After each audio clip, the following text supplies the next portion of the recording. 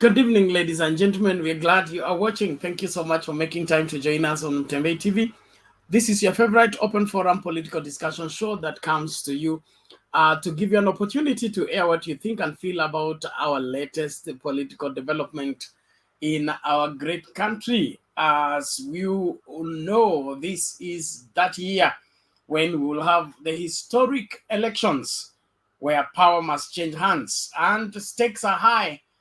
Things are getting better for one side and getting, tougher for the other side, and everybody's pulling in their direction. Who will be the last one to blink? Okay, Gachagua told to keep off local politics in the Mount Kenya. That is the latest from Nyandarua. What does this one signify? Is this how the DP is received back home? Want to know what you think and feel about the same?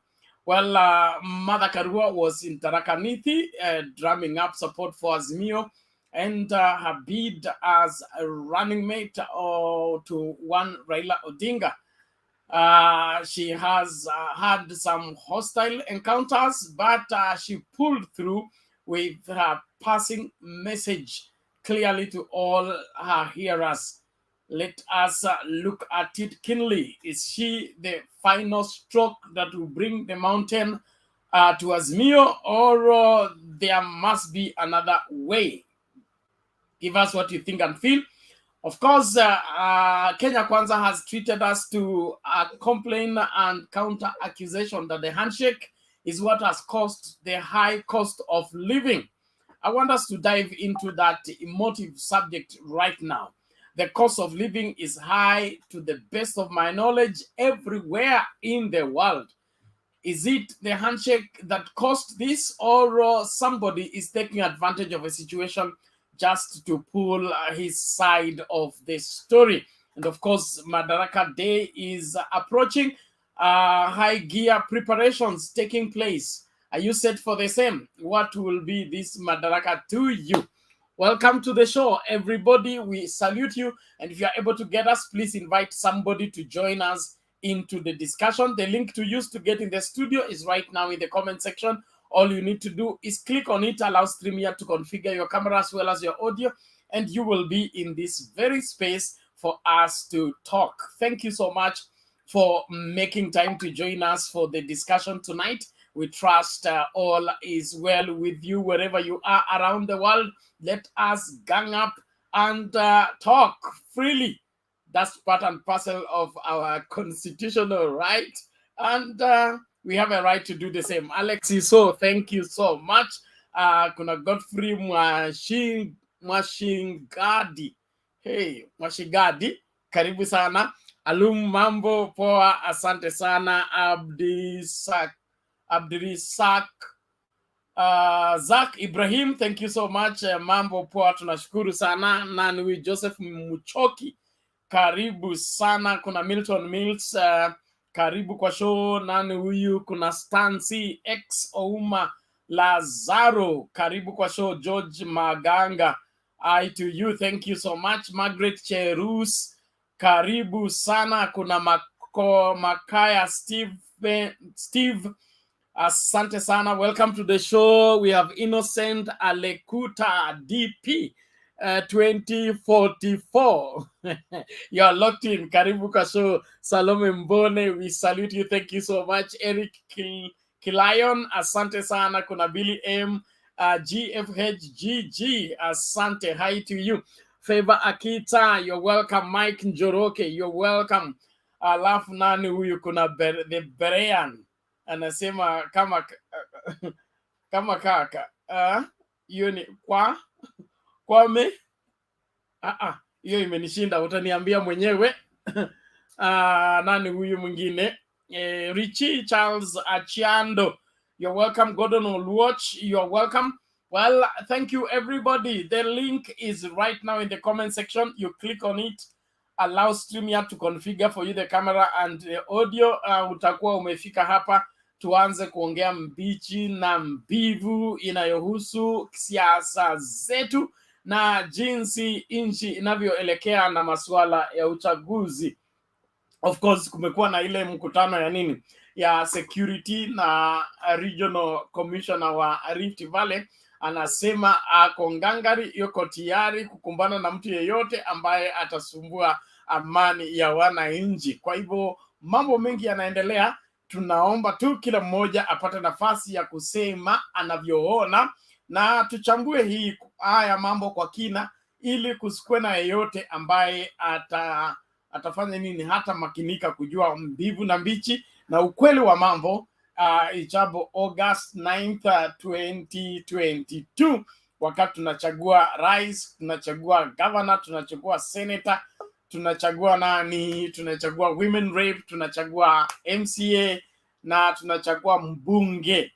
Of course kuna masuala mengine Linturi na masuala na anti-corruption na criminal case.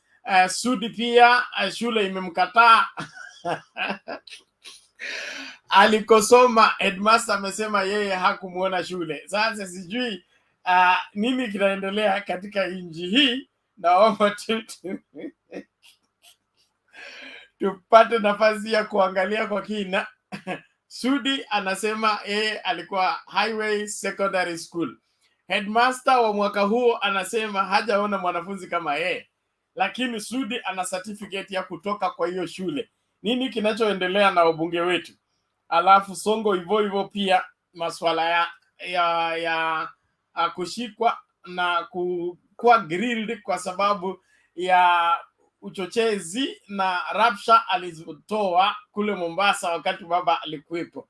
So mambo mengi, lakini tunashukuru kwamba tuna nafasi ya kuongea kwa kina, na Mungu ametuwezesha kuwa na hiyo nguvu na uwezo wa kuangalia ya mambo kwa njia tofauti. Mama Selina, uko njiani bado vipi? Pena tunataka kuingia. Asante kwa sababu umeingia leo mapema. Angalau niweze kusema moja mbili kabla sijaingia. Otherwise kipumbi inaendelea. Tumeona Tharaka Nithi, Meru bado imechacha moto. Wanaume wanalia.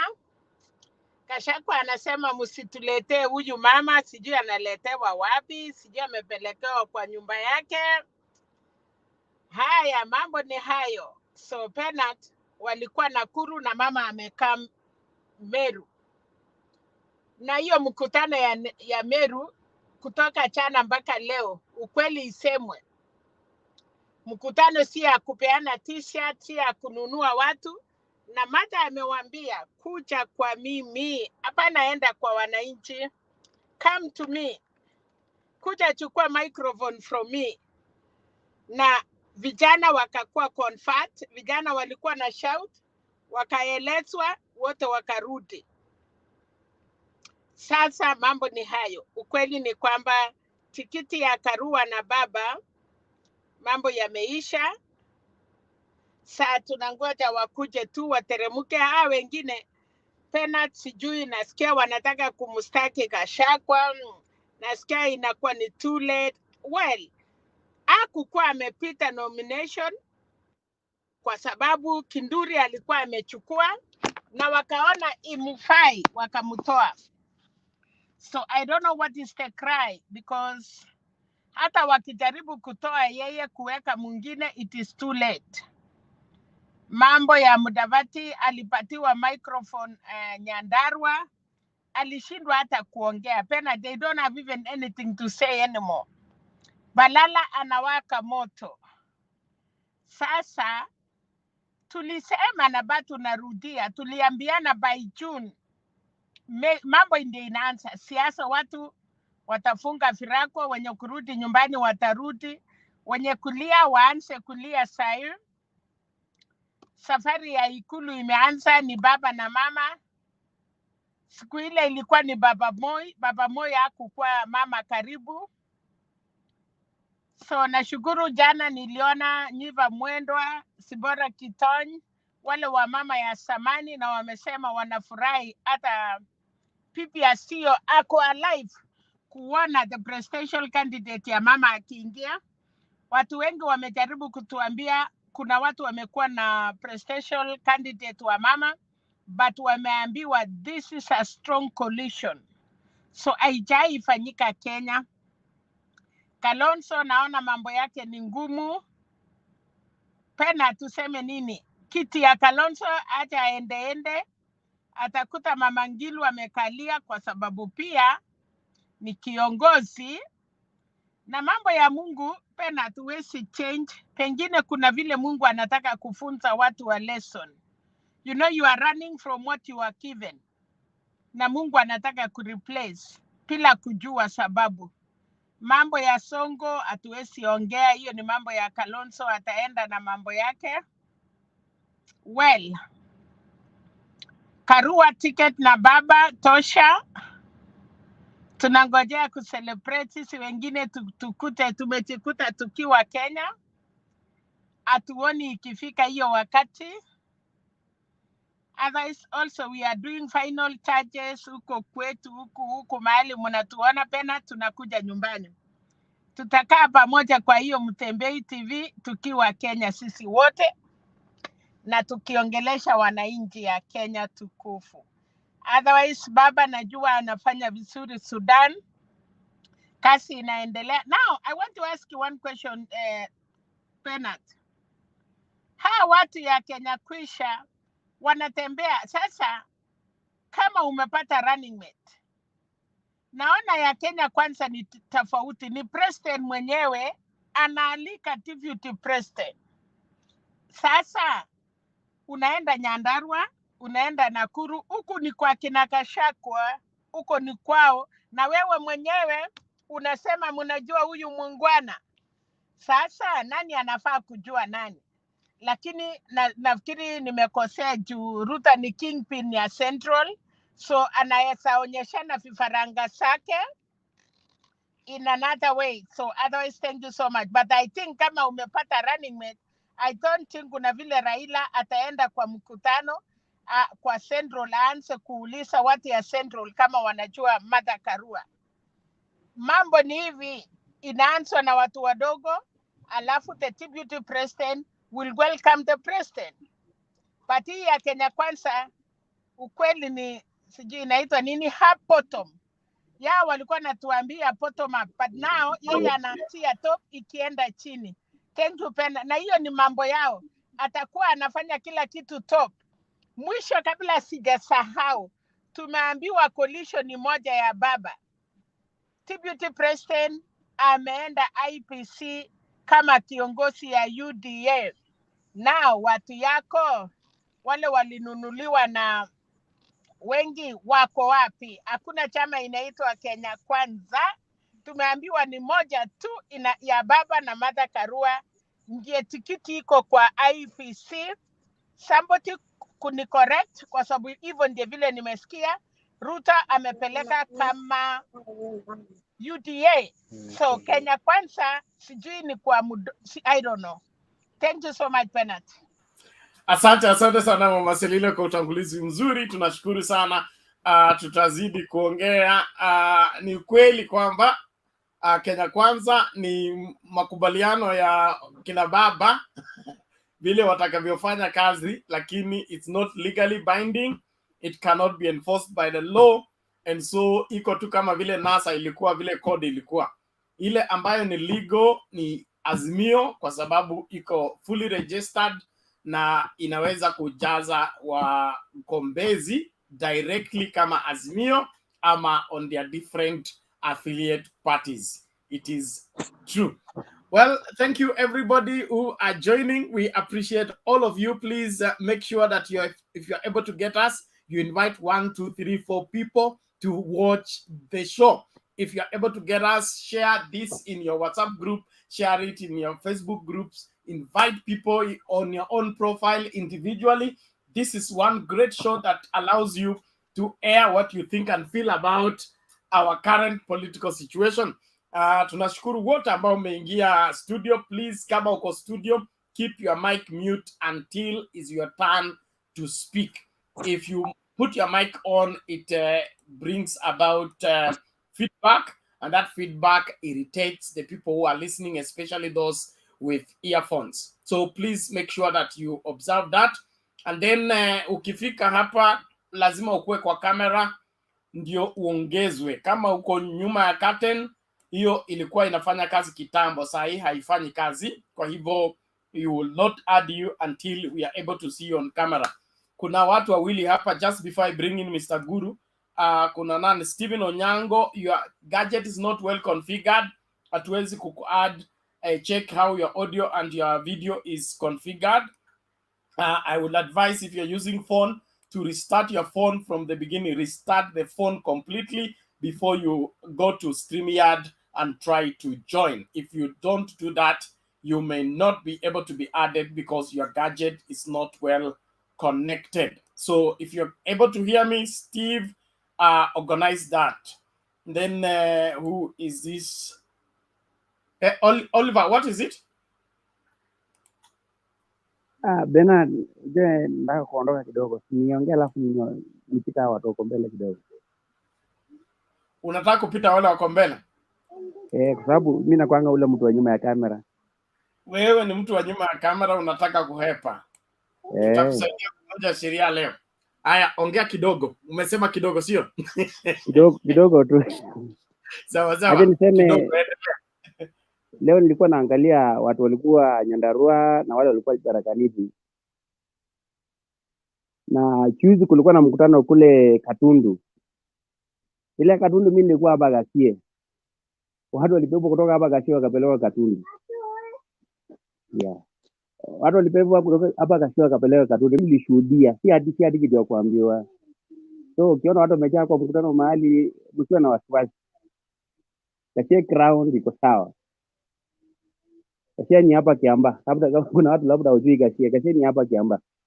Aliona ule mtu aliambiwa Ruto aambie Gachagua aje kuwanyanyasa na asiende kampeni huko. So huyo alikataliwa kitambo kwa sababu labda alikuwa anadhani labda ni hasla, lakini sio hasla tena. Na wameona ni bilionea, tena bilionea mwizi. Si bilionea hadi bilionea tu hivi. So na kule Tharaka Nithi nilisikia mama akiambia wale watu wananunuliwa kwenda kupiga mawe na wale wakwenda kusema Ruto aliwaambia waziwazi, aidha mmoja wao atume mtoto wake ama wale wengine ambao wananunuliwa waende kumkutana na wale wengine, wasije kuharibu mkutano hadi mama aonekane kana kwamba hajakubadilika. Huyu Gachagua nimeongea na watu kadhaa, ground iko sawa, ground ni baba. You mean kwa ground? Hapana, si ati mambo ya kusema ati niko Nairobi, niko Kiambu. Hapana, mimi mtu wa Nandi, lakini niko hapa Gachagua. Ground iko sawa kabisa. Ni hayo tu. Asante. Form ni baba na mama. Thank you very much. Ni baba na mama. Asante sana. Thank you very much. Aje nirudi nyuma ya kamera. Sawa, asante. Nice time. Let's keep the conversation going na tuongee na Wakenya kila sehemu na kila mahali. Mr. Guru, vipi? Nzuri. I'm happy leo umewahi. Niko. Jana ulikuja 11th hour. Ni jana juzi. Juzi na jana usiku nikaingia nani akakataa kuniingiza, akaingiza Julia. I'll pick it up with him. Themba.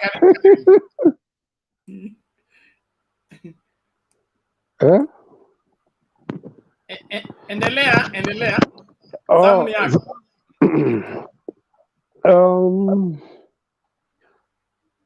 Huyo jamaa pale Nyandarua nadhani nikimpata mzuri ni kwamba alikuwa na lalamika kwamba Gachagua anapendelea mmoja wa wale wanasimama na Kenya Kwanza.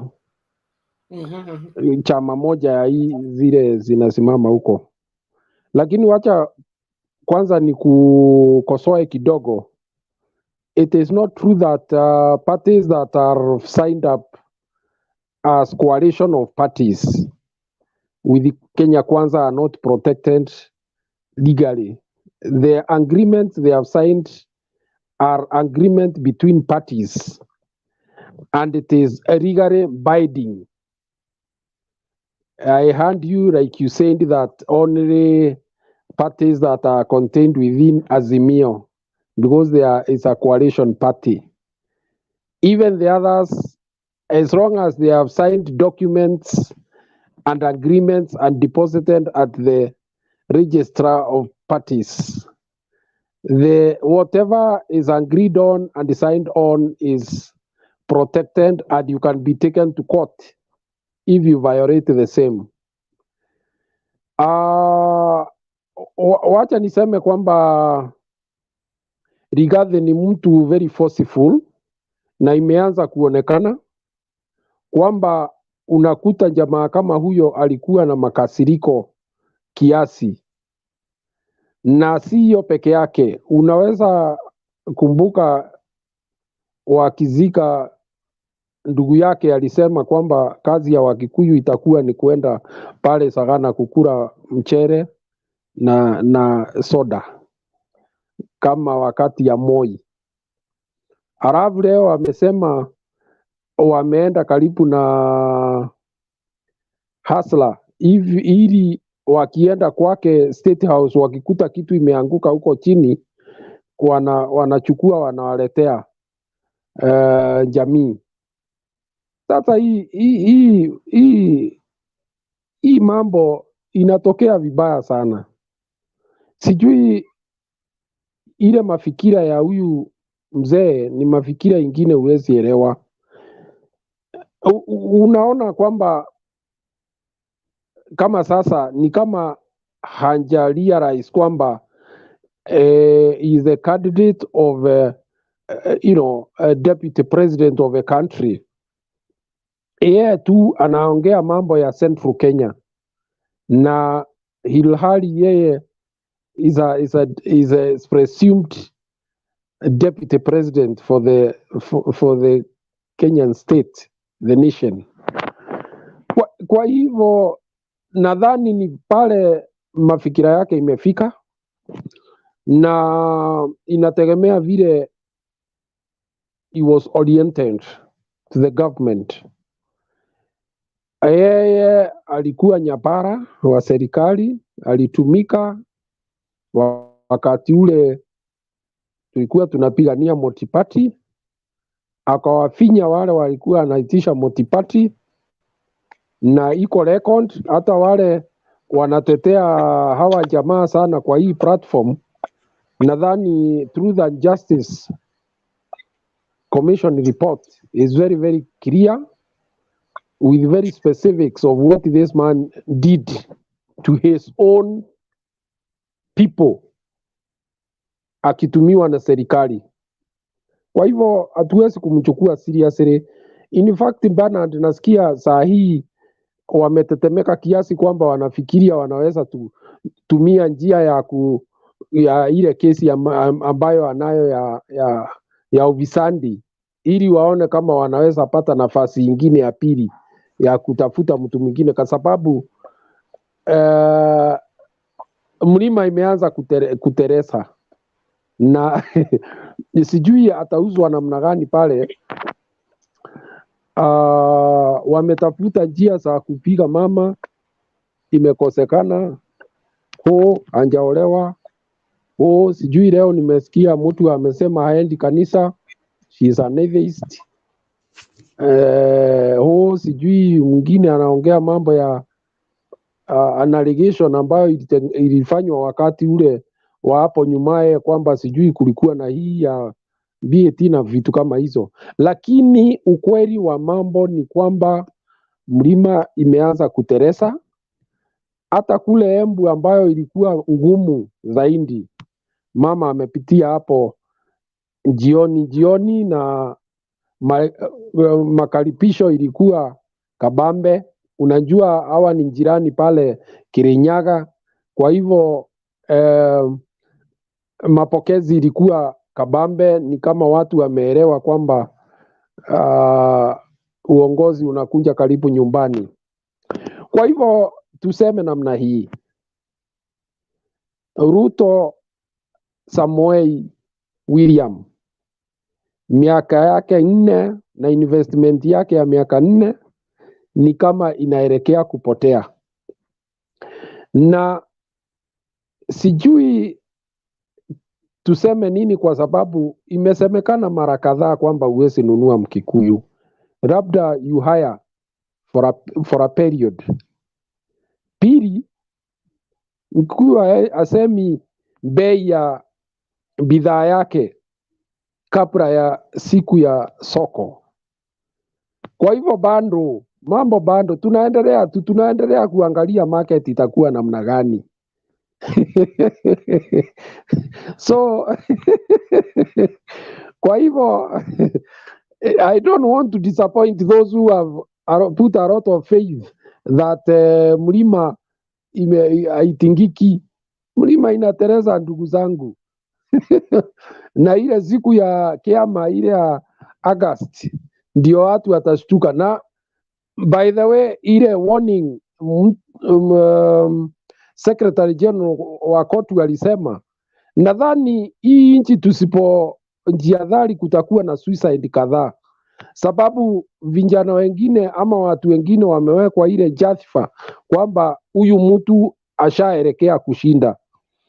Kwa hivyo ningetaka wale wana support huyu mtu waanze ku bring down their expectations so that they don't get heart attack, because that is what I can see likely to happen to a number of people. Na niseme kwamba Mama Karua alikuwa the right candidate. Uliona hawa jamaa wanapangia yeye, wanaamka asubuhi wakinjua anaenda pahali, wanapatia vijana shilingi 200 ili waende wapige makerere. Leo amewasukuma sawasawa. Nadhani ile raundi ingine ataenda huko kupiga siasa, hakuna mtu atapiga hata raise a voice. Juu amewaelimisha kwamba hiyo haifai. Pili, amewaonya. Ataweza kufungua kinywa. Amewaonya. Tatu, nadhani sasa wanajua kwamba mtu anaweza chukuliwa wakati wowote ukienda kupiga makerere kwa mkutano ya madha.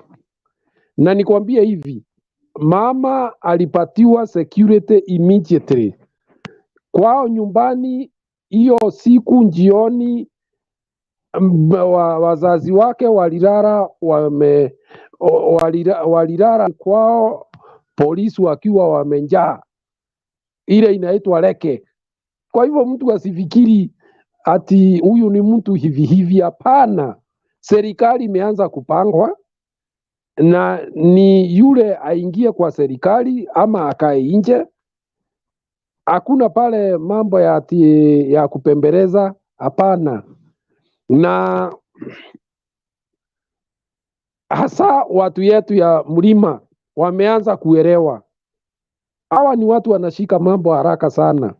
Wanaona kwamba hata kuna kile ungependelea, lakini ukweli ni kwamba ile unapendelea sio njia ile serikali inaelekea, na hakuna mtu anatakanga kuwa nje ya serikali. Kwa hivyo tuseme kwamba kijana William Ruto ana shinda kubwa. Ile sasa ya kumsaidia hapa ni kutafuta kuona kama atakuwa na MPs wengi, lakini hata pale itatereza zaidi wakati watu wataanza kujua kwamba si chama yake inaelekea kuchukua serikali. Nakwambia hapa, mimi nilikuwa pale mbeleni mbana, nakwambia ni 30 to 40%. Mimi nimeanza kuona itakuwa zaidi. The minimum could be 50%. Ni kugawanya hii kura, itagawanywa nusu, na ikigawanywa namna hiyo unajua ni nani atakuwa amepoteza. Kwa hivyo let us be reasonable, tuugue pole, tusinje tuweke hiyo siasa, tusiweke kwa moyo, isinje ikatupatia heart attack. Tuweke kwa ranks, ili ikinja njia ingine unapumua inaenda. kama vile Mandako alisema. Ndio nimeona vijana hapa kwa hii forum wengine they are very emotional and telling us about bottom up. Hiyo maneno acheni bwana. Serikali ilipangwa zamani. Hata umeona baba sasa ako Sudan. Unafikiri anaenda huko kufanya nini? Ni sababu serikali ishapangwa. Sasa hata wengine cabinet washapatiwa. Kwa hivyo ni kuenda tu ukijaza zile mapengo ambayo imebaki. Alafu tuendelee kutoka hapo. Mtu mmoja amenipigia leo akaniambia tuanze kutafuta ni nguo aina gani tutafaa tukienda hapa Kasarani. Asante. Thank you Bwana Guru. Suti ishone mapema. Hakuna kuchelewa. Dry cleaner itolewe mapema. Mtu asikuwe na excuses. Hii mambo ishaenda. Na wale ambao ni wa Western kikapu cha pesa mnajua kule kitakuwa kinalala. So msidanganywe na watu wengine wanakuja kuambia 70%. Sisi tushapewa kikapu full percent, no condition. So hii kitu ishakwenda, tunashukuru Bwana Guru, tuendelee mbele. Now on the issue of the Kenya Kwanza, the difference between Kenya Kwanza and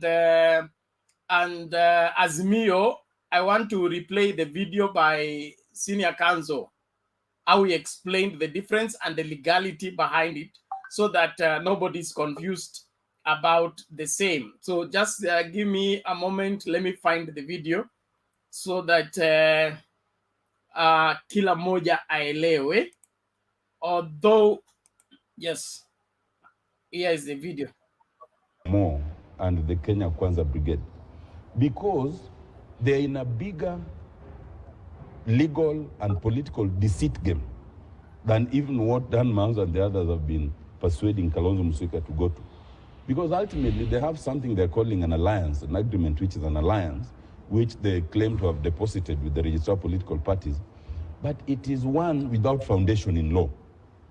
Because the only thing with the foundation in law is a coalition political party like Azimio, which is founded in the amendments. There is nothing in law known as an alliance. So whatever they negotiated, whatever they purport to have signed, whatever charade they are leading Musalia Mudavadi, Wetangula, I don't know who, to say, oh, we'll give you 30%, we'll give you KPA nominations, I don't know, we'll give you half the judiciary, is idle. And it is not based on any law, it is not based on any fact, it is merely meant to hoodwink. And if that thing was to be opened up, they're in a bigger political deceit game. Thank you. Aaron Cheruiyot has said a lot of things, but I'll only speak to one thing. You see, Aaron Cheruiyot says that theirs is not an alliance, and yet their own agreement describes it as an alliance. He says they are a coalition of political parties, the same way NASA was and all that. To that extent, he's right. The only thing is, what they are, that alliance, is not one that is regulated by law.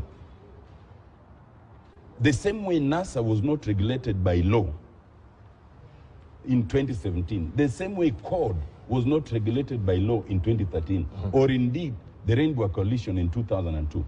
And that is why even the MOUs that were signed between Raila Odinga and Kibaki was able to rubbish them because there was no law to protect it. That's where they are. But now we created a law for those who believe that if you sign the agreement, then it is enforceable, because it's enforceable by the Coalition Political Parties Act. So the difference between where we are and where they are is that in our case, any member can enforce what is the content of the coalition agreement. In their case, it will entirely depend on the goodwill of the president, or the presidential candidate. And he has the option, as has happened before in 2002, you remember, of saying that was just a mere MOU. So anybody who runs to the Kenya Kwanza Alliance believing they have signed some agreement should know that they have signed an idle paper.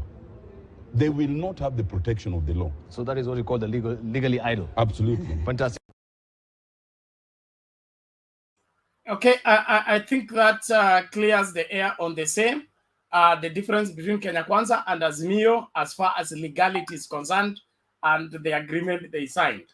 So that's what Senior Counsel said. I wanted everybody to get that. Mr. Guru, you are able to follow that? Kiasi. Okay, thank you. It was not very audible. Sorry?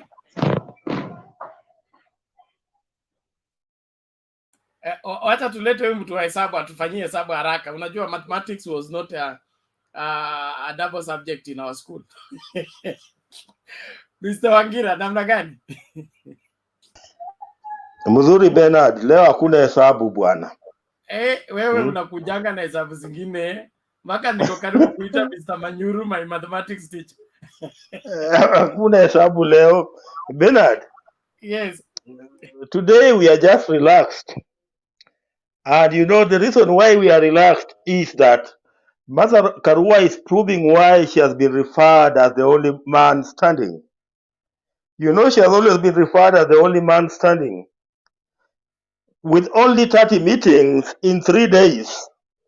And already we are seeing a shivering and confused one Kenya Kwanza alliance.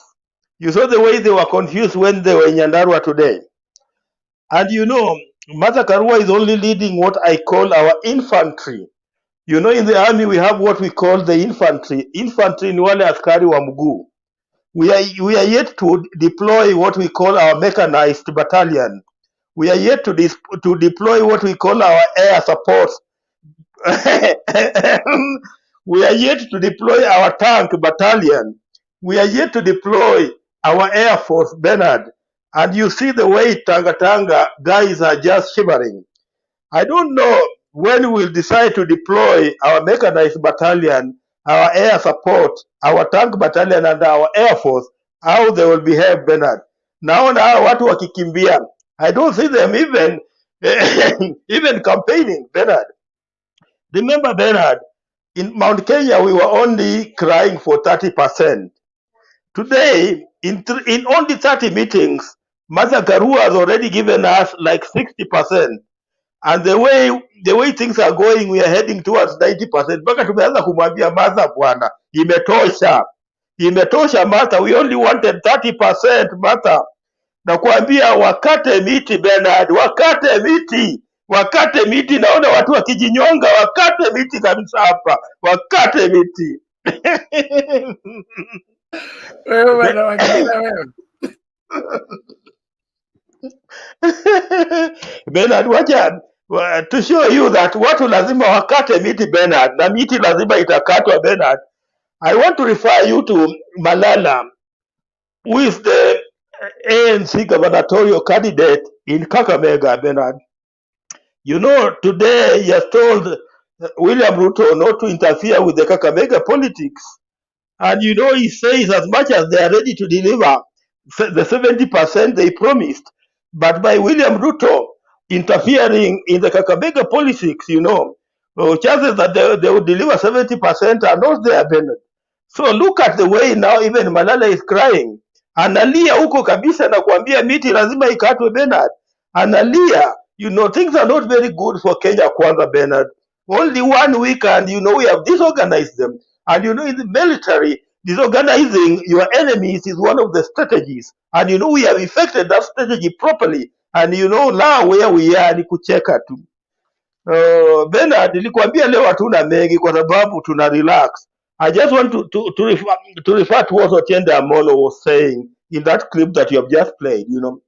Otiende Amolo was just telling Kenya Kwanza, not Kenya Kwanza, he was just telling Musalia Mudavadi and Wetangula that whatever you signed, Bernard, was only a piece of paper. Bernard, you remember in the village when I was young, there were those times people used to buy land and they would write the agreement in an exercise book. You remember? Today, if you make a mistake of buying land and you write an agreement in an exercise book, you know what will happen to you, Bernard. Because today, if you buy land, you must ensure that there is a transfer done so that that land now reverts to you. But if you rely on the agreement that you signed in an exercise book, you know, then you are trading on a very dangerous, you know, step. Because in a short while, whoever that sold you land will turn against you and they'll say that mimi sikukuudhia, kama nilikuudhia, why didn't you go to the land board to change the details of this particular land? And this is what William Ruto has done to Musalia Mudavadi and Moses Wetangula. You simply told them, let us write our agreement in an exercise book. And you know, come August, when they are defeated and Musalia demands for anything, he'll tell him tulielewana wapi, ni wapi tulielewana, because that agreement as far as it's standing does not bind Bernard. Ni hayo tu, lakini miti wakate miti kabisa, miti wakate. Asante. Asante sana Bwana Wangira. Ujumbe umefika, miti katwe, na Kip amechukua hiyo contract, anafanya kazi nzuri. Naamini kila mmoja amejitahidi. Kwa comment section, tafadhali tulinde nidhamu, respect one another. Martha Karua is the running mate for Raila Odinga in Azimio. Gachagua is the running mate in Kenya Kwanza. UDA with William Ruto. Defend them with reasons. Sio matusi, usitusi mtu. All that is going to happen on the 9th when we will know who is who where. So hapa sahi ni wewe kusema ni Gachagua kwa sababu ya 1, 2, 3, ama ni Martha Karua 1, 2, 3, na ground itatild same gani. Nani atakuwa the queen or the king of the mountain?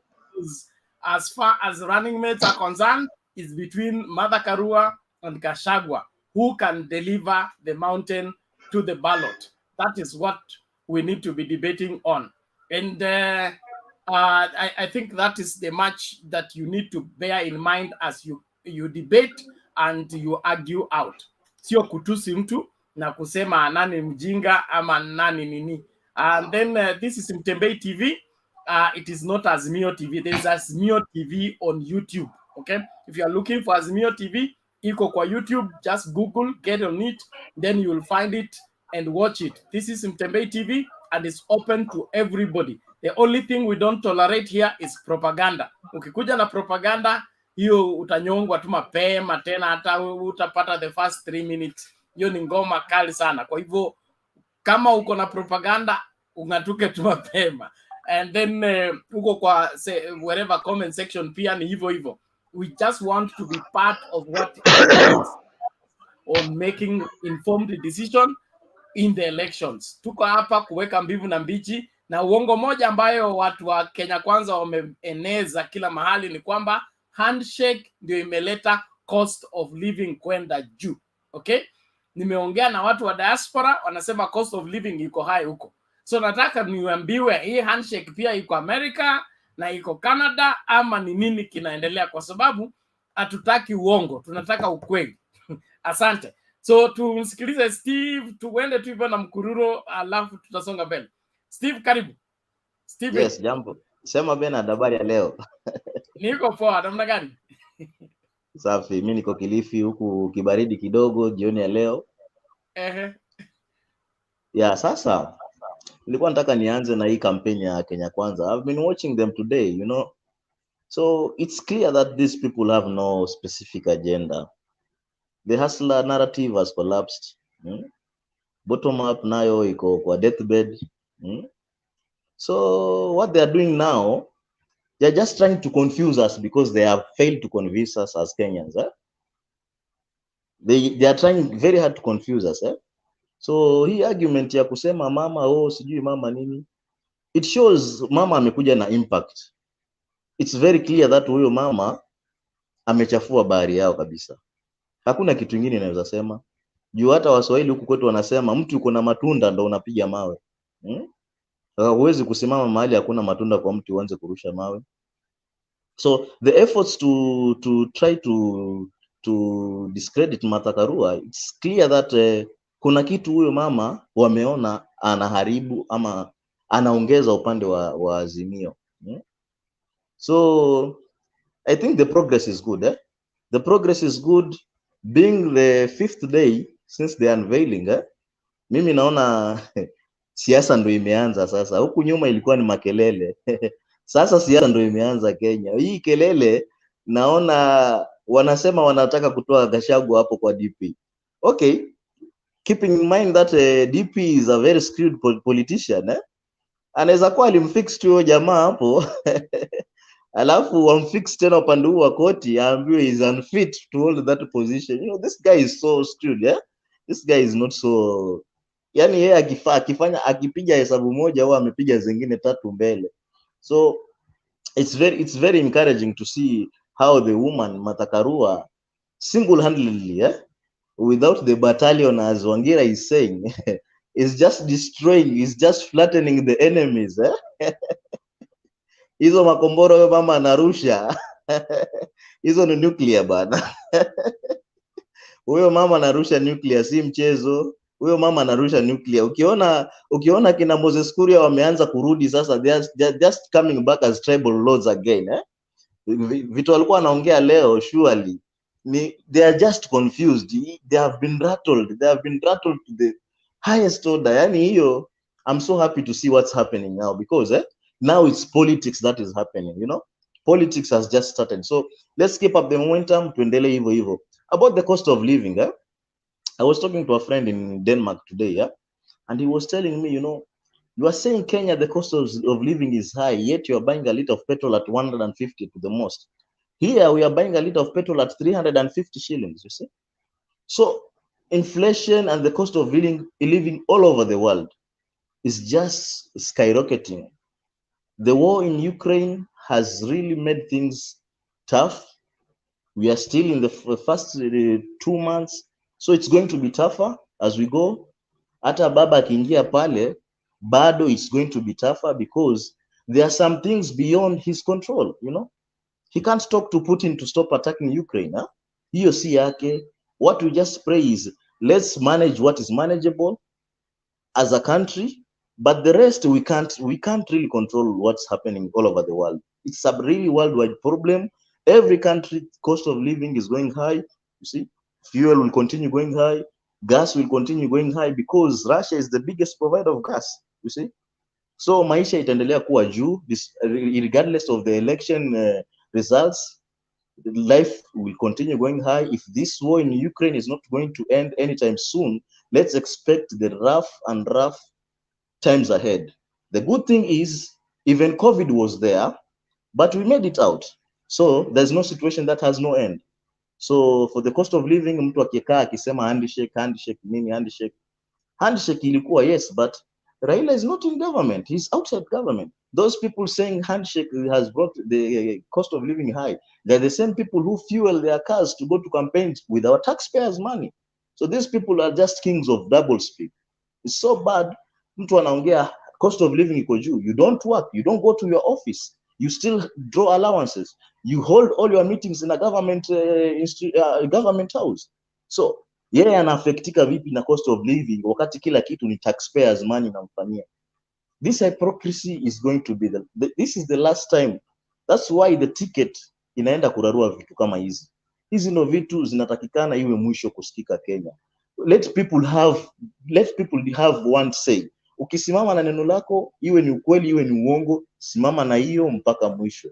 The decisiveness and the hypocrisy in this country should come to an end, because it's not doing us any good, you know. The president is right. When the things are not going well, wewe uko wapi? Mimi niko peke yangu, nangangana peke yangu, wewe uko wapi? Unaona? Instead of you coming to tell me how we are going to maneuver this situation, wewe uko kwa masoko unasema serikali, na ukitoka hapo unaenda unalala kwa nyumba ya serikali. Askari ako kwa mlango ni wa serikali. Alafu unatuambia cost of living. Surely hii double speak lazima iishe kabisa. It's high time this double speak has to come to an end. It's not doing this country good, because it's like now they're trying to incite emotions, you know. They're trying to incite emotions so that people can vote based on emotions, but I'm very sure it won't work this time around. Haitafanya kazi hiyo, mbinu yao haitafanya kazi. Asante. Okay, asante sana Bwana Stephen, we appreciate it. It's good we keep everything in its proper perspective. Kuna nani huyu anaitwa David Ngare. David Ngare, your device is not well connected. Is not well configured. We can't add you to the studio that way. Restart your phone and then make sure that you allow StreamYard to configure for you the camera and the audio. That's the only way you'll be able to be added and be able to contribute. So David Ngare, if you are able to get me, please, your gadget is not well connected, so we can't add you to the studio. Restart your phone and try again. When you come back, itakuwa sawa kusonga mbele. Bwana Ngui, namna gani?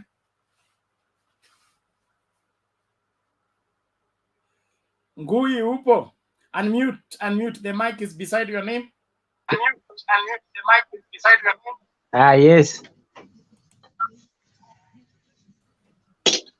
Bernard. Yes, endelea. Mi niko mzuri.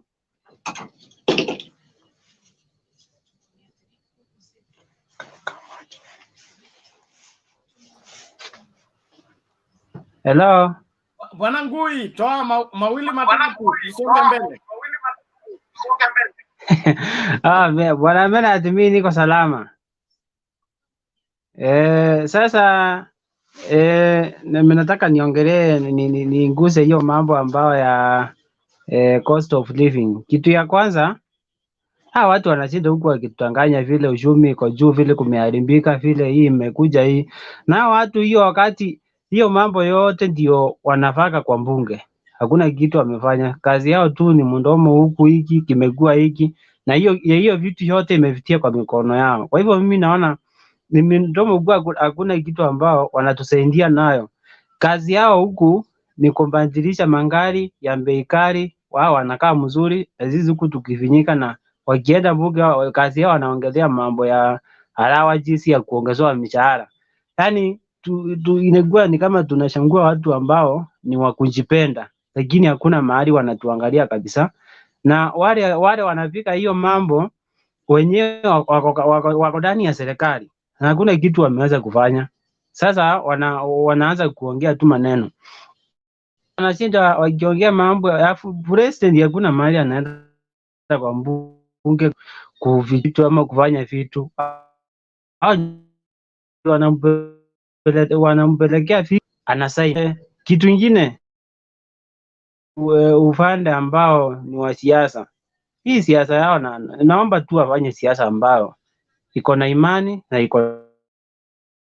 Ukisikiza kwa mfano, kama usikize maneno ya Moses Kuria leo Nyandarua vile ameongea, yaani maneno mengine hata mkipika siasa wajue ya kwamba hizo mambo yao tunasikiza tukiwa na watoto kwa nyumba na tukiwa na watu tunaheshimu. Sio kila mara wakiongea ati ni lazima tufunge redio ndio hiyo mambo itoke juu. Ile mambo zumesikia vile ameongea Moses Kuria ati sijui ati bamba huko ananunga mavi na mbato yeye ni mavi.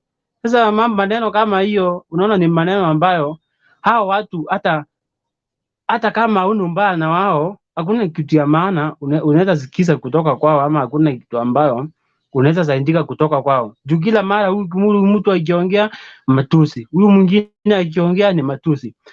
Wale ambao wanapinga kushanguliwa kwa Mama Karua, wengine kama kaunti ya Kiambu, Moses Kuria mwenyewe akitusi Mama Karua, yeye mwenyewe ameshangua mama kama ranimeti wake wa gavana, na anakuja kutusi huyu mwingine. Si yule ni mama au si wote ni wa mama?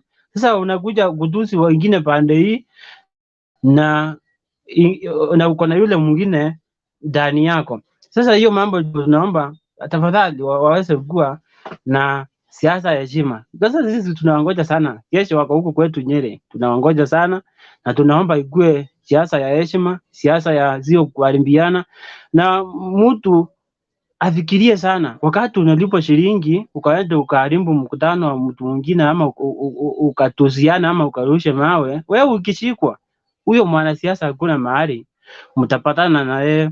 Wewe utapambana na hali yako huko, na familia yako ndio itachungulika kukutoa huko, na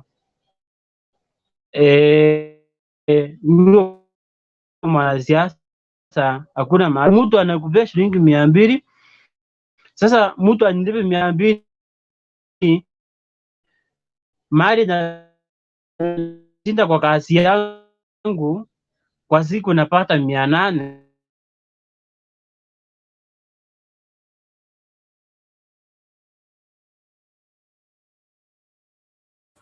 Pole Bwana Ngui, inaonekana network yako imekataa, lakini point imefika. Asante sana.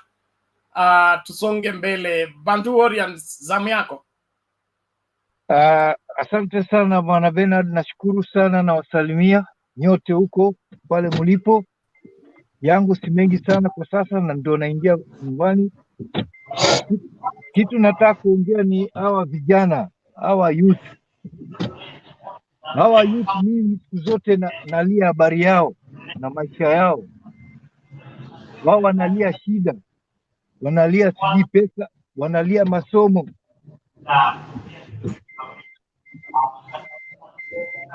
Na wafikiri wewe, angalia hao viongozi wa hiyo KK ni matusi kama hao wenzangu wanavyoongea kwenye panel. Hakuna kitu ambao wanajua, ni matusi. Watu kama Moses Kuria, as a politician, unaonesha vijana ambao wako na nia kuwa politician siku za mbeleni. Hiyo ndio njia anawaonesha mtu kama Moses Kuria. Mimi nilikuwa naona ni mtu yule anawezaje kuwa kingpin wa Central, mtu kama yule Mtu kama yule anaweza vipi kuwa mtu kingpin? Nani huyo anaweza kukubali mtu kama huyo awe kingpin? Huyo kingpin kwenye nyumba yake, labda sio kwenye kingpin yani ya kuongoza watu. Mtu anatoa matusi hiyo ni grupu ya wakora watupu, wakina mama kiuno wakina mama kiuno, wakora watupu. Hakuna kitu yote wanaweza kuonesha generation inayokuja. Na sisi hapa kwenye panel, kama vile amesema Sara jana, kulingamana na Rose, inaonekana sisi tutaka tuende mlengo wa vijana, tuwafundishe katika hii panel. Tusiachie watu wakina Duku wanakuja hapa. Hata kama Bernard umekubali hii Mtembei TV ni kila mtu ajiongea, lakini Duku anachukua masaa yetu mingi sana na propaganda, na huyo mtu kichwa yake ngumu, hata tukimwelezea kitu gani hawezi kuelewa. Na wakija wageni wa kutoka UDA, tukitaka kuelezea ule ukweli, Duku anakuja hapo anapinga, anaanza kuwapotosha. Na hii sio wasichukua advantage ya hii platform yetu kuendelea kuleta propaganda, kuharibu vijana ambao baba na Martha Karua na viongozi wetu wote wanajaribu kuwaelezea hawa vijana ni maisha yao ya mbeleni, ambao ndio watu wanawapigania, na wao ni innocent, hawajui kitu chochote. Na wale maconmen wameenda kuwataka hawa vijana wakihusiana na mtu kama Miguna naye huyo pia. Sina mengi sana kwa sasa bwana Bernard. Asante sana bwana Guru na bwana Guru, nashukuru sana. Wangira mko hapo wazee, hakuna wasiwasi, hakuharibiki kitu. Sisi tuko bado tuko hapa. Asante sana na Mike. Okay, thank you Bantu, we appreciate it. Tunasonga mbele. Bwana Ngui, ulitupwa nje na net. Ulikuwa umebakisha nini? Malizia tafadhali, tulete Matere.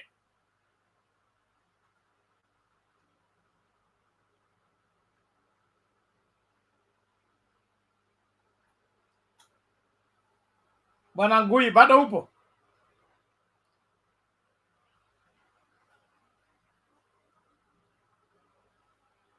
Okay, inaonekana Ngui bado ako na shida na network. Matere, vipi? Unmute the mic, is beside your name on the screen.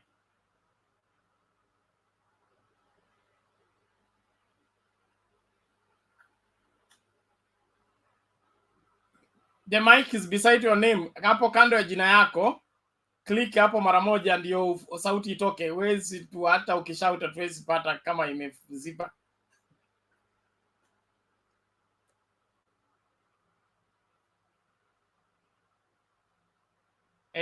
Matere. Kwa screen, on the screen. Yes. Okay, how are you? I'm fine, thank you. How are Yes, you? yeah, I don't have much, Mm. but first I would just like to talk about the choosing of running mate for Raila Odinga and Ruto. Mm. Yeah, I think Ruto chose Gachagua very early, and he did not research about his influence in Mount Kenya. But for Raila Odinga, he took time. He engaged experts who researched about their past, their contribution to Kenyan economy, and also you remember in 2007, where now Kibaki was engaging with Raila Odinga, Martha Karua stood firm for Mount Kenya people, and they know it. So they know that yes, when we talk about maybe the government of either two community, they need somebody who will stand firm for them. So already Kikuyus has nothing to fear.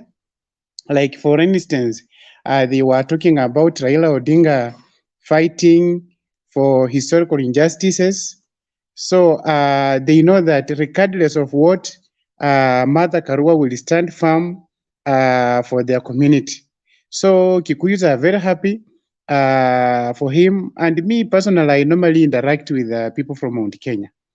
When you tell me that Ruto has support, I wonder because majority of them, more than 50 people whom I have been interacting with, they have been always telling me that Muse is taking this thing.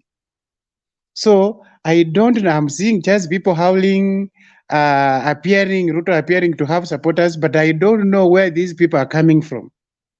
So as I speak, let us be ready for the Azimio presidency. And also when we look at the Kamba votes, Kambas have already decided that they will be voting for Raila Odinga, regardless of what. Kalonzo Musyoka is playing his game, but I'm sure at last he will come back because if he is going, he will die alone. So he has no backing from the community.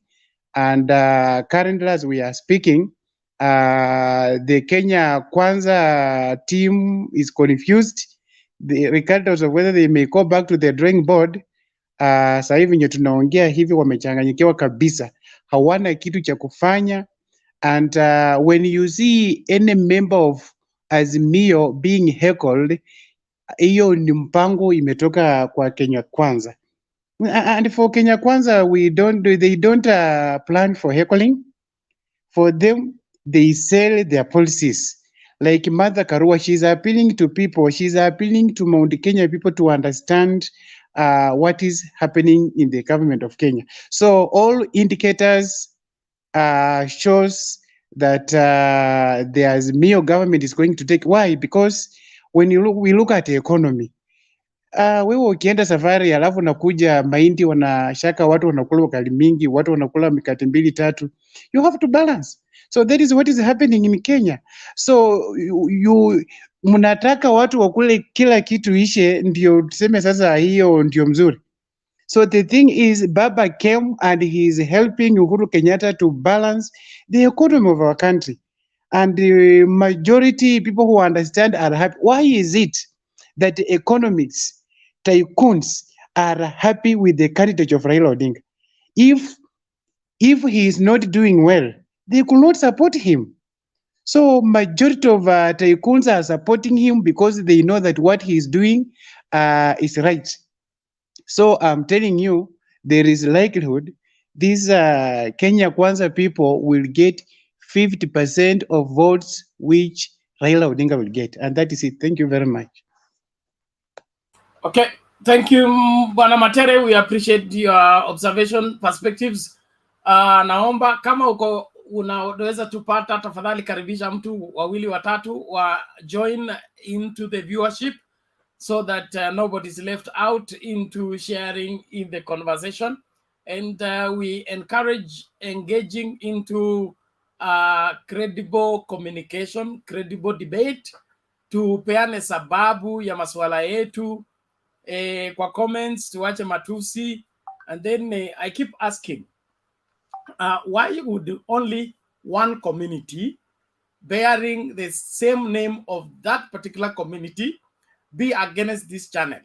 Amuitangi kamkunji yenu kama kijiji mkaongea, kwa nini sisi zote tunatoka sehemu moja, majina yetu yanatoka sehemu moja, na sisi ndio tunaona tu makosa na hii channel? Au watu wengine, watu wa Coast, watu wa Nyanza, watu wa Western, watu wa North Rift, watu wa wherever Northeastern, hawana shida na hii channel. Ni watu wachache tu na majina yao inajulikana, tena it's there on the comments. What is wrong with you guys? It is good also to listen to somebody else. You don't have to be the only ones that have the monopoly of what is right and what is wrong. Hii kura tunaenda kupiga na amko na namba za kutosha, lazima mjiunge na Wakenya wengine mkitaka urais. Hakuna community moja itapata uongozi hapa bila community zingine. Kenya for all Kenyans is inevitable, so you better rally up with the rest of Kenyans or else you be left alone, and tutakuwa tu hapa, hakuna mahali tunaenda. Asante. Naomba tumsikilize Yufin, tukisonga hivyo hivyo. Tuchunge muda dakika 2-3, tusikae sana ili mkururo kusikwe mrefu. Yufin, karibu. Hello everyone. Can you hear me? Hello, how are you? Fine. Let me go straight to the matter. If I go for let me start with the handshake thing. The DP has been telling us all about the handshake. Everywhere he goes, it's a handshake. We are tired of him being a crybaby, you know. It reaches a time when you get tired. You can't just be a crybaby all the time. Handshake, handshake. What's wrong with the handshake? This is someone who doesn't want peace in the country. He wants that if you are there, just like Munya said, if you are there, he just wants you to be there. He doesn't want you to prosper. He doesn't want you to move. This is someone who wants to put you, just continue pulling you down to where you are while you continue escalating upwards. So we have to really, really be careful. And then Martha in Tharaka, I've been so surprised. It's quite, it has taken the mountain by storm, and I'm really glad. This is so great, and if we continue like this, I'm sure we'll get more than 50%. And she's just there campaigning with just those people from the mountain. Baba, at least now, Baba can relax. He can go to some other places, like we saw him the other time in Kisumu. They can be doing parallel like that. Mother continues in the mountain to cause chaos for these people, because right now I can see the confusion in their camp. These people they're confused. They don't even know where to start from. That's why they just keep on attacking beauty or something like that. They're just confused. They have to go back to their drawing board. And I like the confusion though, because it gives us points, you know. When your enemy is confused, that's when you attack, and then you keep on confusing them even more. And I'm just so happy. So when he talks about the cost of living, I'm just wondering, isn't this the same person who was in the cabinet just the other day with the president? Why couldn't he do what he should do because it's the deputy? Why can't he do his work? Why is he complaining? You can't complain from the outside. What do you expect us to do? We are the citizens. You are the leader. We put you there to work for us. We didn't put you there to come back to complain to us. Because when you complain, you're just telling us, in short, we gave you too much work that you can't even do them. So it's just telling us in another way, you know, just get me out of here because I can't manage this one. Whatever you've given me, I can't manage. It's too much for me. You know, I just wonder. And then in the issue of women, this is the same man who supported the affirmative action. I don't know, I think it was in 2018 or something that year. He urged the MPs to pass the affirmative action. And then right now that someone else is doing it better than him, he invites people to make the other person look less. I wonder if he would have done the same if it was himself, you know. It's like someone beat you at your own game. I like that. And congratulations to Baba. And I think I'll stop there for now. Thank you, everyone. Okay, thank you very much. We appreciate it. Let's move on. Mike, vipi? I'm well, Bernard. Thank you. Thank you for inviting me. Allow me to start by saying that my excitement to back Karua is not because I'm a Kikuyu, and equally my excitement to back Raila is not because I'm a Luo. Some of us hold higher ideals than myopic tribal chauvinism, and this is where this country should be heading to. So I thank you for helping us clarify that this is not an assembly of a village tribal discussions, because no wonder we are speaking in English and Kiswahili. You've not heard any one of us speak in vernacular. So thank you, Bernard, for clarifying that. The conversation about the entry of Martha Karua in politics at that echelon, that level, is a discussion we shall have until the day of the election. If Kenya Kwanza wants us to forget about it, they will need to be a bit patient. And it's just getting hotter and hotter. They should get used to this heat because it's just going to be too big. I heard somebody say they are going to prepare for a homecoming ceremony in all the 47 counties.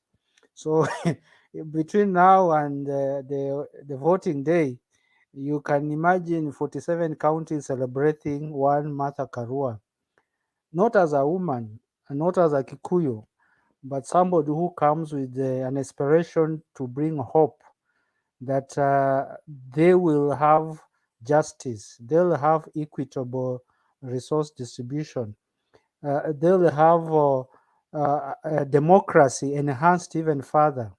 So this one is something that we have to live with, especially for the Kenya Kwanza. Please, you have to live with this for the long and the short and the short and the long term. I want to say that Martha has also changed the conversation, as this lady who has been and the gentleman who spoke before. Our politics and the conversations have been very primitive. I would use that word, primitive. That leaders have been treating us to obscene dances on podiums, some telling us they're shaking their waist, and that has been the agenda of some of them.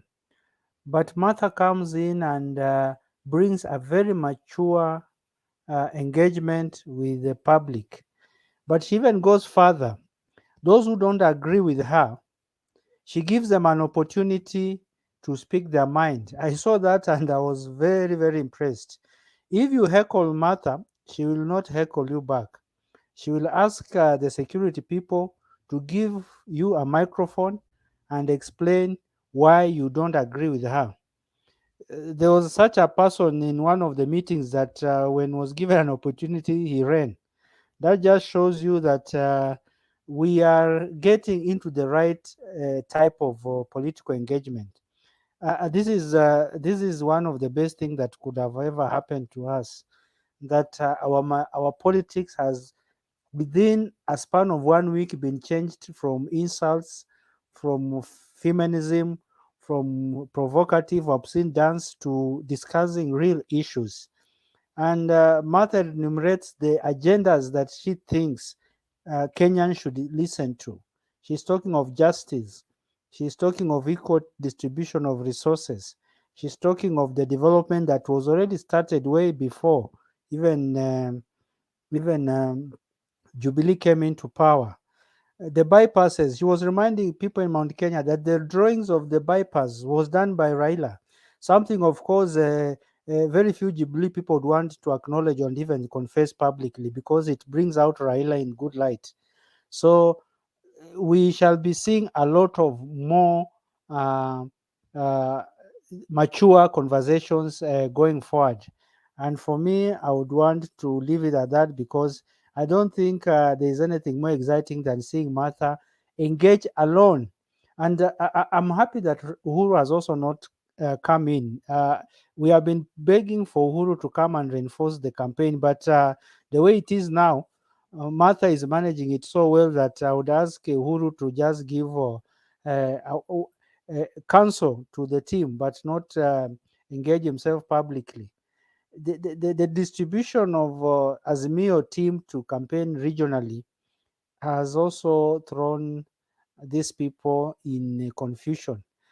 Mudavadi cannot go to any town and campaign alone. He will talk to 3 people and a few goats that are roaming in the market. They cannot marshal such a campaign. No wonder you see them piled together like lost sheep to mount a formidable campaign. And if that's the way they are going to be campaigning, flocking together like sheep, then it will really take long before they can cover the country. I'm just happy that things are working well for Raila. This is a struggle he has started over 30 years ago, and the culmination of it is this year. Let us see to it as Kenyans that we achieve what we have been fighting for the last 30 years: justice, the democracy that is real, not just written in the constitution. Because we have a constitution that the previous government has refused to actualize, and Martha Karua and Raila comes in to actualize, because we have been saying the constitution is good. It's just that people don't want to implement it, and I agree to some extent that the bad part is very little. But if we had a government of goodwill, and I see one coming, our constitution, if it is actualized, including the chapter 6 that allows thieves to carry money in sacks and come back and are elected, that one is going to be a thing of the past. So for that, allow me to pause there. I will engage the panelists later. Thank you, Bernard. Okay, asante sana Mr. Mike, we appreciate it. Na Wakenya lazima tupevuke, usikubali kudanganywa. Fuata ukweli na ukweli utakuweka huru, Biblia inasema. So in every statement you hear, in every claim you hear, seek to know the cause behind everything happening. There is somebody making it happen, or there is a reason. That reason is more important. So when somebody claims he has this, he's going to do this, he's going to do this, what has he done with what he had before? Jesus said, he that is faithful in the little shall be faithful in much. He that is unfaithful in the little shall be unfaithful in much. So it's how you handle where you are that determines how you will handle where you are going. So if you have had power and you did not use it for the good of Kenya, you will not just change and begin to do it for the good of Kenya by being promoted. Let's scrutinize our leaders, and this goes for leaders at all levels. Sio presidential peke yake, kuanzia MCA kwenda kwa mbunge, kwa governor, kwa senator, kwa women rep. Hawa watu wote waweke kwa ratili, wapimwe vizuri, because the next government should be able to deliver. We should not have another government we will be complaining about. We have that opportunity to change guard at all levels. Wewe ukipigia kura MCA ambaye ni mwizi, MCA ambaye ni mvivu, mzembe, ambaye hawezi kufanya chochote, wewe umempatia power ya kuchangia umaskini wako na usicomplain. Kitu moja ningependa kuhakikishia kwamba Mtembei TV itakuwa hapa, na wakati mtaanza kusema we want to recall our MP, ndio tutakwambia huyo MP tutamsaidia akae kabisa 5 years, because you voted for him without thinking, and now when you're suffering is when you say us to help you to recall him. We will not help you recall the person, we will help the person earn salary for another 5 years.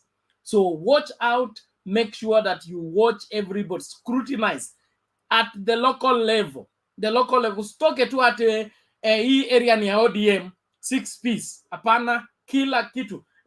We say in excellence, we say you pay attention to details. Pay attention to details. The devil is in the details. Don't just take a lump sum vote. Scrutinize every individual and vote for credible people who can take care of the resources, increase the resources so that each Kenyan will have a cake to eat and be satisfied. Thank you very much. Alex Upo.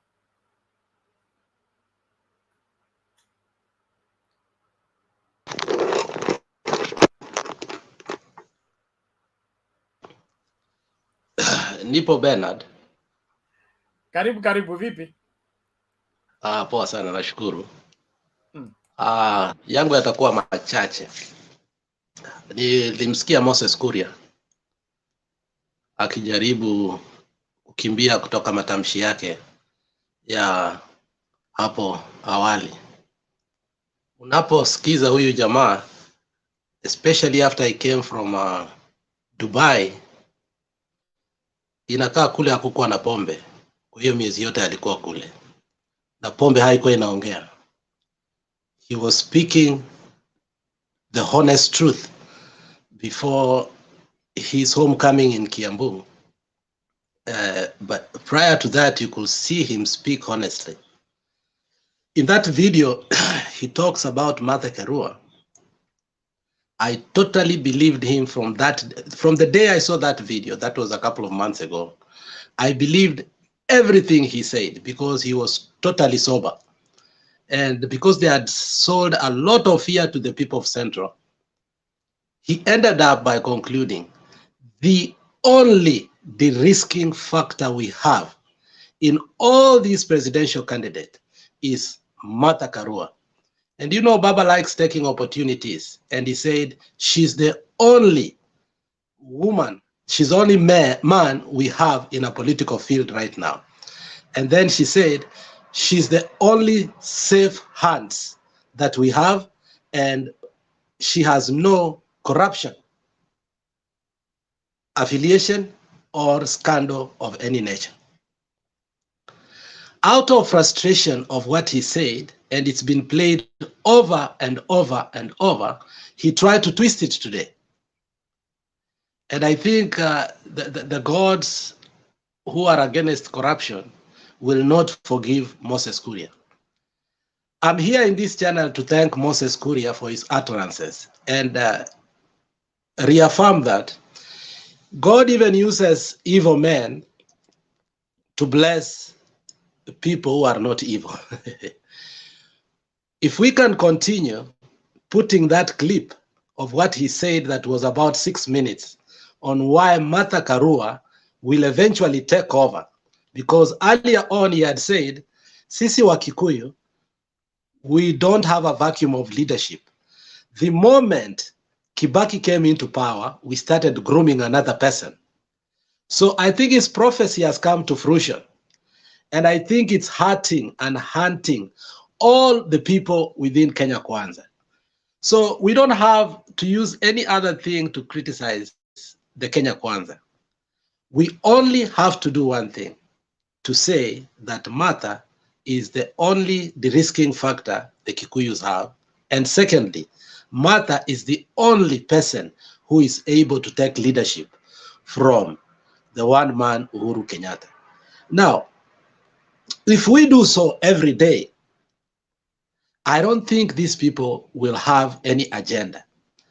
In psychology, they say, if you want to win an argument, speak fast. But if you truly want to win, ask a question. I can say, I will ask you, Bernard, a question. You will give me the answer. Then I'll be the striker. You'll be the defender.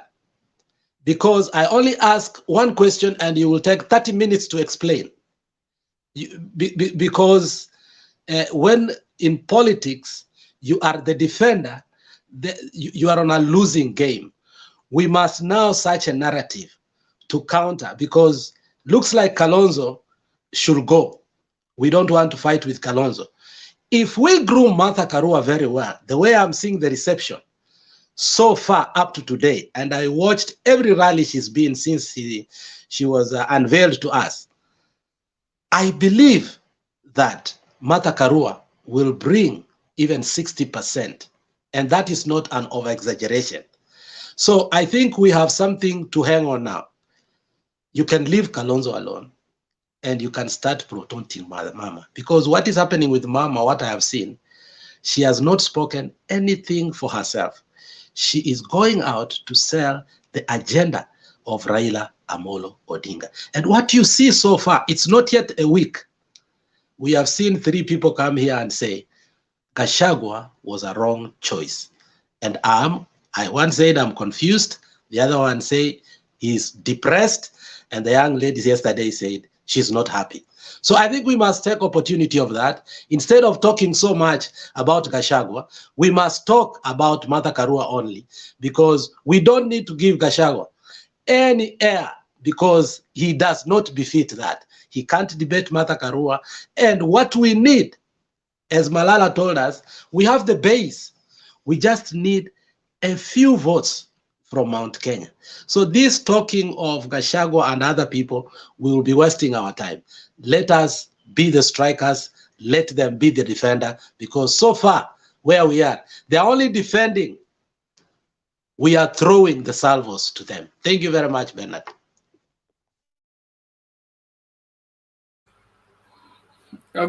Okay. Thank you very much. Let's get this video before we move on. I'm trying to get the exact video, but let's play this. We have a problem with the videos.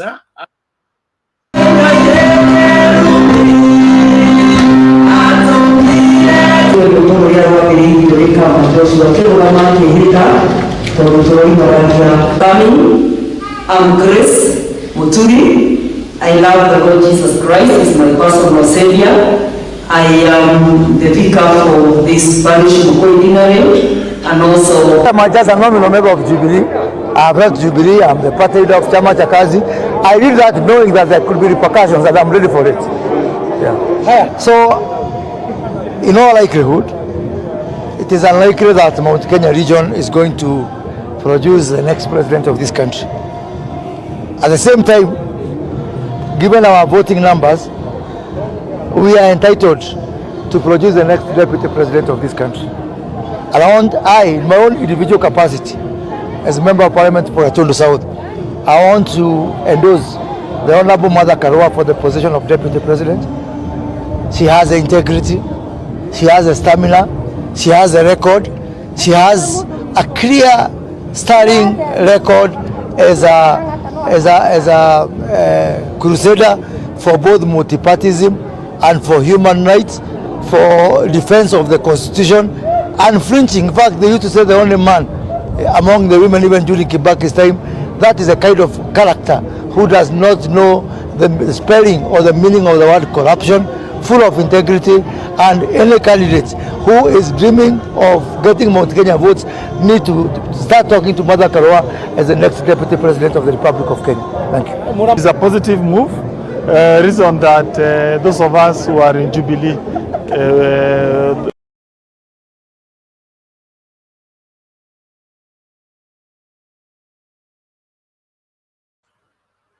Okay. Thank God that internet never forgets. And that is the statement by one Moses Kuria on candidature of Martha Karua as a deputy president. And we stand by the same. And like Alex said, that is what we know. Any other recanted statement, we don't understand it and what has informed it. I was saying that we have issues with playing videos. There is a video we played yesterday, and it brought us problem. If you are following us on YouTube, you notice yesterday's video is not, yesterday's show is not on YouTube because of the one video we played that they claim it belonged to DSTV. So we will discourage playing videos as much as possible because we want our contribution to remain online for all our generations to come and find it. Sawa sawa. So ukituma video lazima tuipigie msasi, tukague kwanza ndio tucheze. Kama tunakataa usikasirike, kwa sababu kuna watu hapa wanakuanga na pressure ingine ya kukasirika eti hatuwasikilizi. It is because of the rules that govern our operations here, and we don't want to invest. Like yesterday's show was about 9 hours. Yes, around 9 hours, and it was full of very, very important information, but YouTube has to close it up because of one small minute video that we shared. So please bear with us, and let's also restrict ourselves from using wrong language, because if you use vulgar language or unbecoming language, we also risk that. It's part and parcel. Since we are part of the global community, we must adhere to the global rules. So tukisema msitumie hii lugha, si eti tunataka kuwa control, ni vile sheria zinahitaji tukae kwa njia fulani ili tuendelee kuwa na hii channel na tuendelee kuchangia kwa masuala yanayotuhusu. Asante sana. Naomba Roba, karibu tuendelee. Okay. Yeah, Bernard, nice to see you, Alex, Mr. Kamau, and I saw Mr. Nyumba somewhere. And Richard, I think I've been missing for almost a week, man, because I had some job assignment and I was not able to contribute. What a day. Bernard, remember, what I don't want to call myself a prophet or anything here. I mean, Alex, if you remember, there are some things here we discussed here before we had this vice president or deputy president appointments. If you remember, I said a couple of months ago, I said MADARAKA and Raila Odinga ticket was a done deal. Some people throw at me, whatever, but it didn't happen. Then I told you Kindiki was a done deal because I had my sources. But that one, you know what happened. Then after that, I corrected myself. I said, these people from Kenya Kwanza, they keep on just saying, oh, Azimio, there's a lot of noise there. And I told you guys, the tape is there. I told you. I said, wait until they get their own candidate. It's going to be fireworks. That one has happened. Then I came here when they were fighting. Then it happened, they said they had postponed until Saturday. On Saturday, they want to name their running mate. Then I came here and I told you people, power will come on Sunday because already as Mio, we are come in and say we want to name our candidate on Sunday. I came here, I told you guys this thing is going to be postponed until Monday. And that won't happen. So whenever we come here, this network, some of us, we have sources. Some of us, we deal with big, high fish. So we have to take everything serious. Alex, you talking of Karonso. Let me tell you now, before the end of next week, Karonso will be back to Asmio. Mark my calendar. Another thing, let me predict to you, at the end of when this is all done, Kindik is going to be one of the people who's going to be maybe a cabinet in Baba's government. That one, watch out. Okay, let me just say this. If you remember the moment of Obama in 2008, when he was the nominee of the presidential candidate to be run against McCain. I mean, some of us who stay here in the US, the atmosphere has changed. Everything just changed. That's what has happened to our country, Kenya, with MADARAKA. Whether you like it or not, same thing. The reaction of people. It happened, in fact, one of the things, you know, it's a coincidence. I don't want to say that. I left where I live in California and I had a job assignment, not in Illinois where Obama comes from. And there was some of our Kenyans where we worked together there, some people from Ghana. And we were talking about this issue of MADARAKA. I mean, that was shocking. Not only we know what's going on. We can even see people the way they are communicating. The politics of Kenya has changed. And I tell you this, everybody who is willing the will of the people, we have the right people right now. But the question remains, people like Gachagua, I hope I'm pronouncing it properly, when he comes forward and says, hey, Mr. Uhuru, I will protect you. Protect Uhuru from what? Somebody has to ask him. Protect Uhuru from what? What has Uhuru done? So Mr. Gachagua is a wrong man. And now it looks like they are struggling. I'm telling you, guys, you don't know what's going on. Even Gachagua might not even survive here. Let me predict for you here. This is getting very bad among them. They are fighting themselves. Give it 1 week or 2 weeks. Maybe we might have somebody else. Maybe we might have somebody else. It's not going good for them. But you know what? At the end of the day, we have to lose as Kenyans. We lose nothing. Ruto is a conman. Gachagua is a conman. It's a ticket of conmen.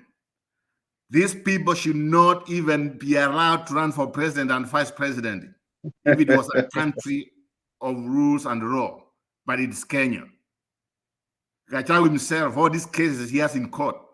And yet, some of us, as people are voting, we are saying, oh, we won't vote for him. You know what? When Ruto chose him, I came here and I told a friend, there's that here msema anasema, send a thief to catch a thief. Wamekutana wenyewe sasa. Tuone how far they will go. They are all crooks. I don't sympathize with them. They should not even be allowed to be part of conversation of running our country. That's my take on there. I don't want to talk too much, but you guys, congratulations, Bernard. I see you guys here. I was watching some of you. I can see the videos. Some people are watching now. Even the people, when I came in, we were almost 1,000. So I also encourage people to call on. I told my own mom and my dad just to watch you guys sometimes. So I hope I'm doing my part. Thank you very much. I will just watch you guys when I'm also working on my job here. Okay, asante sana Roba, we appreciate it. Tuendelee kuchangia, tusaidie kila Mkenya apate ukweli katikati ya uongo mwingi ambao wanasiasa wanajaribu kutumia. We want to appreciate all of you that are contributing on the comment section. Let's keep it civil. Let's respect one another.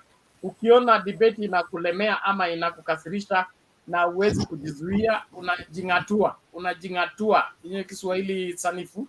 Unajiondoa kwanza, uende kupumzika, ukunywe glasi ya maji baridi, alafu utarudi baadaye.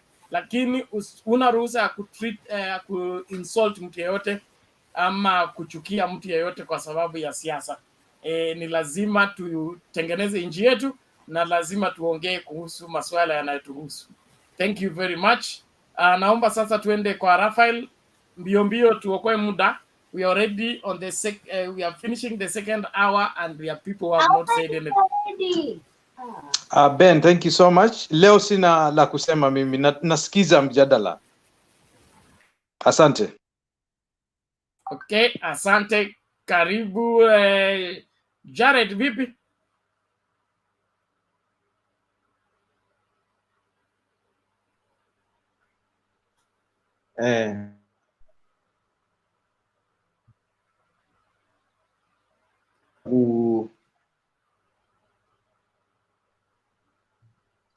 Sasa iko sawa. Mimi kitu nitaweza kusema ni ya kwamba hii TV ya Mtembei inaendelea kutusaidia sana.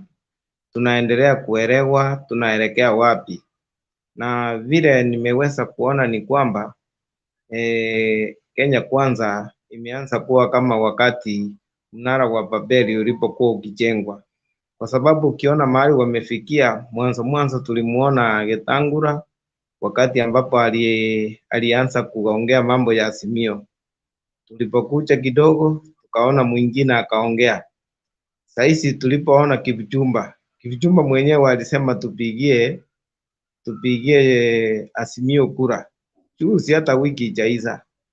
Na tukiendelea kusonga tunaona Moses Kuria naye amesema ya kwamba Martha Karua ndiye peke yake ambaye anaweza kuongoza hii nchi. Kwa hivyo tunapoendelea kuangalia, tunaona jinsi ambavyo Mungu mwenyewe anavyoendelea kuonyesha watu wake ni njia gani ambao wanahitaji kuenda. Ingawa uongo umekuwa mwingi, wanatumia uongo kama unafikiri ni ukweli ili waweze kuwachanganya watu, lakini na Mungu vile ako Mungu mkuu anaendelea kufungulia watu waweze kujua ukweli mahali ulipo.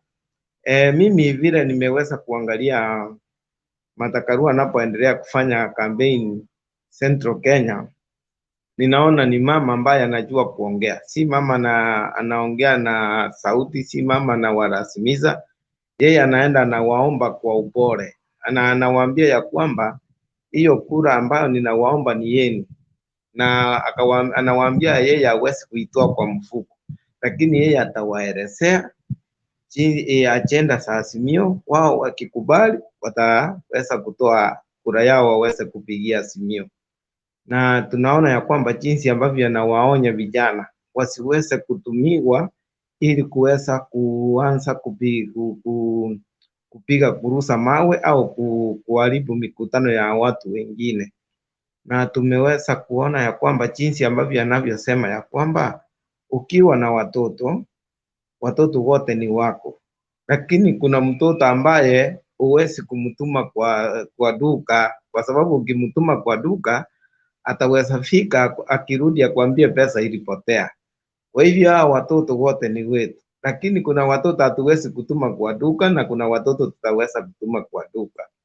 Mimi vile nimeweza kuona ni ya kwamba mama anatosa na anajua jinsi ambavyo anaomba kura, na vile mimi kitu kimenifurahisha, hata akina Kanini Kega, akina Jeremia Kioni ilikuwa ni vigumu kutoka nje kuanza kuzungumza, lakini mama ameweza kuwapatia nguvu. Saizi wameweza kupata nguvu ya kuzungumza, hata wao wameweza kuwa na muradi ya kuweza kuongea. Hata Sabina Chege naye niliona naye anazungumza vizuri sana. Kazi ambayo wanaofanya ni kazi nzuri, na tunazidi kuwaombea Mungu azidi kuwa pamoja nao kwa safari ambayo wameweza kuianza. Na nimeweza kuona Peter Muya ni mtu ambaye haogopi. Alafu kuna na huyu wako naye Mburu, wanaongea kabisa mpaka hata watu wa kwao wanajua ya kwamba hawa kweli ni watu ambao wataweza kutusaidia. Kwa hivyo vile ambavyo tumeweza kuangalia Central Kenya wameweza kujipanga, tumeweza kuona ya kwamba kuna mabadiliko hivi karibuni. Akitembea hizi kaunti zote za Central Kenya, kuna mabadiliko makubwa yatakuwa, kwa sababu niliona akiwaambia ya kwamba wakati alikuwa akiuliza upresident, alipokuwa akienda kwao, walikuwa wanamwambia watampigia kura, lakini wakati kura ipofika hawakumpigia. Kwa hivyo aliwaambia ya kwamba hata saizi hao wa Kenya Kwanza ambao wanakuja, wao wanaambia watu wainue mikono juu, wanawaambia ni wangapi watapiga kura. Wananchi wao wanawaambia watawapigia, wanaondoka. Na wengine wakija hawataki hao wengine wasikizwe, kwa sababu wao wanajua ya kwamba waliambiwa ya kwamba wao ndio watapigiwa kura. Hawajui ya kwamba wananchi unapowaambia wao wenyewe ndio wataamua ni nani ambaye watakao pigia kura. Wao kama wanalazimisha hao wanafanya nini? Wacha wao waongojee tarehe 9 ili waweze kuona ni akina nani ambao watakao pigiwa kura. Unajua ya kwamba hawajajiamini na hawajaona ya kwamba kuna mabadiliko yameanza kuonekana. Ndipo naona wao wenyewe wanapoongea wanatumia kifua. Mtu yani anataka kurasimisha watu waweze kuenda vile anataka. Ndipo uliona Gachagua alisomewa pale, sijui ni nini aliongea, lakini niliona wakimsomea, sijui kuna candidate mmoja alienda kusupport, wakamwambia ya kwamba kaambia Ruto wacha Gachagua achane na Sisi. Hivi inamaanisha ya kwamba Gachagua asipochunga ataharibu kura za Ruto sote. Kwa hivyo mimi ninaona ya kwamba Mungu anaendelea kuonekania, anaendelea kuonyesha watu mwangaza. Na ninapoangalia hata hapa Mombasa vile tunaendelea kutembea, tunaona ya kwamba watu jinsi ambavyo wanavyoongea, Martha Karua ameweza kuamsha hii chama ya Azimio. Yaani kila mmoja anaongea mambo ya Martha Karua. Nilipoangalia clip zingine kutoka Turkana, niliona ya kwamba watu wanafurahi Turkana. Niliangalia ingine ya Eldoret, clip ingine ya Eldoret ya jinsi ambavyo akina mama walitoka nje wakati yule alichaguliwa, jinsi walipokuwa wakiimba. Mimi ninaona ya kwamba Mungu ameweza kufungulia Wakenya na Wakenya wameweza kuona mwelekeo mahali unaelekea. Kwa hivyo wakati mwingine kuna mtu ambaye mgonjwa anapoenda kufa, unaona anapiga kelele, unafikiri ndiye anapona, kumbe ndiye anaenda kufa. Kwa hivyo wacha tuombe Mungu atusaidie ili Kenya yetu iweze kuwa salama. Asante. Sawa, asante sana Bwana Gerald, nakwambia mko na illustrations kali. That's a good one. Thank you very much. Nashukuru kila mmoja, tuendelee hivyo hivyo. Tafadhali endelea kukaribisha mtu, karibisha, share, keep sharing and inviting as many people to watch and subscribe to Mtembei TV. Usiangalie kama umefika hapa na hujawahi subscribe kwa Mtembei TV, please subscribe, ndio utafuata vipindi zetu umalize zote. Niliwaambia jana we run over 100 shows a day. So if you only join this one, you are only enjoying one segment of what we do. There are many other programs that we do, but when you have subscribed, utajua. So on Facebook, follow us on Mtembei TV page, and on YouTube, subscribe on Mtembei TV, and that way you'll be helping build up this channel. And more than that, invite somebody to listen to the discussion. As Kenyans share about our politics, they learn one or two things, and that is going to help them make an informed decision come 9th August 2022, as we will be choosing new people to assume office and be able to provide leadership for the next 5 years. So don't keep the country ignorant by locking them out of Mtembei TV. Make sure that you help. Hata nyinyi mkiwa diaspora, tumia watu bundles wa join Mtembei TV, wasikilize haya masuala ili wamakinike, kusikue na yeyote anayesalia nyuma wakati nchi inasonga mbele. Mr. Kamau, vipi? Hello Bernard. Yes. Nawaambia watu pia wana click notification so that any program airing live ina pop kwa nini Anyway, thank you so much. It's another good day. We are happy on what is happening on the ground, because the Martha Karua effect, or the Martha Karua thunder, has landed. Hata Martha Karua already is overwhelmed, because kesho unasikia anagojewa Murang'a na bado kuna fixture ingine amepewa ya Kiambu na bado kuna ingine ya Nyandarua. I think people want to see her. She is a new kid on the block, and it has really dismantled UDA, because there's no Kenya Kwanza. Actually, let us not keep calling these people Kenya Kwanza. Hakuna Kenya Kwanza. You know the game of con. Watu waliambiwa kujeni tutengeneze alliance, but the question is, the president produced the UDA produced the president, and also produced the deputy, and also produced the governor of Nairobi. I think those are the bigger seats in Kenya. If you can produce these seats, then how are wengine wako wapi? So tulisikia Musalia Mudavadi na Weta wakishiba hawapigangi kelele. They are quiet. So they are happy when their stomachs are taken care of. But what kind of an alliance is that? Where you are saying that UDA, kwanza leo wamesomewa sana Nyandarua, because the DO went there to tell them to elect on the UDA. And as I told you there before, you know, the TSPs are still there. The Chama cha Kazi, the Jibebes are still there, and they are following them. So there's a lot of confusion in the UDA, because that is the confusion they created themselves. The 4 years and 5 years that Ruto has been campaigning in Mount Kenya, there was a lot of radicalization. In fact, if you have noticed, The agenda of UDA now is just looking at the what we call high cost of living. Hiyo ndio sasa wanajishikilia nayo. Wanasema sasa ukipigia UDA sukari itashuka, mafuta itashuka, mkate itashuka na borea mtapewa bure.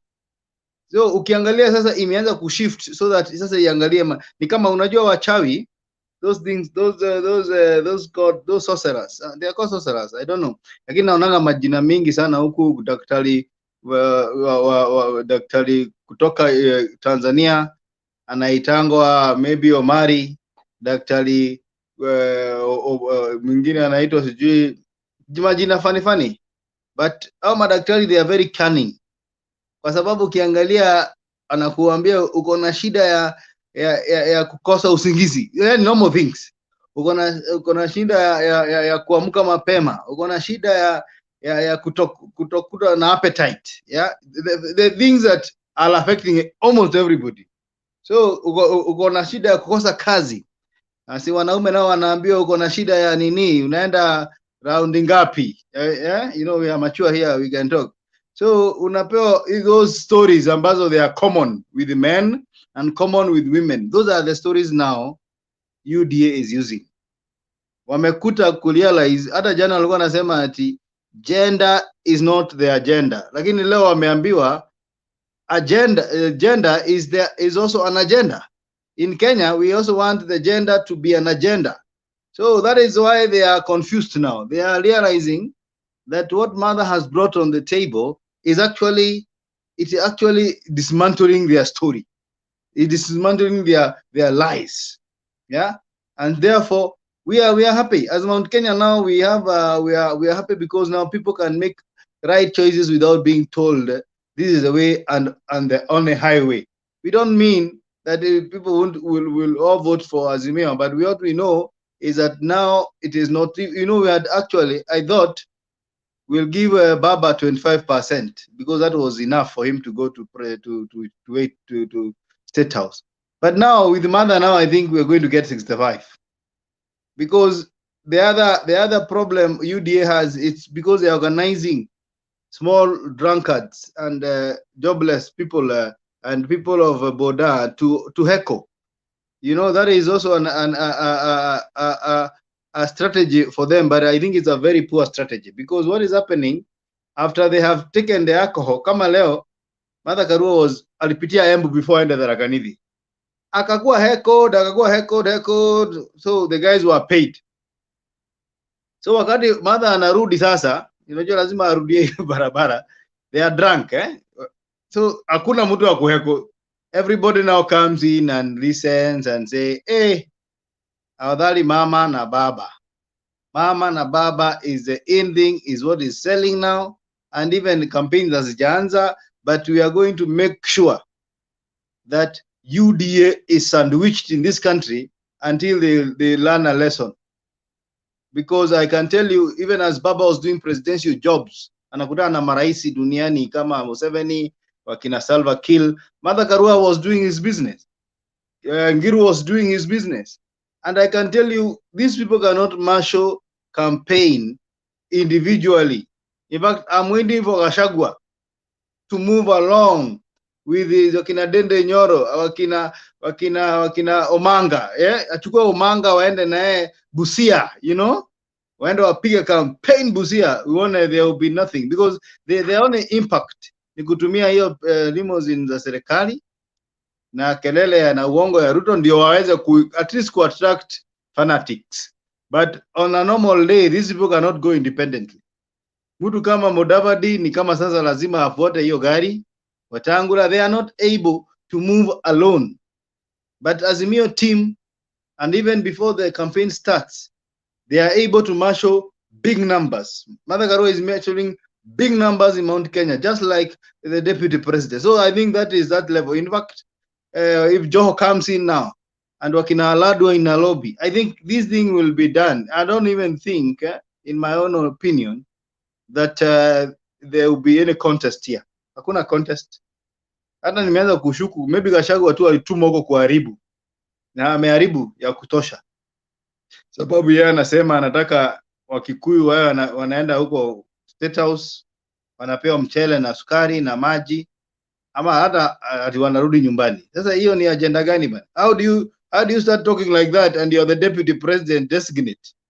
Ati wipewa mchele, wipewa sijui some mayai, I don't know, that kind of a life maze. So kwangu mimi naona the die is cast.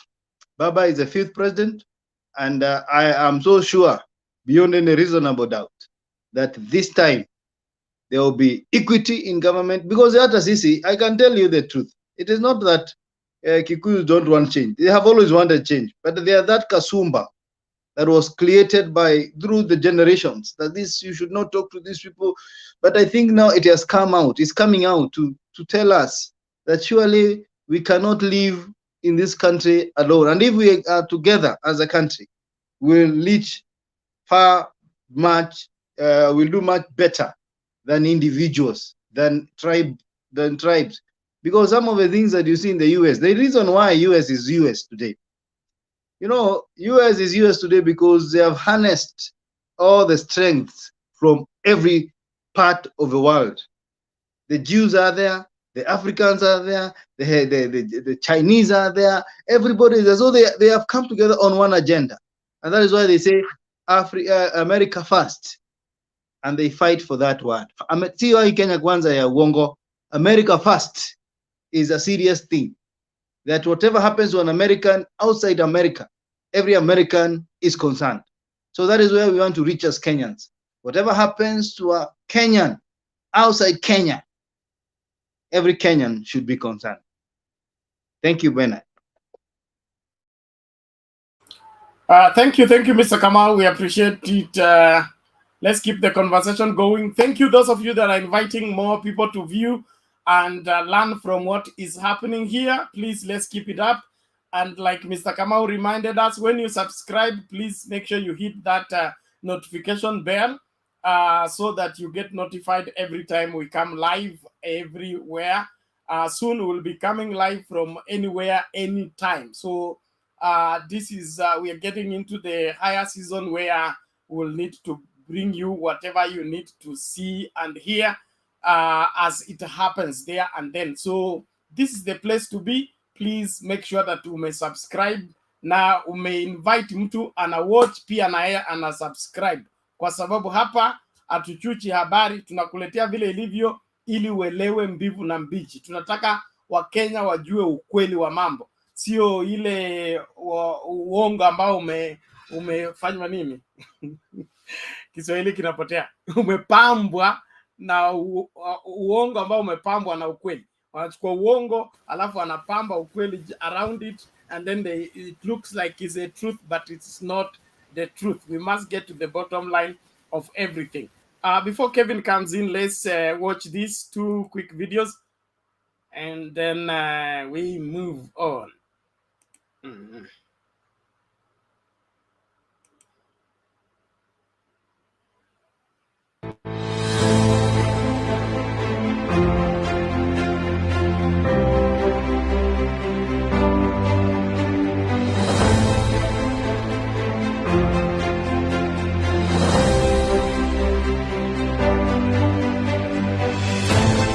Watu unapika mchele, nyama, nini, watu wanakuja huko, wanakula, wanakuambia kwa heri, wanaenda.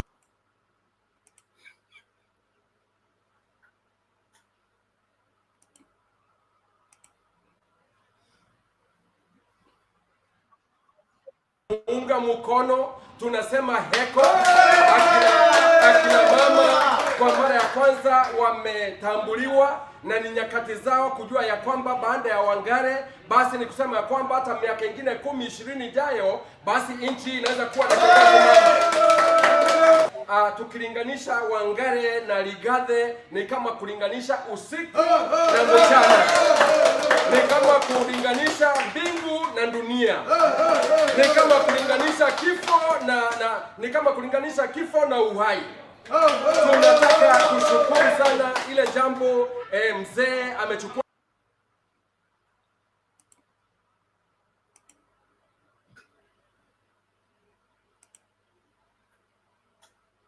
Okay, maoni ya wananchi hayo.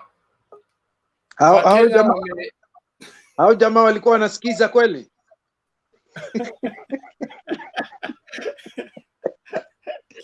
Nafikiri wameingia kwa mivungo ya kitanda na kujificha.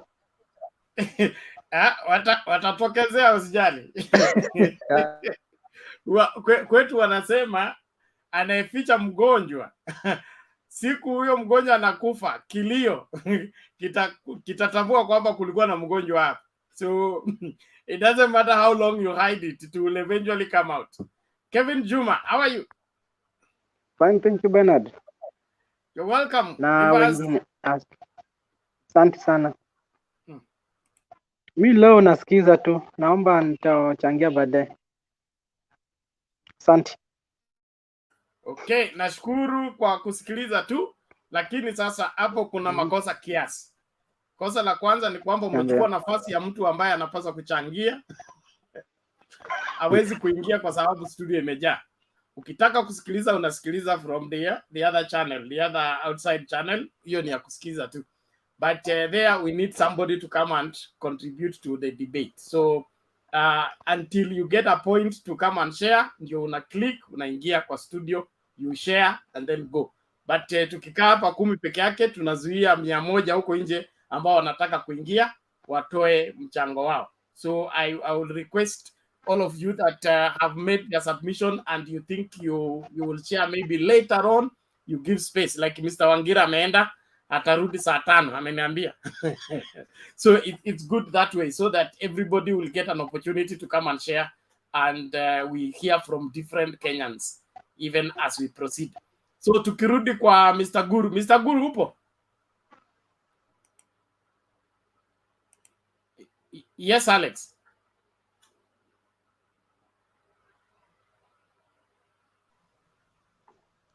Ya, nitaka nimuulize Kamau, what has happened all of a sudden in Central? Is it that people don't like Gachagua? They feel like it's a risk, actually more than Karua, or is it that Karua has always been favored, but she was not in the right formation?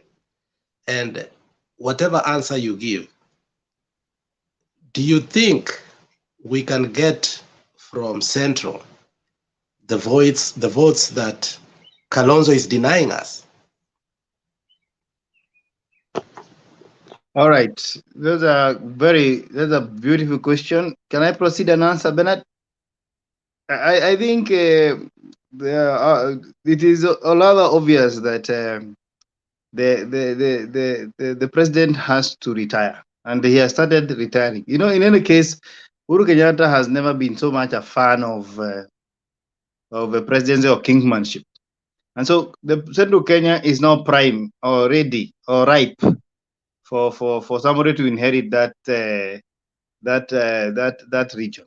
And if you look around, we have seen that the people like the Jibebe is not principled. We have also seen Kuria is abusive and very, very arrogant. We have also seen that Gachagua is abrasive and also very arrogant. And you know, leadership in any country, like for example, you see the leader in Baba. Baba is abused every day. You know, in any case, somebody talking about even your personal features, your family, you can react and do something very crazy. But you can see the level he has reached. I think in English they say self-actualization, where you get to a point, there's nothing that bothers you. Hata ukiambiwa uko kipara, uko nini, unasema, that is no longer an issue to me. And therefore, when you look at all the Mount Kenya leaders today, you only find one person that has reached that level of self-actualization, and that is Mother Karua. Mother Karua can listen to you abusing to her directly. Actually, when he started this, he went back to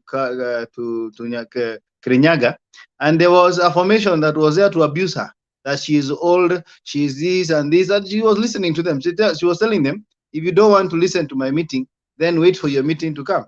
And therefore, that is something that Mount Kenya loves. They love people who can accommodate others, who are national, and who can cut across the many tribes we have in Kenya.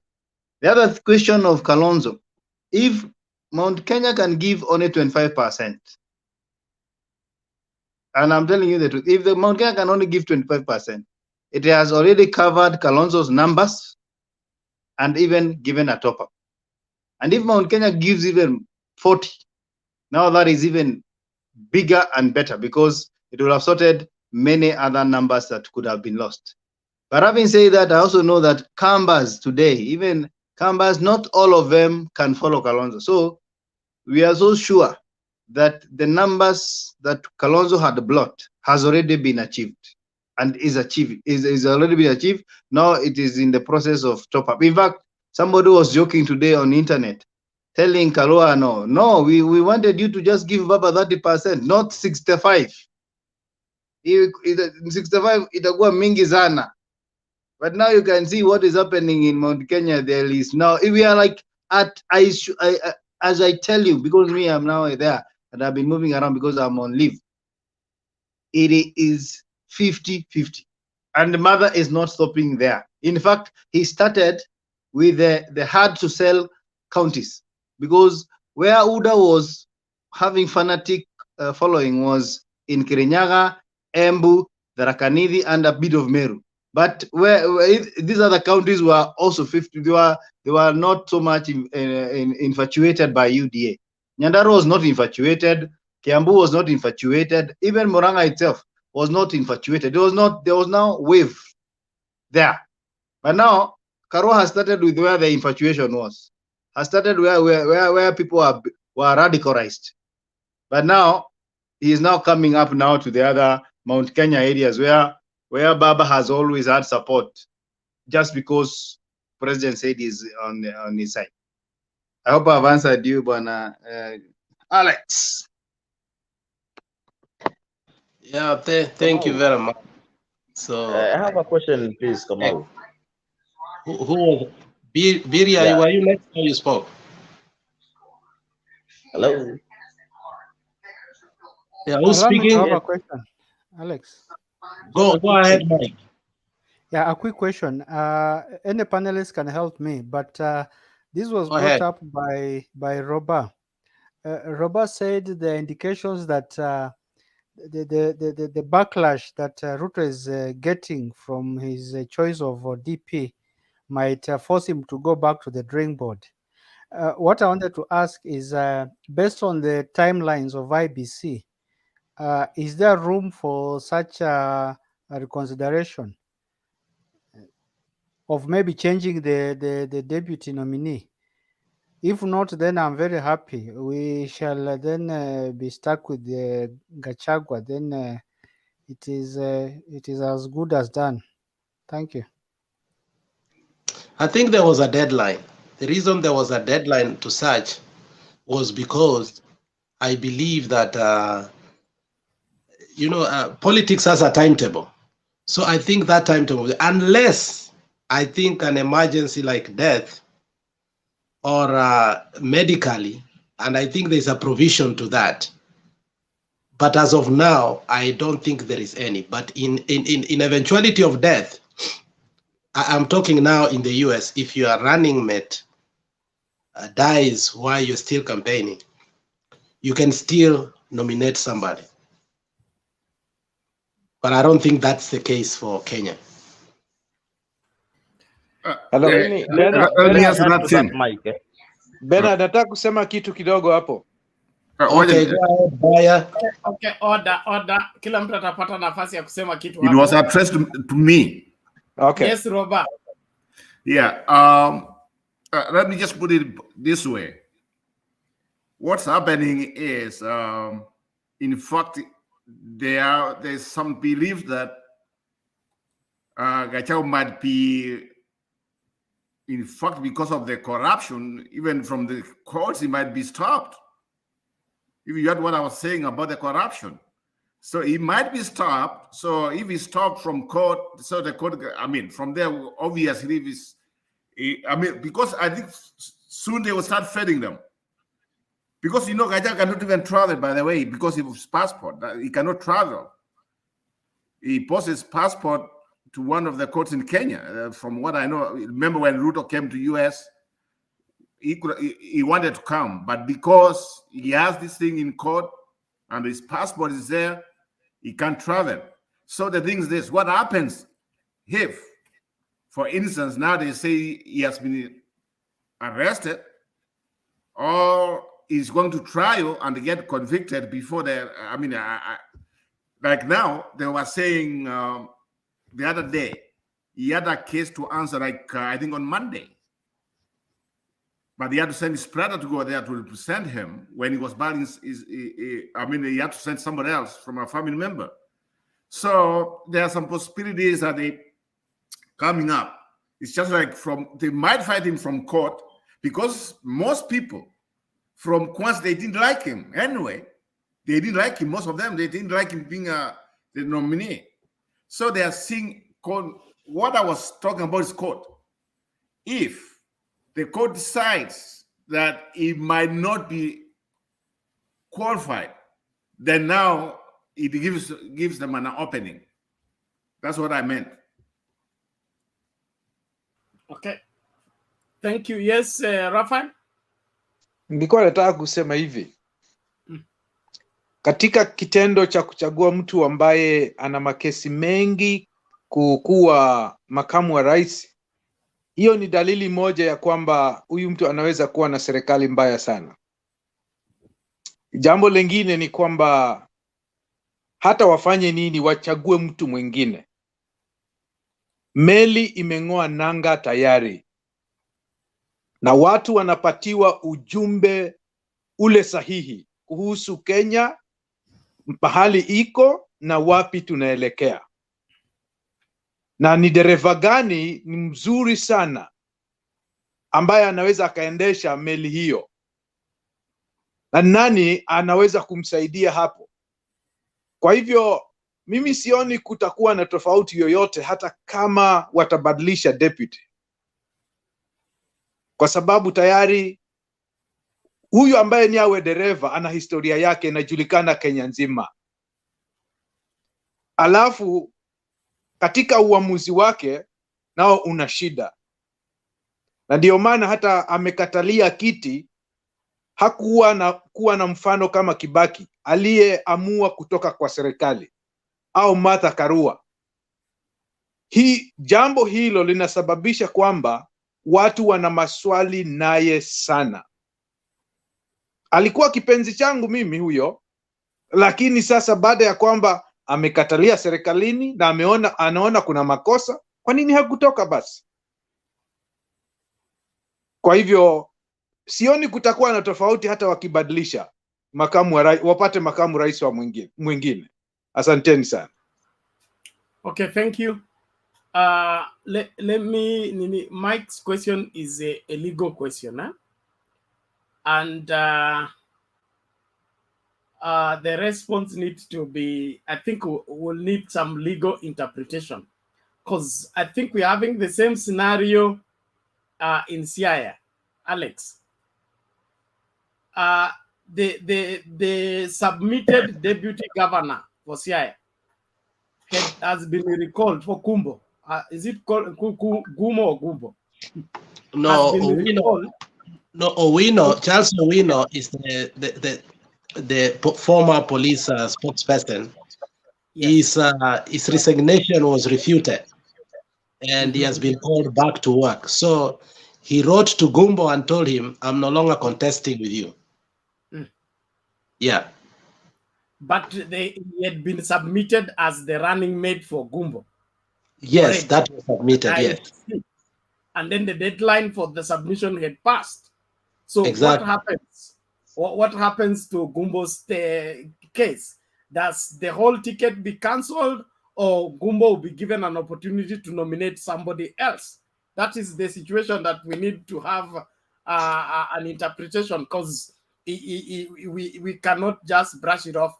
It's a very serious matter, because it's possible even Gachagua can be wherever convicted and sentenced, but will that affect the ticket, because he has already been submitted to the IBC? So, but remember, Bernard, the submission. Yes.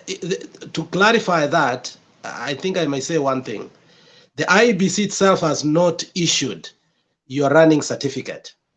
You submit, there's a deadline, and then they peruse through it to see if you qualify. That's why Sonko, Sudi, and today we saw in the newspaper, on the social media, that they have hurdles. So I think there's still a window. But once, I think, when the ballot papers have been published, I think that is when you cannot. But I'm not sure. But in what you asked, IBC is issuing certificate to all contested on 29th, I think. Okay. Makiadi says Gumbo was given 48 hours to submit a new name. He was given 48 hours to submit a new name by IBC. So probably Chebukati has a way around it, but the choice of Gachagua has already tainted the Kenya Kwanza or whatever UDA ticket. So even if they change into an angel right now, the intention that they had settled to somebody who has questionable character has already sold them into bad light, in my opinion. Stephen, what did you want to say? Okay, I wanted to say this. Yes. Okay, I think after the naming of the runmates, both from the gubernatorial to the presidential and even the MCAs, all those who have submitted their names to IBC, is there not a process of vetting that goes on from the ASCC, DCI? Is there not something like that that is supposed to happen in between? That's just a question.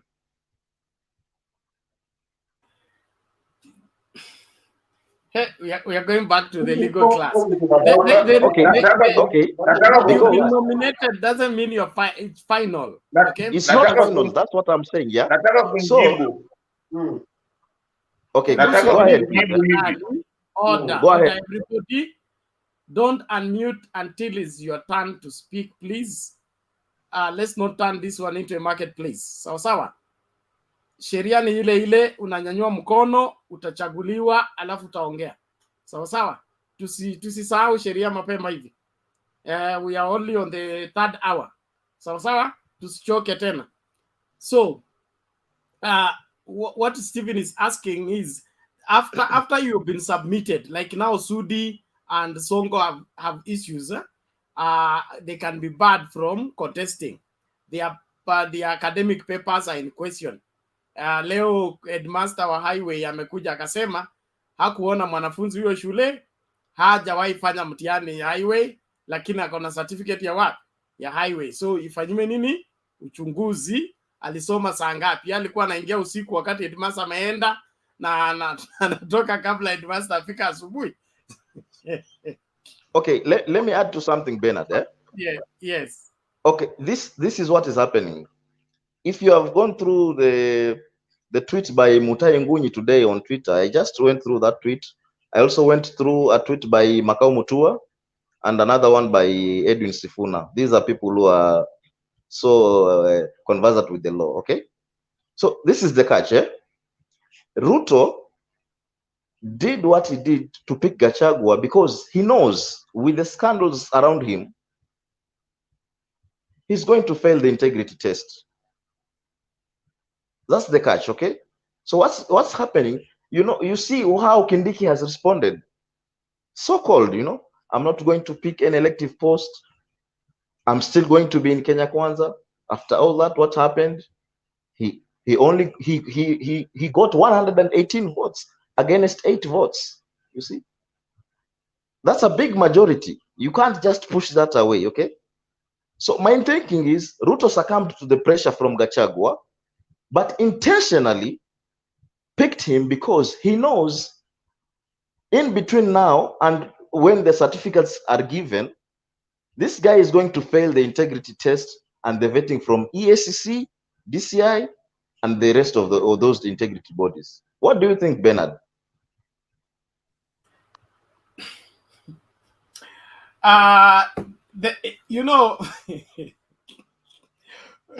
The confusing thing is, yeah, if Gachagua fails the integrity test, yes, will William Ruto pass the integrity test? Okay, the issue It's is like a black sheep reporting the other black sheep for being too black. okay, So as you know, what you're saying, we are speculating about it, okay? But let them go for vetting. Tutajua mbivu na mbichi. As we are right now, hata sisi tutafanya tu guesswork. Tuachie hapo kwanza.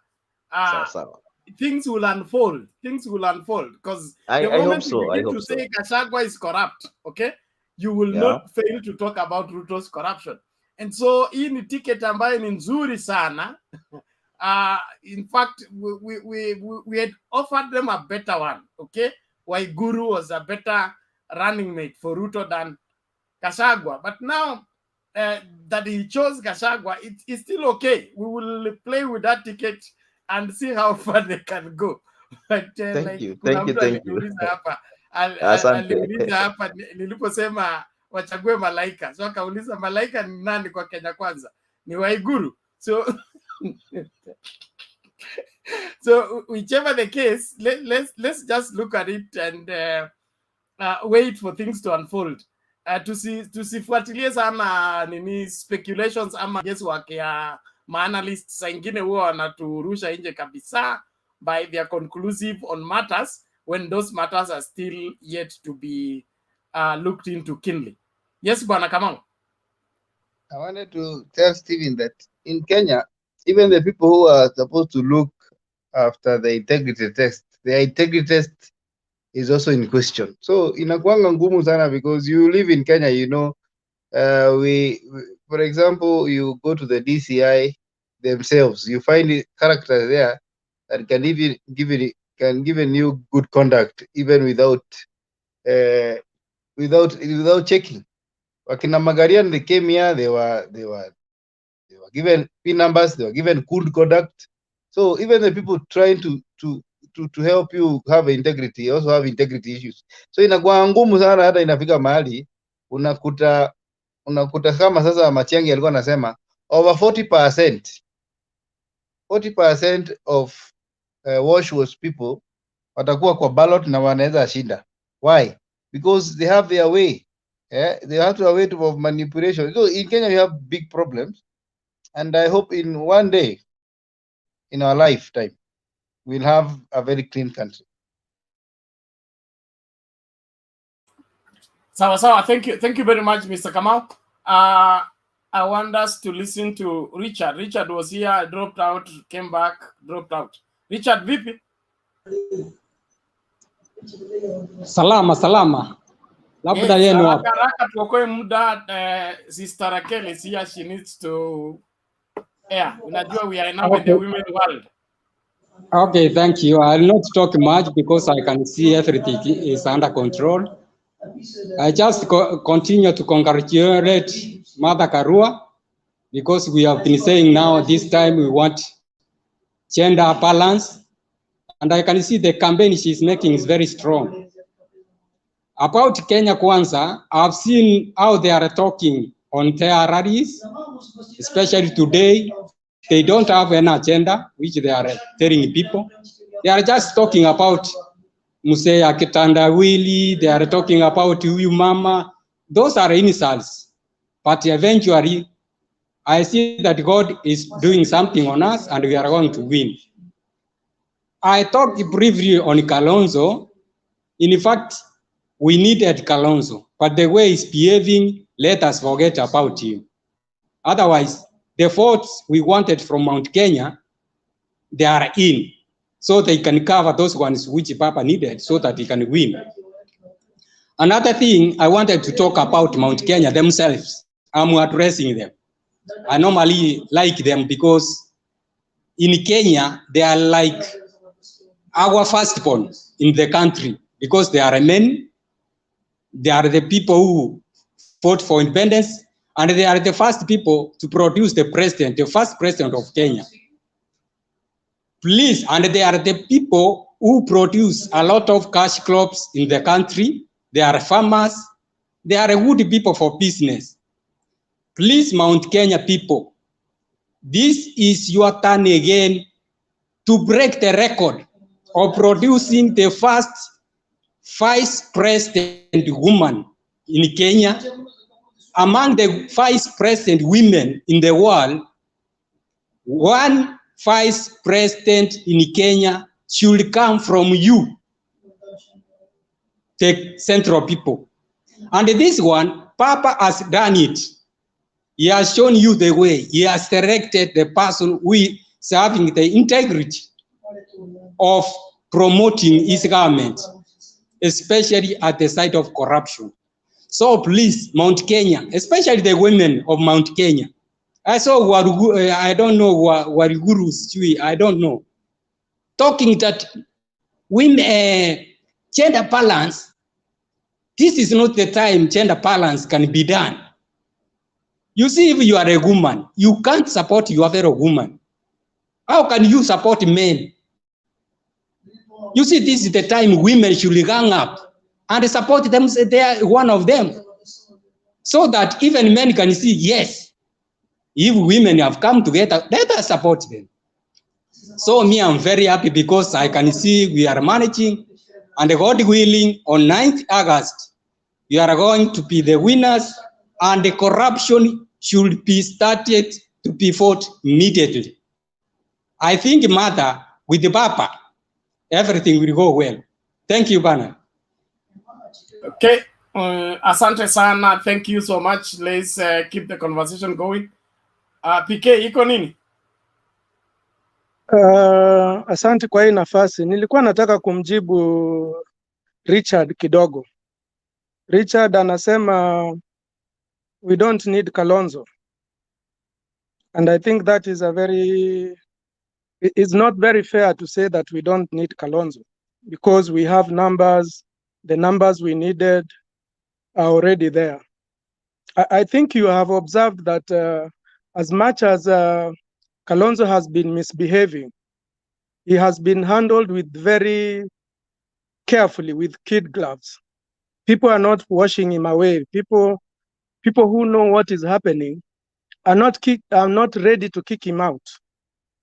And I think it is only for one reason why Kalonzo is so important, as much as we may not like him. We may have the numbers to elect Raila to be president. That is not a problem. To beat him decisively, we will need Kalonzo. But the one reason why Kalonzo is very important is because he has something that other people don't have. We are scared of Kenya Kwanza, and we know they are going to have numbers in Senate and in Parliament. And if Raila is going to make meaningful change in his government, and especially in the first 100 days, he will need numbers in Senate and in Parliament. And Kalonzo is the only person who can deliver more than 15 MPs and put them on the table. And you cannot push away that kind of a number. That is why Kalonzo, as much as he is misbehaving, he has to be treated with a lot of care. If Baba has to make legislation and pass things in Parliament and in Senate, and that is why Kalonzo is important.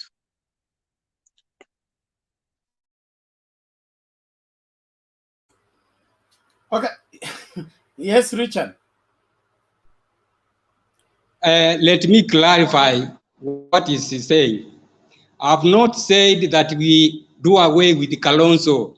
What I'm saying, even if we want Kalonzo very much, but if he has decided that he will go, even if you abuse him, he will not come. I saw that they have gone to withdraw so that he can run alone. For example, if he says totally no, there is nothing we can do. We want him, but if he decides that he's going, we leave him. It is a come or go. There is nothing we can do anyway, but we need him anyway. We need him. If he comes, we want that one. If he doesn't come, still we will win. Thank you. I think, Bernard, if you allow me. Okay, let's. Yes, Mike, what is it? A very quick one, just on that. Yes. I'm in agreement that we have a timeline on when to close the issue of Kalonzo. I think those negotiating back and forth should give Kalonzo a deadline so that we open up on our plan Bs, because I'm sure Raila and his team have plan B, C, and D. So I think they should give him a deadline. Ask him by Monday at 8 a.m. he should have made a decision for or against. And Kibwana, Ngilu, Matiangi are available to take that position. Thank you. Thank you very much. From where I sit, we are ready to have a woman Chief Justice, a woman Deputy President, and we can have a woman Chief Cabinet Secretary. Ngilu is ready for that seat. The best way to handle Kalonzo is ignore him for now. Okay? Let him carry his 15 MPs, aweke kwa mfuko, akae nao angoje. Okay? Dakika ya mwisho. Kwa sababu there are things you decide for, not for personal gain, you decide for the sake of the country. And now, if he cannot put the country ahead, because look at the kind of delay he has caused on Azimio. If the Azimio campaign was sustained the way they were taking place while Baba was in the US, this country, there will be no place for Kenya Kwanza. But he came in, derailed the whole process, pushed away the governors, and now is putting condition that mukitaka akuje, tutoe Ngilu, tutoe Kibwana, ndio akuje. What kind of leadership is that? As much as you people see him as important, he is a problem. And the best way to solve a problem is when it begins, not when it has grown and now it has taken the roots and it has sent tentacles everywhere in the government, then you try to uproot it. That's the mix we are in with William Ruto. Uhuru cannot pull him out because his tentacles are everywhere and he has established himself. So it's problematic to push him. We shouldn't entertain one Kalonzo Musyoka when he behaves like a child. No. If somebody misbehaves in public, okay, that it means it's a sign of impunity, okay? Nitafanya vile nataka na mtadu kwa sababu mnanihitaji. That is not the way leadership is done, especially national leadership. Hata kama uko na selfish interest, unaificha kidogo. You don't make it open like that. So entertaining Kalonzo with his conditions, it is helping him enjoy the impunity, and you will never rebuke him of that impunity after you have succumbed to it. Niliwaambia hapa story. Nilikuwa nimeenda Timau for preaching mission. Nikarudi Nairobi, nikakuta Nairobi safi. Hakuna hawkers. I thought ni kama nilishuka Thika, Sisi. I wasn't sure this is Nairobi. That was 97, I think, when Moi was going for his second final term. So nikauliza nini kilifanyika while I was away. Nikaambiwa mzee Moi aliita police commission, akamuuliza ni mimi you don't respect or what I say. So they came and cleared all the hawkers away and the city was clean and we began to enjoy Nairobi fresh again. And then when the elections became, the stakes were high. Moi alikuwa anatoka Jomo Kenyatta Airport, akapita hapo, akafika City Stadium, akakuta hapo ndio hawkers walikuwa. Na akasema, nani alisema watu wasijitafutie kitu cha kula? Jitafutie kitu ya kukula, uzieni mahali popote mnataka. That was 97. Until today, we have never been able to clear the street again. The moment you lower the law, it becomes impossible to take it back to where it used to be. Ukientertain Kalonzo na conditions zake saa hii, ataingia ndani ya serikali, ataongeza condition nyingine, ataongeza condition nyingine, na serikali nzima itakuwa kushughulikia maslahi ya one Kalonzo Musyoka. I wouldn't advocate for that. Tell him any day, I am not for that. We need leadership that is responsible. We want a working government, not a government that is babysitting one person because of his ego or because of his circumstances. We appreciate his circumstance, but not for the sake of the country. This country has 50 million Kenyans, 50 million mouths to feed. 50 million children to take care of. We can't have one person taking the country hostage. So as much as his votes are important, his 15 MPs are important, afadhali tukue lame duck serikali, lakini tuko na uhuru wa kuchagua kile tunahitaji na tunakifanya. That is my opinion. You are free to challenge it, lakini siyo sahi. Naomba tumsikilize kabla Raquel akuje, tucheze hii tape alafu turudi. Sorry. Let's bring in this, then Raquel takes over immediately.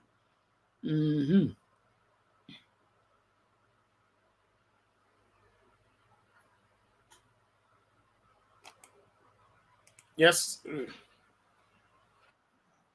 Kazi leader Moses Kuria has proposed NARC Kenya leader Martha Karua as the next Mount Kenya leader who will champion the region's interest in any political outfit that seeks votes from the region. Kuria, who was accompanied by Murang'a Senator Irungu Kang'ata, said the Jubilee Party's move to clean house was of little consequence, as many had long since moved to other parties anyway. I want to endorse the Honorable Martha Karua for the position of Deputy President.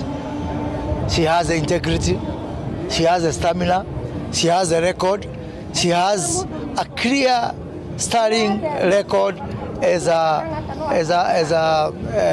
crusader for both multipartyism and for human rights, for defense of the Constitution. Those of us who are in Jubilee, we support Jubilee nominally. We will not support the intended resolution to support Raila Odinga. Our candidate as UDA supporters our candidate is Deputy President William Ruto, and therefore we don't mind. If Jubilee was to team up with ODM, they support Raila Odinga, that is their business.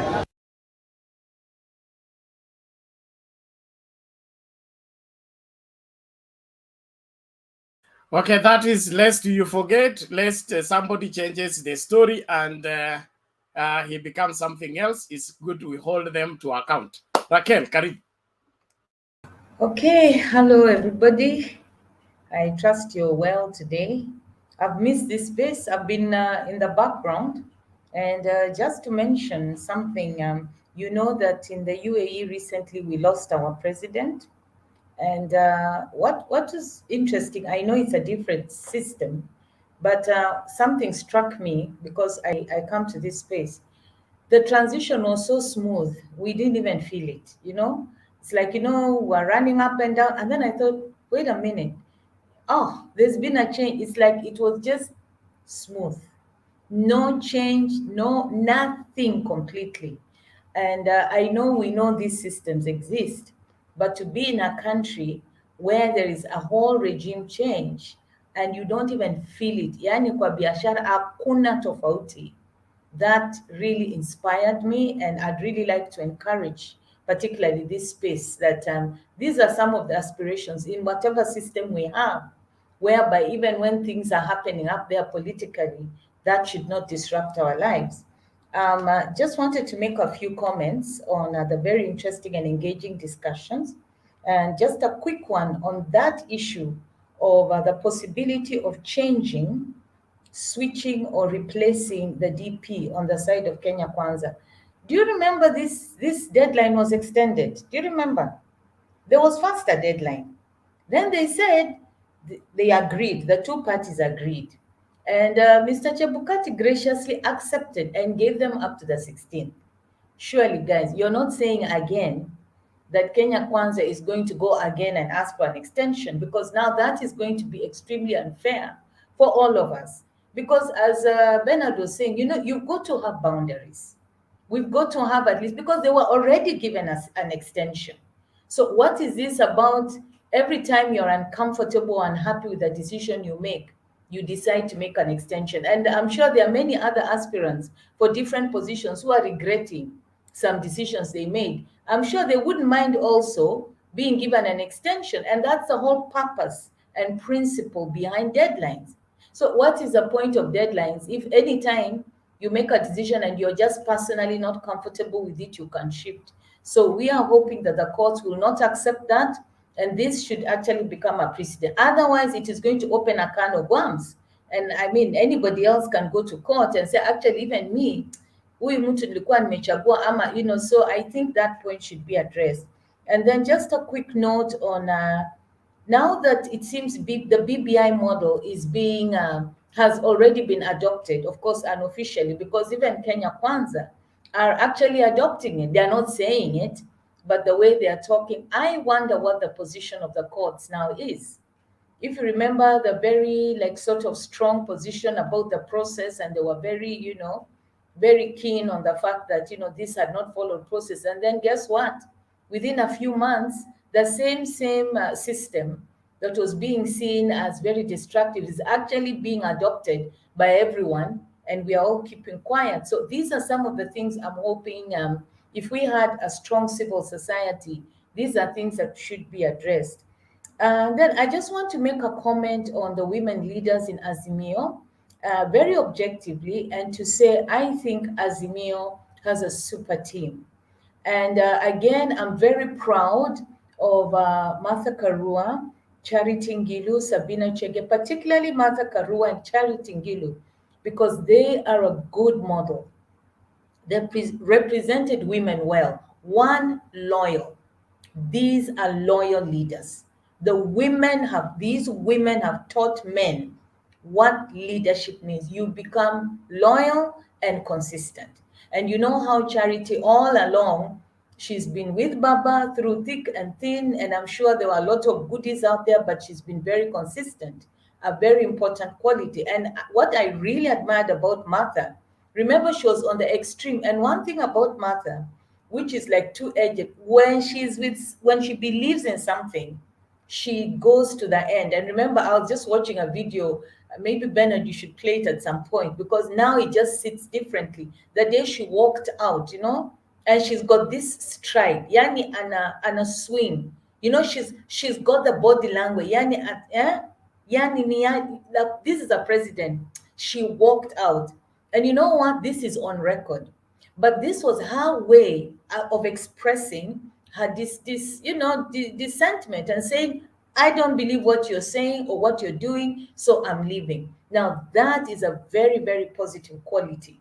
And then coming from a woman like Martha, I think that is what many people are connecting with, that decisiveness. So I just want to celebrate and to honor Martha Karua.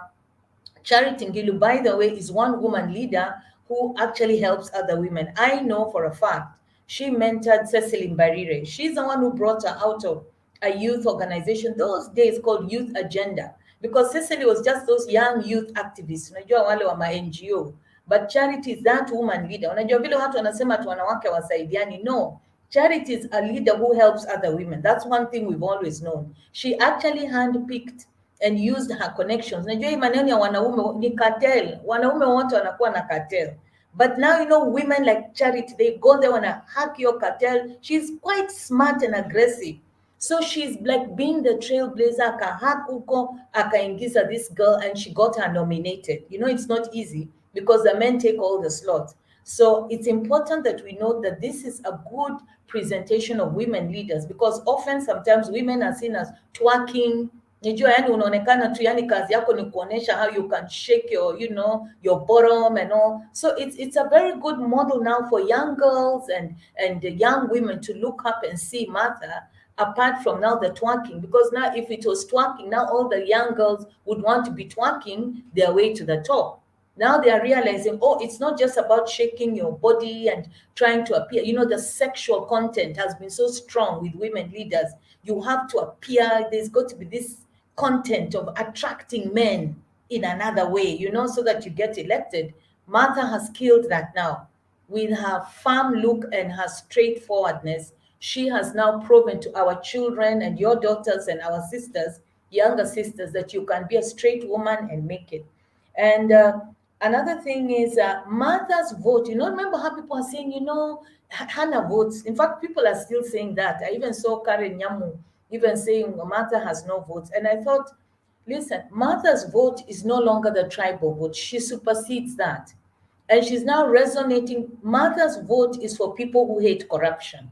So if you hate corruption, you will just find yourself being drawn to her because she's appealing to a part of Kenyan spirit that we are not talking about. People are just so overburdened by the corruption. They are confused. Actually, we are in a hopeless state. It's just that Wakenya ni watu wa kujikaza. So Martha's candidature as a deputy brings together all those people who hate corruption, and she's a sense of hope. So she has a very big constituency, and yes, she resonates with women. Whoever is saying that there's nothing, she has no votes, she has a lot of votes. Because I know as a woman, I felt very excited, and there are many women now who are warming up. So it seems like this is going to be the ticket to beat. And I just want to mention also Baba's process. I think Baba, by the way, for him, I don't know what name we can give it. Remember when he came up with the committee, I was like, now, sasa we Baba na yeye, why does he like complicating? Me, I was personally like, please, siachague tu si anajua mtu ni nani. But he just went through this process, and we were kind of tired. In fact, remember, even here on this platform, people are saying he should just name, because we didn't have the patience. But you know what? He took us through a process because he's a process guy. And he's trying to show us, you do the right thing, go through the process. And in that way, he delinked himself from the choice. He didn't just pick Martha. So he didn't just say, okay, it is Martha, because now, it would have maybe brought some issues. But he made sure there was this process, and he chose people like Noah Wekesa, who is kind of, at a certain level. And look at even the way he presented Martha, just remember the way he introduced her. That introduction, in my view, was just absolutely fantastic. He had a beautiful story, and he intertwined it with the freedom story. He prepared us. He created the scenario. He made us now really, really prepared. By the time he dropped her name, the nation was alight, and that's what got it.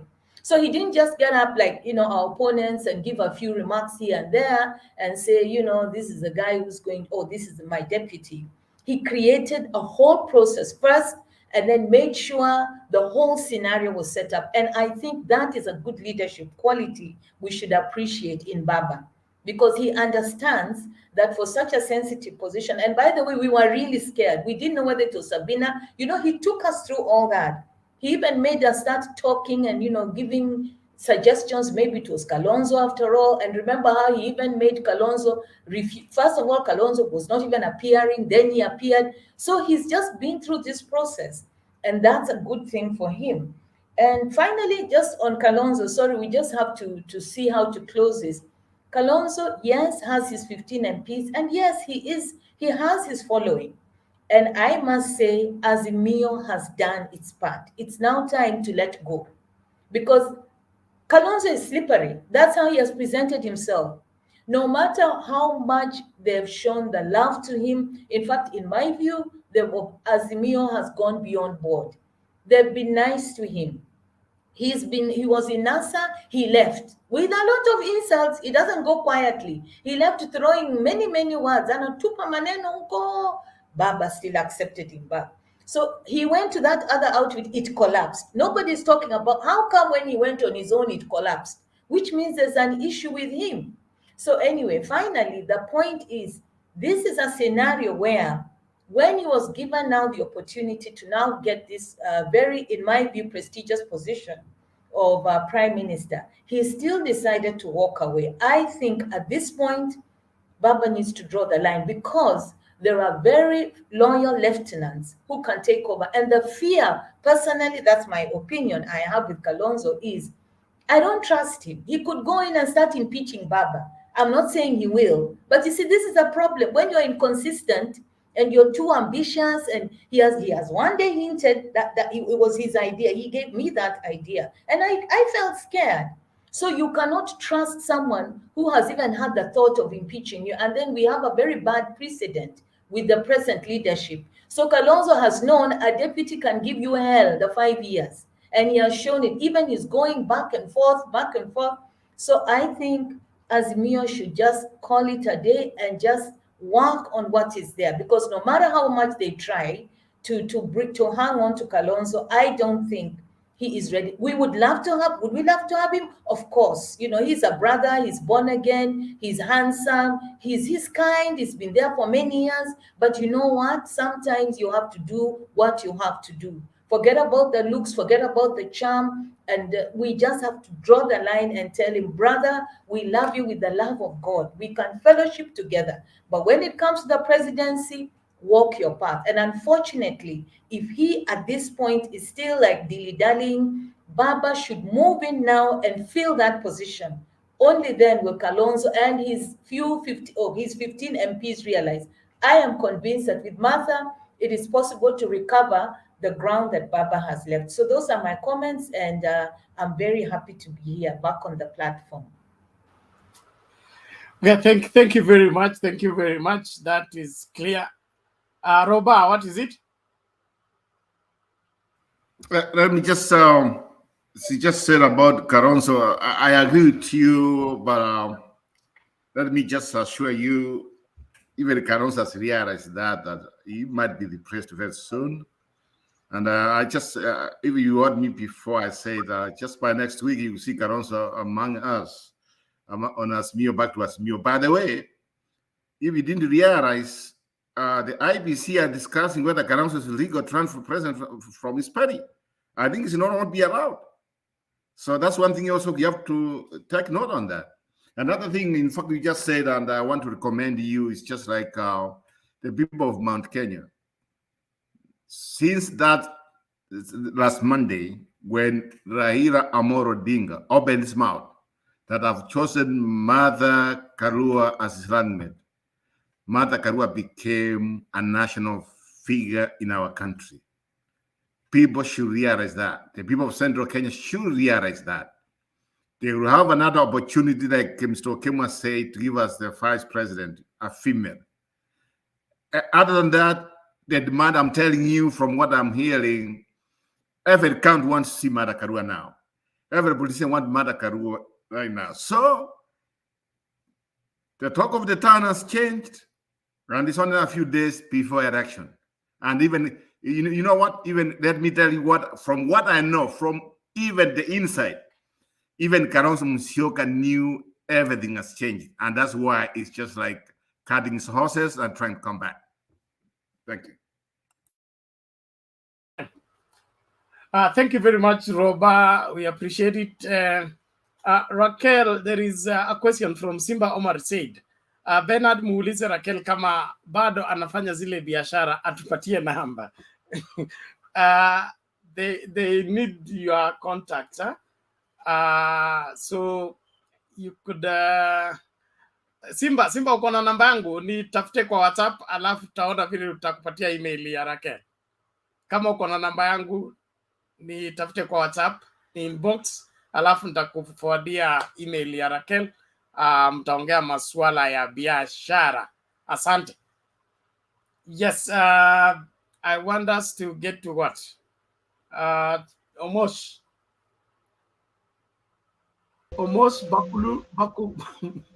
Bakulutu.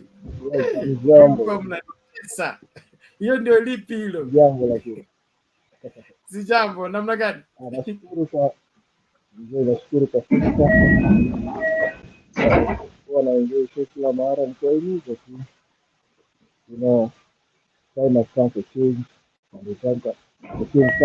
Ongeza volume kidogo, songa karibu na microphone, atukupati vizuri. Sasa mnipata? A little better. Pole. Niko kwenye subway, basi hata nikishuka tena ndagenda kwenye labda subway ina shughuli kwa kazini baadaye. Okay, we fika alafu utaingia because tunashukuru lakini Jakindube Aon Papa, how is today? Si jambo, nilisikia ulinisomea lakini ni sawa tu. Msomo ni lazima dadi. Sio unajua ndio mwanasheria mkuu hapa. Na wewe ndio unasema tusiseme uongo, tusivunje sheria, tusimame na rais, Usiseme uongo, uongo ni mbaya. Uongo ni mbaya. Hamujambo wote. Niliona Peni yuko wapi? Yuko leo kweli? Peni alikuja jana, wacha nimtafute, lakini kuna biashara anafanya. Msalimie sana, sijamuona siku nyingi sana. Nataka kusema kwamba mimi ninafurahi sana kwamba tumechagua makamu wa rais mzuri sana, kwa sababu sasa anafanya campaign. Hata wale watu ambao walikuwa wanajaribu kumzomea amewazima kwa point, sio eti kwa no. Hiyo ndio mjue huyo ni Iron Lady, mama shujaa, simba, yani jike la chui. Sijui kama unajua huyo Karua ni jike la chui, hakuna mambo ya kumzomea. Na ndio tunataka bwana Kalonzo. Hata mimi kwa maoni yangu sioni kama atakuwa president, kwa sababu amekataa kuwa president. Amekataa ye mwenyewe, kwa sababu hii president angekuwa kitambo, wangekuwa yeye na Raila wangekuwa kitambo. Lakini yeye wakati wote ukimwangalia mwenendo wake ni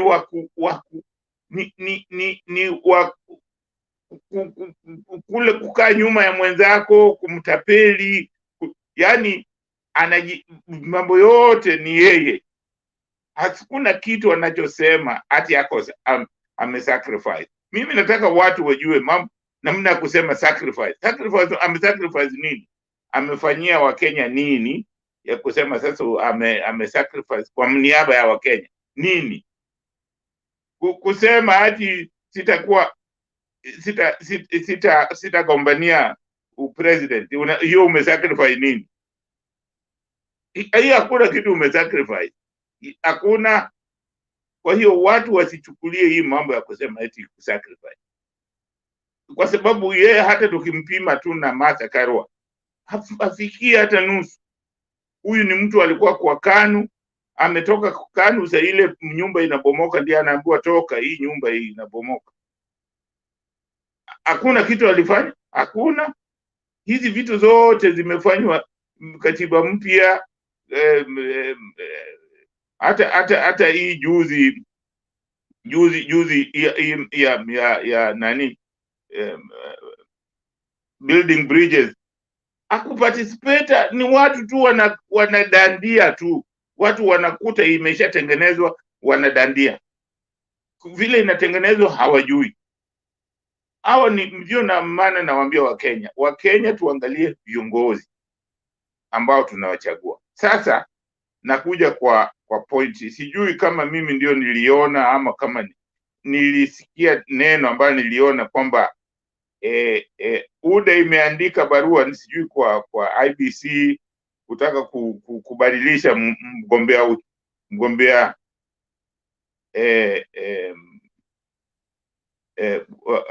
vice president, ama sivyo, Bernard? No, hawajaandika hiyo, ni mapendekezo tu. Inasemekana kwamba inawezekana kupitia zile kesi ambazo zinamkumba huyo aliyechaguliwa, kupatikana mwanya wa kumng'oa yeye alafu kuleta mtu mwingine.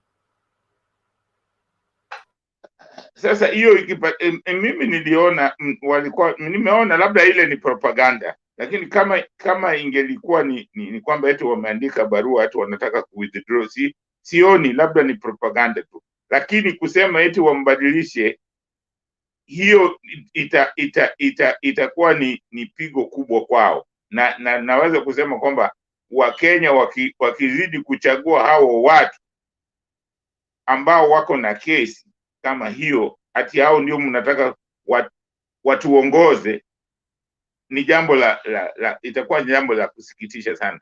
Nilikuwa nataka kumwambia yule jamaa kwamba kusema kwamba hizi watu wa kuinvestigate wanaitwa DCI ati hawawezi kuzuia mgombeaji wowote, kwa sababu watu ambao wanatupatia hizi shida zote ni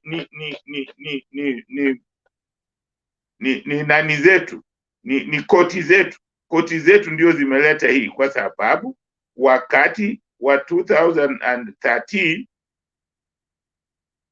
waliruhusu watu ambao wana mashitaka kugombania upresident, waliruhusu. Sasa ukisha ruhusu hiyo, hauwezi tena kutaka kuzuia mtu mwingine, huwezi kuzuia mtu yoyote, hauwezi, kwa sababu wale walikuwa na kesi ambayo ilikuwa ni international case, na walikuwa wamesemekana hawawezi kugombania president, lakini sisi wa Kenya tuliwapatia. Alafu saa hii hawa sisi tu wa Kenya hao tunalalamika ati wamefanya sijui mbaya, na wakati ule tulikuwa tunaambiwa hawa watu hawafai, wana kesi. Tulisema hapana, ni wetu. Watu walipiga kura, hata waliokuwa wagonjwa walitoka hospitali kwenda kupiga kura. Saa hii wanalalamika, tunalalamika ati sijui nini, sijui hawajatengeneza. Sisi ni kama sijui kitu gani mbaya na Wakenya, kwa sababu hata nani Waiguru alionekana ni mtu ambaye ni mbadhirifu, mtu ambaye ana makosa ya kunyang'anya, ya kuiba. Watu wa Kirinyaga walisema nini? Alisimama na Martha Karua na walimwacha mtu ambaye mtu msafi, wanachagua mtu mbaya, wanasema mwizi wetu. What is that? Hiyo ni maana gani? Alafu tunalalamika sisi wa Kenya, nasema hatuna hii, wewe unamkabidhi chui hati ya kuchungia mbuzi. Atakuchungia mbuzi namna gani? Atakula huyo mbuzi. Na hawa watu tu ambao wanakula hizo vitu ndio tunawachagua, tunasema huyu ni wetu. Kama saa hii wa Kenya wanasema sisi ni multi party, na hizo party hatutaki kuzijenga. Utazijenga namna gani kama kila mtu ni independent? Ati ikifanywa uchaguzi ati sisi uchaguzi sio wa haki, sijui nini. Hizo tutajenga hizo party lini? Kwa sababu hizo party ndio tunaanza. Kama party ina nguvu, inaweza kuchuja mtu yoyote, kwa sababu party, angalia kama zile za South Africa, zinaweza kumtoa, zinamtoa president. Party yenyewe inamtoa president, nasema wewe toka bwana, uko corrupt. Na sasa sisi tunasema tutaki corrupt. Saa hii nasikia watu wanasema wanataka Martha Karua na Raila wapambane na mambo ya corruption. Na sisi wenyewe je, tunachagua watu corrupt? Lazima sisi wenyewe tuanze kubadilika, tuachane na mambo ya kuchagua watu kiholela. Tuchague watu ambao wanaweza kufanya kazi, watu ambao ukiulizwa kabisa huyu, unasema kwa roho yako kabisa kwamba huyu mtu ni msafi, na anaonyesha kwa vitendo. Kwa sababu Martha Karua, ukiulizwa, nitasema kabisa kwamba Martha Karua ni msafi. Mimi sijasikia mahali amesemekana amenyang'anya mtu. Raila Odinga, hakuna siku nimesikia Raila amenyang'anya mtu, ni yeye ananyang'anywa. So alafu hao tunataka kuwapima na watu ambao hawana rekodi yoyote, hata kikazi, hata kitabia hawana. Ndio hao tunataka kuchagua, tunawapima na hawa. Wakenya tuamke, sisi wote tuamke, tuchague viongozi ambao watatufaa. Kalonzo, mimi nimesema, nimeona watu Kalonzo akizidi na hizi vitendo ambavyo anafanya, atakuwa irrelevant hata kwao, kwa sababu nimeona viongozi kule, hata watu tu binafsi watu barabarani, wanaulizwa, wanasema Kalonzo arudi. Kama harudi, anawahadaa, kwa sababu ile kitu wamepewa ni nzuri mno, ile sehemu wamepewa ni nzuri mno. Lakini mimi naona huyu mtu hata Kalonzo hata kiwa kwa serikali atasumbua, kwa sababu ni mtu anajifikiria yeye tu, yeye kitu gani anapata yeye, afikirii kitu gani Kenya na community inapata. Asante sana Bernard.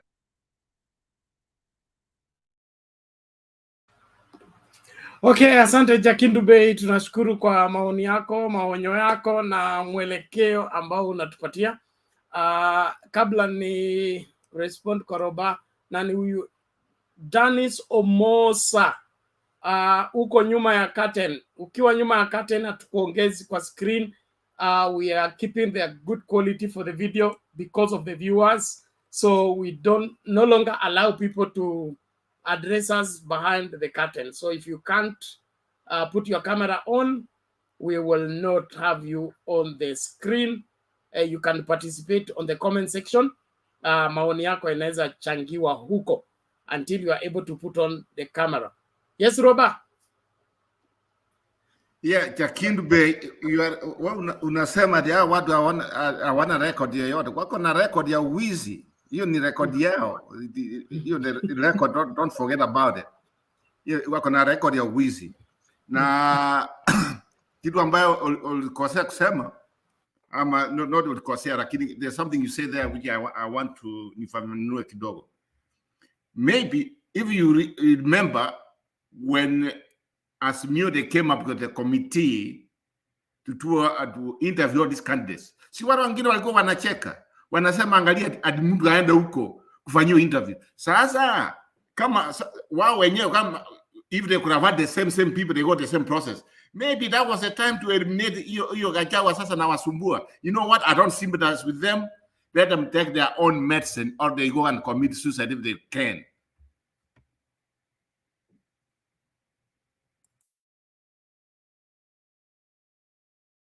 Roba kwa mpole, asante lakini. Ezekiel Nyange, ya, namna gani? Salama.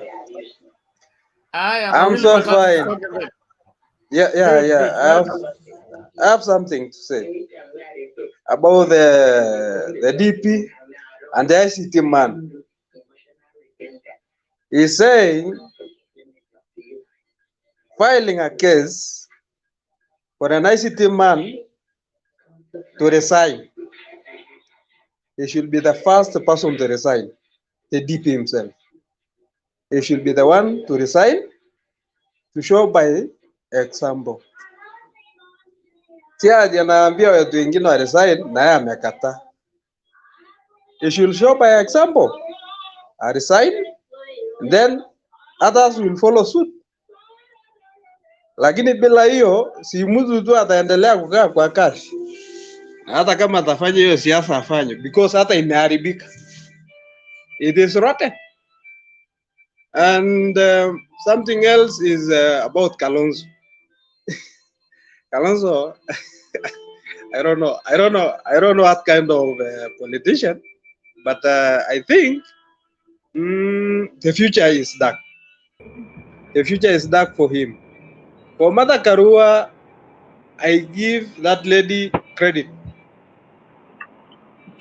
She is a national figure now. Mother Karua wameshindwa vile watampiga, wameshindwa Kenya watasema, and in fact they want to change the running mate. And it is not possible. It is not possible. I don't know whether it is possible. Somebody may correct me there. For Odinga, it is just credible because he has done something. He has written history by electing or appointing a woman for the first time in this country. And maybe in 2027 or 2032, a woman can be a president of this country. It is possible. This is a civilized country where a woman is, in fact, is very important in the society. Without a woman in a society, that is not a society. And jokers, the society is not complete without jokers. They are there. You never miss them.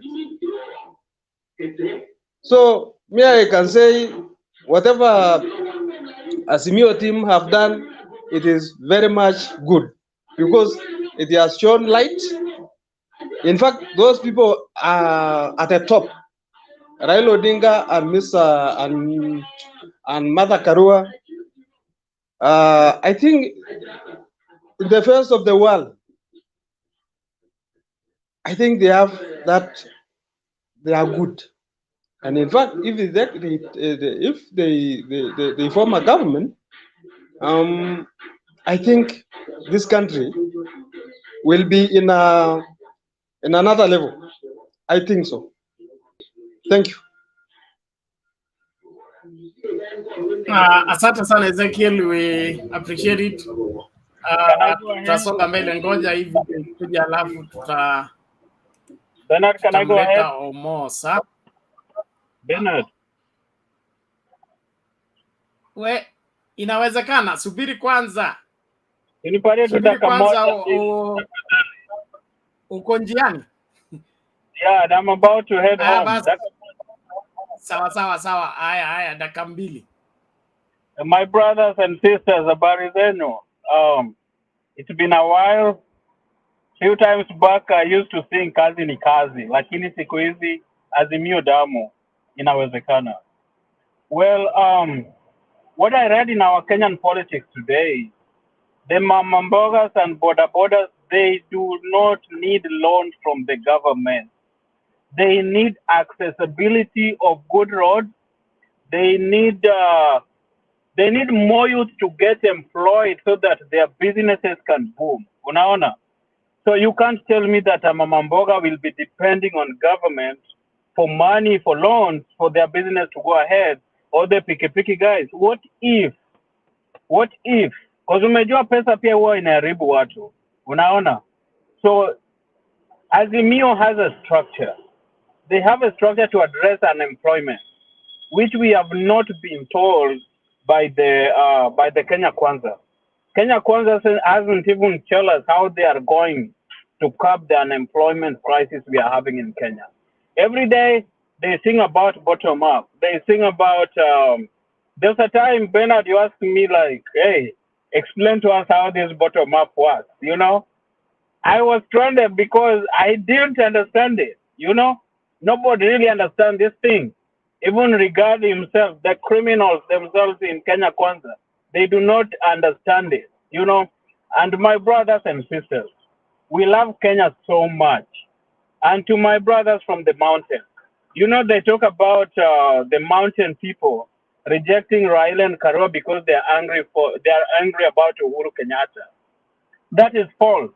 If they were angry about Uhuru Kenyatta, why wouldn't they vote against him in 2017? You know, so this is just like a false fallacy. And they can't be telling us that, hey, the president has neglected our region. Martha Karua has been saying very important things like, hey, if you do not elect that member of parliament who can work, if you do not elect that MCA from your area who can work, if you do not elect a governor who can work, even if you elect your favorite president, you will always feel like you are being neglected because the president is the president of the entire country. A President Uhuru Kenyatta cannot come to Kiambu to supervise a project. You know, that's not his work. His work is to sign checks, you know, to commission it. He cannot, like you remember when Aurora and Kimwarer money got lost, right? Uhuru can't go there to supervise it. His work is just to sign checks, to allocate that money, you know, the resources, you know. That's the point that Martha Karua has been talking about.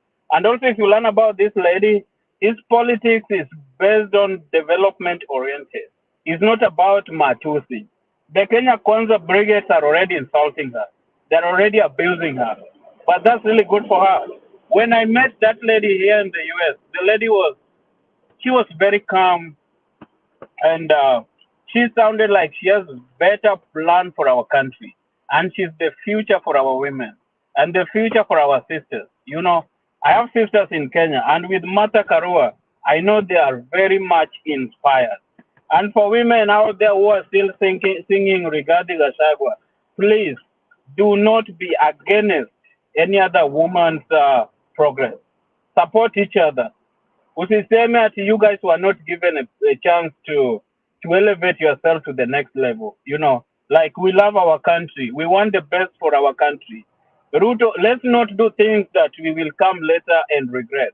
Like after the 2013 election, 2017, people were already crying, but when 2017 came, they sang Wembe ni ule ule. This is our time to stand up and elect our leaders.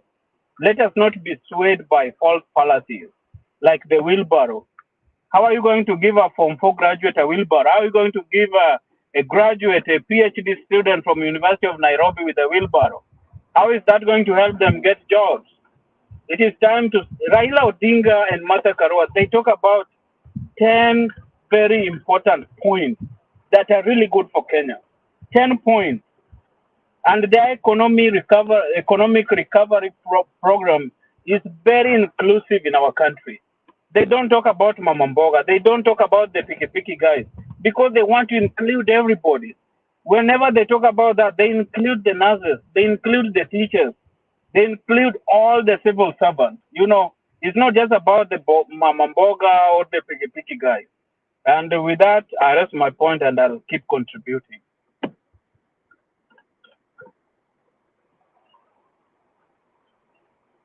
Oh, sawa sawa, asante sana. Inawezekana, tunashukuru. Kila mmoja ana nafasi ya kuchagua kati ya viongozi walioko. Hakikisha kwamba unachagua kiongozi ambaye anafaa, si bora kiongozi lakini awe kiongozi bora, somebody you can stick your neck out for. And this is an opportunity we have as Kenyans to correct our wrongs. Don't let emotions get in your way of common sense. Let us think soberly, think deeply. Any person pretending to try to punish Uhuru Kenyatta, let me give you free advice, okay?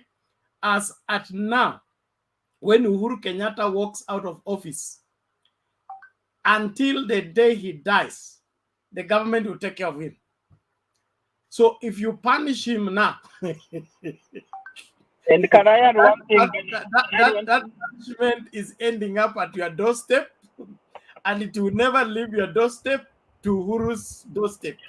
His pension is taken care of, his upkeep is taken care of, hata toilet paper yake ya siku ya mwisho is already taken care of. So don't deceive yourself that you're going to punish Uhuru Kenyatta by voting in a bad leader. You're going to punish yourself. My bishop says this way. One moment.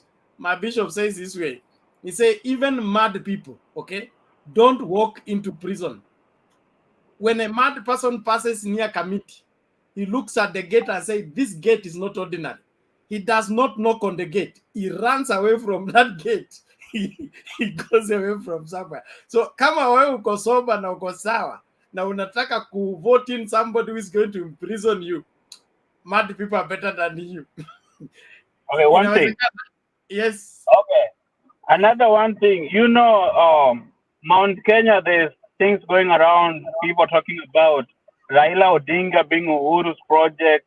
If Raila wins, Uhuru will be controlling the government. That's a very big lie.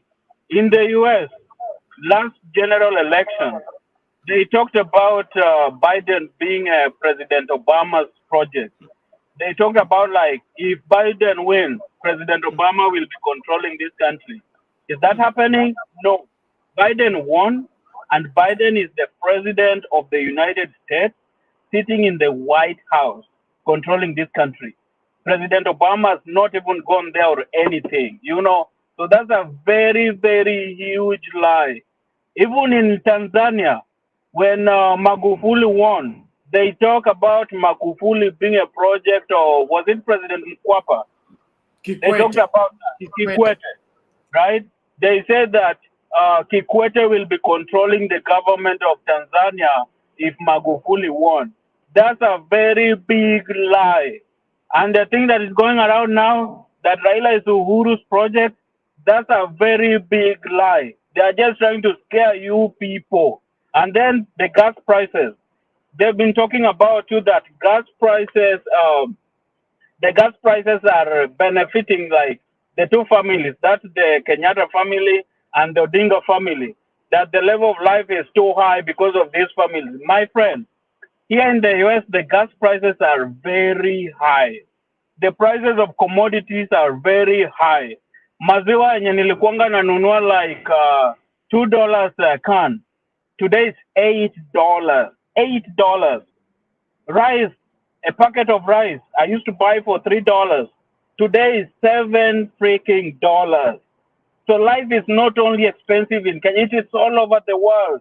Inflation is high. The stock market in the US today is very horrible.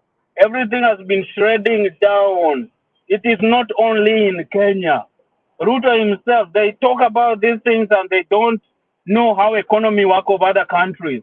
So guys, please do not listen to all these lies that are being meddled around that Uhuru and Raila are putting the level are the ones that are in charge of the high prices of commodities in Kenya.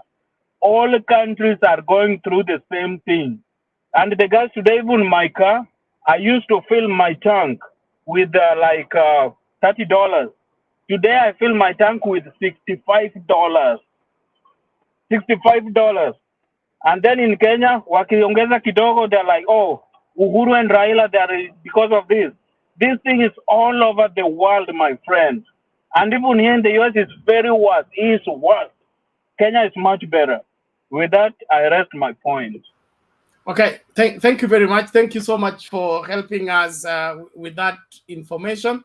Wakenya, jihadharini na uongo. Let's get this video and then tumsikilize Osomo. Okay.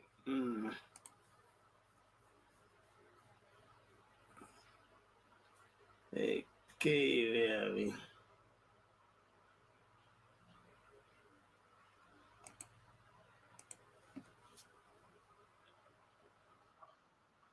We agreed that we are going to change the conversation in our country. It is no longer going to be about leaders changing the constitution, sharing power, and sharing positions. No, it is going to be about the people changing the economy. It's going to be about jobs, and it's going to be about empowerment of every citizen of the Republic of Kenya. That is why we have come here, because we are having a paradigm shift in the politics of Kenya.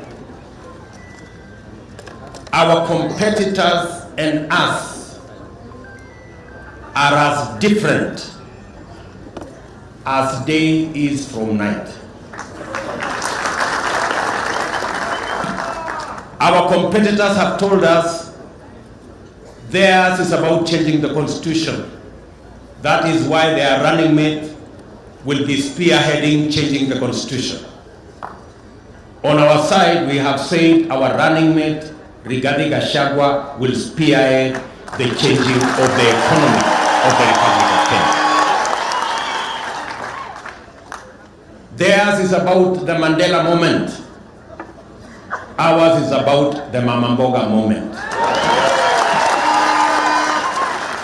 Theirs is about changing the constitution. We are about changing the economy.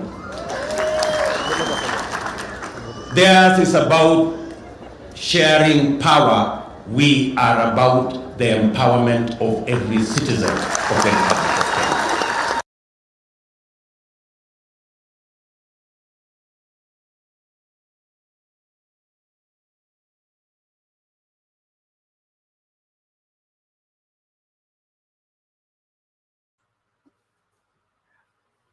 Then, is it Danis or Mosa? Unmute. The mic is beside your name on the screen. Can you hear me now? Yes, go ahead. Oh, perfect. Thanks so much, Mr. Bernard. So this is my first time I'm joining you guys. Actually, I was browsing through the YouTube, then I came across you guys, and I opted to listen to what you guys are having. I have had a nice conversation from Baba AJ, Baba Jackie, from Kendu Bay. Actually, I don't know where to start from or where to end to, but from what I've seen, you have about the topic for today is about the handshake and the cost of living, about Mata Karua ni Tharaka Nithi, and Gachagua anyway, and Karonzo. Nikianza na mambo ya handshake, the way mimi ni mtu wa Azimio. Now, I don't support Azimio because I like Ibaba or because of what? Because I like the ideologies. And I think with the Azimio's ideologies, our Kenya is going to be better than it is right now.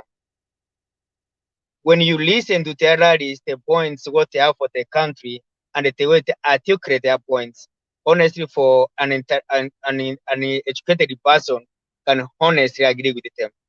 Unlike what we always hear from the UDA, the Mama Mboga movement, of which I don't know if it exists because I haven't seen any Mama Mboga in there right now. Because what I'm seeing on there right now is just, the billionaires, wakina Gachagua, wakina Ruto, siona Mama Mboga hapo hivyo. So when we talk about the cost of living and the handshake, if we go back before the handshake, utasukapata ya kwamba our country was going into a mess. There were a lot of scandals here and there. Actually, between 2013 to 2017, we had more than 5 scandals. Eurobond, NYS, zingine za kina Kimware. Lakini ukiangalia wakati when Uhuru came together with Raila, and everybody can agree with me that we only had Kemsa scandal. Kwa hivyo mtu mwenye anashtumu handshake ya kwamba handshake imekuja kufanya maisha imekuwa magumu, huyu ni mtu ambaye hajielewi. This is someone who is living in denial. The result of handshake, we have seen, the cases of corruption have been cut down. We have seen a lot of development countrywide, unlike it was before the handshake. Because I remember, like from my home area, there were a lot of projects that were initiated, but they have never been completed. Zile zikafunguliwa, hizo pesa zikatoka, hiyo miradi ikakwamia hapo hivyo. Hizo pesa zilienda wapi? And this is the guy who is moving all over the country, telling the people that he has the track record, of which if someone asks him like, hey, what kind of the track record is talking about, he won't be able to explain to the people. Mambo ya hali ya maisha kwenda juu sio Kenya peke yake, ni everywhere. Baba Jackie alisema hapo hivyo, kila kitu kinaenda juu, sio Kenya, sio mahali popote, naamini sio, is everywhere. Everywhere the cost of living is going high. So for them, especially when they're in the government, using the cost of living as an excuse to blackmail their opponents, I think, is so archaic, is out of order. They need to come up with something instead of using the blackmailing, the insults against their opponents. They need to come to the people and tell the people what they have for the people, what is their agenda, what they will do for the people. Kama leo sio kama ulisikiza what Rigathi Gachagua wakiwa Nyandarua, honestly, and you wonder if Rigathi Gachagua is truly maybe let me say like the incoming deputy president from what he said, because like he's self-centered. Ati pesa zetu zilitolewa hapo hivyo zikachukuliwa huko Kisumu. When Kisumu is part of Kenya, and as a deputy president is close to the president, and a president is the symbol of national unity. So you have to advocate for equal distribution of the resources all over the country. It's not in one ratio. So is this the person that Ruto is trusting to go out there and hunt for the vote for him, if he doesn't have the interest of the country in his heart?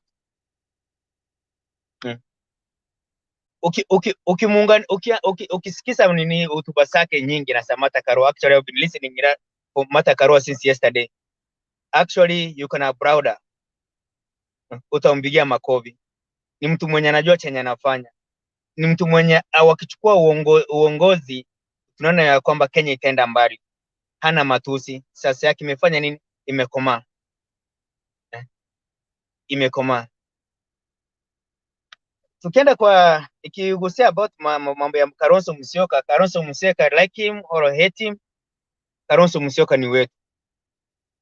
That's part of politics, but he's coming back to Azimio. He has nowhere to go. He has nowhere to go. He's coming back to Azimio. He's coming back to support Baba, and we know with him in our team or in Azimio team, we are Baba is going to take our country Kenya to the next level. He's going to fight corruption. He's going to fight corruption, which, you know, in the UDA side, Kenya Kwanza team, they have never addressed the issue of corruption, how they are going to tackle corruption. But with Baba and Martha Karua, we think we heading to the right direction.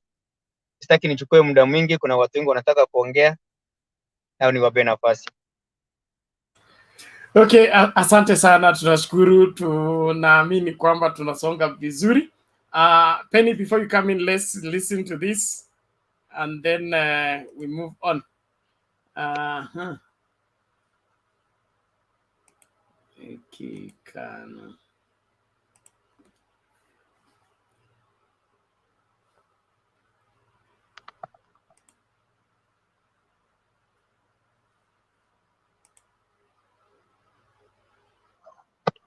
Welcome back. Now, just what is KANU's and by extension, party chairman Gideon Moi's stand on former Prime Minister Raila Odinga's presidential bid? Well, this has been the question in the minds of many Kenyans after Moi skipped Raila's unveiling of running mate event and attended a separate meeting where Wiper leader Kalonzo Musyoka announced cutting ties with Odinga and unveiled his separate bid for the presidency.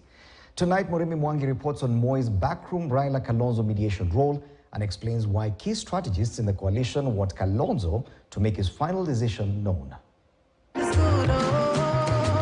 When former Prime Minister Raila Odinga unveiled NARC Kenya leader Martha Karua as his August 9th presidential running mate, two men were conspicuously missing at the event: Wiper leader Kalonzo Musyoka and KANU chairman Gideon Moi. Moi had only left KICC a few hours earlier, only to re-emerge at the Kalonzo Musyoka Command Center in Karen, where the Wiper leader announced his departure from the Odinga-led Azimio la Umoja One Kenya Alliance, and even unveiled one Andrew Ole Sunkuli as his running mate for a solo presidential run. And there have been questions on Moi and KANU's stand on the Odinga candidature. For us, KANU, I would repeat again, we are family in Azimio, supporting the Right Honorable Raila Amolo Odinga to be our fifth president of the Republic of Kenya.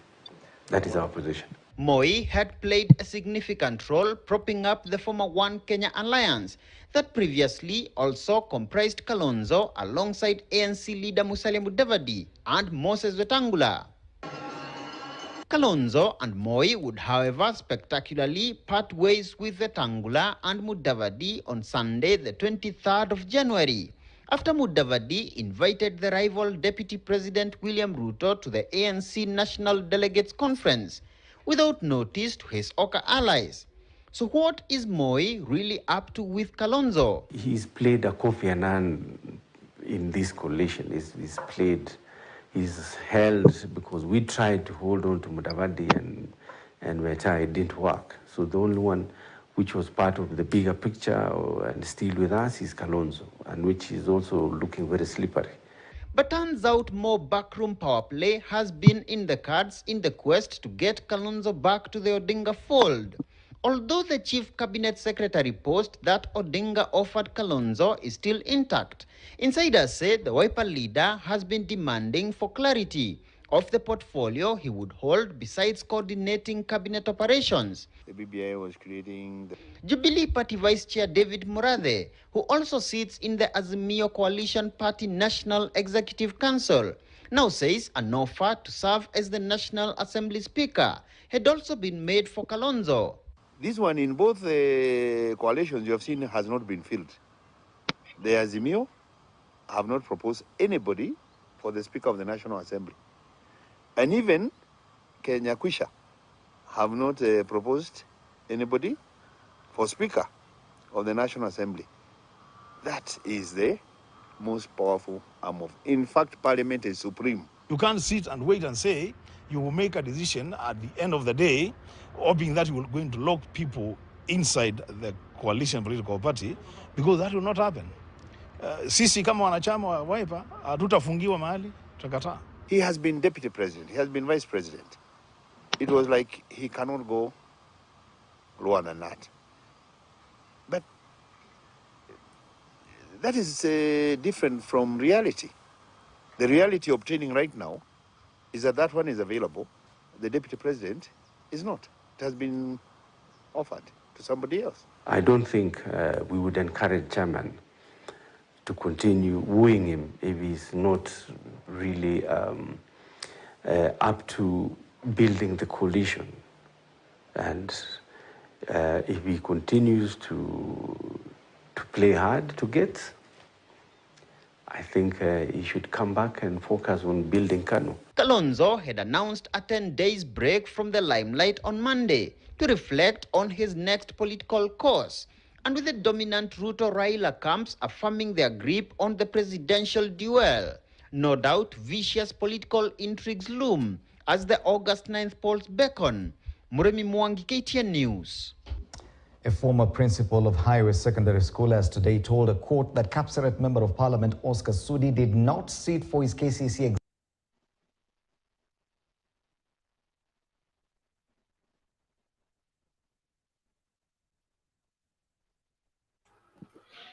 Okay, thank you. Welcome back. We appreciate everybody. We appreciate all of you on the comment section. Please, let's keep it civil, and then keep inviting somebody to watch with you.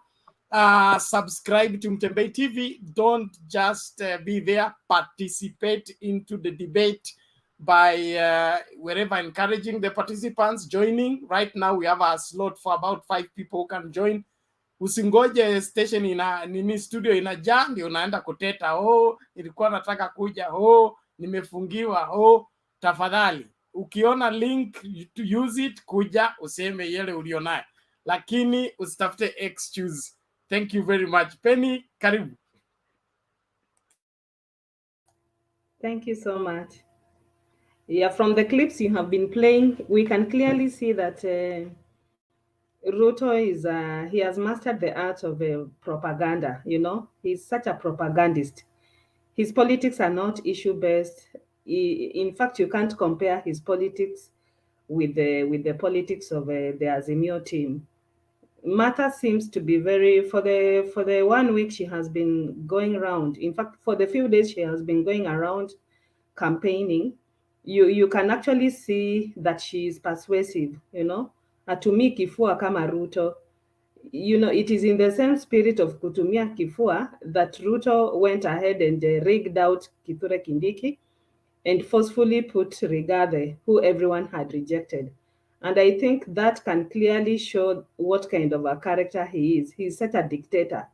He does not take instructions. He does not listen to his colleagues. This is someone who is not teachable. So I think it's a very clear warning to the citizens of this country, the kind of a character that is seeking to clinch the highest position, you know, the presidency. So I think Kenyans, we have come to a place where we have to really wake up from the slumber, you know, and make the right decision, because the divide is very, very clear. On the opposite side, we have people who are opportunists, we have propagandists, you know, we have thugs, we have people who have a lot of court cases, we have people who are grabbers, you know, who have a history of murdering people. They still have court cases that are pending, you know. But on this other side, you can clearly see people who have fought for the liberation of this country. We have people who have fought for the 2010 constitution, we have people who fought for the multipartism. So Kenyans should wake up and reject politics of mudslinging. Kenyans should wake up and reject politics of hatred, politics of name calling, and politics of mudslinging. Those are not the kind of things that we want in this time and era. At a time when our economy is doing very badly, we need reformists like Martha Karua and the Honorable Prime Minister to be able to change for us a situation in our country that is in dire need of change. So it is so amazing the way Martha has been received in the various places, more so in Nyandarua, in Tharaka Nithi. And we all know that the Tharaka Nithi residents were not very happy because their son was betrayed. So the more reason they gave Martha a good reception, and they were listening to her and what she has to offer for this nation. So actually my call is just to appeal to my fellow Kenyans to reject politics of grabbing, politics of land grabbing, politics of hypocrisy, people putting up a bold front that they are Christians. So what is the definition of a Christian? Someone can easily say that a Christian is someone who murders people. A Christian is someone who abuses their seniors. A Christian is someone who is disrespectful to their bosses. A Christian is someone who steals in the name of the Lord. A Christian is someone who bribes their way into churches. Even churches have really disappointed us. They have been receiving money from these bandits and supporting them and even giving false prophecies. Yeah, so I think it's high time. We don't care who's gonna be the president, whether it's an atheist, whether he's a Hindu, whether he's a Muslim. We need someone who has reform credentials. We need someone who has a track record. So if you call yourself a Christian and you have a record of murdering, we can count up to 20 people that you have murdered. We can count up to 100 properties that you have grabbed and displaced people. I don't think those are the kind of things that we need. And people should stop misusing the name of Christianity. This idea of pastors receiving money, stolen money from politicians who are thieves. And then they come starting to prophesy to people that who is going to be the president. I think it's high time Kenyans should wake up, and we should stop misusing church. We should stop misusing church and hiding in church. These bandits should be exposed. Their place is committee when Martha and Baba take up the presidency. We want them all locked in committee. We want their accounts frozen, and we want all the money that they have stolen in the property. We want the accounts frozen, and we want those things repossessed so that the citizens of this country can begin to forge ahead. So I think that's my contribution for now. Okay, asante Feni. Yes, yeah, Ezekiel. Okay, thank you for this nafasi. I want just to touch something on this bottom up. This bottom up, I think this bottom up has been finished by what you call devolution. Devolution came in order mtu wa chini apate services. No.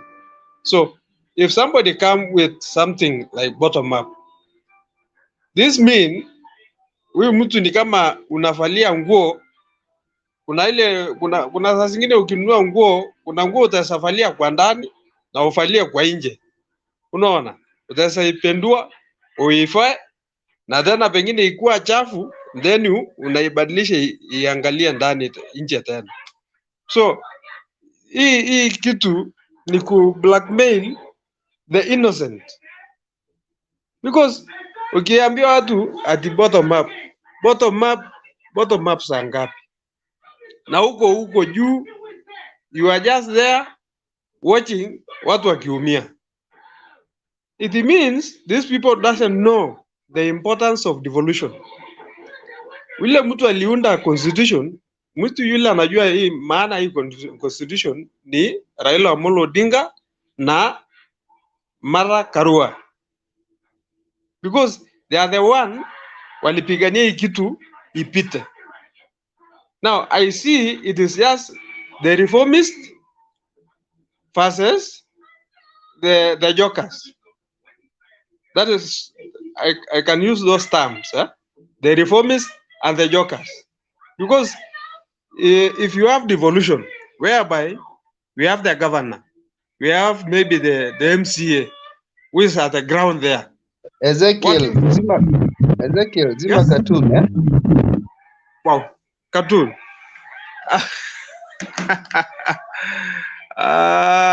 Okay, let me just try. So, yeah, I was watching something. Yeah? So, you see, when you have the devolution, imemaliza mambo na hiyo mambo na bottom up, unaambia watu. Mambo na wheelbarrow, I don't know what is this wheelbarrow. Hii wheelbarrow anaongea juu yake, wheelbarrow haina maana. Ni kitu, it is just something personal. Sio kitu ambayo itaweza kuja kusaidia. Hata upatie mtu pesa, si atawacha hiyo wheelbarrow. Na anunue hata gari ya kufanya biashara. Hii mambo ya kusema the bottom up, hiyo ni kitu bure tu. And maybe for this running mates, mtu kama Gachagua, najua Ruto amechagua pesa akawacha kiongozi. Yani ameprefer mtu mwenye ana pesa na akawacha kiongozi. So he has chosen money instead of a leader. Because kama angepatia nafasi Kindiki, I think hapo ndio pengine Azimio hata angeogopa kidogo, ingetingisa kidogo. Lakini ukipatia mtu kama Gachagua, I don't think whether anafikia Karua.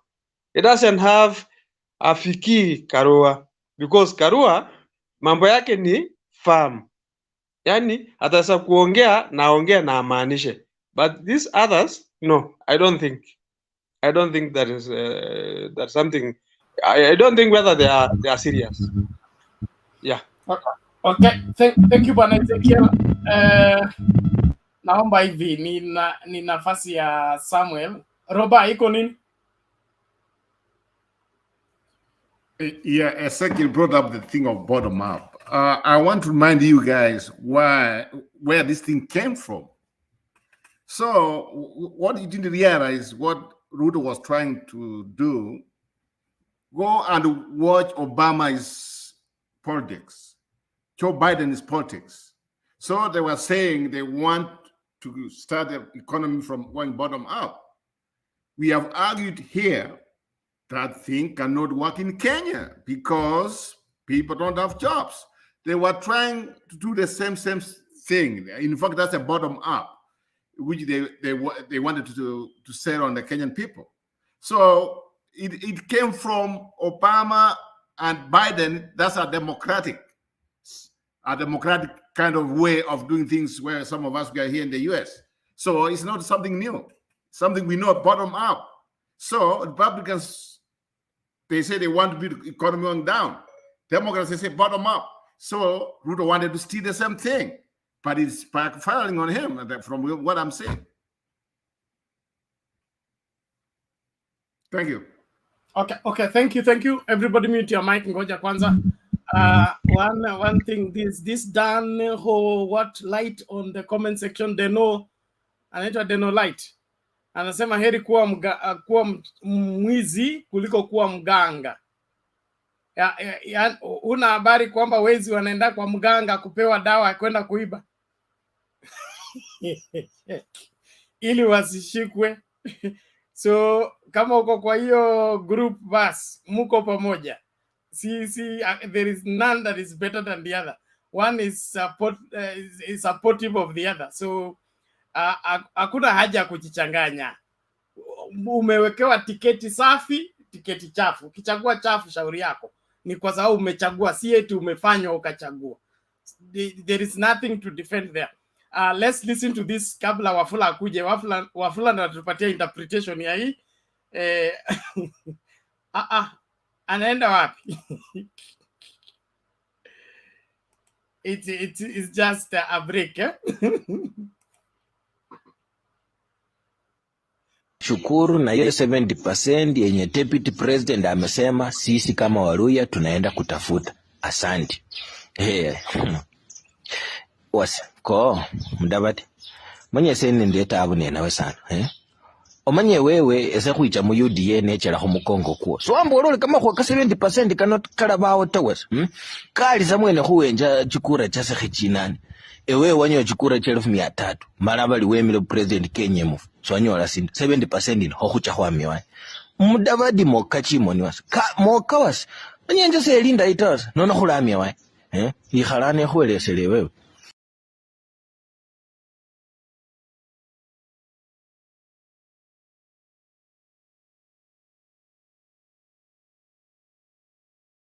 For those that understand, Wafula ameenda wapi? Nilikuwa nataka Wafula anifafanulie mwenyewe.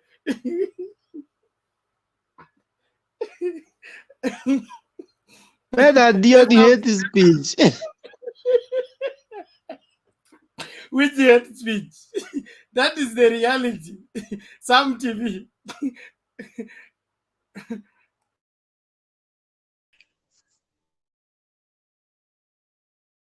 You're still mute, unmute kwanza. Hiyo ni ile simple words zenye ilitokea buy muda get weta free. Okay. Anyway, that's a good one. Good evening, good morning, good evening everyone, depending on where you are. Today I'm so delighted to join. Na Bela utaniruhusu tu niweke my submission kidogo tu. I'm so glad, by the way, from the day Raila named Madhakarwa to be his running mate. Actually, vitu zimebadilika sana Kenya. The way the campaigns are going on, even on the other side, unajua hawa jamaa walikuwa wamezoea kuita Raila mtu wa kitandawili, anajificha nyuma ya Uhuru Kenyatta, akuje mbele tupigane na yeye. Sasa hii Madhakarwa amewaambia, nyinyi juu mnatuma hawa watu mnawapatia 100, kujeni hapa na watoto wenu, mlikujie hapa kwa hii gari mchukue microphone. Na huyo ni mtu mwenye tunataka kwa in leadership. Madhakarwa has portrayed like she can take these people on regardless venye watu wanamportray huko nje.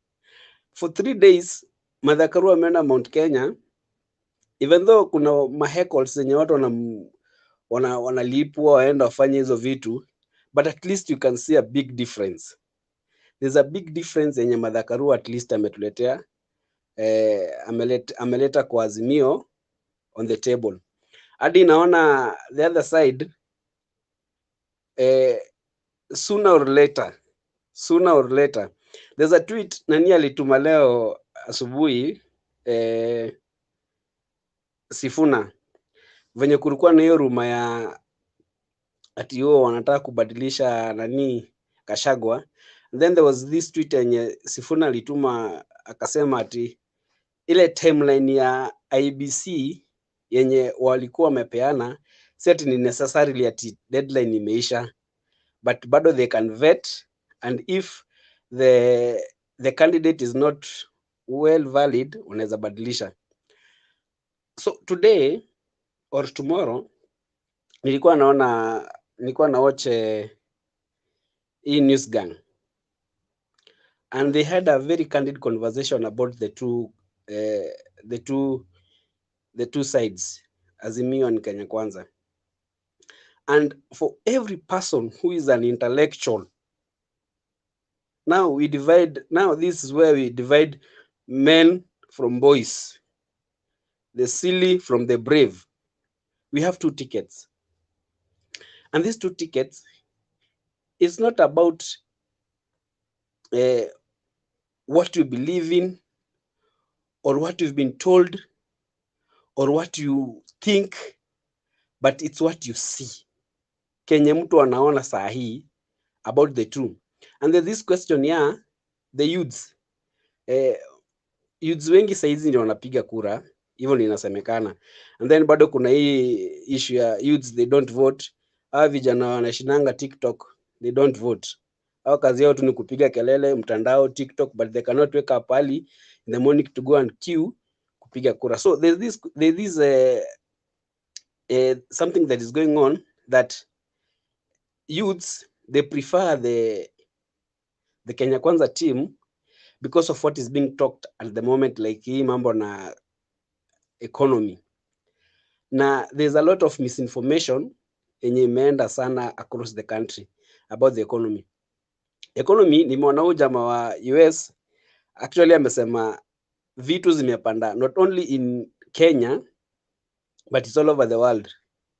Na Ruto ametumia for 4 years kudeceive akili za mahasla in quotes, like okay, si mahasla, hawa watu wenye wako chini kabisa. And then the worst thing yenye watu wamefanya, wamemchukua kama mouthpiece yake, wamemchukua kama mouthpiece, that they listen to him and they believe him more kwa ile mambo yenye anasema, and they don't want to do the background research. Says the youths, they believe that bottom up ndio the only solution ya Kenya, but they don't see what Raila is offering. Raila na offer, for me, Raila na offer a good solution than Ruto. Ruto anataka kuja na ile fix, ile ya kufixa paraka, and then watu waone ni kama everything is okay, and then after 1 year kila kitu rudi chini. Hiyo ni bottom up yenye Kenya saizi iko. Juu kuna huja mama anasema USA that thing hadi wako huko. Na US ukiangalia ekonomia, you cannot compare. Huwezi compare ekonomia ya US na ya Kenya. Hapa youth kwetu Kenya hatuna kazi, watu wengi hawana kazi. Now we need something that hata kama it take long term, kitu kama 1 year, 2 years, 3 years, and then after that we have a good economy yenye iko sawa. Because I know there's nobody mwenye ataingia serikali mwezi wa 8 na fix economy the way it's supposed to be. Lazima take time. Na ile Kenya Ruto anasema atachukua 50 billion apatia mama mboga, atachukua 100 billion apatia watu wa boda. I don't think that will work. We need something, hiyo pesa venye baba anasema each county a credit factory. Ukiangalia hiyo factory kuna employment itakuja hapo. Haya, amesema kutakuwa na processing, value addition itakuwa hapo. So that's job creation, na iki create jobs, those products zinakuwa exported. That's a good example ya nini ya economy ku grow at a steady, but at the end of it we will enjoy. Unlike enye Ruto anakuja kutuambia bottom up, anakuja kutuambia ata fix economy at that point of which tunajua even right now we have debts, we have a lot of issues zenye inabidi tufanya nini tuziangalie. And then about Kalonzo, Kalonzo is a smart politician, is a seasonal politician, na he knows his importance in this election. Saizi Kalonzo anajua definitely if I give in too easily to Azimio, wanaweza nichukua mimi nikaa fala. So kitu anafanya ni yeye, he wants acheze chini kidogo, na any decision yenye Kalonzo ana make saa hii ita affect Azimio either directly ama indirectly. But from the word go, mimi nimependa sana kenye Raila alifanya, because Raila ni mtu mwenye amekaa kwa siasa, anajua moves zake venye anazicheza vizuri. When Kalonzo was there trying to blackmail Raila, Raila alikuwa anamwangalia tu, and then all of a sudden amekuja akapik Karua, na saizi penye Azimio iko, I can guarantee you it's in a better place than kama tungekuwa na Kalonzo. Hiyo nayo ni ukweli. It's in a better place than tungekuwa na Kalonzo. Juu if at all kama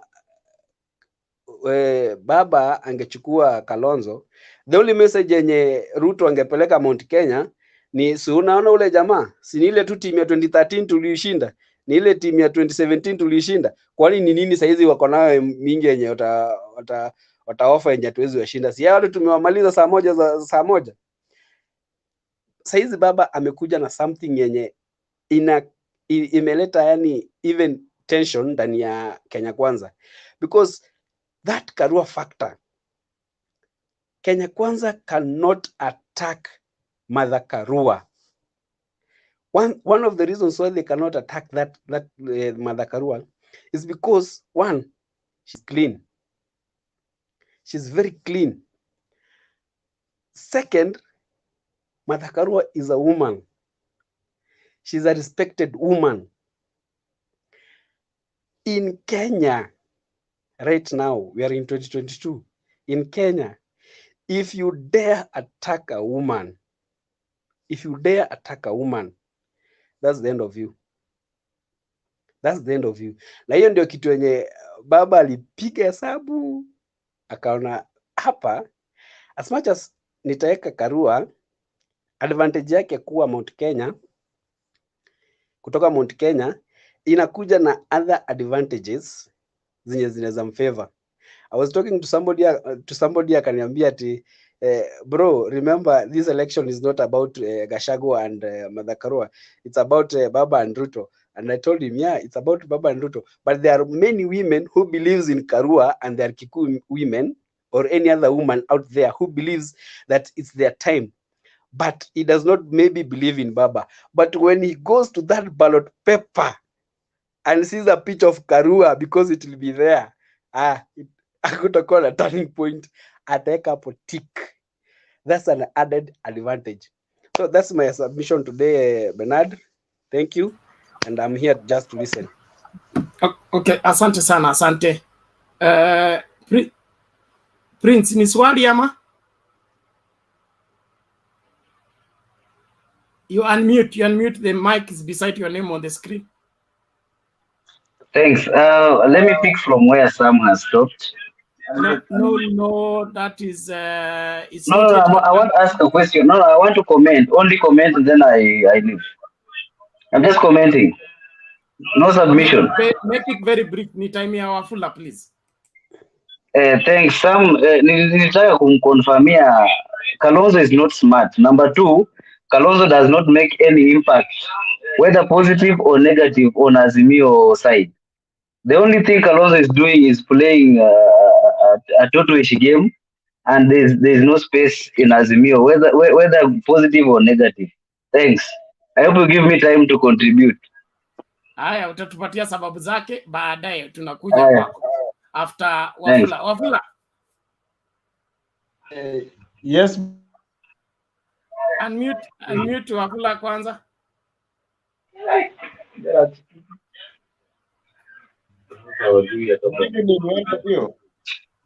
Yes, good evening. How are you?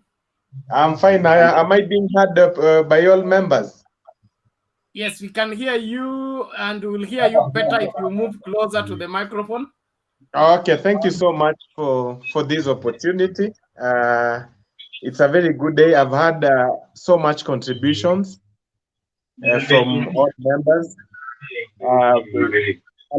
A lot of good stuff coming. I think the channel is growing, and also the viewership. I can be able to look at the YouTube, viewers. People are viewing this channel, and it's a very good indicator that we are, opinion shapers of the political narrative in this country. I think very few submissions from where I think some left. One, I think about the economy. We want to remind people that Kenya is a consumer economy, not a producer economy. So when we are affected by, the world economic, outlook every day, when, things happen which are outside, our control, but also interlinked with our, economy, it really affects us a lot. So we cannot, politicize certain, economic activities happening worldwide. We want to get political mileage out of them. I think what Ruto is doing is trying to take advantage of a very dysfunctional economy to get political currency out of that. And I think that one is a very tired narrative. If you look at that narrative, he has been propagating that narrative since, I think, 2018, and it's not selling anymore. I think, secondly, we have a huge constituency of voters who do not understand our history, where we come from, where we are, and where we want to go. Raila, every time when he's given an opportunity to address Kenyans, he says that our problem is where we took off as a country. That was 1963. He reminds us of even what our forefathers, wanted to battle with. But the problem, again, of this current generation, the generation that had never voted in 2013 and 2017, is that they don't understand that the current formation of Kenya Kwanza, those are KANU boys who have, just the return of the KANU boys. They have met up. It's a comeback of the KANU boys. Wetangula was Moi's lawyer. William Ruto was, YK92, a youth leader. Look at Mudavadi, was a surrogate. In fact, he needs to thank Moi so much for what he has today. Look at people like Gachagua, he was a DO and he has a very dirty past. So these are KANU guys who have finally come back. They are meeting up together. And on the other side, there is a team of reformists who are always fighting against KANU in the 90s. That gave birth to the reforms that we are witnessing. In fact, Mutembei TV wouldn't have, this Mutembei TV wouldn't have been, wouldn't have come to fruition were it not for the gains that Raila Odinga and the people like Martha Karua, the defiance of Akina Martha Karua, Akienda huko, Uhuru Park, every day they were demonstrating against Moi. So we really need to understand where we come from, where we are, and where we want to go. Another thing is about Ruto, his narrative, political narrative. This guy has been in government since 1992 actively. He has never worked with any institution. He has always been a career politician. Since 1992, after the YK92, they assisted Moi, rigged in favor of Moi, waliibia Matiba Kura. Between 1992, hakuvai. 97, the guy has always been in politics. He's selling propaganda. There's nothing Ruto will tell you. There is nothing factual. If it's doing business with government, this guy is used to do business with government. He is doing business with government. We look at the NTSA tenders. Kuna magari ya NTSA. Hii ilitolewa kwa barabara ya green. Those are hizo nasikia zilikuwa gari zake. Angalia hizi poles za stima. Those are his things. So when he was told that, this government is bigger, we need to empower also private, businessmen to also conduct business freely with government. That is when issues ilianza. The fight between, I've always insisted, the fight between Uhuru and Ruto has nothing to do with politics. It has everything to do with business.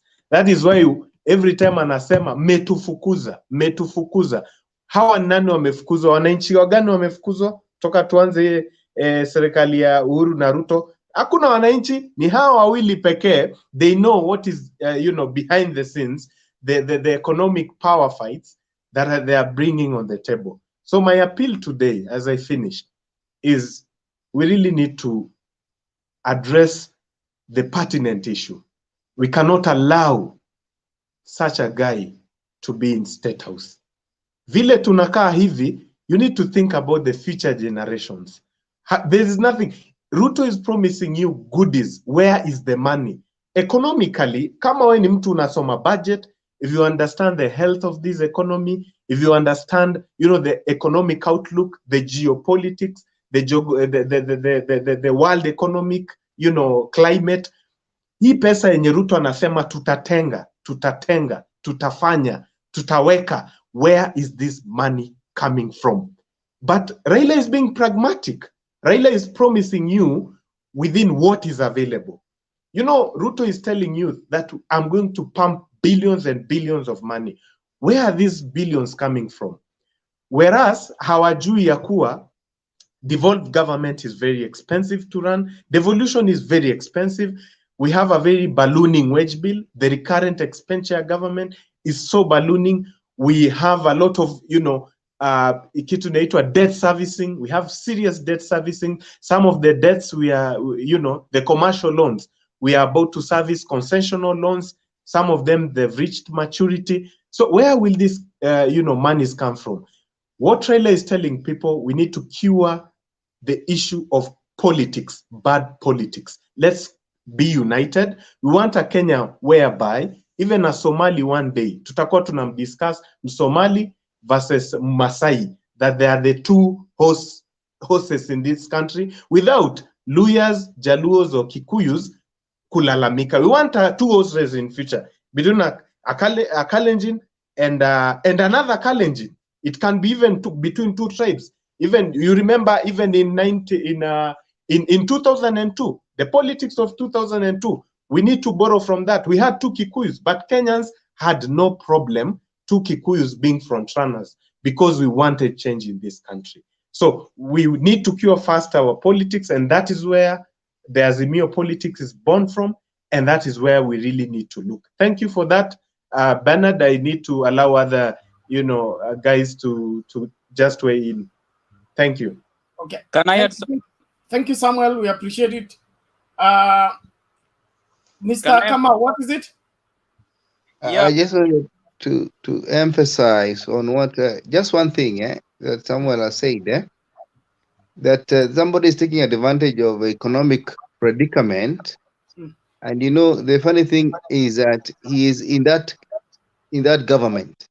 He has not resigned so that he can criticize the government. So he's saying you're in this problem because of this government, forgetting that he's the second most powerful person in that government. And that is what Uhuru was saying. Why don't you give me solutions on, for example, fuel, on how we can reduce it, rather than criticizing and saying that I'm the person who is going to reduce it. So he just emphasized. Okay, thank you Kamau, we appreciate it. Kabla Prince yakuje, nikependa tu kurespond somewhere kuna huyu Jose, anaitwa Jose Langat. These elections of 2022 are going to be like the 2010 constitution. If you have the result for the 2010 constitution somewhere, go and copy those results and keep them for the record. You will be here on the 9th and the 10th and the 11th. That hiyo tutakuwa tunafanya 24/7, okay? So kuwa hapa tutaongea mbivu na mbichi. But the result for the 2010 elections, the church plus Ruto versus Kenya, okay? The so-called church, okay? Then the rest of Kenya, hao ndio wataenda kuvote na watachagua rais ambaye ni msafi, si yule ambaye ako na masuala mengi. Naomba hivi tafadhali, inawezekana, ngoja kwanza. Kuna watu kwa queue hajasema chochote, we are on the 5th hour. So naomba tuwapatie muda kwanza, tusikilize hii shortly, alafu Prince akuje maswali to minimize ili kila mtu apate nafasi ya kusema kwanza, alafu tutafanya nini, tutasonga mbele. Let's just watch this shortly. Musicians supporting the Azimio la Umoja One Kenya coalition party have continued with their Thanksgiving rallies in Kiambu County. The artists have lauded the move by the coalition's flag bearer Raila Odinga to pick NARC Kenya party leader Martha Karua as his running mate ahead of the August 9th polls. The artists say Karua's nomination will inspire women to pursue leadership opportunities.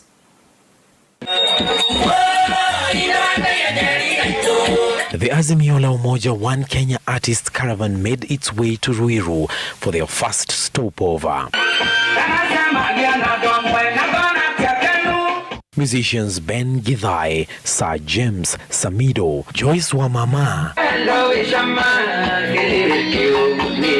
Regina Mudhoga,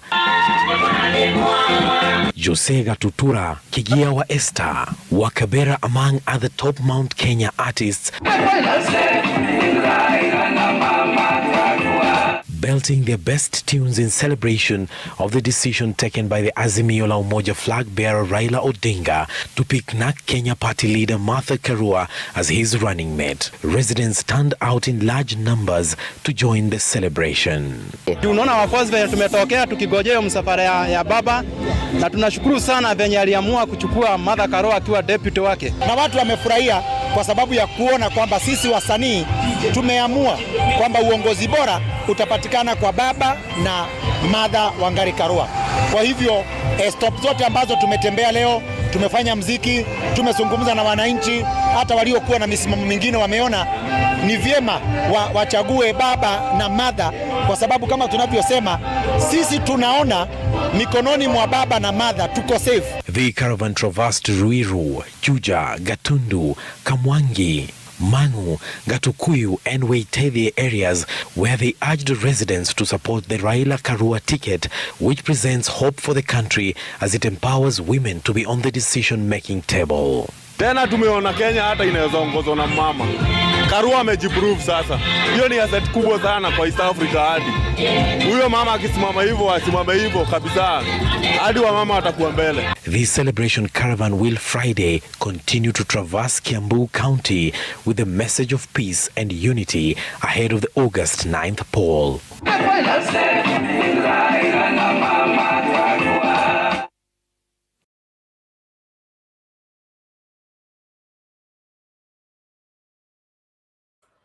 Okay, thank you. Let's Prince, please come in faster. 2 to 3 minutes, please. Oh, okay, thanks. First of all, I would like to thank this. I would like to thank this initiative, a very good initiative indeed, and I congratulate you too. Let me pick from where Sam stopped. Already I had commented on Kalonzo Musyoka too. I also want to comment on some issue here. Yesterday I was watching Jeff Koinange, and there was a former Chief Justice Deputy Barasa, and Barasa was making a very good statements on Citizen TV. I was really impressed because now Kenyans are now opening eyes. Kenyans are seeing ahead. Kenyans are now seeing the future where Raila had dreamed that Kenya would be. Also, we listened to some central leaders like Kanini Kiega. Kanini Kiega has occasionally been spotted saying that he has never voted for Raila Odinga. But on recent days, Kanini Kiega could say, you hear him say, this time round he's going to vote for Raila Odinga. What does that show? That gives you an implication that Central Kenya is really in front, supporting Azimio, whether behind scenes or showingly. Because now Ruto is feeling is feeling that has captured Mount Kenya, but that is not the case. Mount Kenya today has opened eyes, because Ruto was there previously, but today Mount Kenya is now moving towards Azimio. What is happening to Kalonzo Musyoka is that we obviously know, all of us here, we know Kalonzo Musyoka is coming back to Azimio, because there is nowhere Kalonzo is going. Kalonzo cannot be associated with thugs, thieves, because in Kenya Kwanza we have thieves and thugs from the top to down. Because if you start from Ruto, Arab Mashamba, Rigathi Gachagua has a lot of cases in court today dealing with billions, not even millions, billions. That is not pocket change. That is too much. They are stealing before having the seats. What about if we give them votes? These guys are going to con us when we are seeing, and we cannot allow that. So Kalonzo is coming. We are firmly behind Azimio, and we know Azimio is going to make Kenya a great country. Maybe I make a statement or a last a comment on Gideon Moi and the impact that Gideon Moi has, because today we are told that Ruto is the kingpin of Rift Valley. Anyway, he might be, but at least we know. What we know is that Raila Odinga has some votes, not even some, has about 30% of Rift Valley votes, compared to Ruto who cannot get anything from Nyanza. Ruto has nothing in Nyanza when we have Raila having in Rift Valley. So what I'm trying to say is that Ruto will sell his agendas. Ruto will give us money. Ruto will give us wheelbarrows. But at the end of the day, what we are going to do, we are going to give Baba one, because he has been after gender balance. Gender balance is working now because he has now Martha Karua. He has now people like Sabina Chege and Charity Ngilu. Give us examples of women who are following William Ruto. William Ruto is being followed by one Aisha Juma. We know Aisha Juma and the behavior. Number two, Ruto is being followed by Alice Wahome, a person that cannot even define bottom up. That is a person that Ruto is working with. Now, give us examples of Anne Waiguru. Anne Waiguru cannot explain where our NYS money went to. That is a person that Ruto is working with. Now, that gives you a common sense. What you can define Ruto and Raila Odinga. So the gender balance is working now in Azimio, and all women. We hope all women, including my wife. My wife and I wish my kid had a vote. My wife, together with I, we are going for Baba, and not because that Baba is new to us. Baba has always been struggling. All of us know Baba has been struggling ever since before I was born. 82, I was not born. Baba has been struggling to Kenya, and that is the reason as to why we are going to give him this time round. And Martha Karua deputy, we are not sorry for that. So to Sam, there is a point Sam made. I really like the way Sam and Ezekiel made their contribution. Sam, I hope you give me your number. I send you something. You made a very serious point. You know, this politics is not about numbers anymore. We are no longer talking about numbers. We are talking about what people are getting day in, day out. Because Ruto, 2 months ago, Ruto had dominated Central. What about today? Today, singers likes of Ben Gidai are going to Central, gathering a lot of crowd. Because of what? Not because they chose Martha Karua as the running mate. No, people are changing mind. People are seeing Rigathi Gachagua as a thief. People are seeing Ruto as a thief. They have no option because anyway, we don't have any other quality presidential candidate coming. So and imagine people like Oscar Sudi. Before I close, Ben, I want you to give me an answer to my question. I have a list of Kenya Kwanza leaders, and I give you a list of Azimio One Kenya. Please, can you compare Oscar Sudi, Rigathi Gachagua, and Mithika Linturi, and please, come on. We cannot make government with such jokers. We want to make government with people who are mature enough, people who can think, people who will represent our views in both in parliament and in central government. So please, if we are making choices, we make choices that have implications on a positive way. Thanks, Ben. Next time, I hope this channel grows big and we have a lot of people here, so that when we ask for votes, we're asking for so many votes. Thanks. Asante Prince is we are big and we are growing bigger. Only that it's, you know, having 10 people here, it takes like 2 hours to go through. So if we were 100, I don't know if somebody will be just greeting and that's the end of the story. So let's make maximum use of the small space we have and do wonders by ensuring that you subscribe to Mtembei TV, follow us on Facebook.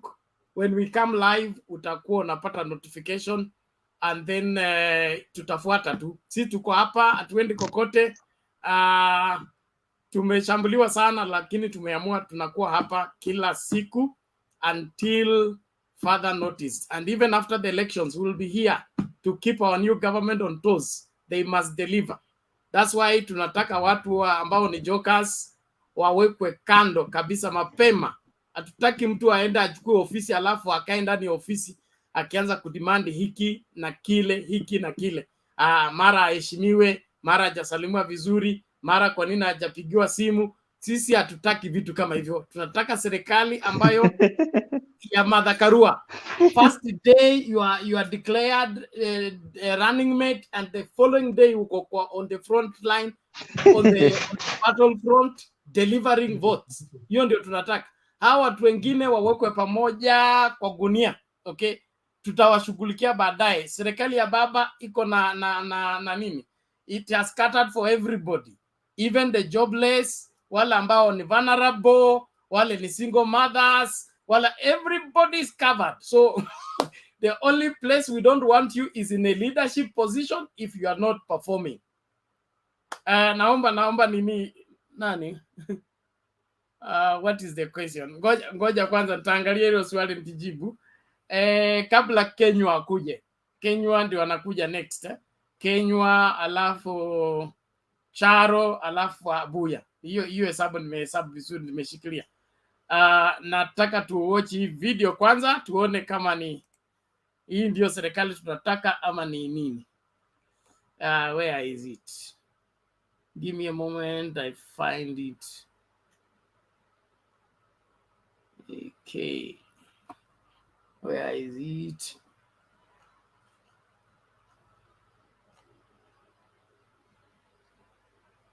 Okay.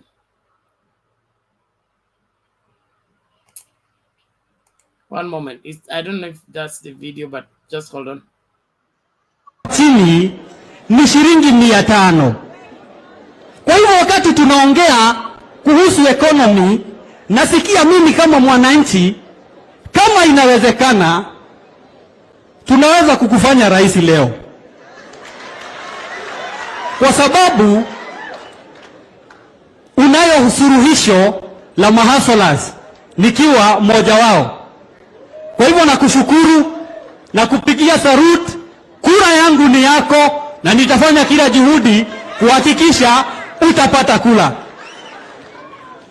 Sisi kama watu wa Mai Mahiu Sad Harvester tunayo kikundi ambacho inajumulisha vijana 900,000. Wale vijana tumewapanga katika machama 50. Na tuliwapanga hivyo kwa sababu kuna kitu ulisema, ukasema kazi ni kazi. Na wakati ulisema kazi ni kazi, sisi nasi tukapata moleli, kwa sababu kazi ni kazi. Na tukaweza kujipanga, na tukaweza kujua zile lori ambazo zinakuja pale tutakuwa tunazipakia mchanga kwa utaratibu ili kila kijana apate ajira. Tunaweza fanya hivyo, na nikikuambia mheshimiwa, hata kama tuna changamoto tumeweza kuwapanga wale vijana. Wengine kwa saa hii wamejipanga, wanatoa shilingi 50 ambazo kwa saa hii kuna kikundi kimoja kimejenga nyumba ya orofa 4. Iko 4th floor, na sikudanganyi, hiyo iko. So tungeomba Sisi kwa sababu ni sisi mahasolas wa mahasola pale chini, tunao mpango mzuri.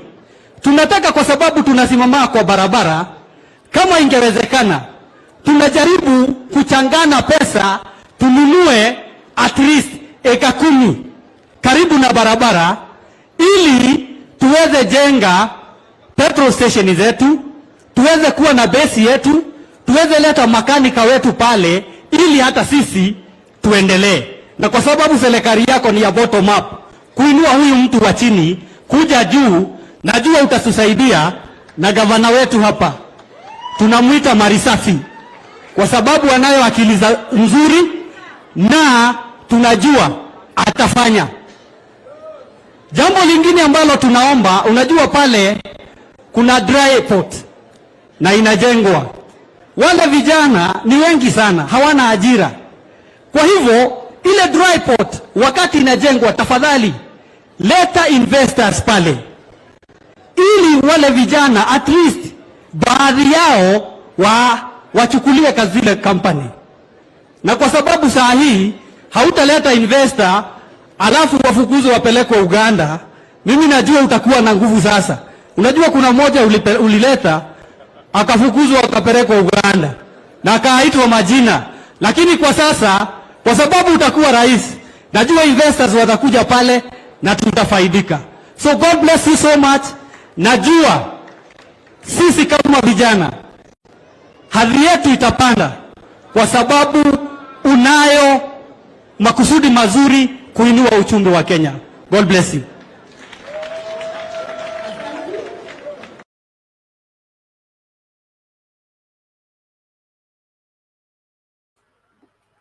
Okay, wapi Kenya? Niko hapa Mr. Bernard. Huyo ni mshirika wa dini yenu ama? Unajua, sometimes we have ears and we have eyes. Sometimes you normally see and listen, but we need to take what is serious and withdraw what is not serious. You know, I didn't even want to listen to that history much, that speech much, because it was of no interest from where I stand. So point number one, let me just say hi to everyone on the panel before I start saying anything. And let me say we are happy. We have to thank God because of the day. You know, He's the one who has made us to see this time until this time. So let me just go straight to the point. My first point is that I want to talk about our deputy president, Martha Karua, nominee. You know, she has been in Meru since I think yesterday or the other day. Today she was at our place in Tharaka Nithi. And I keep on saying that Martha Karua is a woman of few words, but if you listen to those words, they are on point and very clear. Everyone can understand, even someone who didn't go to school will sit back and think. And by the next day, the person will have changed the mind. Martha Karua keep on saying that, you see, like the people who are being paid to heckle him in Meru, he just stand and tell them, hiyo ni kazi ya upuzi mnafanya. Those people who are paying you, tell them to send their children here to do that. Tell them to say, or they come themselves and take the mic from me instead of paying you. And you know, Martha Karua and Peter Munya, hiyo ndio kiboko ya Ruto. Hao watu wawili ni kiboko ya Kenya Kwanza. Hao watu wawili vile wameshikana, those people are no nonsense. And the point they are not make, and I said, in Uda, what happens, they make a lot of noise. So you can never understand or see anything. But in Azimio, they are going point by point, point by point, point by point. And someone who has been listening to Martha Karua, I think he or she could have gotten a little bit, if not much, on where the Kenya is going. Because Martha Karua is a woman of substance. That lady is very serious in this country. And let me tell you, anapea Kenya Kwanza stress sana. Kenya Kwanza wako na stress. They are even thinking of putting Gachagua aside and look for someone else. But let me just say this categorically. If they dare do that, remove Gachagua. Saizi ni kuni wanaweka kwa moto, ni moto hawajawasha. Saizi ni kuni zinawekwa kwa moto. Wajaribu tu kutoa Gachagua tu hivi, Kenya Kwanza itaisha. Because Rigathi Gachagua, it's a ruler. Rigathi Gachagua will ask for everything that he has given to Ruto. And this thing will not come out well. You remember the day Rigathi Gachagua, they were in Nyeri. Rigathi Gachagua said in Mount Kenya, if Ruto comes there and open the doors and give us mchere and soda and chicken, we need nothing else. That's what Rigathi Gachagua said. And that is the deputy president from Mount Kenya, we are expecting from Mount Kenya. This Rigathi, I think I've come to realize that in that group of UDA, the intellectual people, they don't want him at all. They don't want. Actually, they are discussing Gachagua so much. They don't want to see that ticket because that ticket is very dangerous. And Kenyans now know. Bernard, you can remember yesterday we had a little girl there. She know nothing about politics. Nothing, absolutely nothing. Even she doesn't know Baba more than the name Baba. But she was scared of Gachagua. She was scared of Gachagua.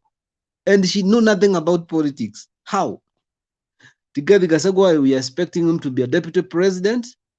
But once he stands on the podium, on the rooftop of the vehicle, what he does, it's insult. Insult. And that's why I said, in UDA, they don't value wisdom and they don't value knowledge. What they do value, it's a big mouth for insult and money. If you have money and a big mouth for insult, you qualify to be in UDA group. And that's why they omitted Kindiki from that nomination. They omitted Kindiki from that nomination because Kindiki is an intellectual person. And at a time, Kindiki will not want to get himself into trouble, something that will judge him in future. But for these people, they are used into it.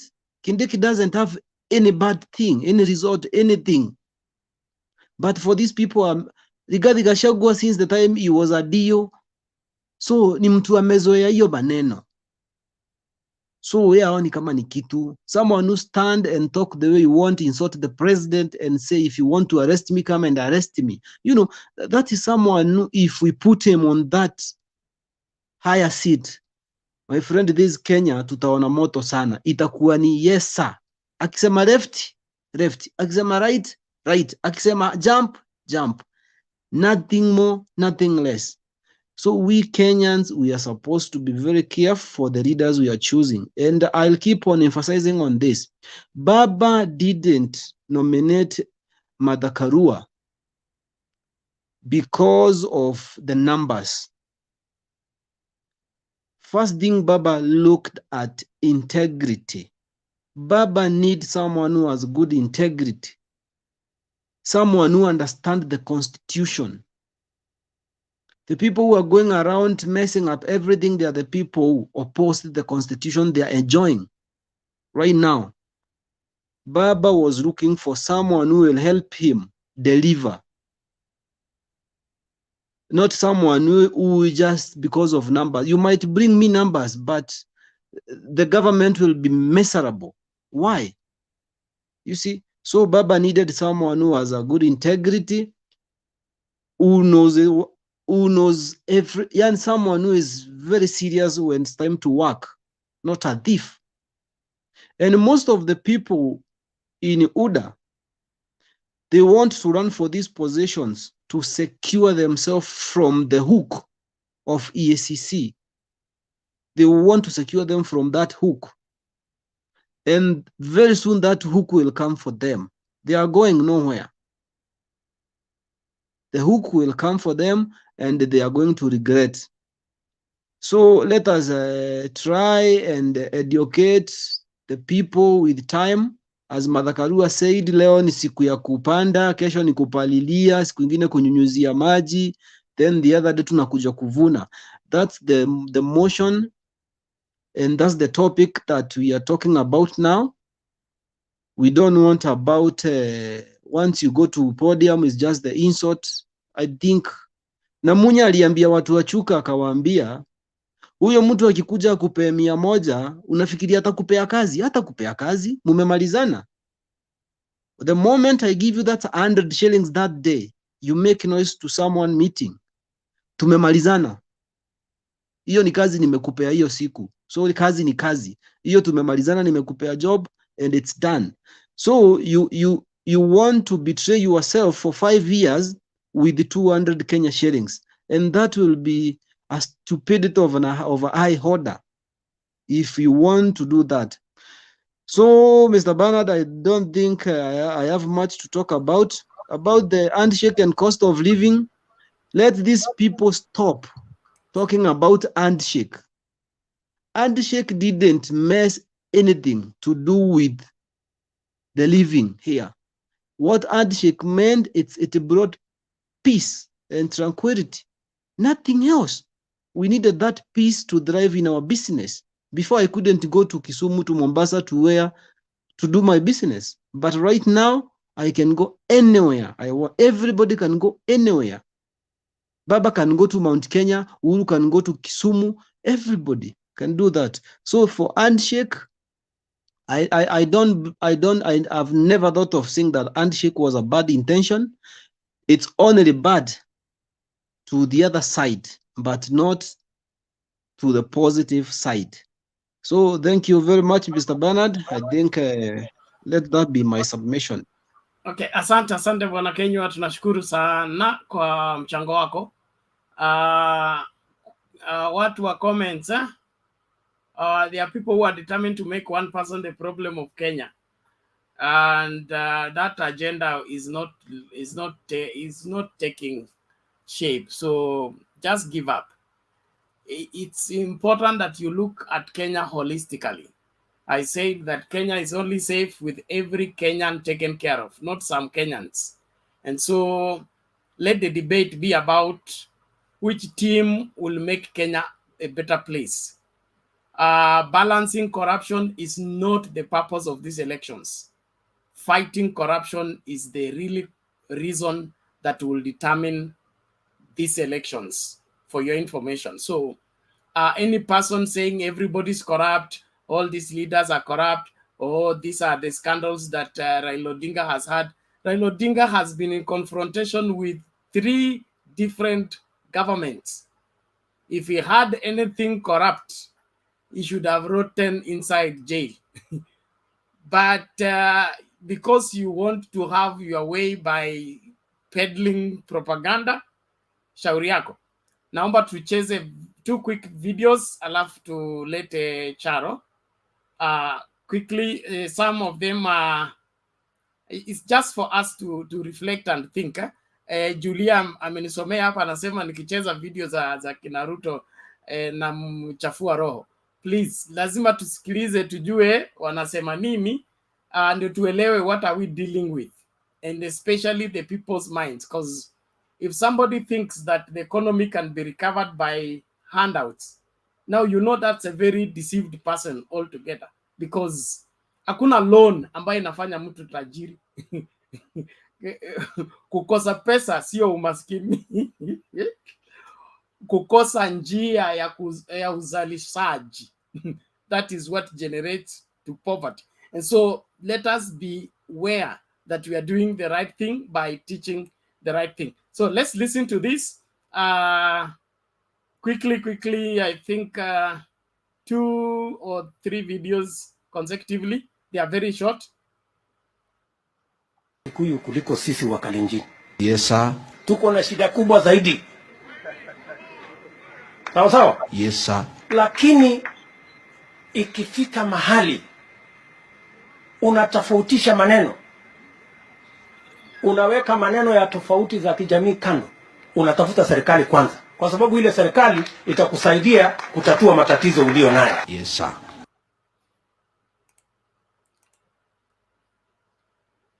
Okay. Then this one. Yesu alikuja kuwatafuta waliopotea. Lakini tukawa na swali, hawa waliopotea wanajijua kama wamepotea? Tukasema kwa sababu kama mtu kapotea alafu hajijui kama kapotea, anaweza akajiunga na watafutaji kutafuta waliopotea, wakati yeye ndiye anayetafuta.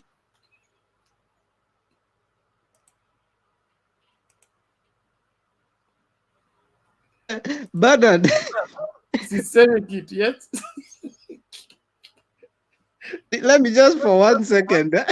Yani, you want to say Mudavadi and Weta, they joined the people who are looking for them. That's an atheist speech. Of course. If we combine that one and that one for Bukusu, the word Lavachi money. Where's Charo? Charo, please come in quickly. Hello, habari zenu, nawasalimia nyote kutoka hapa German. Mimi ni Mkenya, ni Mgiriama wa Kaloleni huko Mombasa. Nimesoma hata na Mr. Kingi, nimesoma na yeye. Na nashukuru sana kwa hii talking, kwa sababu nimeiangalia for long time sana. Na ninashukuru sana vile baba amefanya. Hiyo ni ishara moja tunaikaa kama tuko Europe sasa kule Kenya. Nilikuwa nyumbani juzi, nimeona maendeleo na yote yamechorwa na baba for long time, ikaekwa pale. Problem ni kwamba watu wamekuwa na njaa mpaka wanaanza kusikiza mtu akiwaambia nitakupatia shilingi 2, they are already done. Hawataki kujua ile miaka nyingine ama future.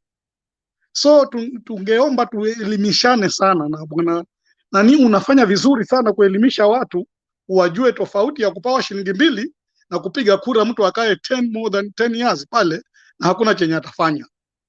Ninawashukuru sana wote ambao mnachukua part of this talking.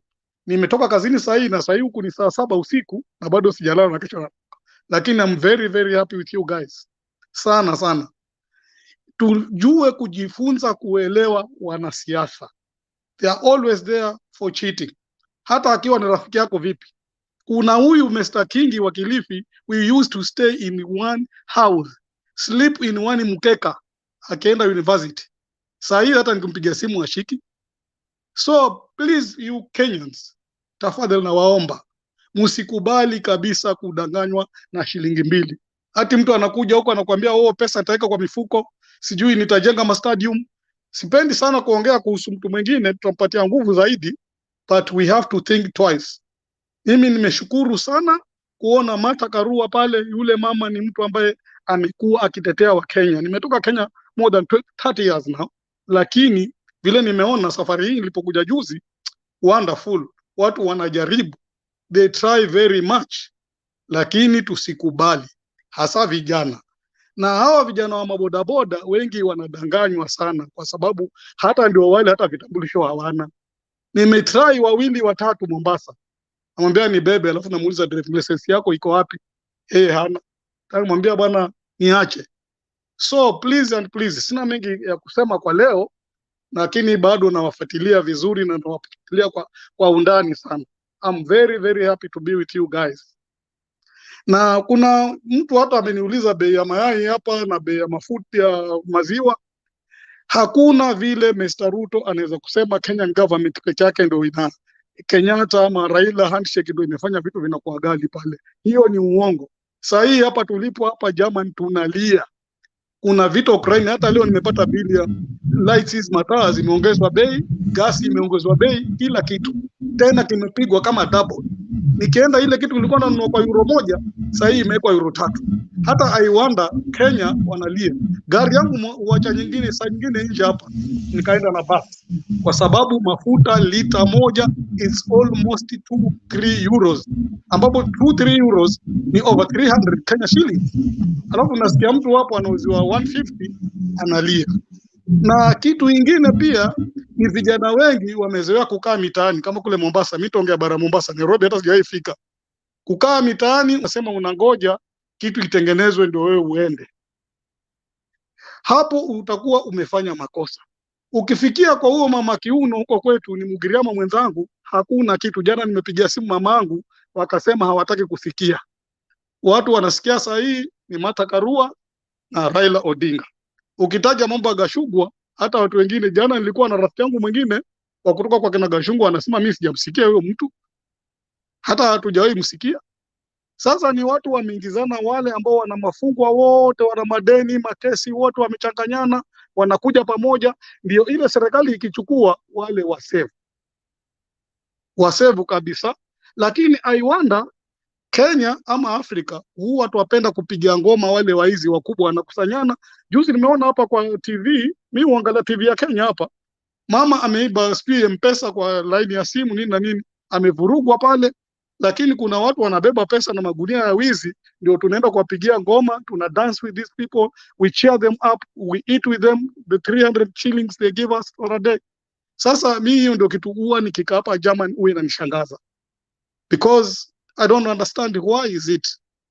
Na I'm very bitter kusikia kama mtu anakuja kudanganya watoto, anawaambia nitawapatia laptops, anawaambia sijui nitawawekea sijui ma stadium. Hata stadium kwanza angeweka huko kwao, maana huko ndo kuna wakimbiaji, zingetumika sana, lakini hata huko hajajenga moja. Akiulizwa anasema ni handshake. Yeye ana pesa kupeleka makanisa yote hapo Kenya, lakini pesa ya kujenga kampuni moja, vijana 2-3 waandikwe kazi na wanunue tomato kwa mama mboga, hiyo hana. Akiulizwa anasema ni Raila. So that is very embarrassing. Lakini it's up to you Kenyans, vile mtakavyojielewa na vile mtakavyopiga kura zenu. Na mkifanya mchezo mnarudisha tena wale waizi, na hao ndio wako ni. Hata nafikiri juzi nimsikia huyu mtu wa security hapo akisema at least maybe hata 40% watu wakajuliwa ni wale waizi watupu watengezwa pale ndani. Na it can be, it's possible, kwa sababu hiyo inaitwa Kenya na Kenya is Africa. These people, they try to hammer you people to be hungry, and it's very easy to make a hungry man or a hungry woman to understand you quickly. Ukimpatia tu soda na mkate, kama tangasichana kadogo tena kulala nako, sorry to talk that. Lakini wale watu wanawafanya kilazima muwe na shida pale, kusiwe na madawa nini na nini. Huku hata niko na campaign tunafanya, mtu yoyote akiwa mbunge akiwa mgonjwa atibiwe kule nyumbani, sio hapa. Hapa wanakuja kufuata nini? Kwa sababu hapa kila kitu iko, mashine iko, lakini kule nyumbani wao wanaachia hospitali kule, raia wanakufa, yeye akishikwa na homa anakuja huko. Mtoto wake kwa mgonjwa analetwa huko. Mtoto wake mwingine hata amekuja kusoma anapawa ambassador, analipwa. Sababu mtoto wako apa wheelbarrow kutoka university. Sisi tuna agree with that, we are happy, we are going on singing with them. Oh my God, that is really bad. Lakini tutafanya nini? Tumezaliwa kule, lazima tutaishia kule. Hiyo yangu ya mwisho ni kuangalia na kama hivi mambo ya dry port. Kuna mmoja ameongea mambo ya dry port hapa. Alikuja akadanganya watu wa Mombasa, akawaambia hawezi hamisha bahari nini na nini, dry port ikaenda. Saa hii anawaambia watu wa kule wengine, akikuja Mombasa saa hii anasema atarudisha dry port tena, atarudisha hiyo port huko tena Mombasa. Sasa akirudisha, wale vijana walikuwa wameanza kufanya kazi kule ambako iko Naivasha somewhere there, watakwenda wapi? Lakini vijana hawajaelewa hiyo system ambayo yeye yatumia. Anyway, that's life. I think I'm finished for today. I will talk to you next time. He lets me hear from other people too. Okay, asante sana Bwana Charo, tunashukuru kwa mchango wako. It's important that we speak straight to Kenyans, let them get the clear picture, because kuna watu wako twisted, wanataka kufanya ukweli ukue uongo na uongo ukue ukweli. But that's good, thank you. Roba, vipi? Okay, just to make a follow-up on Stephen, 1 or 2 things, please. Can I do that? Yes. Do in a Okay, shortest time Stephen. possible. Oh yeah, Stephen, what you just said is true about more especially on our watu jamani huko nyumbani. So what they don't realize is they have messed our country, and we want our country to change. We want things to change, and I'm very glad also to see, at least since hii mambo imetokea, mambo ya makamu wa rais and the vice president, the appointment, Martha all over the country, kila mtu anamzungumzia hapa nyumbani kwetu Kisii huko wanamsema, lakini mwingine hata we can't even pronounce the name Gachagua, I don't know is the proper pronunciation. I can't even tell who he is, but I know he's a conman, and that's something we cannot run away from. Another thing, to my people in the Central Province, I went to school there. That's what I call my people. I went to school there. So there's one thing. Ask yourself, kuna kitu ambayo we cannot run away from. Lazima tuseme ukweli. Sisi tribe ni kitu ambayo iko kwa Kenya, and it will never go away. Hiyo ni kitu ambayo iko. Hata mtu akienda kupiga kura huko kupiga kura, tribe inakuja ya kwanza. That's it's a way of life. So the thing is this. I want to ask people from Central Province and other parts of more especially the Kikuyu, because it looks like they are the people who are on to determine who's going to win. Could you rather have ukuwe na mtu ambaye unasema tangu independence sisi wa Kikuyu tumekuwa na president na Mkalenjin, na sasa mnataka Mkalenjin aingie tena ndio mnapata hiyo? Si watu jamani, tutawamesa sisi kama Kisii na sisi. We will be very angry about it. Unaona? Lakini ni afadhali nyinyi wa Kikuyu mkuwe na at least Raila, at least tutupia hata hiyo nini mifupa, tupa mifupa at least. Hata mkikuja hakuna mtu atawakema. Somebody will just say okay, at least we have some. Lakini sasa imagine. Yeah? Mzee Kenyatta, Daniel Moi, Kibaki, Uhuru, Ruto Mkalenjin tena, Ragatia tena Mkikuyu, na sisi tunaenda wapi? Tupatie na sisi keep this time. Raila at least, Raila at least, hata mkichukua hapo, hata watu watasema, watu wataforget hiyo mambo. Ukabila, we cannot run away from that. Hiyo kitu ngine hiyo inasumbua watu wengi. That's a fact.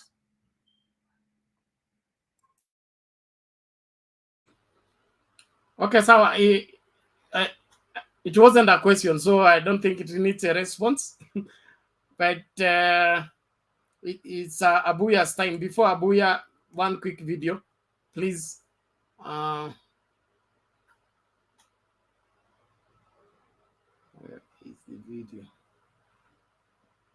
One moment.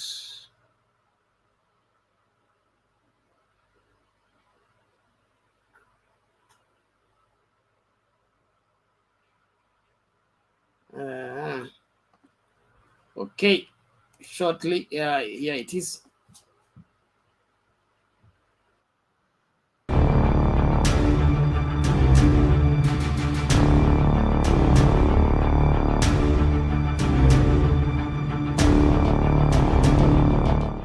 I will make sure that buying guns is not a security issue. Why is it in mystery? Why is it in some dark room? Why? The guns are being carried all over in the streets. So what is the big deal? Today, they are classified as security purchases. So a gun that is supposed to be sold for 20,000 is bought at 60,000. Why? Oh, it's a security thing, so it cannot be done by open tender. It must be done in some dark room. It must be. I have been against those stories. Wakati nikiwa senator, mambo ya kusimamia na kuleta amani, akakuja na bunduki. Alileta bunduki karibu 800 kwa community zingine, karibu 800 community nyingine. Kwa KPR na bunduki mpya kila mtu ya kufanya nini?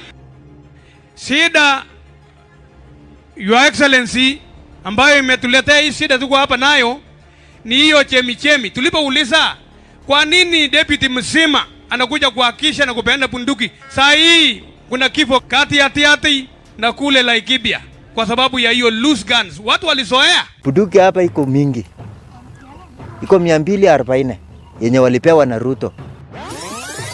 walipewa na Ruto, wawawe Pokot.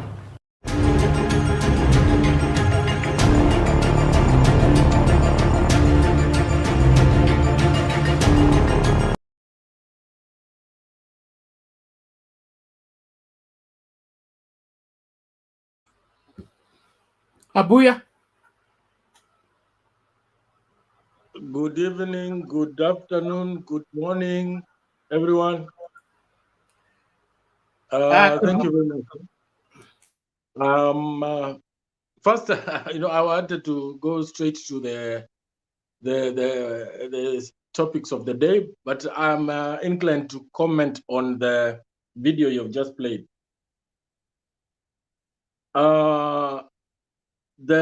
Our deputy president was being interviewed. I think that was an interview by the clergy, which the Right Honorable Raila was not able to attend because he had a coastal tour.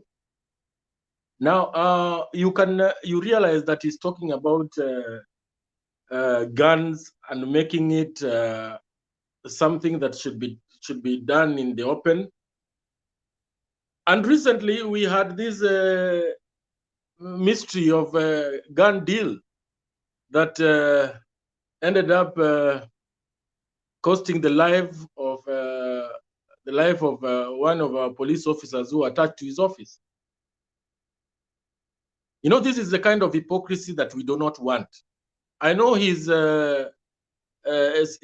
supporters would not want to hear such like things, but if he is the deputy president, he has been in office,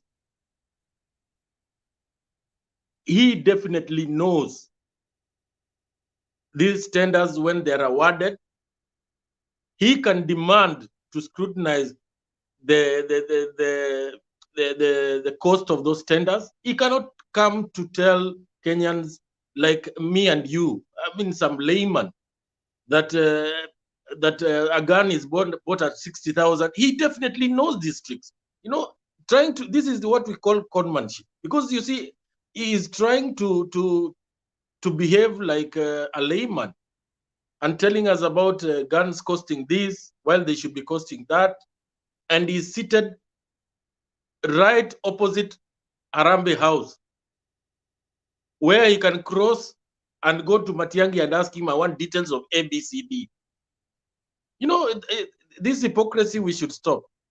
And it's high time that Azimio, emphasized on the character of the deputy president. It's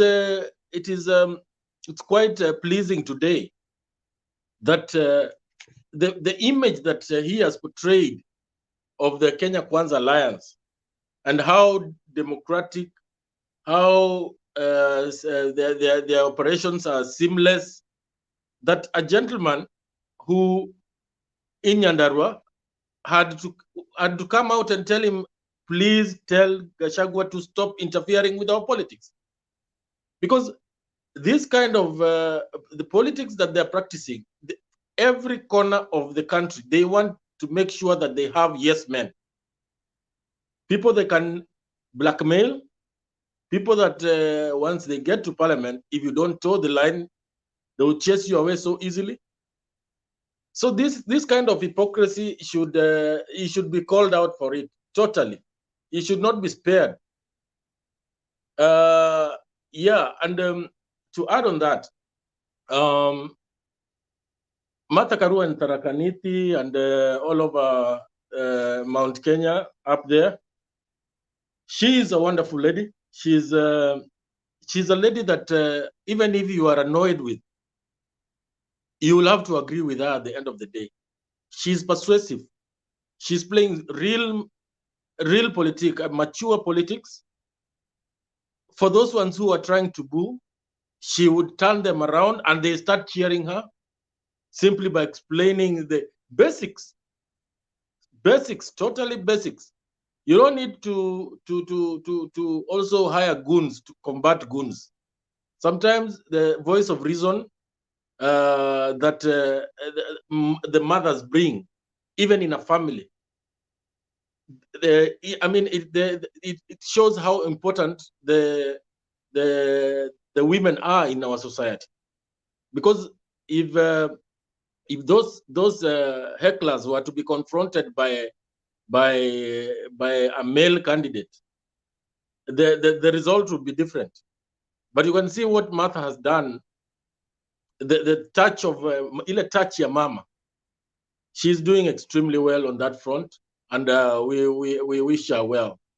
Regarding the cost of living, I just want to add that there are things that Kenyans, I know, all over social media, you read, you see, look at the comments, and everybody, it's like everybody, let me call it 50% of the population has been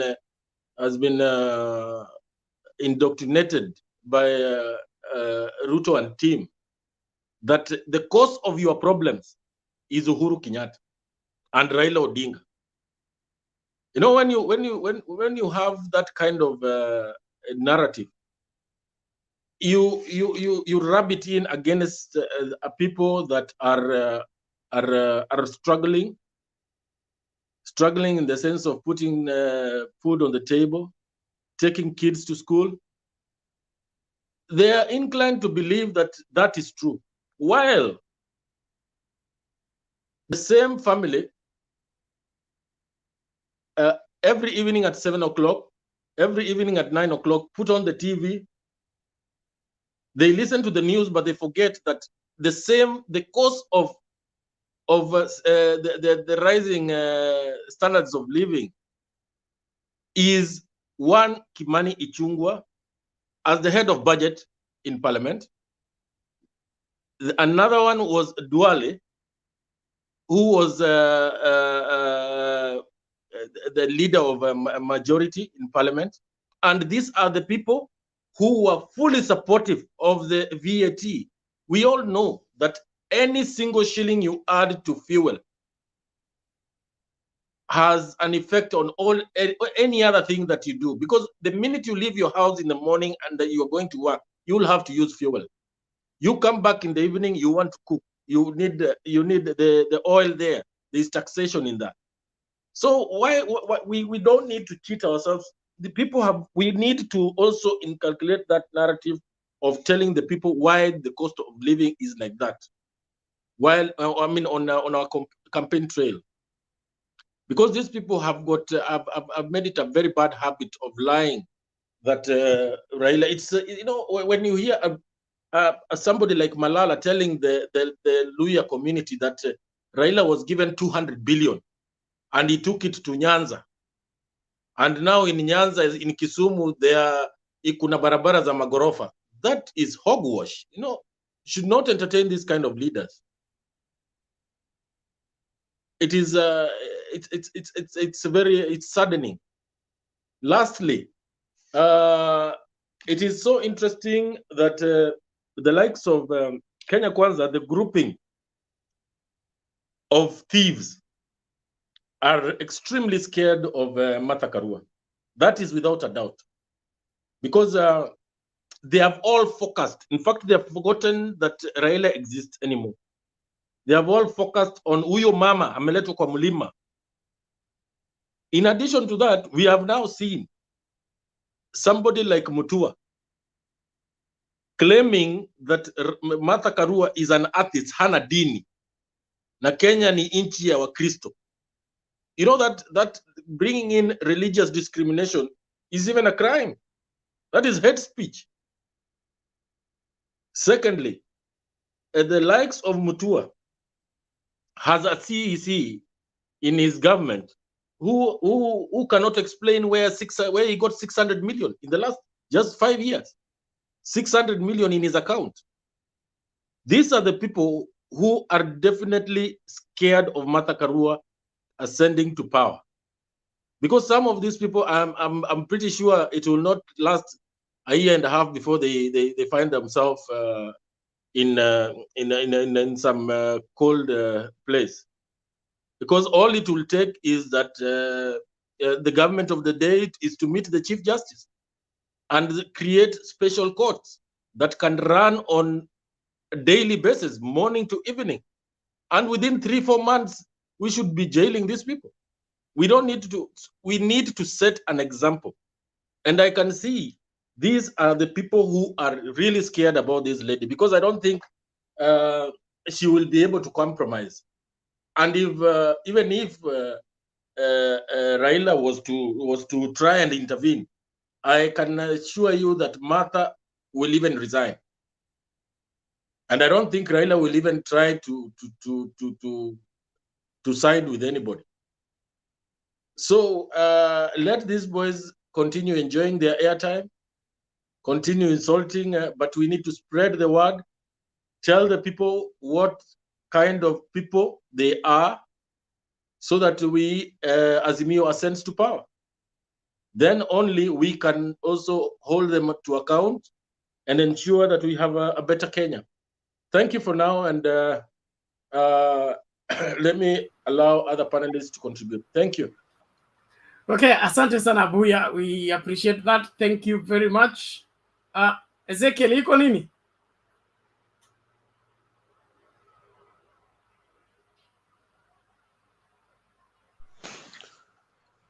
Okay. Thank you for the time. No. Naruhusu tu swali kama kuna swali. If you have a question, I just want to tell something about yes. If you have a question, I will allow it, or a comment, a short comment. Yeah, I have a short comment. Submission unangoja, tunakuja hiyo raundi nyingine ya pili. Tunahitaji Mugambi, Duke na nyongeza wafanye submission yao ya kwanza, alafu watu wale washaongea watapata nafasi ya kuongea mara mbili. Sawa. Thank you.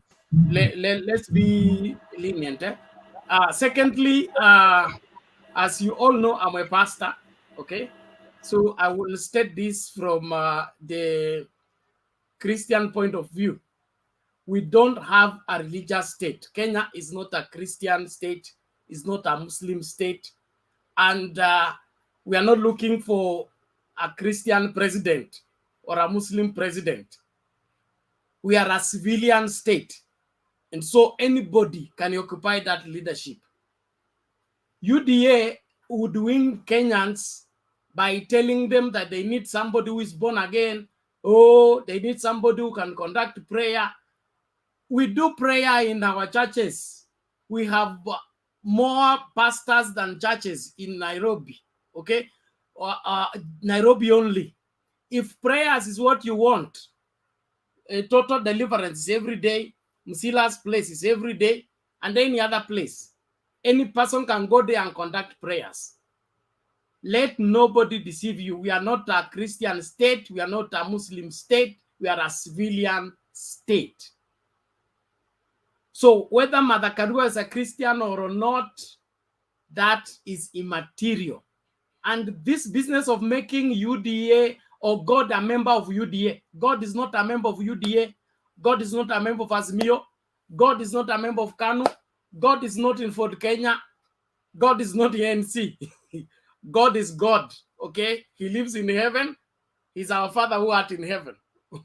And we are all his children. So please, tusidanganywe. Mtu asitumie Mungu kama sababu ya kujaribu kumalign what is obviously wherever required. MADARAKA has been here with us for a long time, okay? And when did it become Mutua's mission to convert MADARAKA or to preach the gospel for that matter? So let us all sober up and look at things critically. Tusijaribu kukubali kudanganywa ovyo ovyo. Because of time, I want to give Njiru to make a submission. He'll be taking charge shortly after I leave. But I want us all to remain sober, okay, to keep the quality of the debate na tufanye kazi nzuri, sawa sawa. Na leo ni Friday, it's already Friday, isn't it? When I'll be coming back in the evening, I'll be coming to pick my offering. I've been pastoring you for the whole month, okay? So nikikuja jioni ukiniona hivi utoe sadaka mbele mbio mbio, na ukikasirika kwa sababu ya sadaka, mimi nitakuwa nafurahi kwa sababu umekasirika, sawa sawa. So today is Friday, in the evening show I'll be taking special offering. Hata kama wewe ni Muislamu, sadaka utatoa, sawa sawa. Bwana Njiru, namba bwana, namba ndio hatuna. Namba nitawapatia. Okay, sawa. Njiru, make your submission so that when I leave you will know. Bernard, can I ask a question to Robert? Really quick, a question I wanted to know. Yes.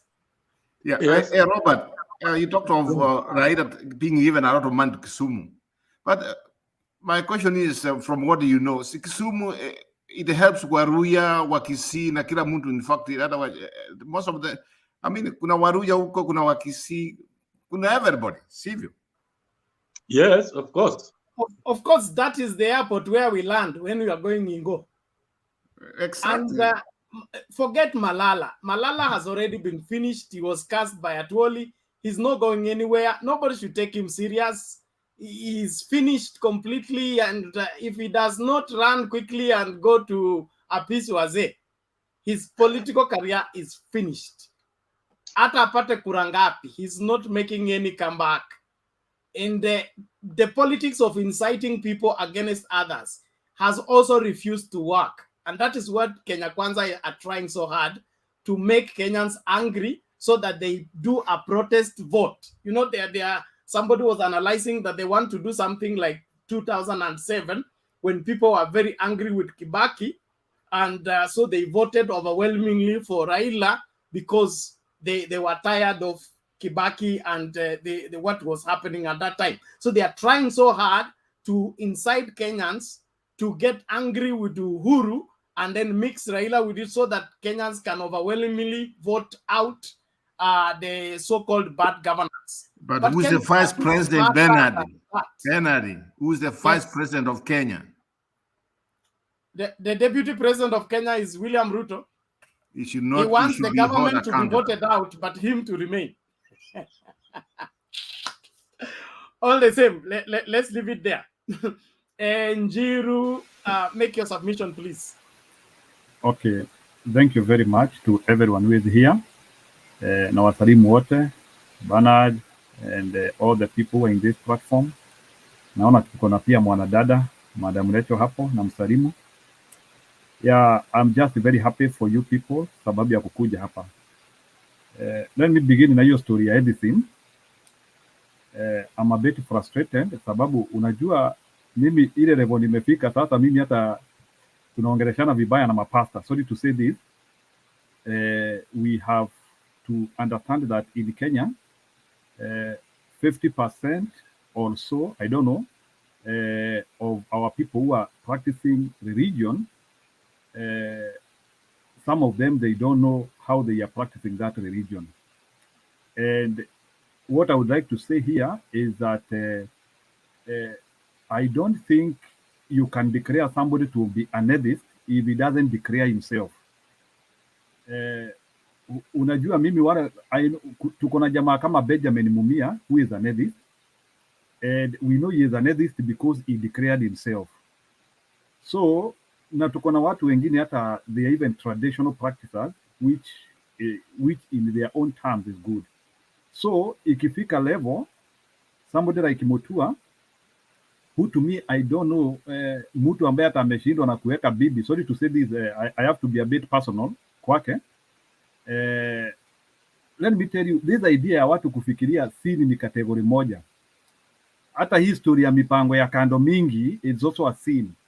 So some of the guys in Kenya Kwanza, we know their private life. Tunajua hata ile room 350 ile mambo inatendeka pale. So that is part of religion. So hii maneno ya, because it is in the Bible, and we know some of those guys wanarana na mabibi za watu, we know for political favor. Is that not sin? So this idea of wanting to say that when somebody has come and has created a wave and you want to declare them atheist without their own conscience is not something from mature people. And somebody of the caliber of Mutua, who has been a governor in this country, he should be ashamed of himself. In fact, those are people who Kenyans should discard. And I'm a bit also worried by some of our people who we call men of cloth because of how they are pretending to Kenyans. This idea of pia, unaona hii story pia tulisema ati mtu akienda kwa kanisa ametoa pesa, ati huyu anapenda Mungu sana. That is what has taken us to where we are now. To the extent tuko na watu wanafanya mambo mbaya sana, lakini anachukua pesa na ngunia ile ambaye ametuibia pesa ya kimwarel na vitu zingine, wanapeleka huko, alafu they want us to believe that they are very clean. And we know we even have mantras in those teams. So this idea of people wanting to pray clean, we have to stop it. And unajua, we have the Pharisees in the Bible. I'm not a pastor, but I can a little bit say that with authority, sababu nasomanga Biblia, and I hope I read the good version of the Bible and I practice well. We had the Pharisees who, by the look and their way of life, they looked as if they were doing very well. Hata walikuwa wanakashifu hata Yesu akiponyesha wakati wa kanisa, wanauliza kwa nini umefanya hivyo. So they used to proclaim that they understand law too much. And we have those people here. So I'm a bit frustrated of Mutua. Mimi hata sahi, I no longer listen to Kenya Kwanza, because if you look at Kenya Kwanza, is that team which cannot organize anything. They are those people, if you're in your right senses, you cannot listen to them twice. Why? First of all, they were unable to assemble their team correctly. Wakaleta huyu jamaa anaitwa Gachagua, huyu Mashagua. Unajua, in my language we don't even use Gachagua, tunatumianga Mashagua.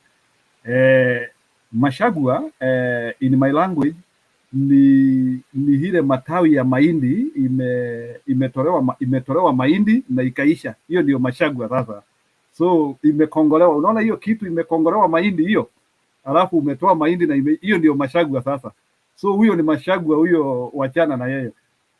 So this bwana Mashagua, who cannot even assemble a speech toka achaguliwe, na hata alichaguliwa mbele ya MADARAKA, he has not even assembled a rally. Lazima aende ati Ruto amupeleke Mount Kenya. You people, I don't know, you know, this idea of listening to Gachagua, I think let's not talk about that guy. Let me tell you, this race has changed, and I'm very happy venye hii race ime shift to Gachagua na MADARAKA, because sasa unajua sasa wamekuwa na mapropaganda mingi ile wamekuwa wakiuza for over 15 years ama ni 20 years. Sasa wakaletewa mtu hapo ambaye uwezi attack. MADARAKA, I don't know what you know, I have so many friends. I can even show you some WhatsApp messages na nini. Watu wamekuwa wakinitusi sana huko Embu na wapi. Watu tu kazi yao ni kunitumia ma messages, wananiambia Mzito, na hii timu yenu inakaa ni kama iko na mwelekeo. Kumbe mlikuwa na kika hamkutuambia. So kuna hiyo story tu. I want to confirm to you people here, maybe pengine tukatae kwenda kupiga kura, but I can tell you, hii uchaguzi ya 2022 it is already determined. Leo MADARAKA huko Embu kulikuwa kumejaa hivi, to the extent kuna wengine walikuwa wanajaribu kumutusi hivi, lakini things are stabilizing, my friend.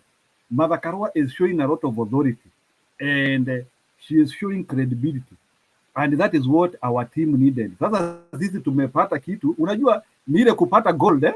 So sisi tulipiga jackpot pale, wenzetu walikuwa wanatuambia tutuwekelee Kalonzo hapo because walikuwa wanajua vile wataturarua.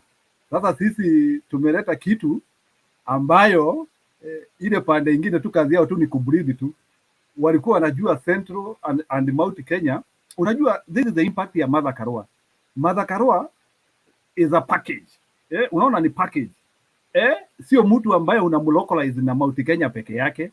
Huyo ni mtu ambaye kuna hata mtu Mumijikenda akiona Martha Karua hapo, anasema bwana, wacha tu tuende huko. So Martha Karua tu ni asset, despite analog Mount Kenya huko, pia kuna sehemu zingine ambako, you know, we have so many people who are undecided. Nao watu wameamua huyu mama.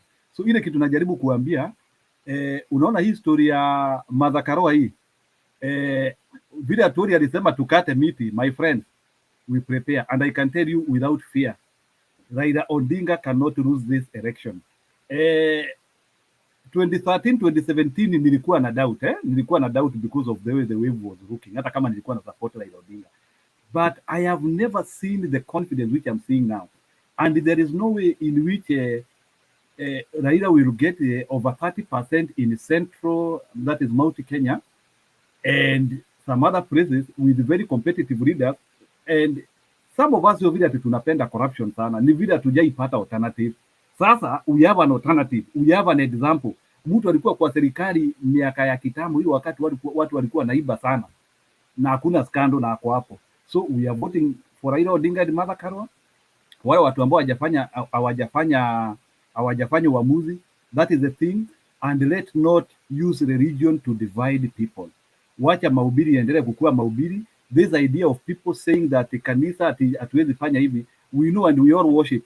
Mimi niko kwa Azimio na naomba, nasoma hata Biblia. So this idea of wanting to show that watu wa Azimio ni kama historia yao na Mungu hivi.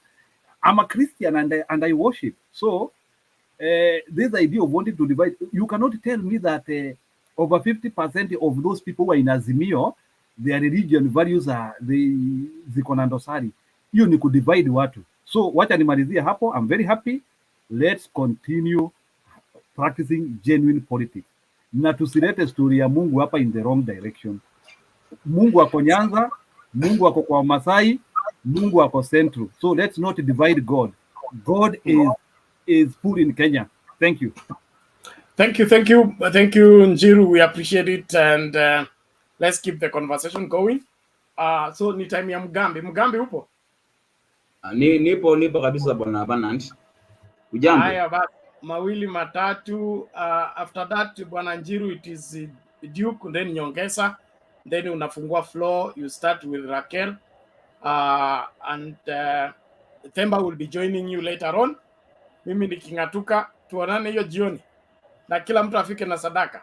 Sawa sawa? Safi. God bless you. Mugambi, karibu. Shukran bwana Banant. Ujambo na mjamboni wenzangu wote. Niseme pongezi sana kwa wenzangu wanaoshirikiana kuelimishana, kuzana kimawazo na vile vile kuhamasishana kuhusu tuseme jinsi siasa na nchi kwa jumla inavyoendelea. Mtanikubali nizungumze kwa ufupi kama nilivyoambiwa na bwana Banant, na mazungumzo yangu yatakuwa yakiegemea matokeo ama yaliyofuatia baada ya uteuaji, that is uchaguzi ama nomination ya running mate. Kipi kilitokea upande wa Azimio, nini ilifanyika upande wa Kenya Kwanza, nini ilifanyika, na nitaanza kwa upande wa Kenya Kwanza. Na ni vizuri tuangalie na sisi wote tukubaliane ya kwamba upande wa Kenya Kwanza baada ya uteuzi wa running mate, kilichofuatia tuseme tu kweli, na vile jinsi wanavyoatakiwa ama kuvamiwa na competitors ni kuhusu uozo ama ukosefu wa maadili. Tutakubaliana sisi wote hivyo. Kwa upande wa Kenya Kwanza kumekuwa na ukosefu wa kimaadili, sio kwa mtu mmoja, sio kwa pengine kwa viongozi wawili, wengi tu baadhi yao ambao wamekuwa wamehusishwa na maovu ya kila aina, uozo wa kila aina. Wengine wamehusishwa na ubakaji, wengine wamehusishwa na uhuni, wengine wamehusishwa na ufisadi, wizi wa mali ya umma na maovu mbalimbali.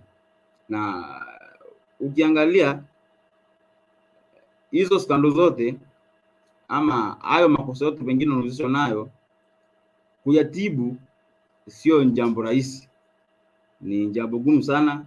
Sisi wote tunafaa kubaliana hivyo, maana yake kando na kuhusishwa, wapo watu wanaosimama wanasema, kumradhi, mtanikubali nitumie jina la mtu, wanasema huyu bwana Gachagua amenifanyia hivi na hivi. Wengine wanasema amehusika katika mauaji ya mume wangu, wengine wanasema alibakiwa, wengine wanasema aliniiba shamba na vitu mbalimbali. Na itakuwa vigumu sana, maana yake siku zote tuulizane ya kwamba mtu anayekumulika mchana, kurejelea kwamba hiyo nafasi aliyokuwa nayo hapo awali kidogo tu ilikuwa inafanya pengine na wadhulumu na kufanyia watu ama wananchi vitu ambavyo walikuwa wafanyia. Je, akipata nafasi kubwa kipi kitatokea? Na nafikiri ni swali ambalo tunafaa kuulizana sisi wote. Niangazie upande mwingine wa Kenya Kwanza, ambapo wanalomua pengine ama wanatakiwa based on differences, wanaambiwa that hawana umoja, kitu kama hicho, sijui wanaporana wenyewe kwa wenyewe, of which sioni kama ni jambo la kweli. Na kama pengine ni la kweli, tunaweza angalia solution inaweza patikana wapi. Hayo yote nasema sababu ya bwana Kalonzo, kile kilichofuatia baada ya uteuzi wa Martha Karua kuwa mgombea mwenza. Sisi wote tunajua Kalonzo ametoka kidogo na mazungumzo bado yapo na huenda akarejea. Nafikiria akirejea, Azimio watakuwa wamesuluhisha hilo jambo, na sidhani kama patatokea migawanyiko mingine yote. Lakini hao kwa Kenya Kwanza, tuseme ukweli, hili kupata suluhisho kamili na suluhisho linalofaa kuhusu sakata na vitu ambavyo vinawakumba ama uozo na maovu ambao wako nayo, pengine tuseme ni kubadilisha mgombea mwenza bwana Gachagua, na ambalo litakuwa ni jambo si la kibusara, maanake huenda likawaadhiri zaidi ya vile walivyo sasa, kwa sababu sidhani kama kuna lile ambalo watakuwa wameona kwa bwana Gachagua ambalo hawakuwa wameliona hapo awali. Na iwapo watabadilisha, basi nafikiri watapoteza zaidi na watakuwa wameonyesha picha mbaya. Litakuwa vigumu sana kujiuza kwa wananchi, hasa Mount Kenya East, ambapo kwa upande wangu mimi naweza sema bwana Ruto alikuwa na nafasi. Nimesikia bwana Bonant akizungumza kuhusu rotated presidency. Kuna mwingine pia sijui kama ni bwana Kenya ama ni UK ama ni Jiro, si Jiro, Roba I mean, kuna alikuwa amezungumza kuhusu tickets vile zinafaa kuwa, sio kila wakati tunakuwa na tiketi ya Gikuyu Kalenjin, Gikuyu Kalenjin, hamna mabadiliko. Ukiangalia bwana Ruto kwa miaka mingi ambayo amekuwa amekigombea viti vya kitaifa, kutoka 2013 ameshirikiana na Wagikuyu Kalenjin, Wagikuyu 2013, 2017 hivyo hivyo. 2022 alikuwa na nafasi ya kubadilisha hilo swala, na pengine angemchukua bwana Kindiki ni Umeru, angeleta dhana tofauti sana, na tungekuwa pengine tunaelekea kuachieve that thing of rotated presidency, ama uongozi unatembea kwa kila kabila. Baba Raila mwenyewe pande mwingine ameshirikiana na Kalonzo Mkamba, saizi ameshirikiana na Martha Karua ambaye ni Mgikuyu.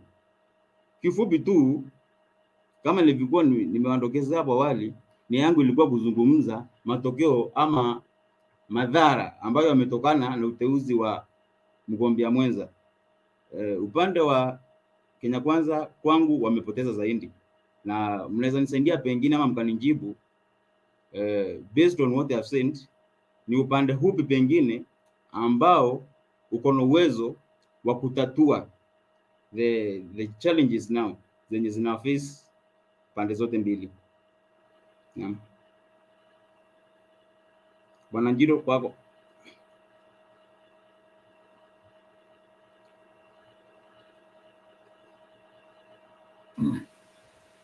Okay, thank you. Kuna mtu ako na swali kwake ama we go to the next one?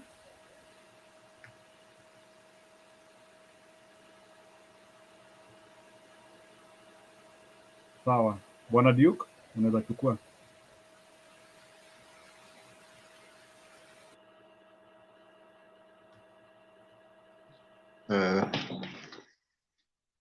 I want to start by responding to the video which was presented here. That the one where Ruto was speaking about guns. The context of the video was that in Kenya, the procurement of military equipment and firearms, name them, they are done in secrecy because they just say that if they are openly done, then they will put the nation's security in danger.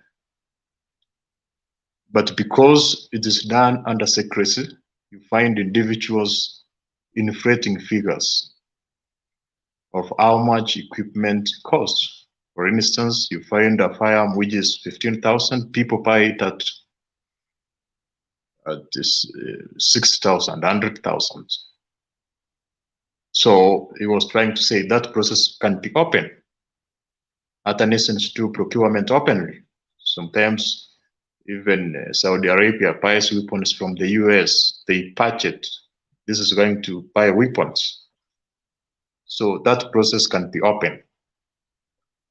Also, the accusation that he has given weapons to his tribe members, that's actually an opinion of one person. Like there are many Kenyans who accuse Raila of some wrongdoing. So if just one person gives an opinion of a camera, in front of a camera, that's not a fact. Because that person is just because is coming from Tugen, maybe the Tugen, that is one of the Karenjin tribes, and the Pokot are rifles. And because that Pokot knows that William Ruto is a Karenjin and he is the deputy president, you can say he is the one who has given them weapons. The issue of weapons and orchestral rustling has been there since Moi was the president, and he was even unable to handle it. So it's a serious cultural issue which is rooted in those tribes. Having said that, I want to talk about corruption. There is a topic here which is talking about the cost of living. So I want to say it categorically, it is what has caused the cost of living to be such high is corruption.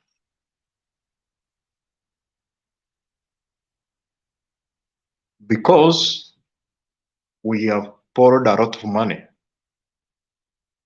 Some projects have been inflated. So we have, for instance, the value of SGR, some say is 50 billion, but it was around 150, 200. So because there is a lot of money which has been routed to pockets of individuals, but that amount has to be paid by the government. So the government is forced to overtax so that it can be able to service the huge debts we have, because the grace period is now over. So that is actually the true cause of the high cost of living. And how to do with this is to do away with corruption. And now the question comes in, how can we do away with corruption? Most of you think that if we elect an individual who is not corrupt, then corruption will end. That is false. Of course, it's good for leaders with integrity to be elected, but those who know how corruption operates in Kenya, corruption is throughout Kenya. Let me tell you right now that from every MCA in Kenya routes more than 10 million a year. Every MCA within the Republic of Kenya, regardless of where you come from or regardless which coalition you are affiliated to. And the way the corruption takes place is what we call contracts. There is a lot of contracts which are being given to private sectors. So for me, if we want to solve the issue of corruption, the government will stop giving contracts and the corruption will end. If the government wants to construct roads, it should hire workers. So it has engineers. It buys equipment. So a lot of Kenyans get employed. So you find that there is construction work which is going on every day, and these individuals who are working are paid at the end of the month. I give you for one example. For instance, you find that to dig one bore, individuals give a contract which is like 10 million. But if a county buys the equipment, and then we have some workers, we have drivers and technical staff who are within the county and are paid at the end of every month, and they start executing those their duties every day. We can there will be like enough fall within a month in a county because we have workers who are working every day, equipment. So that is it. Number two, it's about automating systems. If the systems cannot be automated, then it will not be easy for any person to stop corruption. Number three is about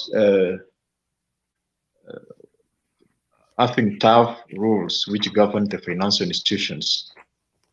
Yes, Abuya, can you ask your question?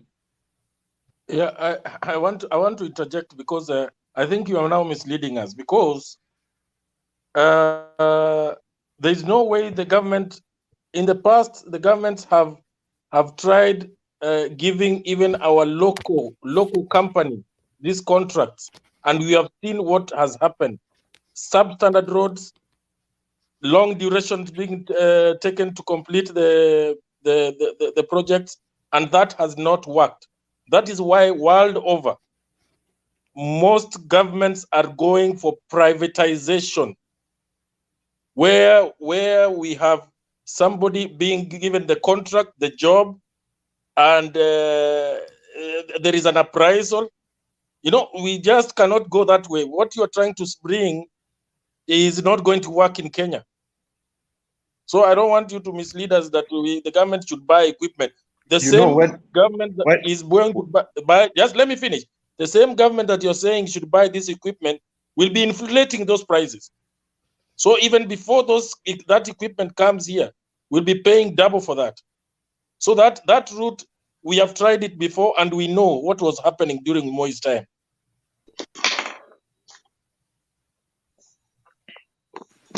No, that's not a fact. For instance, if you take, for example, the way China executes its national projects, it does not give contract to private firms. Do you know that? But why is it ahead of Kenya? Can you answer that? But just a minute. Yes, but do you know the price you pay for corruption in China? It is not the kids games that we are playing here. What Gachagua is doing, being in court in and out, where he can bribe his way out. In China, it is death. So there is a difference between China and Kenya. Okay, Bonambuya, 1 minute. 1 minute. I want to confirm something. Mr. Duke is saying that Chinese farms are government-owned. Can you explain to us the Chinese corporations, how they are? Because I think you don't have the full details. Because it's a concoction. They are partially government and partially private. They are not. I don't know if you have the full idea. Maybe you have just taken it as one statement and run it with it. But I don't think they are the way you are saying. They cannot be 100% government. Otherwise, the government will not be able to run them in outside countries. Maybe can you confirm those companies how they are? Or Ambuya, you have details of the nature of Chinese companies. Do you know the nature? You can advise him. It is they normally have private public partnership. Even some of the roads that are being done, like the one being done in that did the flyovers in Mombasa, is a private public partnership. Is partly owned by the state and some private investors. Correct. That's what I wanted Duke to confirm, because he used the wrong description and it was not fair. So maybe can Duke confirm if that is what he was saying, or he was saying something else? It is important because people are listening to us and we can just give information which is not 100% credible. It's not good. Duke, can you confirm? Is that what you meant? You know, you should not change the topic of discussion. So if you were asking me a clarification, you should ask a question. I proceed, because it's like you are coming in with a lot of information. Now you see you are trying to change what I was saying. So that's my perspective. I'm giving the perspective on how corruption can be solved in Kenya. So if you are opposed to that, you will say I'm opposed to that because of APCD. And from my side, I'm supporting that, and I'm giving the reasons why I'm supporting that. So may I proceed? Okay. Let me proceed. Okay, Bonambuya, let Duke proceed. We were just reinforcing a statement. We were not criticizing what you said. We were just reinforcing a statement. Go ahead. Mr. Ambuya, give Duke time to proceed. Questions come. Nyongeza wait a little bit, please. Let Duke finish. Duke, go ahead. You see, the reason why I'm saying this is because you find, for instance, initially we used to have what we call public works. You find, for instance, within a county, we have equipment which are there. We have employed workers who are there, who are paid. But now you find they are just there. The county also gives contracts to all services. They even give contracts to simple tasks. And the cost of those simple tasks is very expensive. That's like sometimes 100 times the actual price.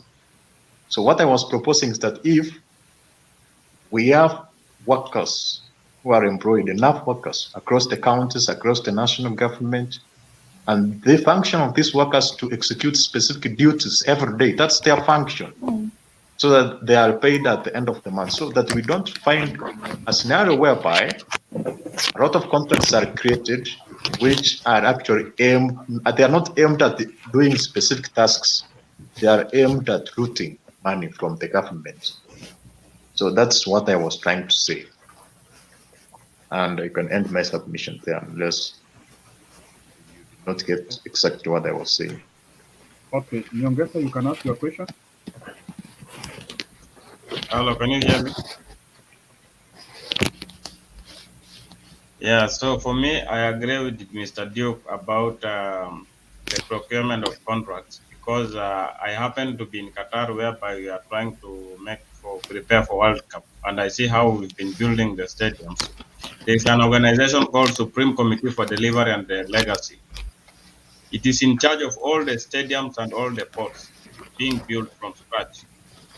So this organization will contract several companies, and these companies, it will oversee with their consultants on the ground that everything is being done as how it should be.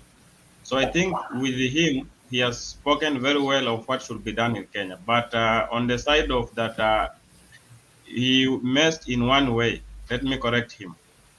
Telling us that if we elect someone who is not corrupt to the highest office will not change anything, it is not correct, because if you have a Magufuli, you understand, a person like Magufuli, because he was a minister for us in Tanzania, we saw what he did. Then he became president. Any corrupt individual in Tanzania was being dealt with head on, even on the contract. If you watch the videos of Mr. Magufuli, he was working in every site, in every school. He was checking, why are you not completing this project? Why are you not doing this? So if we elect competent leaders on the highest office from the grassroots. Start with your MCA, your MP, your governor, your senator. Then you go to your president. Elect competent people, not thieves, not people who are greedy. And let me get myself clear to the all Kenyans who are listening. Ruto would have been the best president because he is strict and he stands with his stand. But the problem with him is that he's greedy and he needs more money, he needs more land, he needs more everything he needs he needs tech, he needs tech. That is the problem with Mr. Ruto. For Nyongesa, a person like Nyongesa, one question as I continue. Can you explain when you say Ruto is strict? Is he strict and he observed corruption happening and some other things also happen? Can you explain how is this strict? I just want to know. Just explain that. How is this? You misunderstood my statement. I said Kenya would want a president who is strict like Ruto. Get Ruto in quotes. Because this man can stand with his stand. He can be, when he wants like this, he will be that way. Like MADARAKA, when he say, I'm following this, I will follow this. But the difference between MADARAKA and Ruto, with their strictness, is that Ruto needs more. He's greedy. He needs more money. He needs more contracts. He needs more everything, more land. MADARAKA, he needs to work for the people with her strictness. That is the difference between the two. So that's what I mean, because yes, think, Mr. You are done with your question. 1 minute. Osea, can you ask your question? Although I differ with you, I don't take it. Osea, go ahead. Hello, you can hear me? Yes, go ahead. I think Sunday may be right, but to give Ruto as an example, surely I think you are far off the mark. You see the problem, almost a good proportion of the problems we have in this country is because of Ruto. He's strict when he wants to make his ways. He's not strict that he's helping anyone. He's strict to see his deals through. Just hold on. Yeah, 1 minute, Nyongesa. Nyongesa, you will talk. Nyongesa, please. Nyongesa, please. 1 minute, you will talk. Osea, go ahead. I'm saying you are right to say that maybe Ruto would have done whatever better, but the challenge is he's strict on what ground? When you are strict following deals, following tenders, surely are you aware of the 1 minute, let's not speak all of us, just 1 minute. If one person are you aware of what has happened, especially around the KPLC and the Amacos? The Amacos which are owned by Ruto, you know they are spreading all over the country. Your electric poles and concrete poles, which were all more than 20 times exaggerated, it's all because of Ruto. He was strict in procuring concrete poles for KPLC. He was strict in awarding tenders for rural electrification for KPLC. He was strict in awarding tenders for the last mile electrification. And all this turned out to be hundreds and hundreds of times exaggerated. Sure, to give him as an example, I think you are off the line. Okay. Yeah, see, let me finish up, Mr. Duke. Let me finish up what I'm saying. I just need small time. I use Mr. Ruto as an example because Mr. Duke has said that we should not electing a leader who is not corrupt will not change anything. So I was getting there. You know, you just hijacked me, but I'm just trying to tell you, between MADARAKA and William Ruto, there's two different things. All are strict, and one is strict on the side of the people, and the other is strict to get more wealth from the people, to steal more. That's what I was saying. So if we elect people like the deputy president who are greedy and need more money, more wealth, more things for themselves, the whole country cannot run. We will continue saying that we need to do this, we need to do this, but we can never, because we elected these guys. Remember, Ruto and Uhuru were elected to save them from ICC. They were not elected to work for Kenya. So if they did not deliver anything as of now, and if all Kenyans are crying now, we were saving them from the ICC. Our main agenda as Kenyans were not to elect leaders who can continue the legacy of Mwai Kibaki. We wanted to save these guys from going to jail. And you know very well, nobody can lie about that. So we ended up electing corrupt individuals. Then when they ended for the first 5 years, they hijacked some ministries. The contract that Mr. Duke is saying is true. They inflated all the contracts. They stole a lot of money from 2013 to 2017. Now, when Uhuru left Ruto in 2018, he said that I want to leave a legacy. We have spoiled this country. Let me go it alone. He has worked from 2018 up to now. We can see the roads through his ministry, and I can comment on the Minister for Road. I can comment on the Mr. Matiang'i. They have helped Uhuru and Mr. Badi in Nairobi to deliver something that we can see, because these guys, they have messed the country.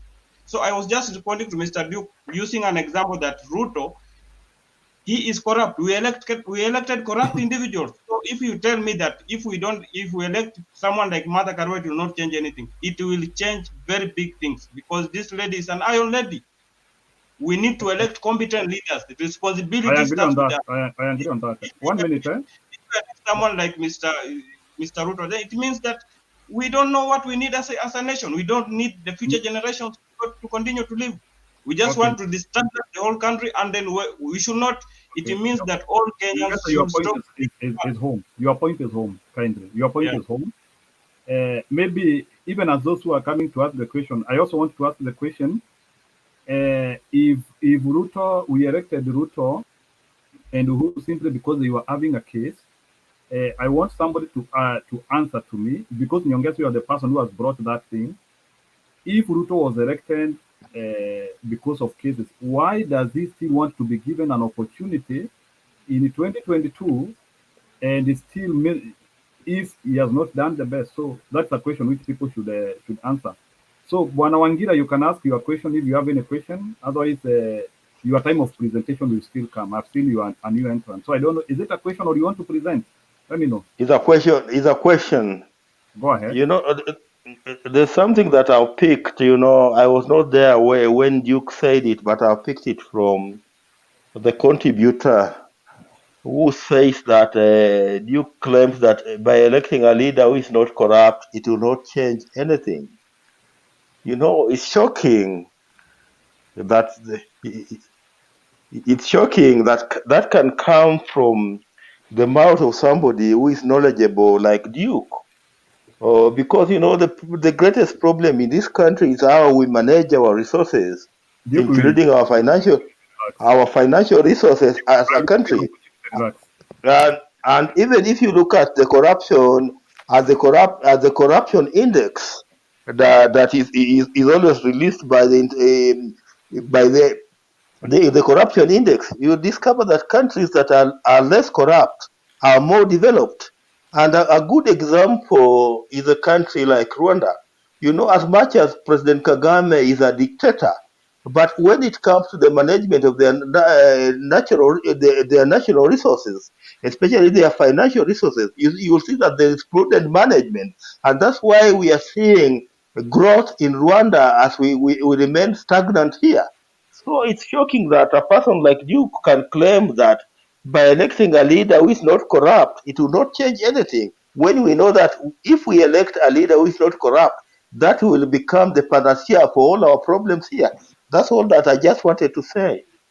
Okay. No, can I rectify that statement? I did not say that. You did not get me properly. What I said is this, Wangira. I said that if we elect somebody who's not corrupt, that's not enough. It's not a solution. He has to act. And one of the action I said is about making fundamental changes when it comes to about contracts. You know, most of the corruption which is happening in Kenya, you cannot even trace it in the court of law. We have corruption which is hidden on, and there is corruption which has been, you cannot trace thieves. For instance, you find there is a proper contract, but there are kickbacks behind it, where you cannot just trace the money in a court of law and then you find it. So that I was trying to say, there must be fundamental. I said it's not enough. It must be accompanied with fundamental reforms, like the way contracting is done, automation of systems. That's what I was trying to say. If you elect a person who's not corrupt and then himself does not, there is a corruption all over the counties, all over the MCAs. Point of objection, I think is allowed. Mr. Duke, with due respect, what you are saying is that How comes if you put there a corrupt individual? I know that, for example, my MP is corrupt. Because it's my tribe, I should vote for him. So, or my religion. So when I vote for him, when he's corrupt, he cannot implement what you are talking there. Because for us, we don't have No, power to implement those what things. I've said is this. I've said it's not enough for you to elect corrupt, a person who has integrity. It's more than that. There are several additional. I think we are going in circles. Let's leave that. Fundamental changes required. Guys, we are going to circle. Okay, 1 minute. Maybe, Loba, before I ask you, I want to ask you, Duke, a question. Duke, can you tell me, because Deputy President has been in power for close to 10 years, can you describe to me is integrity concept in the government? Just detail for me the integrity context of Mr. Ruto. I want to hear that because I know you still advocate for him to be voted. Can you tell me, can you try to build something to me? Tell me credibility in terms of corruption and other things. Talk to me about First of all, I don't support corruption at any level. But the problem we have in the Kenya is that we sometimes have like rhetorics. Duke, I did not talk about you. I want you to describe Mr. Ruto. It's not about you. We are not discussing about you here. Can you describe the candidate in terms of corruption? That's what I wanted you to tell me. The candidate. That's what I'm responding. Can you just wait? I speak. I'm responding to that. What I'm saying is this. When we have just rhetorics, for instance, we have the president who just says somebody is corrupt. Somebody has stolen such and such amount without recovering of those resources. For me, as a person, I want a president who acts. For instance, if somebody has stolen for maybe 100 million, you trace the money, you recover, they come back to the treasury. But when you have individuals with instruments of power, they're just making statements. Somebody's a thief. There is somebody's corrupt without action. So I want the resources to be recovered first. So sometimes what we hear can be just propaganda because there is no action.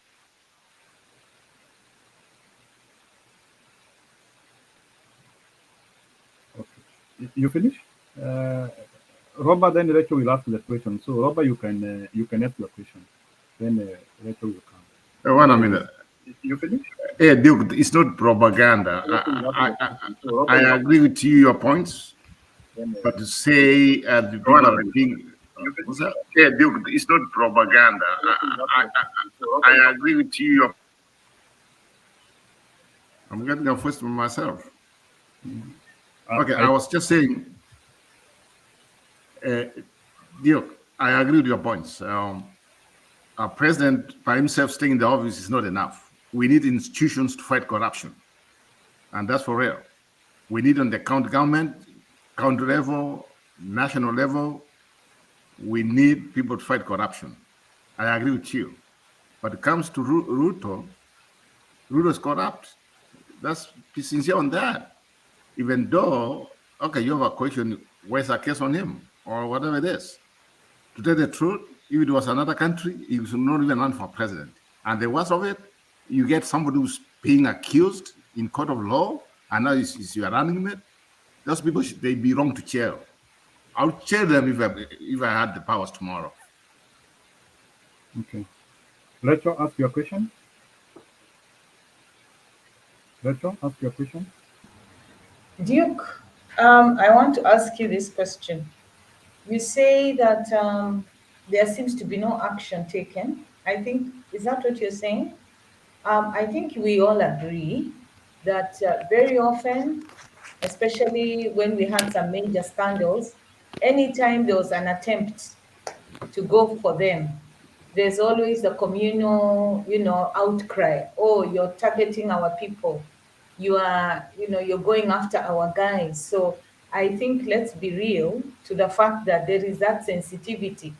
So it is incorrect to say that there's nothing happening. It's just become, especially when, the positions occupied are of influence. It's not easy when people are in office to just, move like that, because it can actually create instability. So, and with China, what is very interesting, despite the fact that the penalty for corruption is like, death or whatever very severe sentencing, the same people actually commit corruption outside of their own country. So I think let's just be realistic and say that there's still the issue of protecting people who are in that space. And by the way, Nyongesa, we'll be coming to Qatar. Let me take that opportunity for the World Cup. Kuna biashara tunakuja huko, so I will look for you through Bernard, if you don't mind. Sisi tuko hapo tu jirani Dubai. We are coming there for some. Unajua sisi watu wa biashara, sisi watu wa Dubai, we are people who are in business. So I hope I've made my point, Duke. Is that okay? To respond to that, what I can say is this. It's a fact you have said, for instance, somebody like Raila cannot be arrested. There can be riots all over. Same applies to Ruto.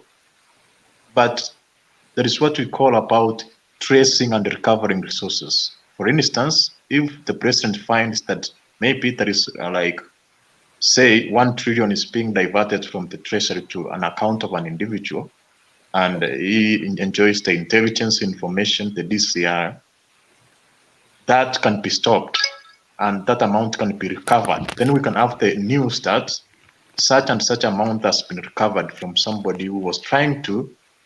So there is a recovery of resources. But when you just hear, for instance, the president said that he will actually come and give details of the COVID scandal, and we don't hear forever. You see, so that's a seriousness where a person like that we cannot listen to him when he tries to say that somebody is corrupt when he is the president. He has all the instrument of power, and they cannot take an action.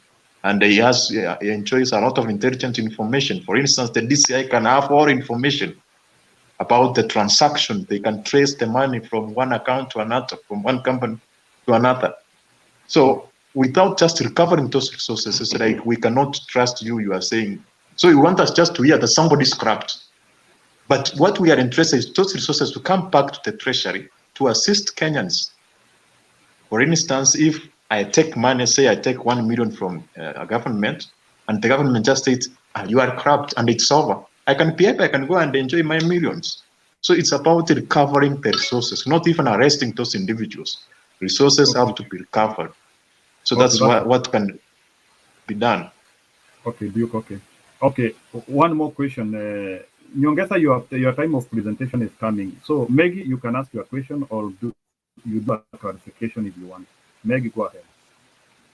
Thank you, Bwana Njiru. Duke, let me ask you one just simple question. Do you think your man, Ruto, can dig into that corruption? And now, as we are speaking, he's even nominated a person who's got court cases for corruption. Do you think he can do that, what you want elected president to do? Do you think he can dig deeper for corruption to be ended in Kenya? Okay, Maggie, I want to advance your question a little bit also. Duke, yes. Do you believe Ruto has a corruption scandal? Can you mention to me any corruption scandal you might know about Ruto? I just want to hear from you. Does Ruto have a corruption scandal? Njiru, no, he doesn't have, according to, but can he fight corruption? Now that even the person he is nominated has got court cases and he has a court mention or hearing in September, do you think Ruto can fight corruption? Maybe he doesn't have, according to Duke, but can he fight corruption?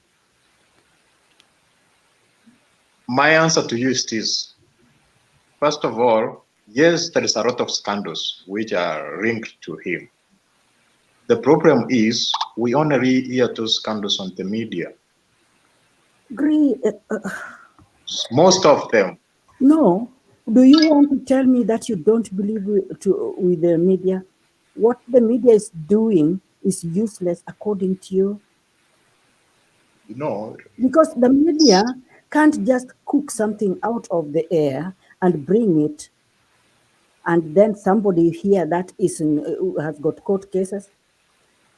Is that something which the media has just fabricating?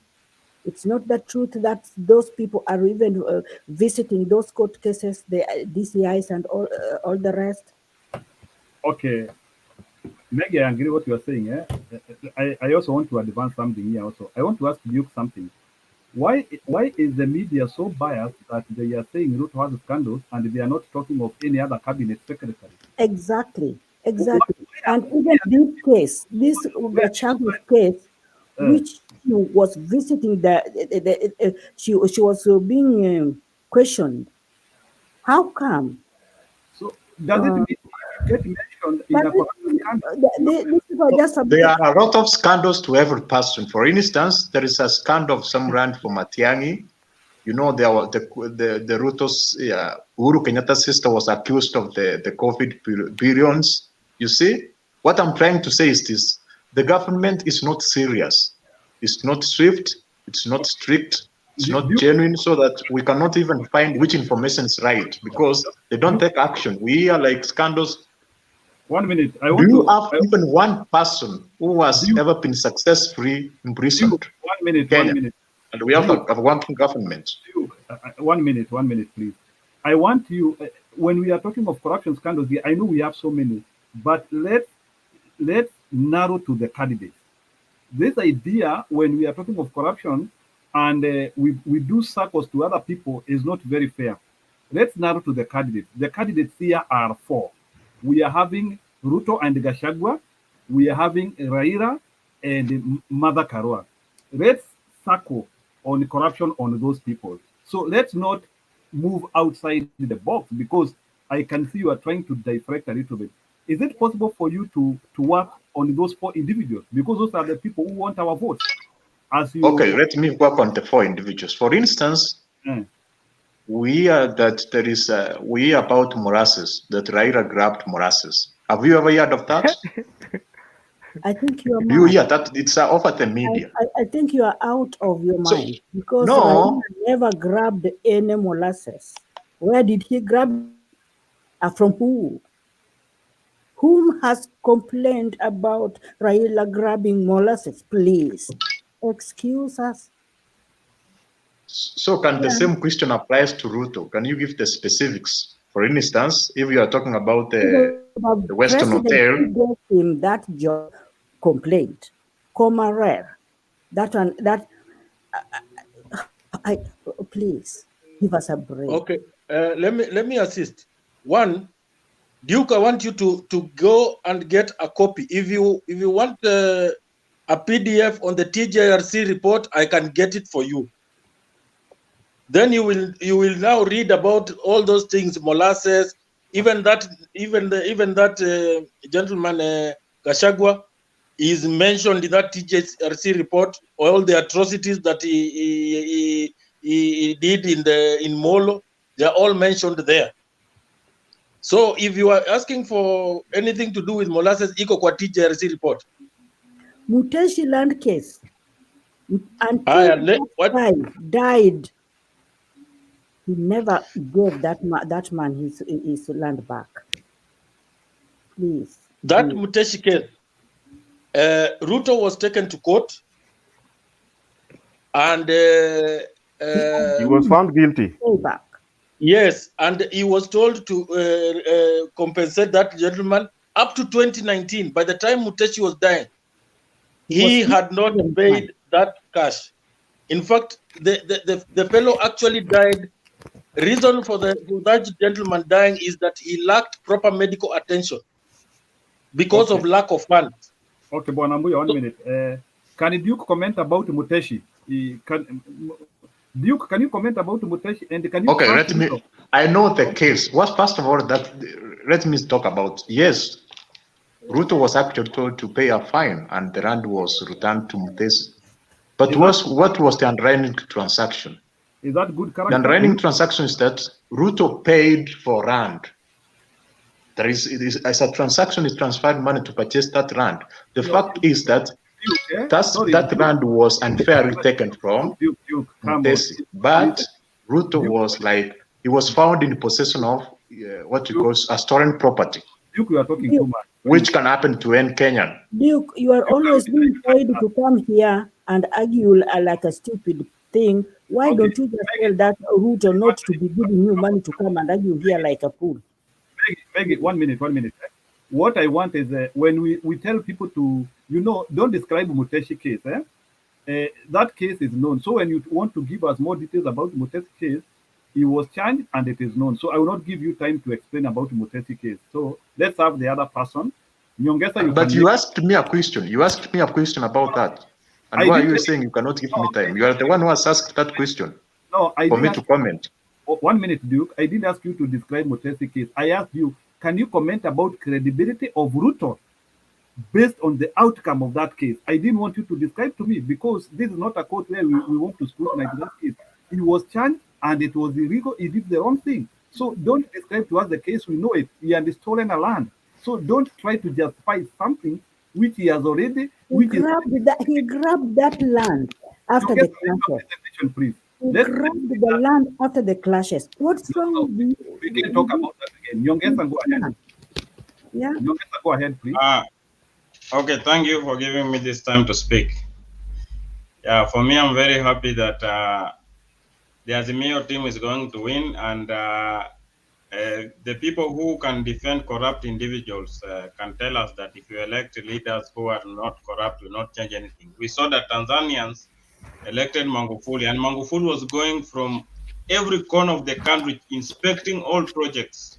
You understand? And Tanzania, if Magufuli had lived for the next for this 5 years term that he has been elected, Kenyans will be going to Tanzania for vacation. And I promise you that. It's just that he died on the along the way, but he will have changed Tanzania completely because he did not entertain corruption. So if you have a president like Ruto as a president, someone like a deputy president to be the leader of Kenya, corruption will never end in Kenya. That one is a fact. So Kenyans are there to blame for themselves. I cannot blame any leader in Kenya who is stealing money, who is doing anything, because I know we elected them on tribal grounds, on religious grounds, on other regional grounds. Like if someone is a Kikuyu, Kikuyus will elect. If someone is from Western people, they want to elect their people. So even if the person is a thief, even if he's a gangster, or if we know very well that Gachagua is a criminal. The guy himself, if you look at him like this, how he talks, that is a full filthy criminal. And then if this guy becomes president, let me prophesy this to you here. If Gachagua becomes the deputy president, Ruto will avoid him like Uhuru is avoiding Ruto, because this guy can even eliminate Ruto and become president for life in Kenya. And if Gachagua becomes president, I think all Kenyans should just migrate to neighboring countries, because this guy is a criminal. He will destroy the whole country. I'm telling you.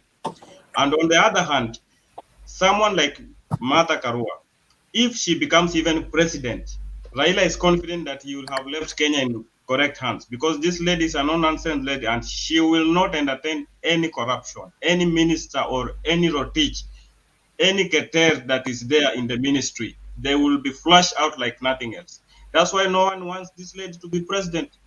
And let me promise you, MADARAKA has been accepted in the whole country, except a central province. And we know very well that, I'm not sorry for my statement. Central Kenya are the core problem as to why Kenya is as where it is now. Because these guys, they say mtu wa nyumba, they told us, I don't know, mtu wa nyumba, lazima tuvote mtu wetu, lazima. They have destabilized the whole country through corruption. By voting in these two criminals was a very big offense. I'm telling you, Uhuru woke up later and he started saying, let me work. But they had already destroyed the country. The life is very expensive. People are crying in Kenya. It's unbearable in Kenya. I know maybe most of you are not in Kenya, but people there, go and ask them how they are living. You understand?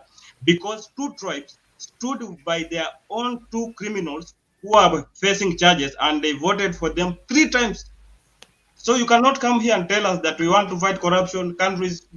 Then the same guys now, they want to show that they will not bow down to what is happening in central Kenya. They still want to go by Gachagua, who massacred a lot of Kikuyus, who evicted a lot of Kikuyus, who went to Western as a DO, and he did a lot of things there to the community in Western Kenya.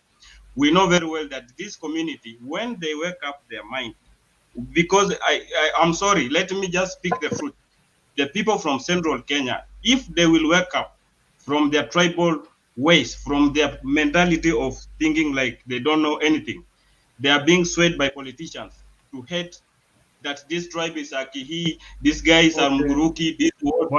I tell you, when they wake up from, Nyongesa, one minute. No, 1 minute, please. 1 minute. 1 minute. Yes. People, you have to withdraw that statement. People in the central know a lot of things, so you cannot say they are behaving as if they don't know anything. That is not a good statement. We cannot use a portion of people to describe a whole community. That statement is not good. Let me tell you why. Let me tell you why. I'm here in Qatar, and even those who are here, they hate that guy, the MADARAKA ticket, like nothing else. They want to show us that they will stick by their choice of DP Ruto because Uhuru started working with Raila. That is their problem. It's not about that Uhuru is bad. They hate Uhuru because he's working with Raila, but we see they have delivered. So what I'm telling you, I cannot withdraw that statement. I'm sorry for that. Let me be honest with you. These people, we are with them even here in Qatar, and how they are speaking. I know I'm not a tribal person. I'm not even from the Luo community or the Kikuyu, but I will still support these people. Nyongesa, 1 minute. Nyongesa, you will have to withdraw that statement because you cannot use that. Use some people. I have not used their tribal name. I've used the people from central Kenya, whether they like it or not. They are heckling even the MADARAKA. We are seeing on the TV. It's a fact. No. Nyongesa, you cannot use Nyongesa, that is wrong because you cannot condemn a whole community because of a few individuals. That is out. No, you cannot do that. The majority of them. No. Don't generalize. You cannot go ahead. We cannot run away from facts. No. You cannot go ahead. You cannot go ahead. If you not withdraw, we get another person, please. It is okay. If you don't need facts, then I cannot speak. Thank you. No. Okay. Well. If you are angered by truth, then you should cry. There's no issue. Kenya will continue to be the way it is. We shall elect Gachagua. Njiru. Yes. Go ahead. Thank you. I will not command on that. You cannot force me. I'm speaking facts. Then you can continue the meeting. I'm ready to listen. Let me listen. No issue. Can continue. Every community we cannot pass. I've not said the Kikuyu community. I've said the Mount Kenya community. They are heckling MADARAKA as I'm watching. That is the whole group. If you say Mount Kenya, you cannot say that. I can only accept that statement. Community. I have said Mount Kenya region. They are use the word with Ruto. I know that one. Let us see where they will vote. Mr. Maura, let me promise you. Let us see where they will vote. They will die with their Gachagua and Ruto because they were with him. They hate Uhuru. Don't use the word Mount Kenya. You cannot use the whole community to describe. There's no community in Kenya called the Mount Kenya community. Whether there's no tribe in Kenya called Mount Kenya. That region cannot be grouped. Nyongesa is out of order. He's out of order. He's totally out of order. Why are you even giving him any chance to speak? Okay. Then I will not speak. Thank you. Saying that rhetoric that you have facts. What is fact? Saying that you have facts does not mean you have anything. There is no proof. You can ask a question if you have a question. Robert, go ahead. Youngest, I'm sorry. Okay, I think you have to take the point back because if you see your facts, I say our facts, we might not get it wrong or we might not get where we want to go to. I know you have that passion, but at the same time, let's be for real. I come from Kisi, and I'm for Raida. It doesn't mean that there are people who are not for Ruto from Kisi, but I'm not saying all the Kisis are like that.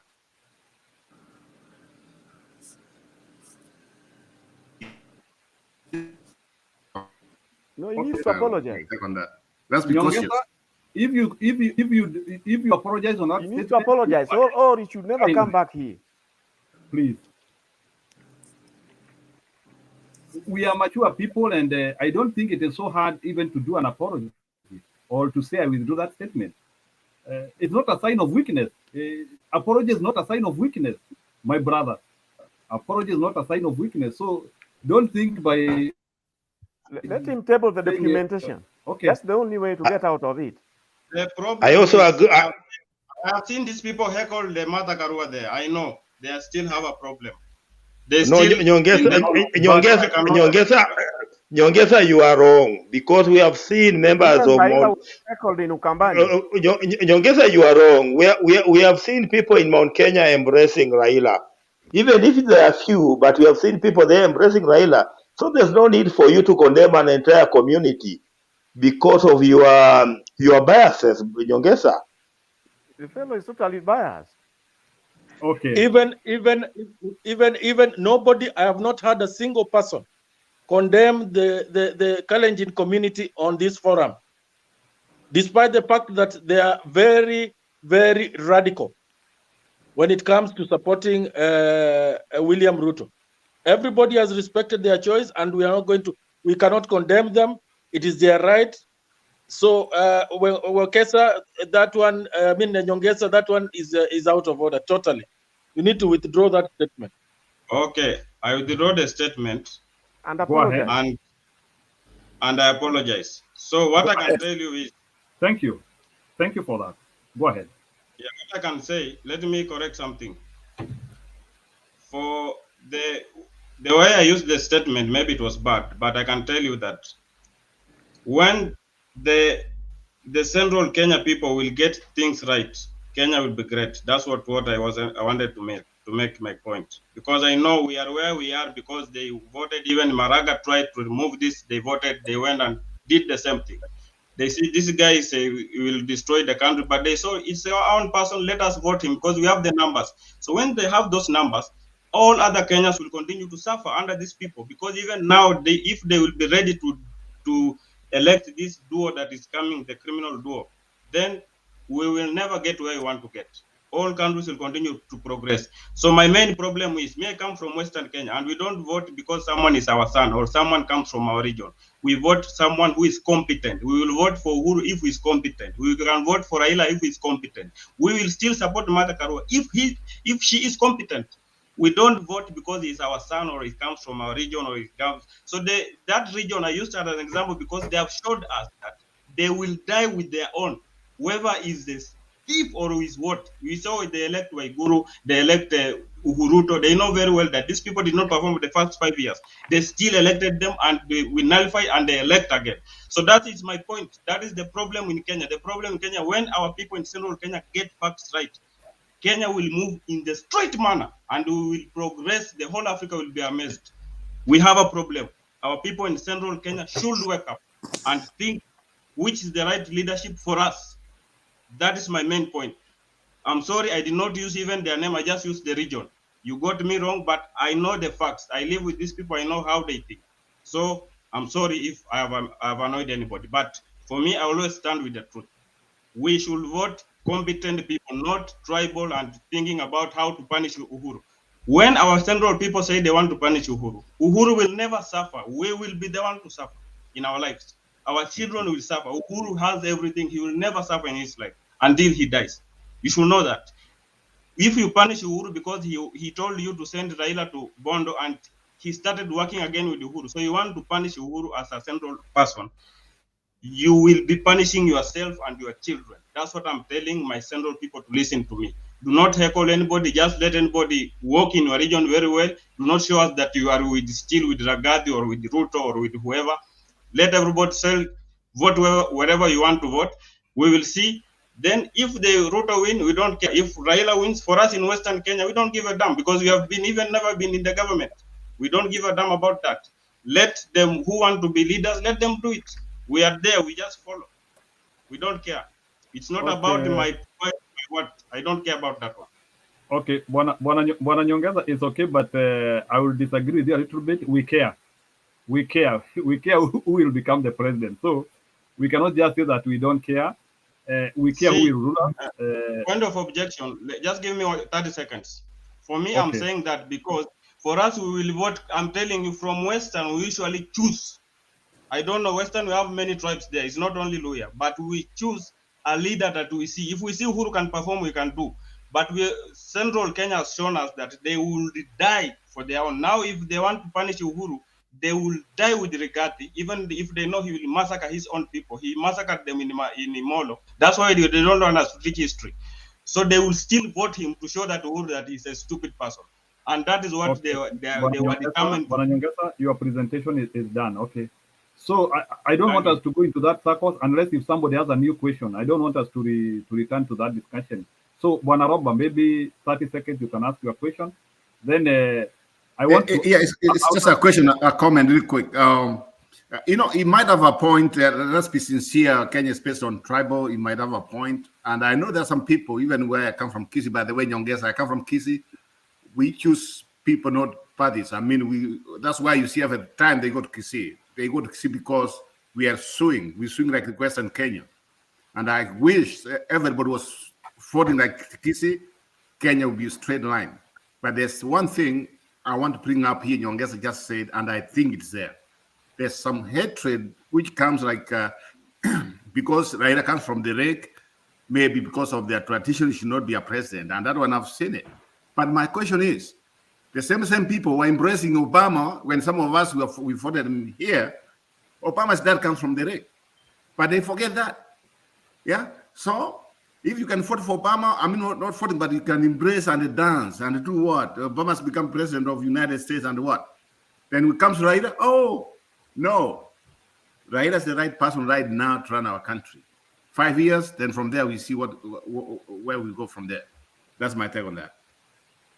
Okay. Okay, thank you about that. I want us to progress. I want now to gender equality. I know Masita has come a little bit late, but I want to allow her. Guys, you will come on board. So I just want to allow a lady to speak now. So Masita, please do a presentation. I know you can see the question. The discussion is moving there down, so you can read and go through that as you thought. Thank you.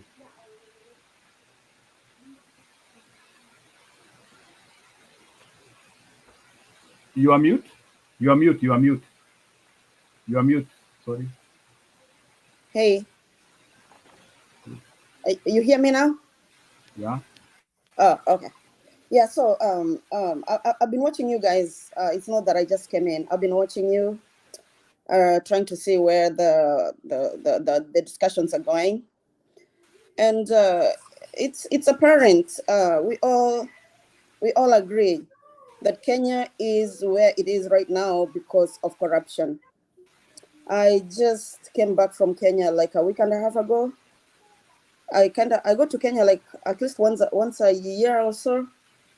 So, but what I saw this time with the after COVID, and then the inflation that came with that, the gap between those who have and those who don't have is just so big.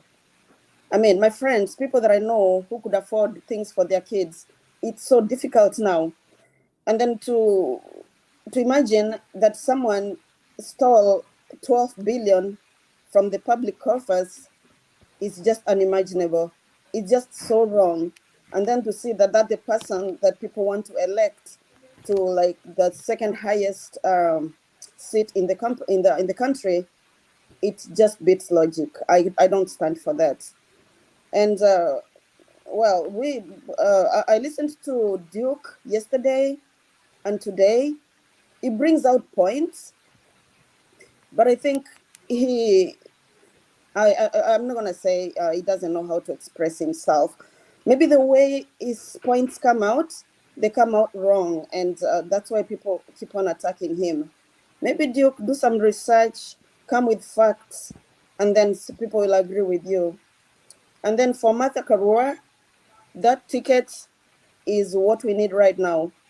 Martha Karua complements Raila so well.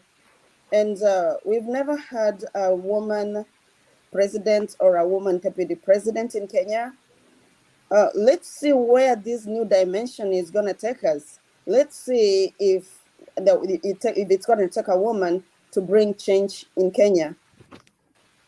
And then for the people in central Kenya, we all know that Ruto started campaigning in the central in the Mount Kenya region, like way before this campaign started. He's been there for like close to 5 years now. He had a lot of money, and we know like there's so many jobless. There's so many people, poor people, and jobless youngsters in like throughout Kenya. But Ruto actually knew what he was doing. He went to central Kenya with a message and with money. So he corrupted many youths and many of the poor people in the central in the Mount Kenya region with a lot of money and a lot of promises.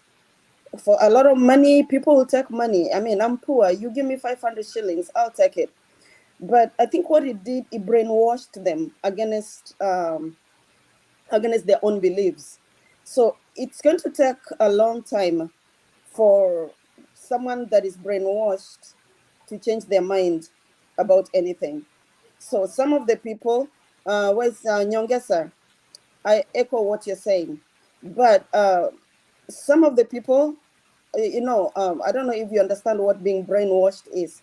Once you're brainwashed, it's hard to bring you back to line. So probably some of the people that you have there in Qatar are that group of people that were brainwashed, and probably they will never change. And those who will never change, they have a right to vote in whoever they want to vote in. We can't hold them like on their neck and take them to the polling station and tell them you have to vote for Baba. Baba will get the votes that he'll get. We all understand that. But with Martha coming along, I think we're gonna get more votes than we would have gotten if Baba didn't choose a woman. And then for Gachagua, I really don't know what to say. He is just angry. He goes to campaigns. He's angry. He's insulting people. I'm not sure if that is doing him any good. I know a few people that are like hardcore UDA followers. They are saying Gachagua was the wrong person to be picked for that post. I'm not gonna say take him out, but let him be there so we can defeat them. Let him there. Let him continue insulting Martha and Barbara so we can actually garner votes through his insults. Other than that, okay, I think just in one minute. I wanted to confirm the same UDA guys are running for him to be removed. So just get the details. Yes, they're saying he was the wrong. I mean, I live in the US, so some of my friends are like UDA hardcores. So what they're saying is like this was a blunder. Gachagua should not have been picked to be the DP. But on my part, I'm saying, I mean, if it's a blunder, that's a blessing to Azimio. So let him be there. And I don't think Ruto is going to make himself a fool by going back and telling Gachagua, okay, now step aside, I'm picking someone else. So he made a blunder, and we are going to gain from the blunder. So I see someone raising their hand. I don't know. 1 minute. Osiaro, you have a question or you want to add something before just? I just want to add something on regarding Gachagua and UDA. You see, this is politics. This is not a clean game of which is based on merit. There are competing interests, and to be honest, even Kindiki being an insider in UDA, I think he was aiming too high for the reason that UDA has its owners. If people didn't know, but Gachagua is the second highest financier of UDA. Oh yeah, that's true. It follows that what happened. What would Ruto have done? If you are aware of the interests which are competing there, you will understand why it had to be Gachagua. But more so for the reason of the 12 billion you people are talking about. If you remember the latest Supreme Court ruling, it absolved the president from any any court cases while they are in office. Now, there is a feeling, maybe in the background, that deputy president is basically part of the presidency. And sooner or later, that case about taking the president to court can actually come to the Supreme Court to give an advisory opinion as to whether the people who are absolved from these court cases while they're in office includes the DP. And you may well find that that is the case, because under the 2010 Constitution, there is the presidency. It is no longer the president and the vice president. All these people enjoy those powers. Now, the main reason why... Hold on. That was clarified, eh? Hold on. The main reason why Gachagua had to be Gachagua is because of the cases against him. He hoped that in the meantime, he's going to get some space when nobody can take him to court while they are in office. Yeah, and then plus I had somewhere, I read somewhere like Gachagua, like throughout this time that Ruto has been campaigning, Gachagua has spent about 2 billion, like helping Ruto, like with the campaigns. Yes. So he put an ultimatum on Ruto. It's like, if you don't pick me, then I need my 2 billion back. Exactly. So. Okay, Abuya has a question before just when you continue. Abuya, can you say what you are saying? Yeah, during the ruling of the BBI, the Chief Justice made it very clear it is the person of the president that is absolved from any civil or criminal proceedings, not the president. She confirmed that. I think if you go back to the clips and listen to her statement, it is not the president. It is just the president himself, the person of the president. No, that is true, except that the 2010 Constitution refers to the presidency. So that is why some people are planning to go to get an advisory opinion from the same Supreme Court. Which particular section? Which particular article? That yes, he's part of it. Osea, let me get this clear. No. Let me get this clear, Osea. So, do you think Gachagua did everything he did because he knows that if it doesn't become the DP, then he's going to be prosecuted? No, if he doesn't become the DP, if they are lucky to become the president and DP, it means that all these court cases hanging on his back will be suspended at least for now. They'll be shelved. Okay. If they go for 10 years, you can imagine, he'll have a 10-year break. Because you will not be able to take him to court when they are president and vice deputy president. Okay. So should we say then that Gachagua was very, very smart? He had the money and he knew who to back with that money. He was very smart. Precise. Not even just that. Secondly, you see, Kindiki is the one who prepared all the documents of UDA. And Kindiki knows the pecking order in UDA. Yep. He ought to have seen it coming. Yes, he knows that, but basically that is why Gachagua would not have any of it. And I've told you, he's the second financier in UDA after Ruto. Actually, it makes a lot of sense then why he really had to be the running mate. It makes a lot of sense. He has his own interests to protect. Precisely. And he's very smart about it. So yeah. Yep. So politics is about interests. Yep. Yep. Okay, Josephine, have you finished? We get the other person, or you? Unless someone has a question for me, I think I'm done. Okay. Wangira, 1 minute. I will ask because you are the next person to do the presentation. I would ask you, maybe you do it. We hear over, then you do your presentation, please. Maybe Duke has his hand up. Okay, let's Robert. I wanted to confirm what Josephine said. Can I confirm something now? Okay, confirm. Go ahead. Yeah. So before I do that, Wangira and some people who have been on this show, you know, remember, whenever I do my sources, they have come to pass. Some of these have said it and they have come. I can confirm what Josephine just said about the gentleman who's the running mate. So some of the guys who are here, some of them, I'm in California right now. There's some of the people who are here. I know them. Some of them, men, I'm telling from the inside. They know the campaign is lost. They are hoping that the court will stop Mr. Gachagua from becoming like a running mate so that he will not be cleared.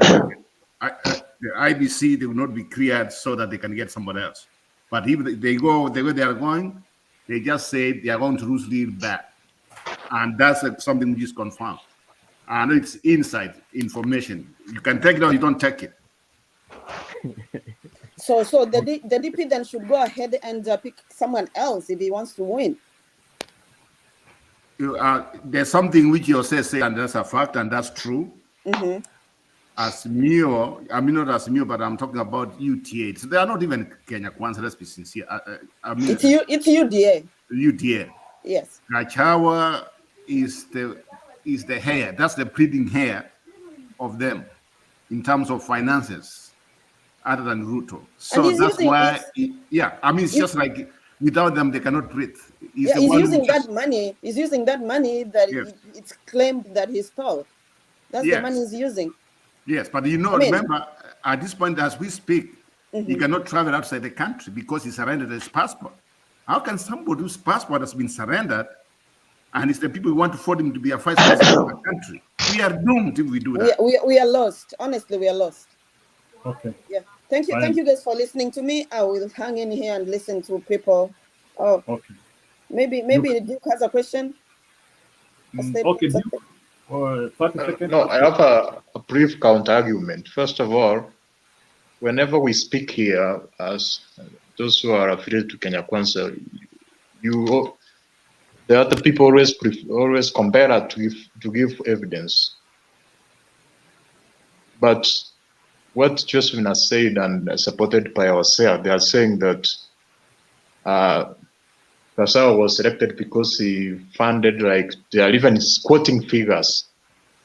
So I don't know whether they are the auditors or they are the one who transferred those amounts to the campaign. So no, that's why I said I had it somewhere. I didn't say like I know he did it. Okay, just I want to confirm something. Personally, the figure I quoted is the one in court. I didn't say that is what he has used to fund. I'm saying that is the case in court. Yep. Okay, yes. No, it's not even. It is just when you say that he has funded 2 billion to. Yeah, that's what I read somewhere, and I had people talk about it while I was in Kenya. That's what I said. Yep. Okay. So for me, what I can say is this: regardless of the fact that Kindiki was more actually academically qualified than Gachagua, there are other parameters which were to be considered. But that's why sometimes I say his election was stolen. Do you agree in that his election was stolen? Opinion. Which election? Which one? The appointment of Gachagua was stolen. The nomination. The nomination was stolen. The election was stolen. No, it's the presidential cabinet who nominates the running mate. So, my friend, let me tell you what happened. Okay, Duke. Okay, it's still my time. So, Duke, why did the president? Why did Ruto have to have people vote for candidates when he knew who he wanted? He just wanted to. First of all, there were several parameters which were considered. No, don't tell me First about of all, parameters. one was. Don't talk about parameters. Why did he have people? He wanted to hear people's opinion. For what? He wanted knew to who he hear wanted. people's opinion. For what? Maybe to assist him make a decision. Why did he steal the election? Duke, be fair. Stole the election. Ruto stole the election of Kindiki. Yes, he did. No. Wait a little bit, Duke, let me tell you exactly what happened. Okay, 1 minute. Remember when they were supposed to announce? Kindiki was going to be announced as the running mate of Ruto. Yes. And now things changed when that man went there demanding for some money, is whatever he has financed, all these things. Mm-hmm. Then now Ruto was trying to play it cool by just saying, you know what, let me find, he was trying to buy time anyway. So at the end of the day, money won, but guess what? They lost the presidency. Yes. Let's consider that. Mm-hmm. And that one take to the bank. No, Robert, in addition to that, you know, before he did that, he mobilized people. He staged a demonstration in Nyeri.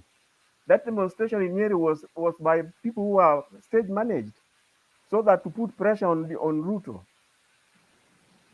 Yes. Okay, I agree. So what I want to Anyhow, confirm. Can I finish my? You know you have interrupted. Can I just give a brief? Allow me say a point also. Duke, let's be honest. Wangari Karua opinion polls showed she had 41%, and Raila Odinga gave her. Opinion polls showed Kindiki was ahead. MPs voted, and he was denied. Election was stolen from him. Confirm that. You know, this idea of going to circles, it doesn't. You know, first of all, the problem is that you speak propaganda and then you say that we are the one who are giving propaganda. You are saying that. You know. Can I speak? Can I give me time? I speak. You are interrupting me. And then you say that we are the one who are. You are saying that. You know. Can I speak? Can I give me time? I speak. You are interrupting me. And then you say that you are saying that. Duke, let me finish. I'm gonna finish and get out.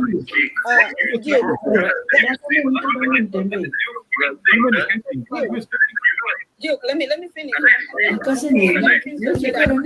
There's a lot of interferences. Everybody to mute, please. Duke, let me finish. Everybody to mute, please, so that we can. Okay, so let me just finish here. Duke, please don't say that we are bringing propaganda. Everything, everything that is going on, anybody that has a phone, an iPhone or a smartphone, we all know what's going on in Kenya. We know Kindiki won the nomination. It was the members of parliament elected him. So whatever you're saying, like he had, like Ruto had other issues like to consider. Why did he have those guys like MPs vote for somebody if he knew he wasn't going to give him the nomination? That doesn't make sense to me. So he knew all along. I even saw it on Jeff Koinange Live. There was like a panel that discussed it. Ruto all along knew who he wanted to pick for his running mate. That is not even a secret. He knew. So when you come here to tell us propaganda, you want me to prove. You want me to let prove me confirm that. Let me confirm. Hold 3 on, weeks Robert. ago. Hold 4 on, weeks Robert. ago. Let me finish. Okay. Let me finish. I'll let you. So when you Duke, you come here, you tell us like what we are like. When I said like, okay, I had it somewhere that Rigathi said he used 2 billion to fund the DP like all this time. Is that propaganda too? The guy is in court. I mean, the case is in court. He has the money. So we believe he must have used the money, and that's why Ruto cannot get rid of Rigathi Gachagua. Whether Gachagua is going to spoil the votes for him, they are stuck together. And that's it. I'll give someone else a chance to talk. No, I was just saying, remember the time they went to Kisi? That deal was already done. And if you remember, if you remember one of the people you could say Osoro, if you remember Osoro is the MB from South Mogrango, he said already they have their member. They already have their running mate. Yes. Yes. That one was already done. We knew it. And I came here before even that, and I told you, MADARAKA was a done deal. Kindiki was a done deal. Then when it came in, I want people that don't give these guys who are just keep on telling us Mio, they have problems and whatever it is. And I want you to remember, I told you, wait until they choose or they name their running mate. It's going to be problems. That one has come. Then came on that Saturday, I mean, before when they went, the problems came in. So I told you guys, I don't think it's going to postpone this thing on Sunday and it's going to run its running man on Monday. I had the sources. And that one happened. So when I say something here, I get it really correct. So what I'm telling you is this. The hope of many people right now in UTA, if the court can be able to stop this guy about his corruption, they'll be happy to name somebody else. That's where it is right now. Actually, I think it's one of the lawyers that is involved with this, what's his name? Mr. Rigathe's case. He was on TV saying, now he's been nominated like the running mate. Where is he going to find time to come and attend the court processes? Yes, someone came to Jeff Kwenange Life, or was it Kifumbi or something, one of those programs. So it's like this is ongoing, and Gachagua is like so deep into the campaigns. So let's wait and see. Things will unfold. Give it a few weeks. Yeah. Thank you but so we've much, been guys. doomed. Yep. We Kenyans, we elect these people who have wanted in court, who have been stealing from us, who have Where are we something going? plans, and we elect them. We are done as a country. Where are we going? And Okay. I think, and let me just say one thing, then I'll finish. This year, I've seen like many, even like many young people. Everybody wants to run for a parliamentary seat or an MCA seat. Everybody thinks if they get into politics, if they win, it's an automatic, like you've automatically become a millionaire. So it's because of these people, it's because of this corruption in Kenya that everybody now thinks like if they get into politics, if they get into a parliamentary seat, if they become an MCA, they are automatically going to become rich. See, that's what corruption does. That's what brainwashing does. Martha Karua and Raila will make a change to Kenya in the next 5 years. Thank you, guys. Okay, thank you very much. Mr. Wangira, go ahead. Okay, Mr. thank you Wangira. very much. Thank you very much, Mr. Mwaura. First, let me start from where somebody has left. You know, somebody there has claimed that the Constitution of Kenya creates a presidency. You know, that's a fallacy. I've heard it several times. That's not the truth. The Constitution of Kenya does not create a presidency. What the Constitution of Kenya in Chapter 9 does create is what they call the executive. And when you look at the executive, there's what they call the principles and structures of the national executive. The principles of the executive authority, the national executive, and there under that we have what we call the president and the deputy president.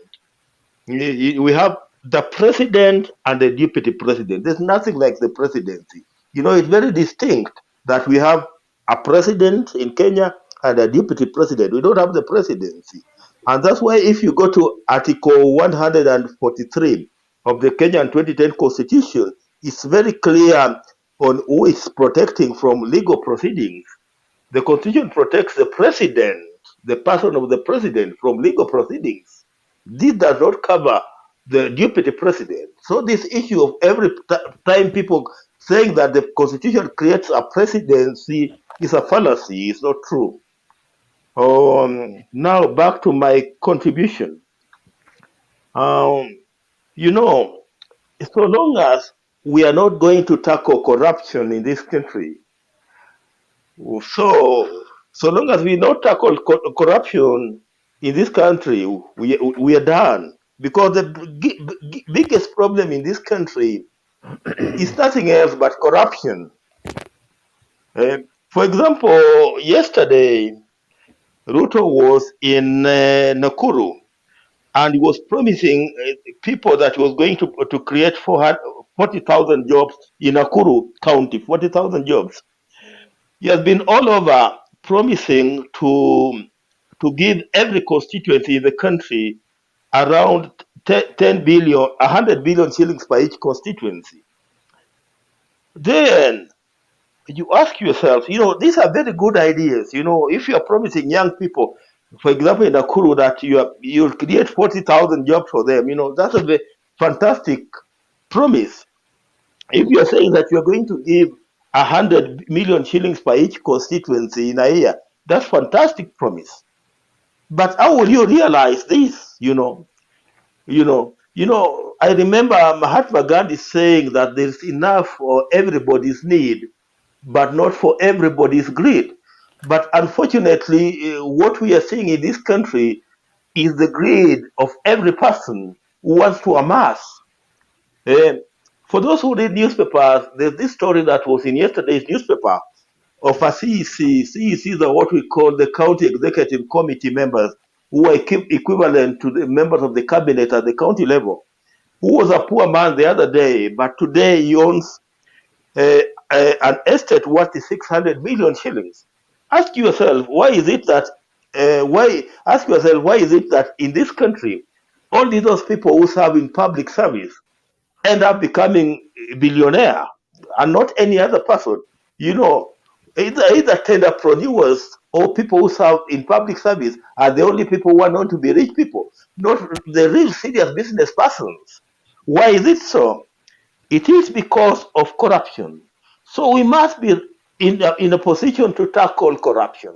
And you know, any leader who is not promising you that he'll tackle corruption after a 9th August general election, you know, that leader is lying to you. And you know, by saying that a leader who does not promise you that he'll tackle corruption is lying to you, then I'm referring to William Ruto. William Ruto has promised all manners of good things, but he has never promised Kenyans that he's going to tackle corruption. And if I'm lying, point to me even a single line where William Ruto has said he's going to tackle corruption after the 9th of August. And you know, it's funny to know that this is a guy who is not interested in tackling corruption. I'll lead you guys to Article 73 of the Kenyan Constitution. Article 73 of the Kenyan Constitution, that's chapter 6, on leadership and integrity. And down there they say responsibility of leadership. Responsibility of leadership. And this Article 76 reads that authority assigned to a state officer is a public trust to be exercised in a manner that is consistent with the purposes and objectives of this Constitution, demonstrates respect for the people, brings honor to the nation and dignity to the office, and promotes public confidence in the integrity of the office. Tell me, Gachagua is a state officer today, a state officer in the name of Member of Parliament for Madira in Nyeri County. This is a guy today who is in court battling a court case where he is accused to have stolen public resources to a tune of, I think, 7.8 billion. This is an ongoing court case, and which is public knowledge. And those people who want to disagree with me are at liberty to even Google now and confirm whether what I'm saying is true or false, on whether Gachagua is not in court or not. So tell me, by facing such an accusation in court, how is it promoting public confidence in the integrity of the office of Member of Parliament for Madira? And if he's already Member of Parliament for Madira and is being accused of stealing 7.8 billion Kenya shillings, what will happen if he becomes the Deputy President of the Republic of Kenya?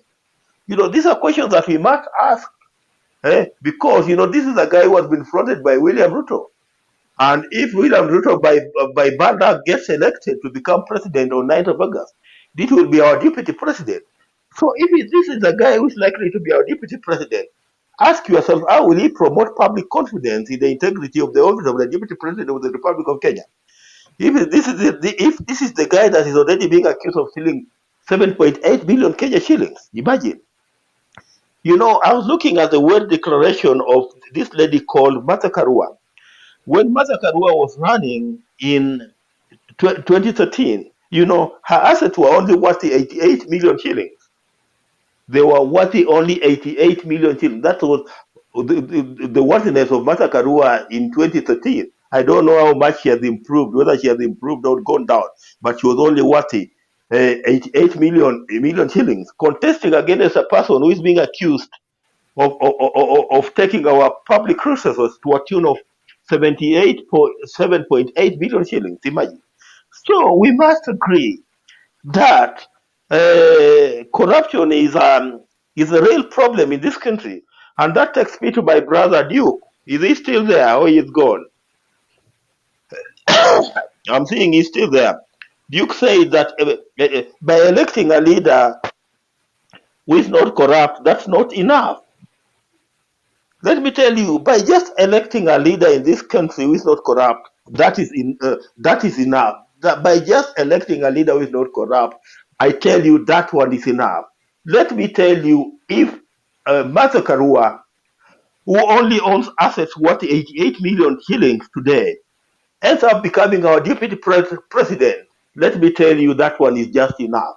Because we will know that this will be a lady who will be ready to tackle corruption. Because, you know, you don't have any interest anywhere. You know, she's not known to be entrepreneuring. You know, she's not known to hello? Somebody was speaking. I wanted to ask a brief question. If you say, for instance, if you elect somebody who's not corrupt, that's enough. Maybe you've elected somebody who is, yes, she or is not corrupt and it does not do anything, does not arrest those who are rooting. So it's not enough. It must be followed from with changes and action, punishment and recovery of resources. So it cannot be just enough to put a person who's not corrupt in the office. Thank you. There's a reason why I'm telling you it's enough. The Chinese say that a journey of 1,000 miles starts with one step. The fact that you have elected a leader who is not corrupt, that one is enough, because it will enable that leader now to move to the next step of starting to fight corruption. Imagine if we ended up electing Gachagua as our deputy president, a person who is already dotted with a number of corruption cases. Tell me, how will he get the energy to even start thinking that he can fight corruption? You just tell me. I'm waiting for you to answer me. Hey, can I come in for Theo? First, let me respond to that. First of all, the case of Gachagua is actually 12 billion, so it's more than 7.8 billion. But the problem is this. That case is actually about transactions which happened like around 2013. But those cases were submitted to court when he started to support William Ruto. So then sometimes we find that some cases are political. If somebody takes money and then after 10 years is when we hear cases in court. So the first step of solving corruption is to avoid political prosecution. You should not be taken to court because you have a different political stand. It should be fair across it's about whether you have rooted the resources or not, but not because you support a particular individual. Order. Okay, 1 minute. I want to confirm something about scandals. You cannot steal money today and we know tomorrow. So you need also to know that there is how scandals come out. So Mr. Wangira would prefer you finish your presentation. Whoever has a question to come on board instead of us interjecting. So just finish your presentation. Robert, hold your horses a little bit. You will ask your question. Let Wangira finish, please. I beg. Okay, I'm finishing my presentation in a question form, and this question goes to my brother Duke, who is purportedly defending Rigathi Gachagua on this platform. We all know that Rigathi Gachagua is one of the multi-billionaires that we know in this country. And Gachagua, for the history we know about him, this is a guy who last served as a district officer one. And we know the salaries that district officers used to earn those times. Tell me, with Gachagua tell me, if Gachagua is known of owning any industry, or if Gachagua is known to having been any innovator, to become the billionaire that he is today, if it's not through corruption. Okay, 1 minute before I invite somebody. So I would advise those who have presented, maybe somebody can get out so that we can get others. So if you have presented, you can go and listen to us on the background. Maybe Nyongesa, Josephine, I know you people you have presented. Don't worry, you can listen to us on the background so that we can get other people to come and join, please. We are not chasing you, but it's just trying to make sure that many people are getting on board. Mr. Njiru, I have something to ask Nyongeza. I would say to Nyongeza, please give him some minutes. Okay. So I was responding to Wangira's question, or yeah, I not the one to speak. I wanted to respond to Wangira. Wangira has just made a very nice quote that the Chinese say, a journey of 1,000 miles starts with one step. But I think from that very quote, one step is not enough. So to that extent, I think Duke has a point. Electing a non-corrupt person is a step in the right direction, but it is not all the steps. You know, I don't know what That's all I wanted to say. You know, I don't know what you have even said, because we say that we need to start by one step. I'll repeat it. You started by saying that a journey of 1,000 miles starts with one step.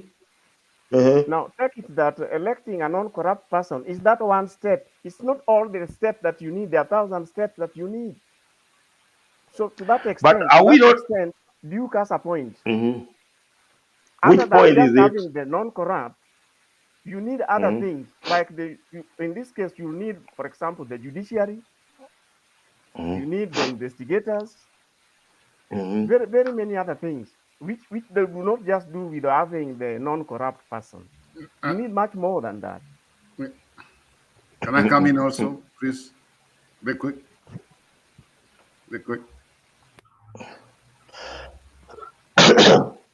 Maura, can I come in? Okay, you can ask your question. Yes. You know what, Duke? I agree with you and I disagree with you. Let me start where I agree. I mean, where I disagree. Don't come here and tell us just because somebody was supporting Ruto, that's when they started accusing him. You can't tell me people, they went on and started putting money in the bank because he's supporting Ruto so that we can prove he is corrupt. When you want to fight corruption, we should not say what just came from your mouth. All of us, we are here in the same. We can't just say because you support him. I don't care. If MADARAKA or Raila is being accused of corruption, I'll see what it is. I understand what it is. But for you to come here and just tell us because Mr. Gachagua, he got in problems because he was supporting Ruto, that's when the problem started. That's not true. This is a man who has an history of being a steward at DO or DC or somewhere. I'm not sure about it. He has an history. But there's one thing where I agree with you. I agree with you that corruption needs to be fought both ends, from the county level, national level. And I want also to remind you that what Mr. Raila has been talking about, he wants to chair them. You should even be supporting Raila because, in fact, you just answered to yourself. The candidate who has been called for corruption and is serious about it is Raila Odinga, not your candidate, Ruto. So you should agree with me. Okay, we have to go next. Osiaro, is your time now? Duke has not answered me. You see,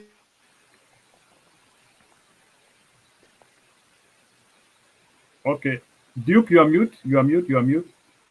Answer so that we go to the next person, Osiaro. Can you remind me the question? You know, they have even. I think unmute. Unmute Wangira. Okay, I'm muted. I told you that Gachagua is only known for having been a DO1. So he's not an industrialist. He's not a known innovator for anything. So tell me where Gachagua could have gotten the billions that he's swimming into if that was not through corruption. Now, let me answer to that question for you. First of all, regarding Gachagua has been just a member of parliament for the last 5 years. He has never been a politician, like those who have been politicians for 20 years, 30 years.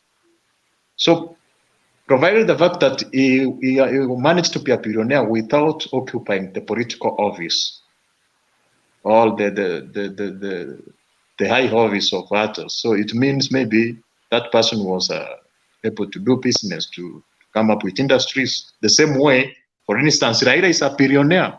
So can you say that Raila is what did he innovate? You cannot compare Raila with regard, my friend. And that's where you go wrong.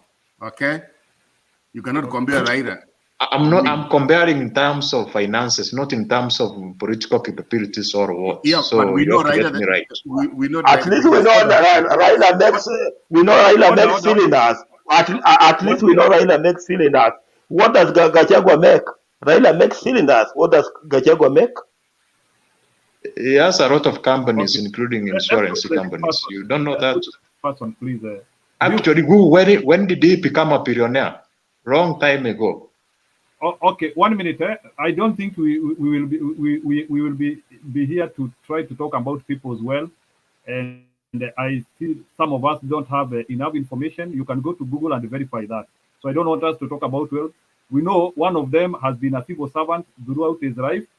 Yeah, he has been a DO, he has been what? So we need those explanations. But let's not go to those details now.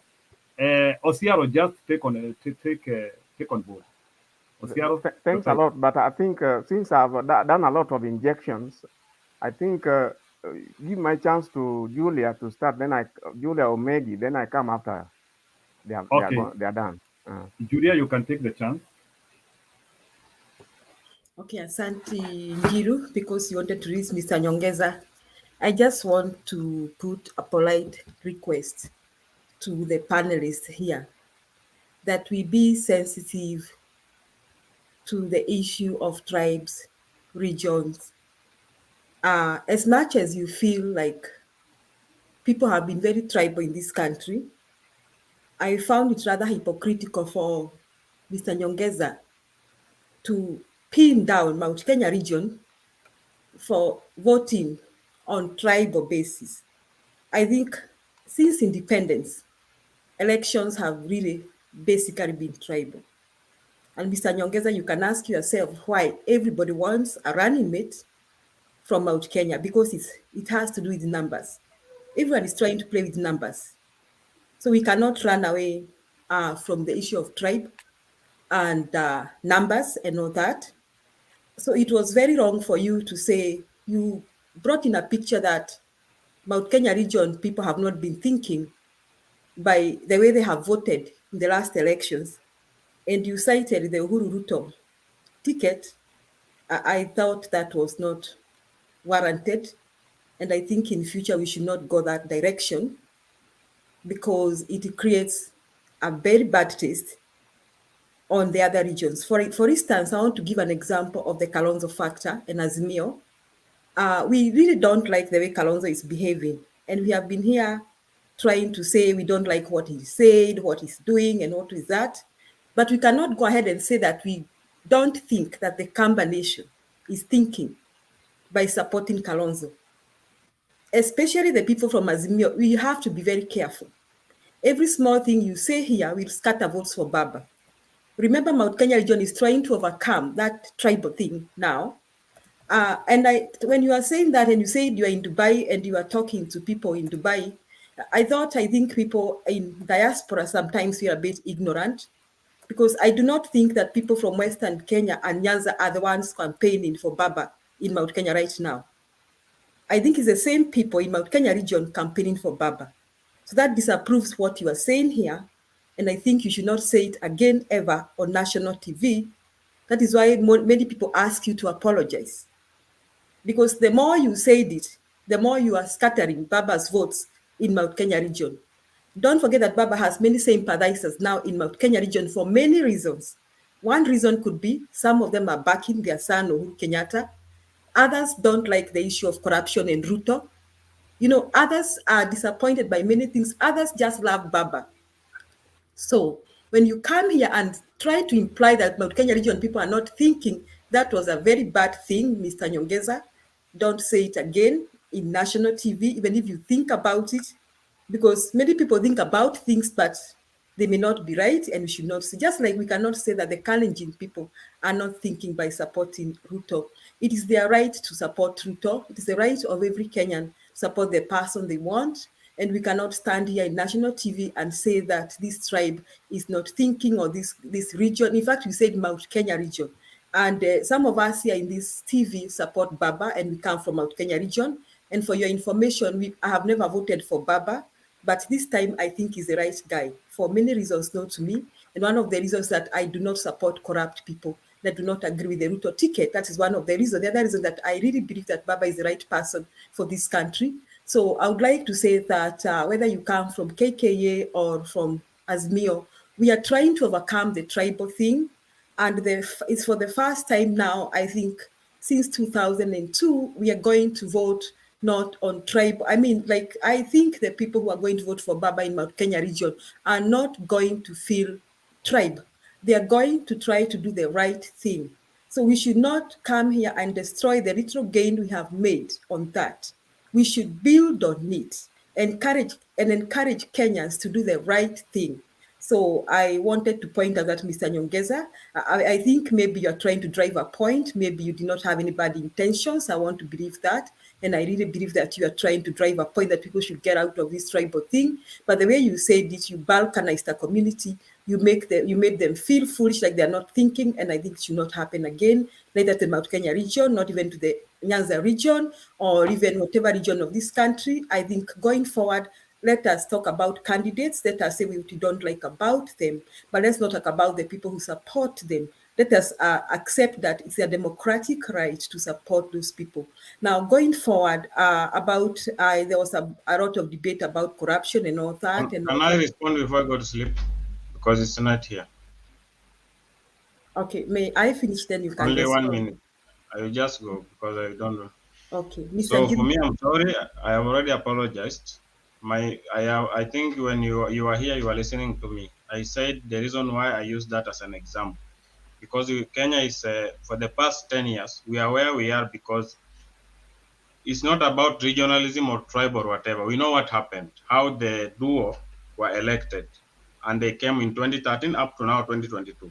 We've seen what has happened. We have seen inflation. We have seen, yes, COVID-19 was there. A lot of things were there. But the more corruption that has happened, the dams, the water, everything, the money has been stolen in billions. We have been seeing these things. So Uhuru was not even able to cap this because the ministries were corrupt. So I mean, people should go to the ballot. However, how much democracy allows you to vote a leader of your choice, whether it's your tribe or your clan or your whatever or your region, democracy allows us to do that, yes. But we should think first the future of the nation. We should not think about our region or I spoke like that because that is what I observed for the past two elections. Because the two elections we voted 3 times. I have observed that it was about regionalism and tribe. That's why I brought that one as an issue, because we should think upright. We are not babies. We are all big people, 18 years and above, who vote. That's why the Constitution allows to vote from 18 years. We can think. You can see that Julia can work. I can see that if Julia can work and maybe Temba I'm sorry to use your name, Mr. Temba. Maybe Temba is corrupt. I should choose Julia whether it's my tribe or no. But in the past 2 elections, we have observed that was what was happening. So we cannot hide out from that. We should tell people the truth that they should think. Even Mrs. Martha Karua, the deputy president, she tells them head on. When she go to Central, they try to heckle. She tells them, please, what is your problem? You should go and make your meeting. If you want to heckle me, go and make a meeting, whoever you are supporting. So for me, I will tell you that we have been voting for the past, from 2013, we voted on tribal basis. That's why we have the duo, the ICC duo as the leaders. And that's why the country is where it is. The legacy of Kibaki did not continue because we tried to vote in criminals. And we know they were in the court. Whether Gachagua has case courts or no. Even the duo, the president and his deputy were facing criminal charges, and we voted for them. So it is a norm. It is about saving tribes and doing all things of that. That's why Kenya is where it is. We cannot deviate from that statement. We cannot deviate from that statement. So I apologize and I did everything I did, so you should not cascade me. I explained myself very well. And it is a fact that we have been voting in that manner. And if we continue like this, the deputy president can be president. And I promise you, Mr. Gachagua has been DO or DC, I don't know. He knows how to eliminate. And the Constitution says that he will become president. If the president dies, he can even eliminate the Ruto and he become lifetime president. So it is against Kenyans to choose. It's against us to choose. Thank you. Your point is home, Kaiser. Your point is home. Okay, 1 minute, Julia, before you come. What I wanted to say is that there is no one in Kenya who gets 1 minute. There is no one in Kenya who gets 100% vote in any region. That means we are divergent by nature. So we cannot group Even Raila in Nyanza, he doesn't get 100%. He gets like 97 or 98. So there is a 2% which you cannot group on either side. The same case in Central, Uhuru never got 100%. So let's not, what Nyongesa were telling you is that we cannot group into one basket. Maybe Julia, if you want to say something, you can say. If you want to proceed, well and good. I give it to you. Okay, thank you. So, Mr. Nyongeza, most of what you have said is correct, and we should stop this tribal thing. I totally agree with you, but stop balkanizing people and saying Mount Kenya region that they are not thinking. That is very wrong, and you should not do it on national TV. Just like I am aware that majority of the votes Baba gets is from Nyanza and Western, but they have a right to vote for Baba. So I should not come here and say that people from Nyanza do not think when they vote for Baba. So let's stop that. And another thing, I have a question. Mr. Nyongeza, please stop disrupting me now and I allow have me a question. to finish. No, I will not answer your question. Allow me to finish my So you see, you're question. biased also. No. You are Yes. biased. Finish Nyongesa, Nyongesa, I have a please. question for you. You should answer me. Mr. You Nyongesa, are talking about me, so I should ask you a question. If you are doing that, then this point is useless. Okay, Julia, give him 30 seconds. It's okay. Give him 30 No, seconds. Mr. Njiru, You I cannot don't want mention to my name argue with and you Mr. want me Nyongeza. to tell me you cannot. Nyongesa, just let her finish. Let her I finish. just Okay, Please. Okay, what does our Julia, go ahead. Let her finish. Julia, go ahead. What Was Nyongesa, your kindly. what apology does honest? Was the she's apology talking a to me. genuine, Be really? patient. She's not. No. Yeah, what does our Nyongesa, DP now. MADARAKA do when the people try to heckle her in the central province? She will tell them the truth. She will not hide around the bush. She will just tell them, kama mnataka mkutano ende mtengeneze yenyu, lakini hapa tunaongelea maneno za baba. So she will tell them head on coalition. She will not care if they will vote for her or no, and then they will start supporting her and clapping also. So we should tell our people, deviate from tribal politics, vote in competent leaders, not your tribe, vote anyone. We get your point. Nyongesa, we get your point. Nyongesa, kindly, we get your point. I was telling the region that way because that is where it's happening most. Nyongesa, kindly, when somebody tells you we have gotten the point, don't talk too much. Julia, go ahead. Okay, thank you. So I don't want to agree with Nyongeza again. It's not making sense. So I better proceed to the points of the day. Now, we were talking about, there was a lot of discussion about corruption, which is a good discussion because I think we are trying to look for the way forward for this country. And I love what Mr. Wangira is saying. I also want to agree with what Mr. Duke is saying, that Mr. Wangira said that we have started the journey with Mother Karua. We really trust that Mother and Baba will do a good job. We really trust that they will not tolerate corruption. I mean, we really hope that we shall not have any new corruption cases. We really hope that they're going to work with the right people. That's what we are saying. The Duke is saying having the right people like Mother and Baba is not enough. We need them to be proactive. So this time I want to agree with Mr. Angira and Duke that we do not only need Mother and Baba there, but we also need them to be proactive. We've had good people in this country. For example, I think what Nyongesa was talking about is Kibaki. I think we thought that Kibaki was a performer, but I think Kibaki did not really succeed successfully to fight corruption. We have also not been able to pin down Uhuru Muigai Kenyatta for corruption. However, I do agree with Duke when he says that Uhuru was not successful in preventing and fighting corruption. So I think I agree on all those parties that we need proactive people who will not only say they fight corruption, but people who will stop it from happening. Now, the other point I want to talk about is about Gachagua. I had some discussions here that Gachagua Gachagua is not wanted, and I think now Demba is here and Jiru, maybe they'll brainstorm on that. I don't think, and Makiadi, you are able to conclusively agree on what next. Now, there are some rumors, I can call them rumors, and it's a disclaimer I want to put. I don't have evidence for this, and I'm not sure whether it is true or not, that the KKA camp is trying to find a way of kicking out Gachagua. So I was asking myself, what happens? Now, if they find a way of kicking him out, that they decide that we'll find a way, either through the court process, that we shall not have this man.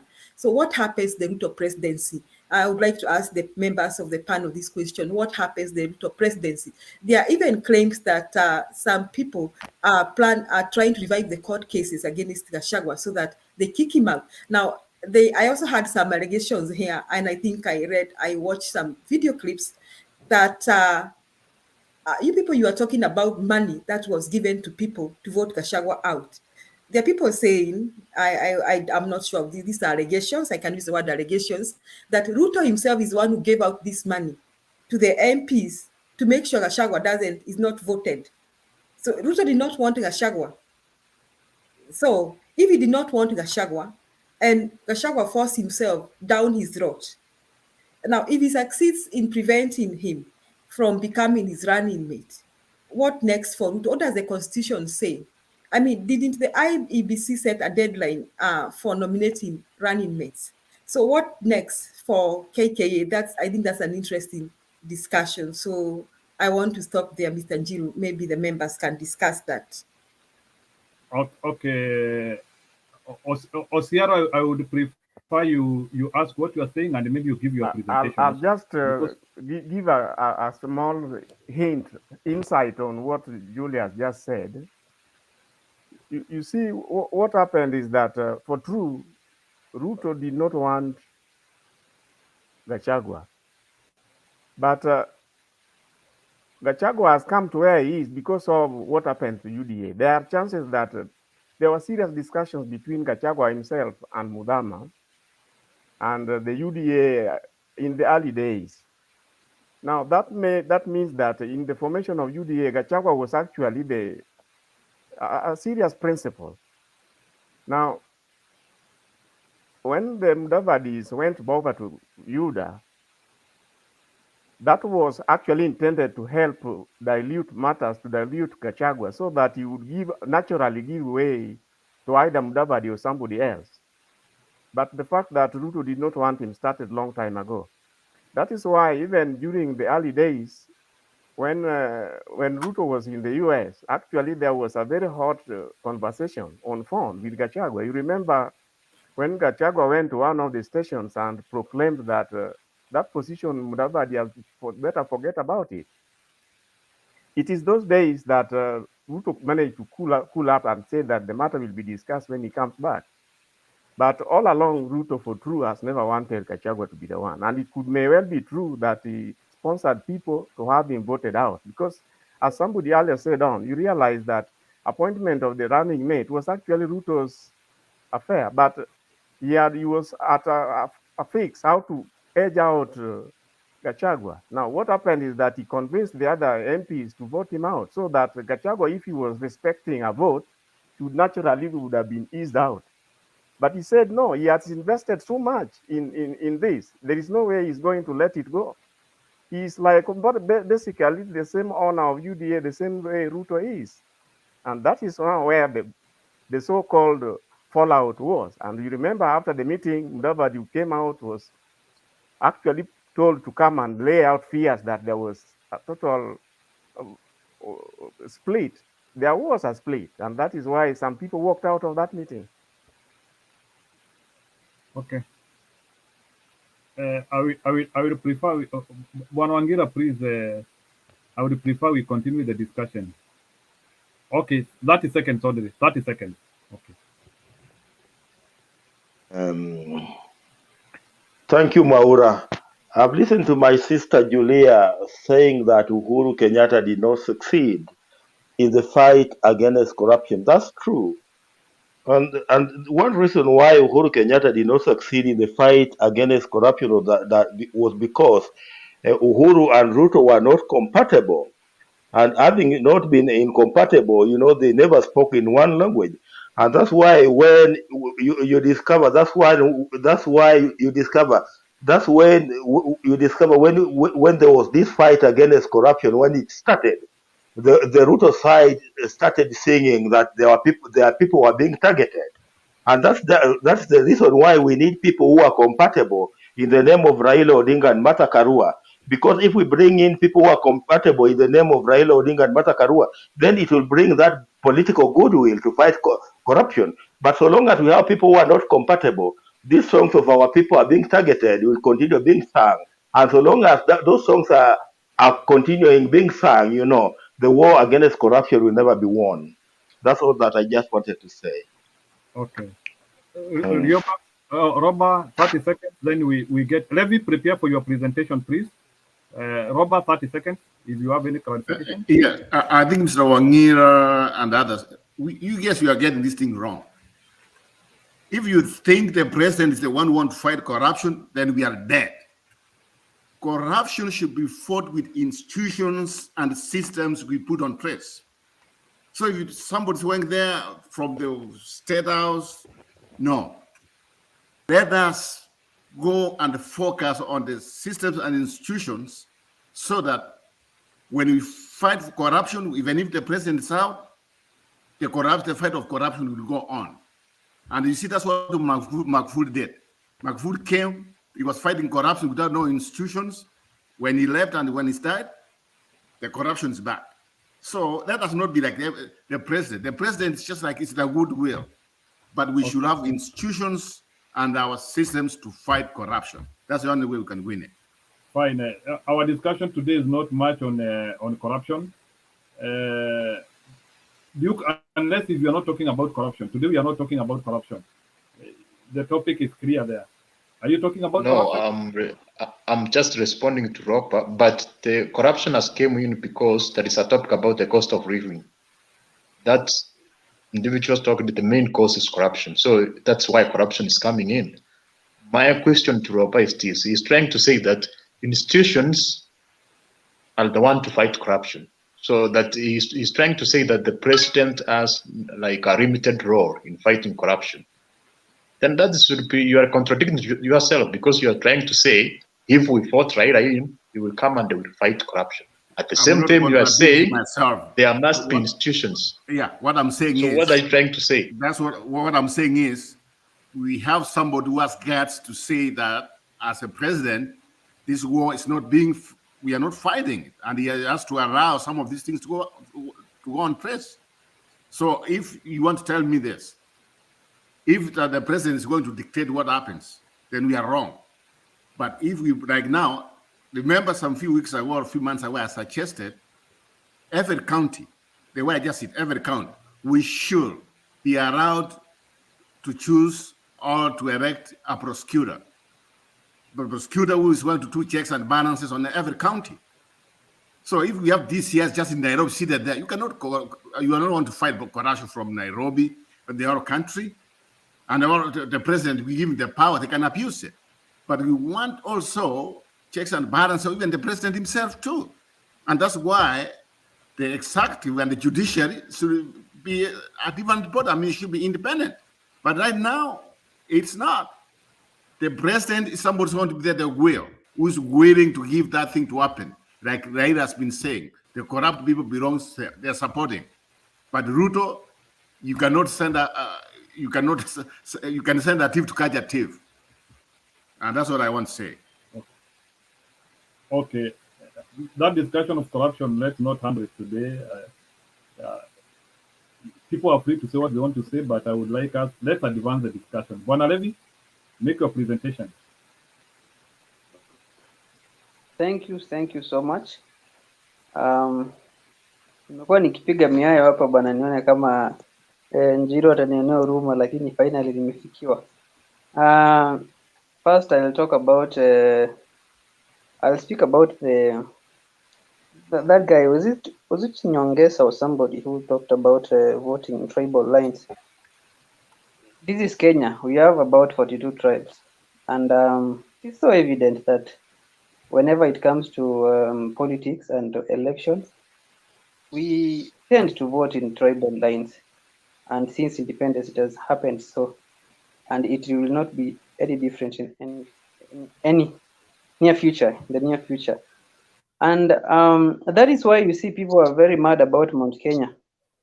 The reason why is that, you know, when we have about 19 million registered voters, and Mount Kenya region alone contributes to 5 million plus voters. Now, for someone to clinch the presidency, he needs about he needs 50 plus 1%, yeah. An estimation of that is about 9 million plus votes. And you see the Mount Kenya already has 5. So you see, if someone backs the Mount Kenya, he already has more than half of what he needs to gain the 50 plus 1%. And I think that's why most people are very, obsessed about this Mount Kenya. And this election will be somehow different because Mount Kenya now has no real contender in the presidency. We had the Mwai Kibakis and the matters of the previous elections, but right now, apart from the running mate, we have no real contender on the presidency, and that's why you see these people really fighting, to get a portion of the Mount Kenya region votes, and it is that way, and I think that is what mostly the Kenya Kwanza brigade is talking about. They are saying what actually they're saying is that Raila Odinga can never be sold in the mountain. Raila Odinga as presidency people from the mountain cannot vote for Raila Odinga. And that's why you hear in their meeting, mostly they do dwell on that, trying to tell people that we know it's Raila Odinga who is, contesting. It is not Martha Karua. So hata ukileta Martha Karua kumkampenia, we still not vote for Raila Odinga. And they are trying to bring a message that this is Mount Kenya region. We know how they vote, and we know they'll not vote for Raila Odinga. But I really like how the Iron Lady is doing her work, and despite the few goons, the few hecklers here and there who are trying to disrupt, in politics there are many tactics. Some dirty politics that are being done. Pay 200 goons, go heckle her, take the videos, make it look like she's not wanted in the ground, which is totally different. People have watu wako na akili. And when it comes to August, you will see, I always tell people, ukifika August, you will see frustrations, people's faces. As much as you're saying the idea that, ati sasa this party is locked for someone, it doesn't make any sense. Because ukiangalia, the Jubilee wing is also on this endeavor with Raila. And also the NAC, the NAC Kenya, and all that. The Uhuru Brigade is trying to help, trying to help Mother Karua to at least, go into the mountain and, solicit those votes and try to get the votes for Raila Odinga. And I know people will make the right decision when it comes to elections. Again, what I was talking about is regarding Gachagua being chosen as a running mate. I think, in my opinion, I think he was the preferred running mate for Ruto for a very long time. Hata ukiangalia ile convention walikuwa nayo, was it in Kasarani or somewhere? Hata ukiangalia sitting positions and, since the time UDA came into the limelight, this man Gachagua has been on the forefront. Hata Mount Kenya, he has been the man who has been behind, mobilize the popularity of the party in the Mount Kenya region, and that's why you see even Uhuru's popularity has significantly gone down.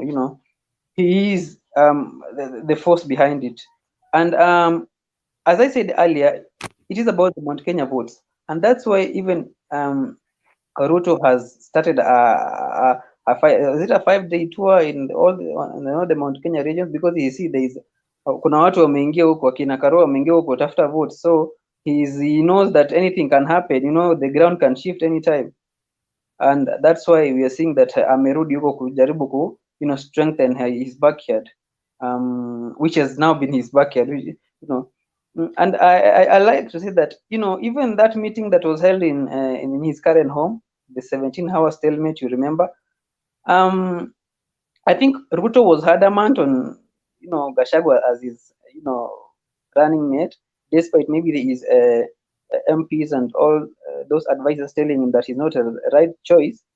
I think he was adamant and he had settled on it. And even when they tried to vote, he still unajua bado alibaki kwa Gachagua, and that's why some of these guys have not really gone well with the idea, but wanasema what can we do? Let's just support him because he is after all, Ruto is the one to make the final choice for Gachagua. Because he is a mobilizer, he is he's a leader with zeal, and he has he has that power to influence the ground. So I think partly, and the funding that you guys have said about is the force behind Gachagua being picked as a running mate. And let me just finish on touching on corruption. Corruption is the biggest enemy of a country. Let us not hide that. Corruption is the biggest enemy, and getting the right people to power is the only thing that can end corruption. Voting in integrity, leaders with integrity, and I think Martha Karua said this. It doesn't matter even the person you choose as a president. It starts with the MCA. Huko chini, who do you choose as your MCA, as your member of parliament, as your senator? These are the real people who will make the real change huko kwa ground. Hata ukichagua president mwenye unataka aingie kwa ofisi, but you choose a wrong MCA, it still makes no difference, little or no difference. So it starts huko chini. See the person you're voting for. And I come from the Kisii region, and I can see that the voting in that region is very impressive, because unaweza pata MCA ni wa NARC Kenya, MP ni wa Jubilee, senator ni wa ODM, so that shows that if a leader has not performed, there is no way that leader can aezi rudi huko. That's a matter of fact. In Nyamira County, in Kisii County, unaweza chagua wa ODM this round, kama hutafanya kazi, next it's Jubilee. The other time is hiyo ndo the only that's how the Kisii people vote, and I really like that kama mtu hajafanya kazi, no matter hata kama ni wa ODM, hata kama ni wa Jubilee, hata kama ni wa UDA, atoke tupatie mwingine chance mwenye anaweza fanya kazi. And also just about these institutions, the likes of EACC, we just need to strengthen the institutions and maybe avoid the influence of interested parties in when these institutions try to enforce their mandate. And also I talked about electing leaders with integrity and prosecute these people. There's this conflicts about within the judiciary, the DPP, the EACC. Kuna konga na ile the conflict that mtu ameshikwa, amefunguliwa mashtaka, akifika kotini anaachiliwa.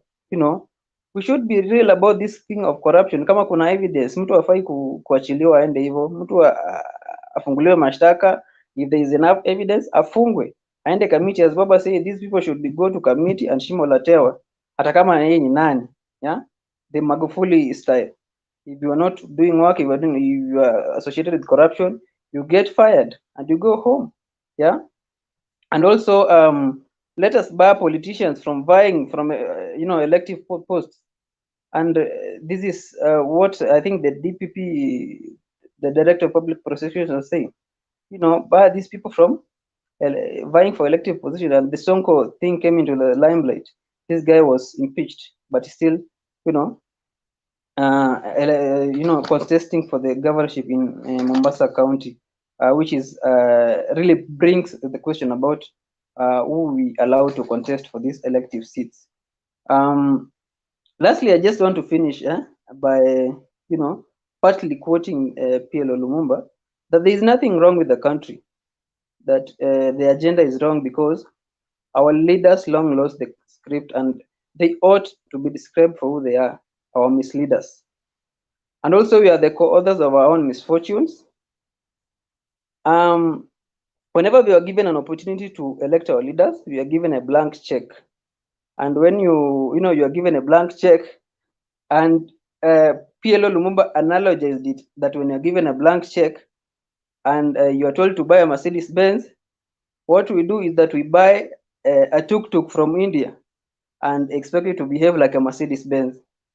And what we do is that we elect thieves, we elect hyenas to take care of our goats, and when the goats are consumed, we wonder why. So think about that. I think I've made my submission. Thank you. Thank you, Levi, for your submission. Before we allow questions, let me allow Makiadi to give his presentations, and then we can open it up for questions. Makiadi. Thank you, Ndemba. I don't think I have a presentation. Remember, I've not submitted. I've been here. I've been talking, but I've not submitted my thing. I've been here. Nobody's telling me. I've been here too. They forgot about me.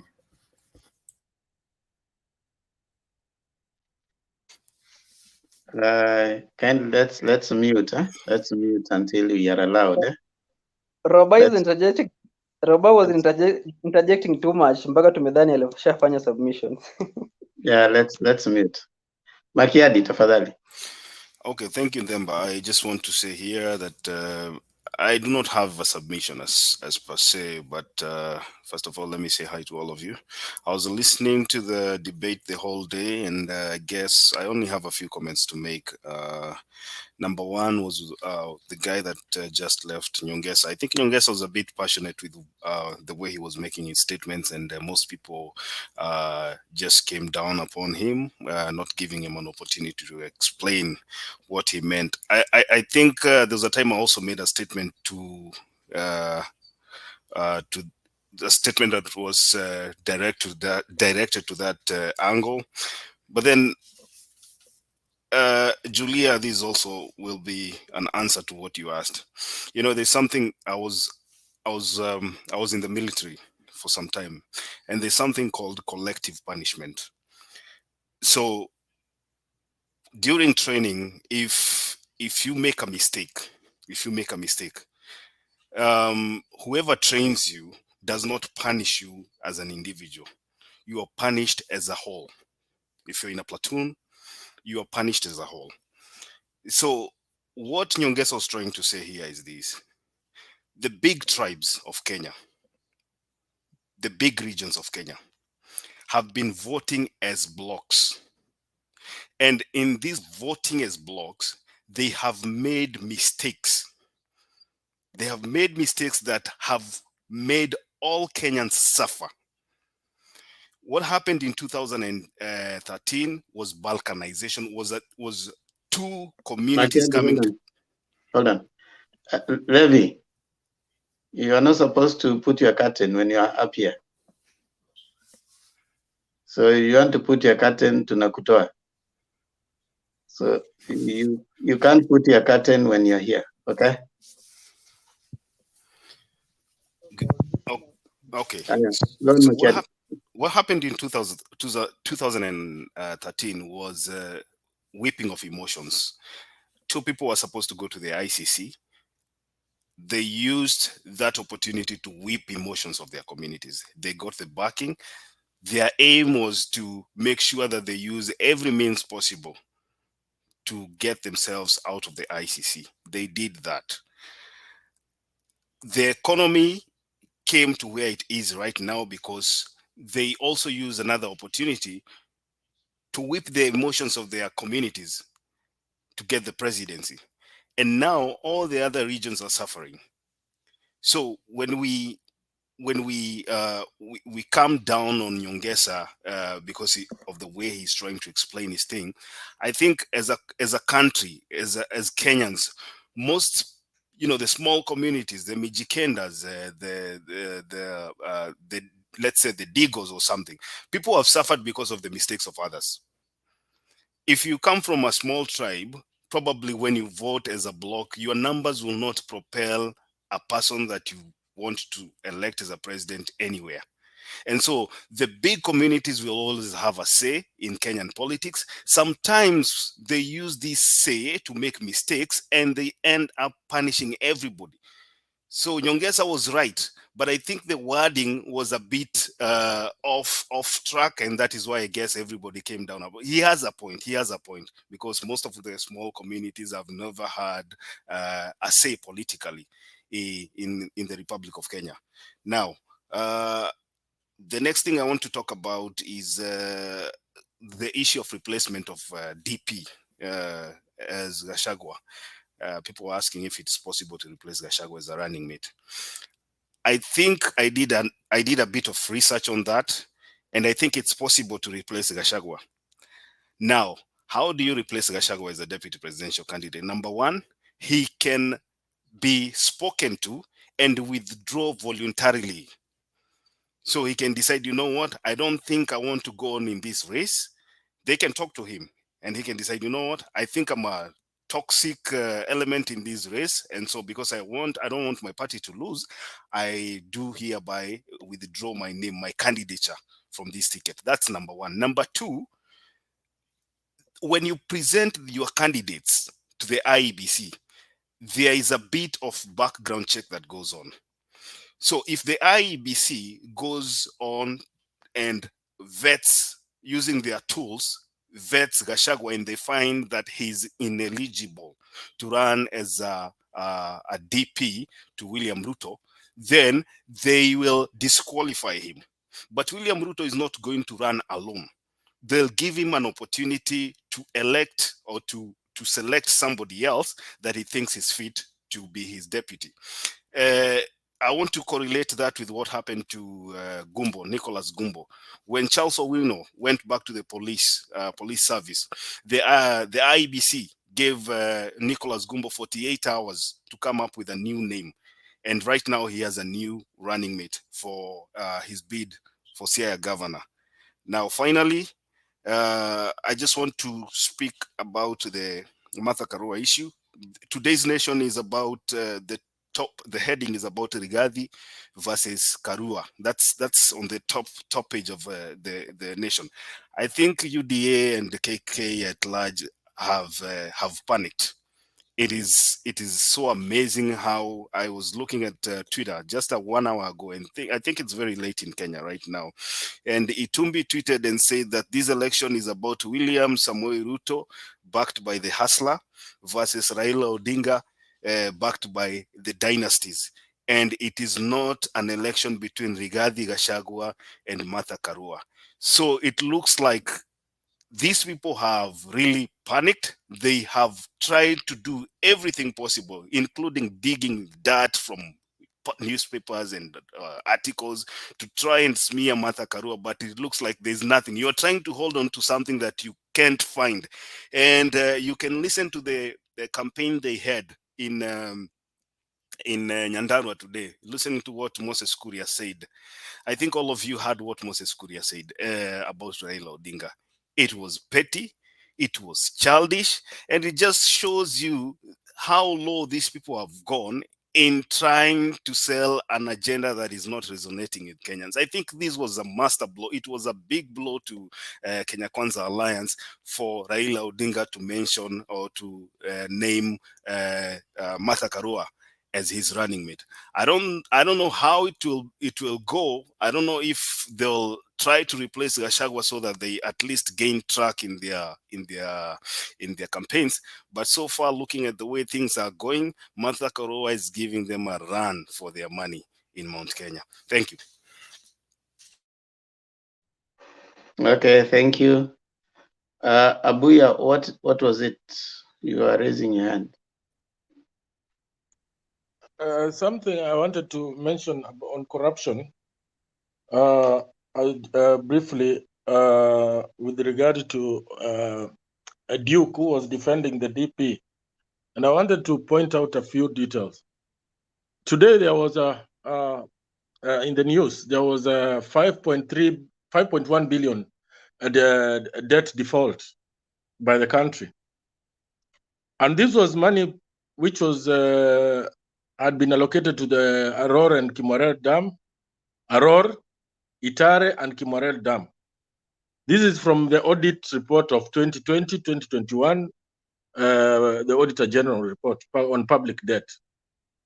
And the people who are concerned with that, surely we should not be defending the DP on such.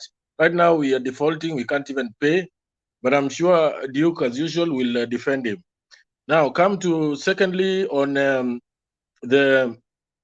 2015. This is on with regard to the cost of food prices. In 2015, the DP opened or initiated a project in Eldoret, Uasin Gishu County, specifically September. He laid a stone there. He told us that we are going to be producing fertilizer. We will no longer be importing. And today, I don't think there is any fertilizer. That is why we have had to import. And even when they are making a lot of noise that the fertilizer prices are 7,000 shillings, yet Munya had introduced a subsidy. Now, what we want to ask, I would like Duke and probably Kiptum, who are diehards of this gentleman, what happened to that fertilizer factory? We wouldn't be having these problems about the cost of food prices. Did it just disappear like the stadiums? Lastly, the issue of land grabbing. I want to be specific. We all know about the Westons and everything, and the Muteshis and everything. In Parliament, I even have the recordings on that. The DP was asked about the ADC land in Laikipia, and he denied that he owns any land there. In fact, he went ahead and said that the William Ruto mentioned there is not the Minister for Agriculture, and told us that he does not hold the patent for the name William Ruto. Surely, who else would have given himself or be allocated land ADC farm while he is Minister of Agriculture and be another William Ruto? This kind of let us not try to defend this kind of gentleman to get to presidency. Thank you. Okay, thank you. Yes, Julia. So I thought Duke could have responded to any that he thinks he can respond to before I bring Robert. You want me to say something? I just want to comment on. I wanted to ask Makiadi. Makiadi, you didn't really or I don't know whether I got your response. So if Ruto or if IBC decides that Gachagua is not the right person to be running mate, does Ruto have another chance to appoint another person, or can he run all the way to the election without a running mate? Those are the questions I'm having. Yeah, Makiadi responded to that. Julia, were you listening? I don't know. I didn't hear him say that. I didn't okay, hear. Makiadi, yeah. Repeat that very quickly so that we go to Mariva, especially the part of Ruto. Okay, Julia, I said this. There are two circumstances in which the IBC can allow William Ruto to replace Gachagua. Number one, if Gachagua decides to withdraw by himself, feeling that his ticket will not be viable and will not. Makiadi, repeat that very quickly so that we go to Mariva, especially the part of Ruto. Okay, Julia. Okay, thank you, Daudi, for muting. Okay, so I said two circumstances: either Gachagua voluntarily withdraws, knowing that probably he's toxic in that ticket and they will lose, and number two, if the IBC does its vetting and realizes that Gachagua is ineligible to run as a deputy presidential candidate. Now, at the later stage, if the ballot papers have already been printed, I also read somewhere that the IEBC can, if something happens and the ballot papers have already been printed with a candidate and then something happens, I also heard there's a provision that can allow a presidential candidate to run alone to the end, and then later on now you can appoint somebody else. So do you think Ruto has intentions of kicking out Gachagua? What do you think? I mean, that's an open question. Okay, I mean, those are hypotheses. People can be hypothetical, and obviously there are different theories out there. So some people think he's gonna get him out. Some people think it's a done deal. So it's neither here nor there. I mean, The word in the wire has it that he forced himself to it. So he's already cornered. Duke, you have any response to what had been said by Abuya before we move on to Robert? Yes, what I can respond is this one. First of all, it's not that I'm defending a corrupt person or I'm defending you. But the issue which arises is when you find that we have some ungrounded reports, especially from the media, which most of them they are not acted upon. For instance, we had some cases of the maybe mercury in sugar, we about Kimareran Dam, and yet we have a working government, we have the DCI, we have the government should give details, proper details, and we should expect that to hear that from the prosecutors, not from the media. So when we hear corrupt instances from the media and there is no action, then it makes us not to trust those allegations. Also, when Maraga was interviewed, he was asked why are corrupt cases not successfully prosecuted. Actually, he said the government does not cooperate. The government does not avail evidence. Hold on. When you're hearing from the prosecutor, do you want all of us to storm into the courts? No, no, no. Where do we hear them? No, no, I'm saying we are having like what you talk about fake information. For instance, let me take you back. You said that we should not hear from the media. We need to hear from the prosecutor. So do we all go to court, or where do we listen to the prosecutor from? No, for instance, if somebody, we have actually relevant agencies. We have the anti-corruption agencies. We have the judiciary. But when you say, we find a news anchor say that sources say that Ruto stole 2 billion. Which sources? No case in court. The government's not giving proper facts. No resources and money has been recovered. Nobody's imprisoned. So what is that? And we have the government. So the problem is there.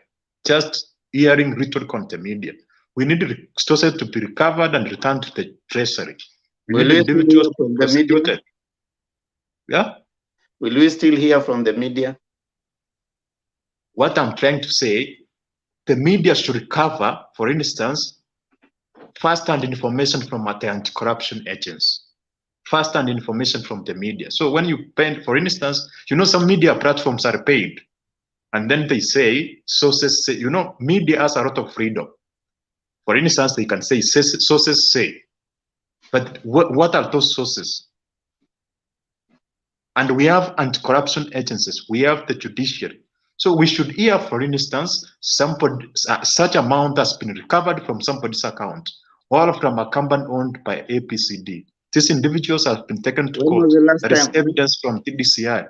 When was the last time you went to the anti-corruption? When was the last time you went to their website to check how many cases they have been able to prosecute? I don't even trust it, so I cannot. No, it's not about cases. We want to talk about successful recovery of resources and successful. You want to hear from them and you don't trust them? No, you know what I'm saying. I want you to give me the success cases and successful recovery of public resources which have been rooted. So we just hear reports, and money are lost forever. So we want to, for instance, to hear such amount of money has been recovered and has been returned to the treasury. Not just giving us information, somebody has stolen. We have the government, we have the agencies, and we have just reports.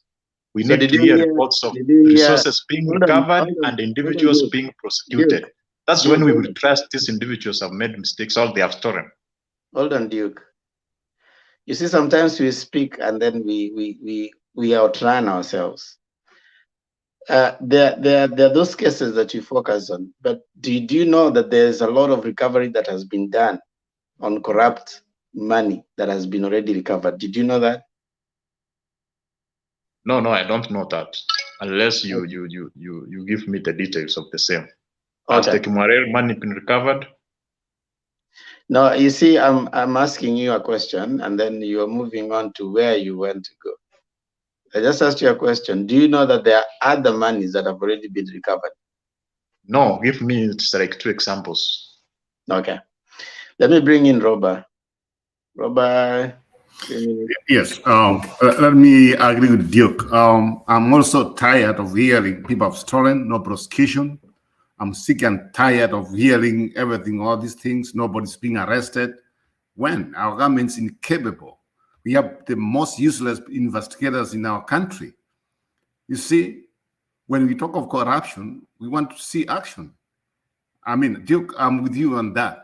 I will never back away, and I have no apology to anybody.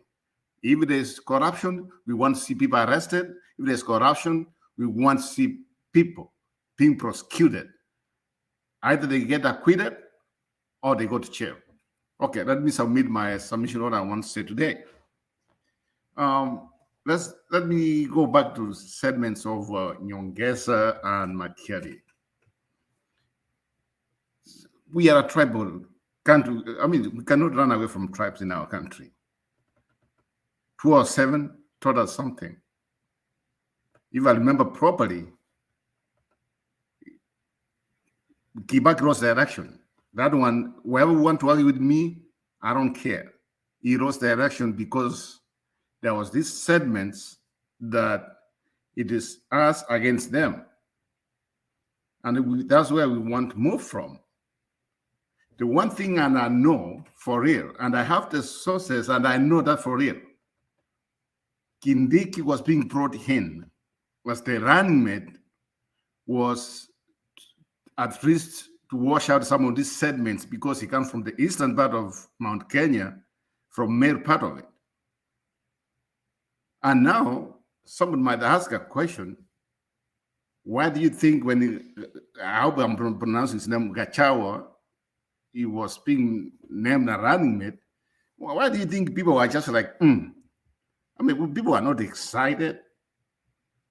In fact, there was that story. I know some of the people who are on that campaign, what is going on? They know what's going on. Here's the thing. Since independence, we know who have been the major players in our country. And that's not something we cannot keep away from. We have to say what the truth is. So, according to Ruto and Mr. Gachagua, if I'm not wrong, so we had Mr. Kenyatta came in from central Kenya, Moi came in from Rift Valley, Kibaki came in from central Kenya, Uhuru came in from central Kenya. Now we have Ruto wants to come in from Rift Valley. It has maybe 10 years. Then now we have Gachagua from central Kenya to do another 10 years. What the heck is going on? What do you think other people are just thinking about what's going on? That's some of the people are so mad about it. That segments are there. And I'm so glad that the Kikuyu Nation came up with this idea of saying, you know what? This time we are not going to feed a candidate. And that was a very good strategy, what they did. And going forward, if I was people who just rely on that thing about tribalism, here's the thing. How do you feel? Some people will go mad. I'm telling you, some people will go mad. If they get like Ruto wins election, it will be the same thing. But since Martha Karua came in, I know she's from central Kenya, but there's freshness which has come to our politics. There's sincerity which has started coming in. There's that hopeness in people. There's that thing that, you know what? Our country is going to change. It's going to change with somebody who's from outside the two tribes we are talking about, with somebody from central Kenya. That's okay. Because she's our vice president and there's somebody else from another community, that's at least for now. But if we want to do this recycling of one tribe coming in, exchanging with the other one, this one comes with a white shirt, They give the other one the red shirt. The red shirt gives to the white one to the red one. For 60-something years, some of people will give up. Some people have almost given up. Until now, the MADARAKA came in, the Rarua ticket. The Rarua ticket is hope. It reminds me of 2008 when Obama came in. When he won the Democratic nomination, how people were happy, people just hugging one another. And when he won the presidency, how people went to churches praying and doing that. And I'm telling you, that's the moment we are waiting for this coming August the 9th, maybe the 10th. If, for what's willing, if Raila Odinga wins the presidency, you will see how the country will celebrate. We will see how everything will be happy. For the first time ever, for the first time since multi-party system, other than the 202, you will see our country, we are going to move very quickly from politics maybe to build our country. A time where peace will be number one. But if Ruto wins, it's going to be like another thing, another, this is now another 5 years, the cycling. There will start segments which will come every time, like this is what we expected. So I don't care who wins, that's democracy. I always support democracy, but this is what I know. With MADARAKA, with Raila Odinga, there's hope. There's hope. There's hope. There is light beyond of the tunnel. There's light. Beyond the tunnel, there's light. Of the tunnel, there's light. So we can disagree, we can agree, but at the end of the day, it's our country. It's not going nowhere. But at the same time, let's be wise. Let's try to accommodate one another. But some things are real. Let's never try to run away from them. Thank you. Thank you, guys. Okay, Wangira, what does it?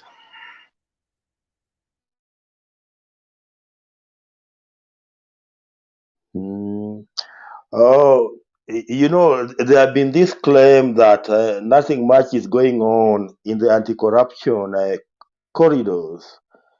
I think that's not true. Because one, as much as the wheels of justice have been grinding slowly, but we have seen something coming out of the anti-corruption courts. For example, we have seen people being given huge fines or being taken to long jail terms. For example, we have the Waluke case, we have the Soy case, the Waluke case, the Soy case that involved the Tokyo Olympics. And again, just the way Temba you have said, the recoveries at the Anti-Asset Recovery Authority are huge. Somebody needs to visit the website of the Asset Recovery Authority to just find out how much they have recovered. It's in billions of shillings. So we cannot purport that nothing has happened in the anti-corruption corridors. Although what I want to agree on is that we need to see more happening in that particular sector. And this will only happen if we end up having a compatible team. Perhaps this compatible team will be in the name of Raila Odinga and Martha Karua, a team of people who agree that we want to give the political goodwill in the fight towards corruption. And the political goodwill would be in the form of ensuring that the agencies that are involved in corruption fighting are funded adequately, and that perhaps there's no interference in the fight against corruption. That's all that I wanted to say, Temba. Asante. Yeah, thank you for that comment. I sometimes wish that we could just do a little bit of move beyond the veil that covers our political veil that covers our vision, and just try and expand our vision just a little bit. I mean, you can go and see there's lots and lots of recovery that has been done, but more can be done, right? Now, for me, I'm thinking the anti-corruption war is not so much fought in the courts. If you see people celebrating people who have stolen from them, it tells you that it is in the society itself. You can take as many people to the courts, But if the people themselves have not reformed by themselves, because they say you don't fight misbehavior by taking people to jail. You do prevention. What is a prevention? Prevention is what is in the psyche, what is in the DNA of Kenyans. Someone who has been accused, the fact that you have been accused, integrity chapter is not just about the leaders, it's also about the people. What are we? Now, someone says that we get the leaders we deserve. Do we get leaders who are corrupt because as Kenyans, we are basically abetting it? Because you see someone like Sonko who would still get from, he's been impeached, but he's still going to vie in Mombasa, and people are celebrating and they want to elect him, you see? So it tells a lot about Kenyans. Sometimes we point fingers too much and we forget that the DNA of us needs to be addressed. We need to start educating the masses, because I'm imagining if we could choose for a moment and decide as Kenyans that anybody who has been mentioned in any corrupt case, well, the court case will take its course. But as long as there's suspicion on your integrity, the act of suspicion, we should not even come close to you. But you see, if you say that, it is still in court, Gachagua has 200, I think, billion or something that cannot be explained where it came from. But because it is in court, the guy is still strutting around the country. And some people can have the guts to come and defend such a person.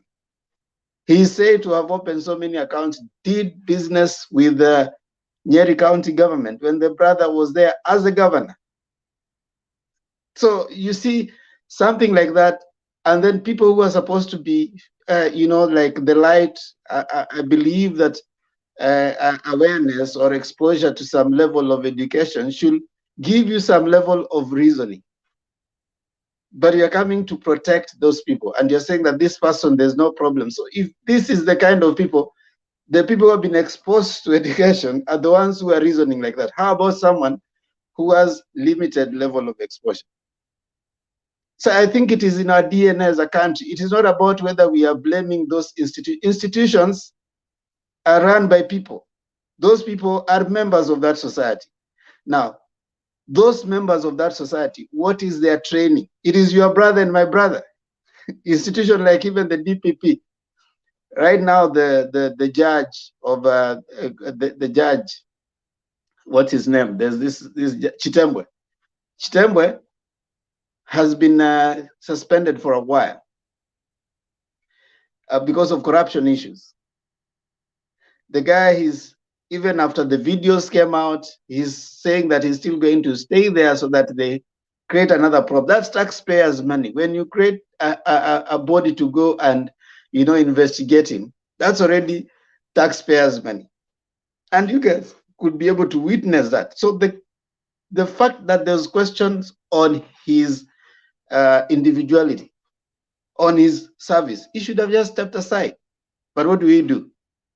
So I think here when we come and we start saying we need to see more, no, we need as a society to start changing. The debate should start from what are the kind of people, members of the society that you have. Institutions are made and run by people. And if those people in their DNA, they are corrupt, you can come and say, let's have this institution, but still that will happen. And that's why I agree with Wangira. Someone like Martha Karua, even Kabando said, for someone to be in government for all those years and never, even one time, corruption be mentioned in her name, that tells you something about her. So institutions, I want to disagree with Robert. Let's start, you're saying let's have prosecutors. If the DNA of Kenyans is still condoning corrupt leaders, those are the kinds of people we still put in those institutions, and you'll still have just devolved, like we devolved government. When devolved government came, we devolved corruption. What happened in the end? There's a governor from Bugoma who went and bought a non-carcinogenic wheelbarrow at 120,000 each. And the guy, the next time he was supported to go to the Senate, right now he's going to run again to be a governor. Now, the people are still supporting him. So there's something about us Kenyans that we need to have a conversation. As Kenyans, not blame, as Kenyans. When you hear someone like Duke and those other people, you know, they don't care. They want to stand and, you know, he's saying that, you know, Gachagua, that was not mentioned, you know, it is still in court. The fact that it is still in court, the fact that he went to court, that should worry you. I mean, what kind of a leader? But again, they say we get the leaders we deserve. Maybe we are just too corrupt as Kenyans and we condone corruption. So it becomes part of what we get. We are served the food that we are. Because if he's coming to tell you something and you're still going to vote for him and you argue for him, it tells you that as a society, then we need a lot of conversation within us. Because reaction has never been a solution. Reaction, you're already coming in when something has already been done. In Kirinyaga, when Anne Waiguru stepped aside from the government because of NYS issues, what happened? She said she wanted light duties, went for light duties. And then what happens next? She goes and advises in Kirinyaga. Then what did the people of Kirinyaga say? We want our thief even if she's a thief. What happened after that? They were running around trying to have her removed because she has stolen. So who is the problem? It is not the person. It is the people. You can have amazing institutions, but if you have the people and the DNA in them is still corruption, we'll still have this problem over and over and over. We need to start having a conversation as Kenyans. We should, the moment someone has been mentioned, the case in court can go on. But if it is an elective post, we shouldn't elect those people.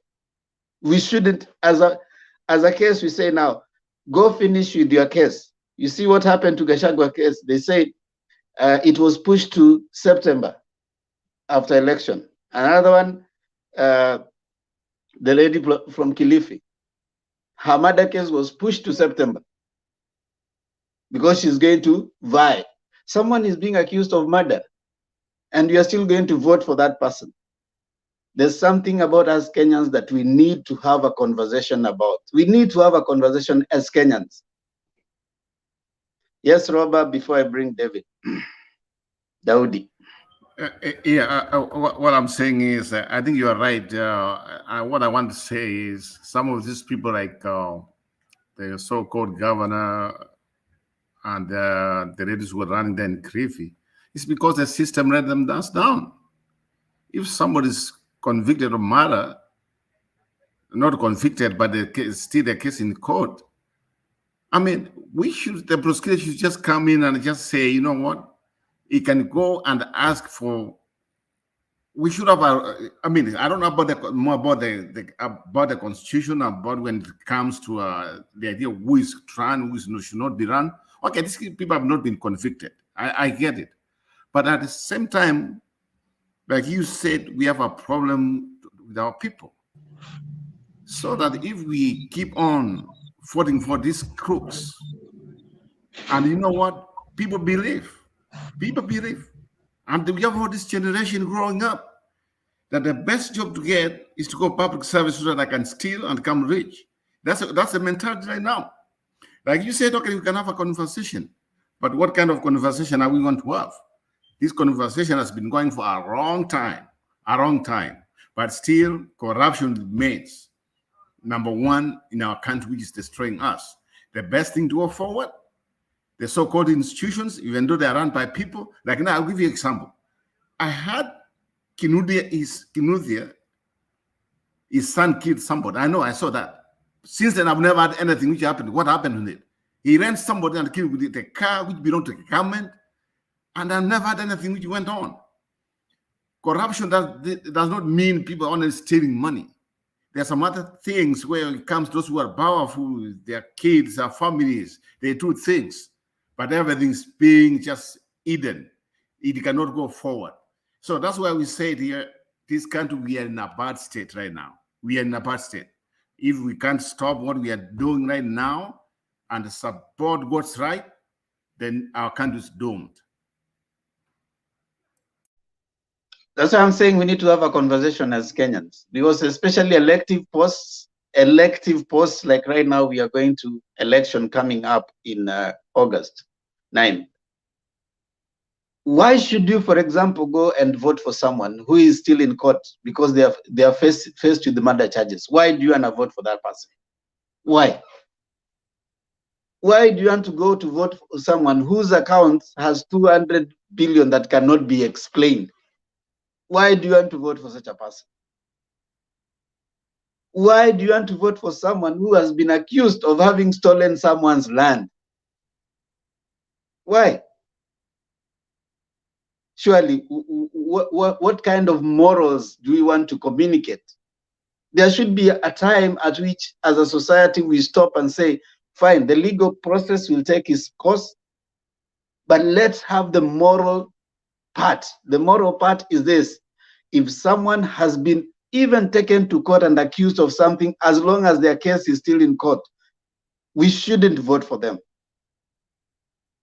Especially because that's where the power is, the power in the vote. But when people come here and start, glossing over it and saying, this has not been done, we need this person, how do you expect the same person who created the problem to change it? I think as a society, there comes a time where we need to pause, and pause and say, hey, this country is not just for us. We borrowed this, it's a future we have borrowed from our children. So we have to make it so that we pass it to them when it is well. The problem is people like Duke are thinking that he is the one to benefit from the presidency that comes now. Duke is not you who is going to benefit from what is being created now. It is your children. You are actually suffering because of decisions that were made kitambo by your parents. They made those decisions for us. We lent them our future, and they made those decisions that brought the leaders that built the country that we have today. Now we owe it to our children to make proper decisions. Don't think about yourself. Think about what kind of a future do I want to pass to my children. You're not going to benefit from, for the next 10 years, whatever is going to be put is not you and I that are going to benefit. It is the children that are going to come. So if you think you're going to benefit from whatever is going to be done now, you're thinking like you are so wrong. What kind of a future do you want to pass? What is this future that you have borrowed from my children? What do you want to pass to them? Then they'll sit and say, Dad, what did you do? So for a moment, sometimes I want us to sit. I don't mind you pursuing your political persuasion, Duke, and those who are supporting Kenya Kwanza, or any leader that is corrupt. But I wish that you can sit back and say, okay, fine. Would I leave a house girl that I've been told that has problems elsewhere with my child in the house? Would I do that? Yes, Hosea, before I bring Duke.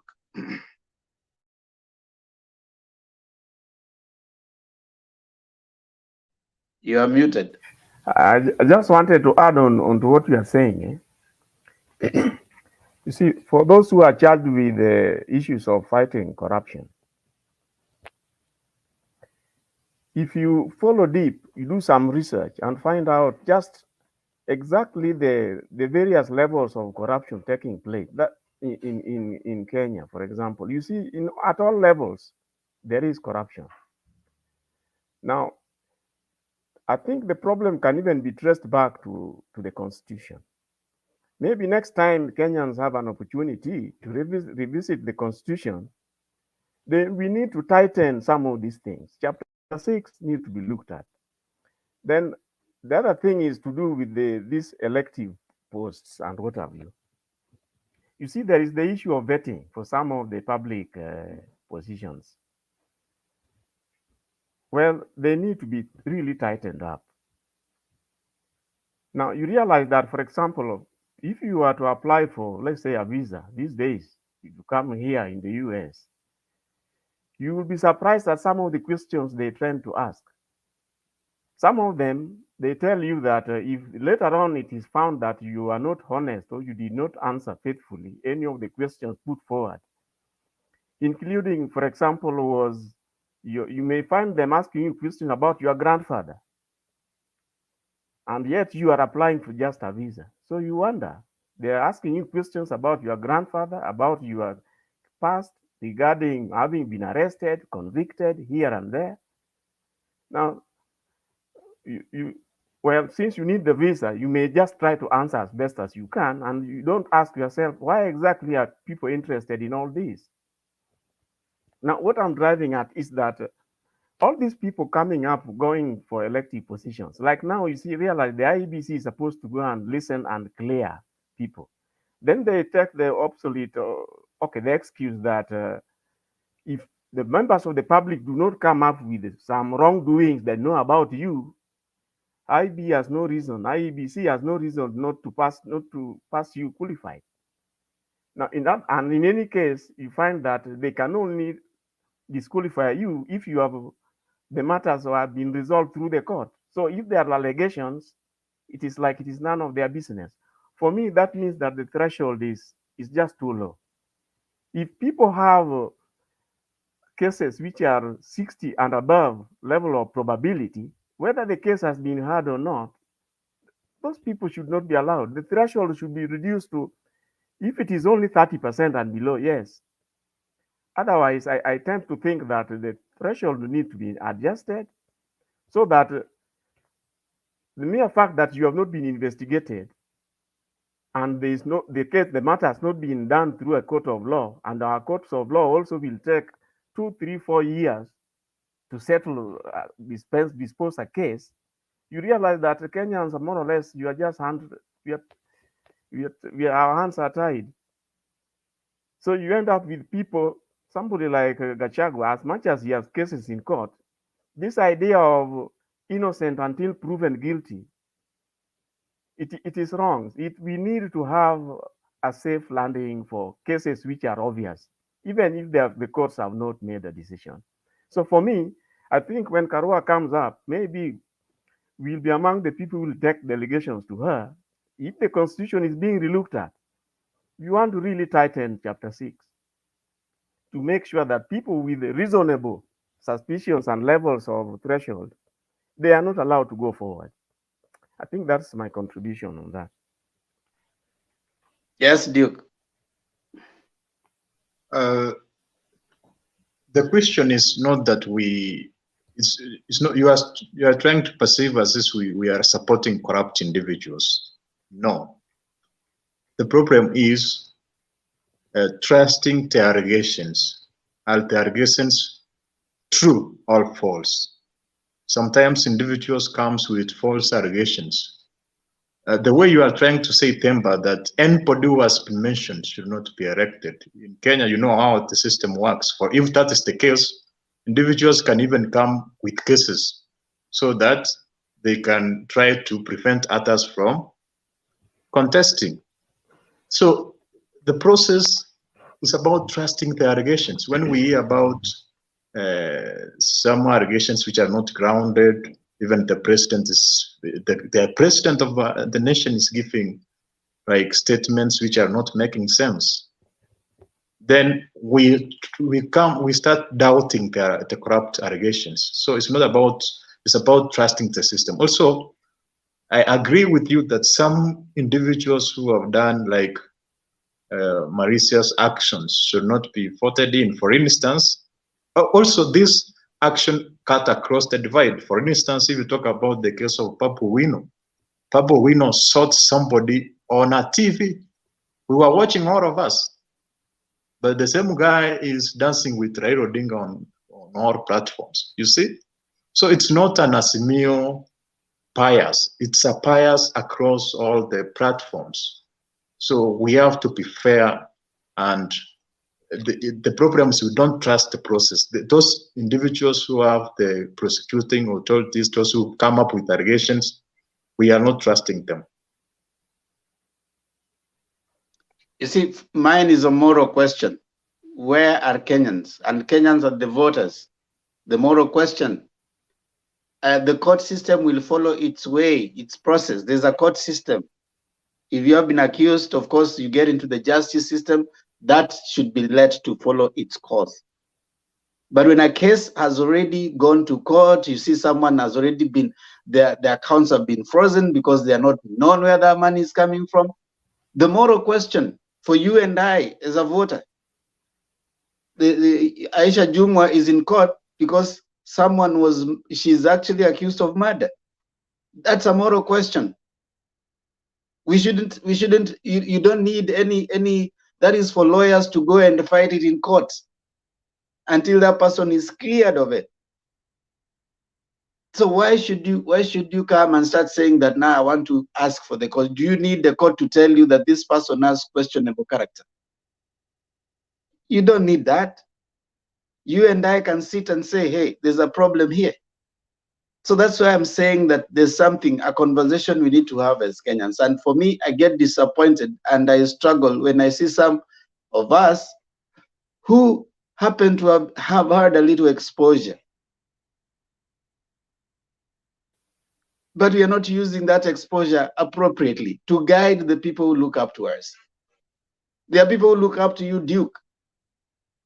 Don't just come and argue, imagining that you're just Duke arguing. There are people who say that, okay, Duke seems to have been someone who is a little educated. You need to give them that kind of guidance. I mean, that for me is the pain I'm having with the Kenyans. We seem not to have a burden for the moral argument. The legal argument will follow. You know, everybody has to be taken through the process of law. What does the law say? Let them go through it. But I think the moral argument we need as a people. Duke is supporting someone who has been in office for 5 or 9 years. The person has said numerously that he has not been working. That's a moral question. It is not a legal question. It's a moral question. So why do you defend such a person? I don't understand. Daudi Karibu. Thank you so much, Temba, for the opportunity. When you're talking, I just had a few thoughts that came to mind, but I think today I have more questions than a submission. When Eric Wainaina sang the song Inchi ya Kitu Kidogo, I think it was emblematic of what was going on in the country. Kenya is very corrupt to the very, very smallest of places. Let's say if I want a water connection, I have to oil somebody's beak to get that connection done. If I want electricity to be connected, I have to onga mtu kitu kidogo so that work can be done. It is just so perverse that I think it's just become part of the DNA, as Temba, you mentioned. And I feel, yes, for those of us who kind of got the opportunity to move out and see what is going on here, it's easy to assume, okay, we can just wave a magic wand and something can happen. But I think Kenyans are just too hungry and too desperate to even think of an alternative that is corruption-free. I hope when things change, I think things are better than they were in the 90s. In the 90s, things were far much worse than I think they are now. So I think there's an improvement. There's a trajectory where things are getting better. but it could also take one individual to bring a change. I think one person who comes to mind when I think about that is Michuki. Things change just by one man being in the right office. So I think there is hope in the Rarua ticket. Maybe things might change. But I think also corruption is just so much embedded in our fiber that we need several generations to expunge this just bad vice. So one of the questions I had was, what happened to the lifestyle audit 2021? That was supposed to be part of what guided public servant conduct and behavior, and it also just what they owned. Because a person like Ruto, for example, it's really hard to match what he earns with what he has. How does that bill apply to a guy like Ruto, for example? He's been a public servant for almost all his life. Where does he get all that? I don't know. So it's just a question I ask myself. I also ask myself, if somebody owns 9 helicopters, what more do we need to see of that person's greed? Because such a person, I don't think there is a recourse. There's no remedy for that. They're just too greedy. It will be just plundering and plundering. I think for those of us who have an opportunity to influence a few people, I think we should be able to just let them know this is just a recipe for disaster. Another question is, does IBC need to have integrity thresholds before allowing somebody to vie for a position? And that's one of the conversations that Jose was raising. Yes, we as a community have this corruption menace going on, but I think the people we entrust to do the things that, like the IBC and anti-corruption body, they should work on our behalf. It could be my brother or sister, as Temba you're saying, but they should have some level of professionalism in trying to vet some of these people. Aisha Juma shouldn't be running. I don't think Rigathi Gachagua should be running. He still has questions to answer. Ruto has questions to answer. In an ideal environment, he shouldn't be running. So there are just so many people who have questions hanging around their necks who shouldn't be running.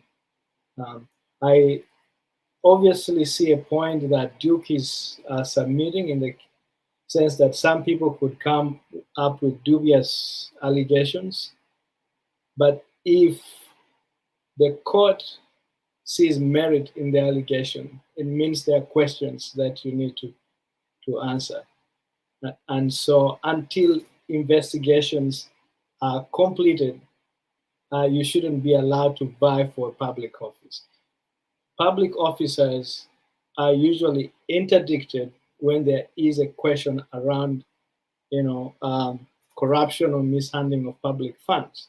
You are told to step aside until your name is clear.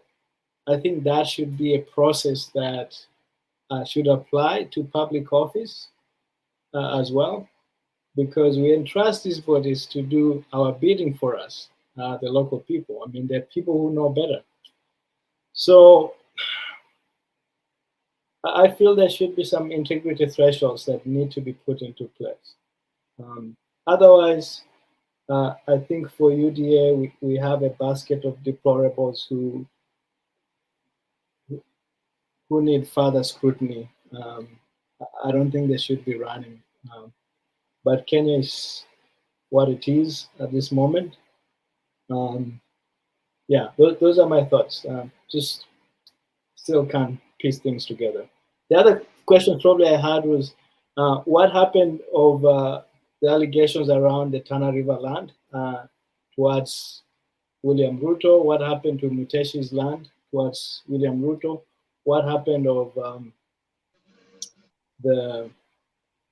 I think there's a land around Weston that people are claiming that was stolen from the government. So what is happening there? So those are just so many questions. I don't know. They're not empty allegations. I think they bring questions around the character of the man of William Ruto. So thank you. Okay, thank you. Thank you, Daudi. Maggie.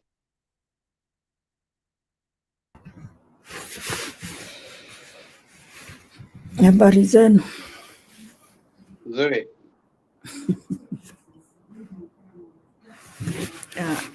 Ebu utangoja kidogo nichukue simu.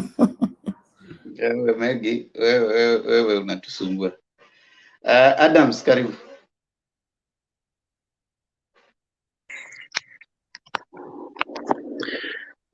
First of all, thank you so much, Mr. Pemba and the panel. I've been following up for the better part of the day today, and I've been a good listener today, and even yesterday. Yeah, I've heard the way you guys are talking, Pemba. It's sad. It's really sad. We live in a society where we need to cry, maybe. If you hear some of the arguments that some, not all, but some of our brothers and sisters here, the way they argue, you look at somebody and you wonder the level of selfishness that they inhibit in themselves. You listen and hold on your cheek like this, and you look at Omariba speak, you look at him in the eye, then you say there's a problem somewhere. This mentality of tit for tat argument, that because I stole and somehow I got away with it, if Themba stole after me, Mr. Daudi is not supposed to poke holes in Themba's theft because Adam stole. That is barbaric way of argument. We shouldn't be like that. The spade is a spade. When a wrong occurs, it has occurred. Our politics is mad with a lot of injustices. A lot of things are unjust. Our politicians, our society is a man-eat-man society, so to say. You find that all of us know that this one has got nothing to do with being partisan or something, but it is in the public domain. It is in record. It is current. It is past and current, presently as today, as we speak, that the ticket of the other wing, I don't know whether to call it left wing or right wing, is a grouping of thieves, looters, and murderers. That is a fact. It is not something to be spoken here to chochea something. No, that is the fact. It is in record that somebody like Rigathi Gachagua is a criminal. He is a criminal. He's not a criminal because he's a DP nominated. No. He is not a criminal because he's a politician. No. He is not a criminal because he belongs to the UDA. No. This is somebody who started being a criminal more than 20 years ago, more than 3 decades ago. This is somebody who maimed people. He has all these money laundering and things which cannot be explained about the guy are not things that he did today or yesterday. These are things that he started doing a long time ago. Only that people get to start speaking about them after the constitution promulgation of the Constitution of Kenya 2010.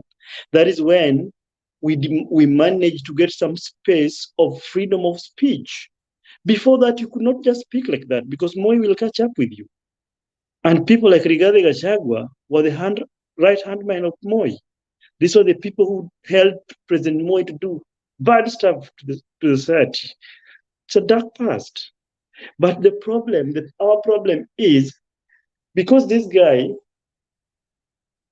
belonged to a political function, so whether it's bad, it doesn't matter how bad he is. We have just to support him because he is our thief. And that's the problem in the society. You hear somebody say that, hey, you know what? Babu Owino shot somebody and killed, and he works with Raila. So you should not speak when Ruto steal land from the public.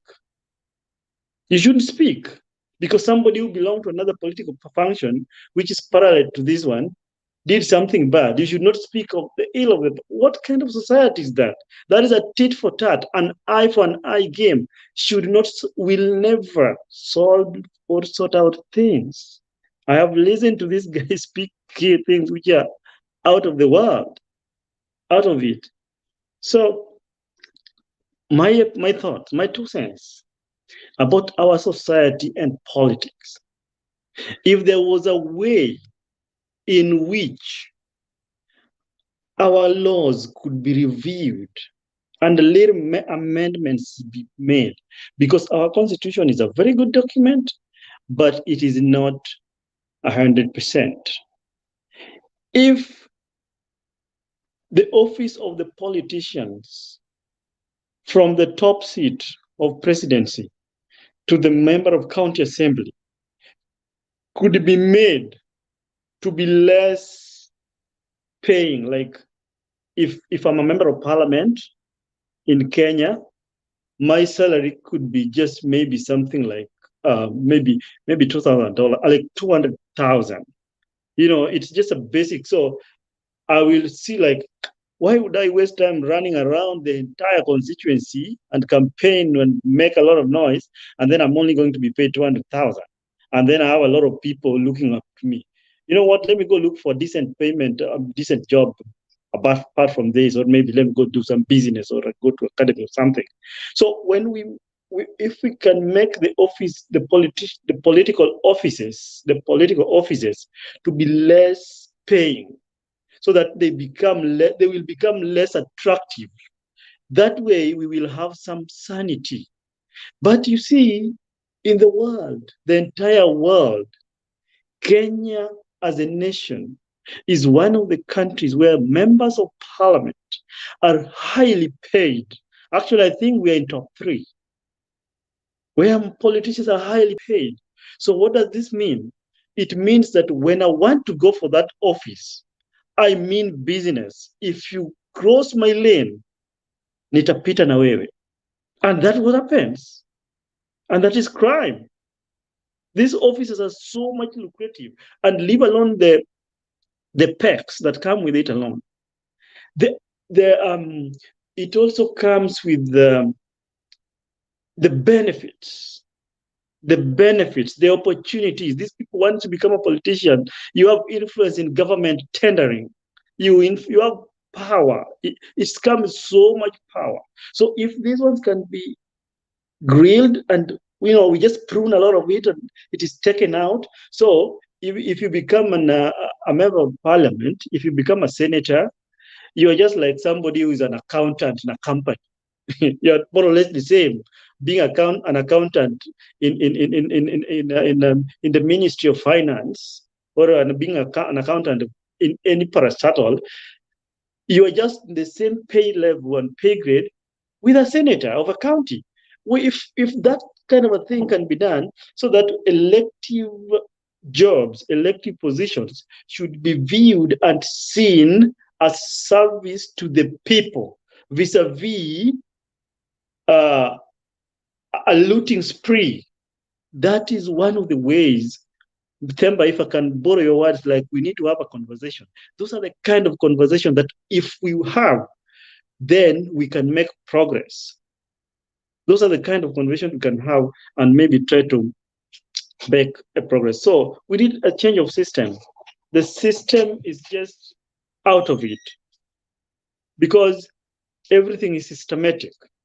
Everything is just systematic because you find that I'm a politician, I'm corrupt, I come and I loot funds, and then, or I come and do something bad, I do money laundering, and then you call for me, the DCI come for me. As they drive me to what do you call it, Kiambu Road, where the DCI headquarters are, inside that CID headquarters, I have my people there. If you take me to anti-corruption, I have my people there. When you take me to court, the judge and me and the judge, in the evening, we belong to a certain club. We go to the same club. We play golf together. So we are buddies. So there is nothing that will happen to me. So the case will just go like that. Is why at the end of the day, you hear that Aisha Jumwa has got a murder case, but because it's going for an election, her case has been postponed until after election. That is when it can be heard. Why? Because they have a hand in everything. It is like a cartel. If you understand how the drug lords work, that is how they work. Everything is cartel. So the cartel is so much powerful to the extent that the government itself listen to what cartel says. Even the tendering, government tendering, the things like SGR, the Kimskit, and even the election. Right now, we're going to have election ballot papers. That is a very big government tender.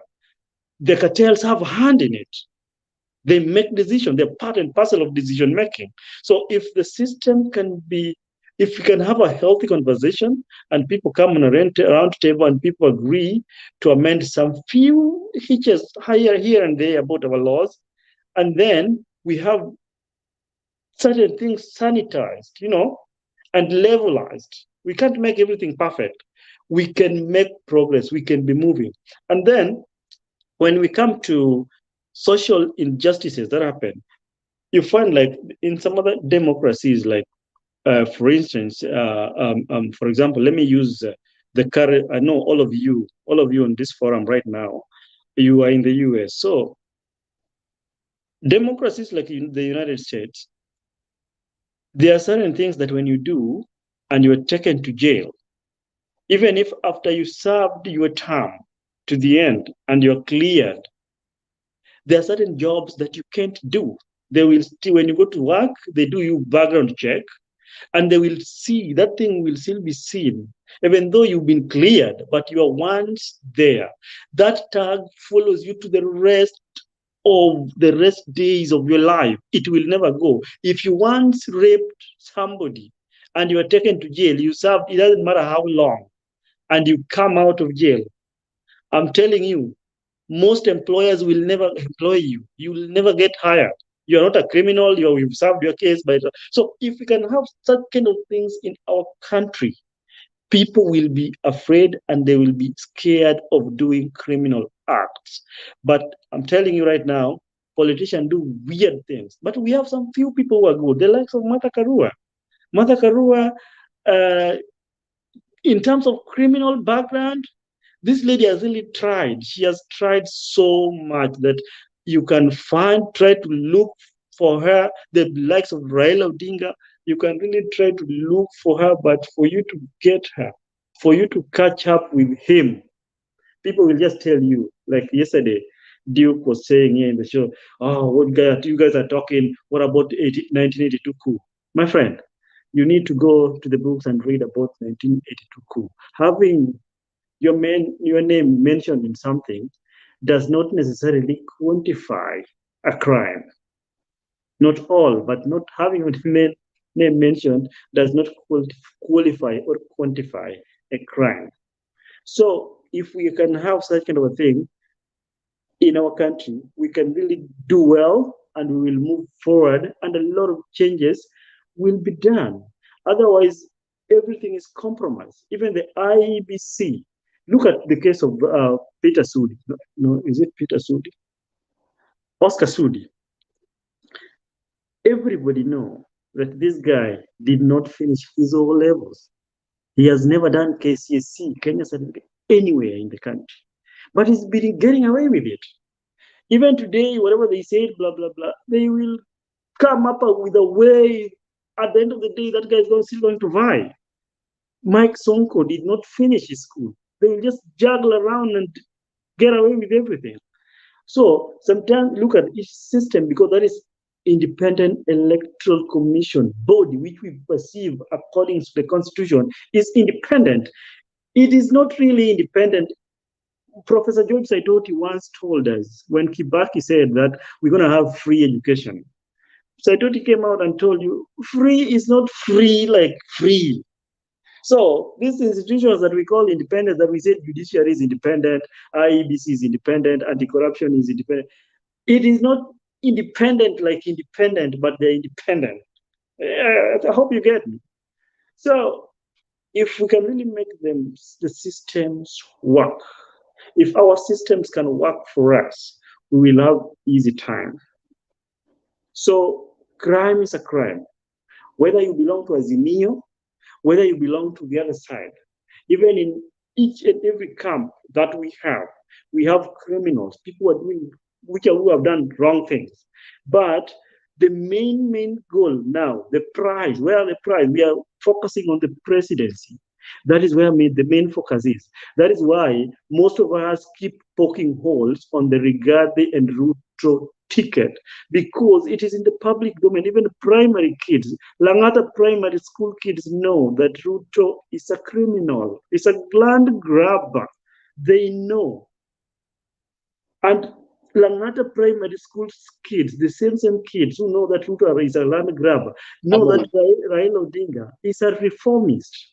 Adam, so, how much more time do you want? I'm done. So, but let me stop there. Sometimes I want to let someone to self-regulate, but now you're going on and on. All right, Mr. Themba. So, by and large, let me stop there. Thank you. Maggie. Yes, Bwana Themba, nimerudi. Mimi nilikuwa nimefurahi, lakini sasa mimi bado ninahuzunika tu kwa sababu watu wengine, si saa hizi ni saa ya Kiswahili. Now that Maggie umesema, wacha tuingie sasa Kiswahili. Die niko sawa die naona niuliza hapo Themba iko nini? Nani anakuuliza?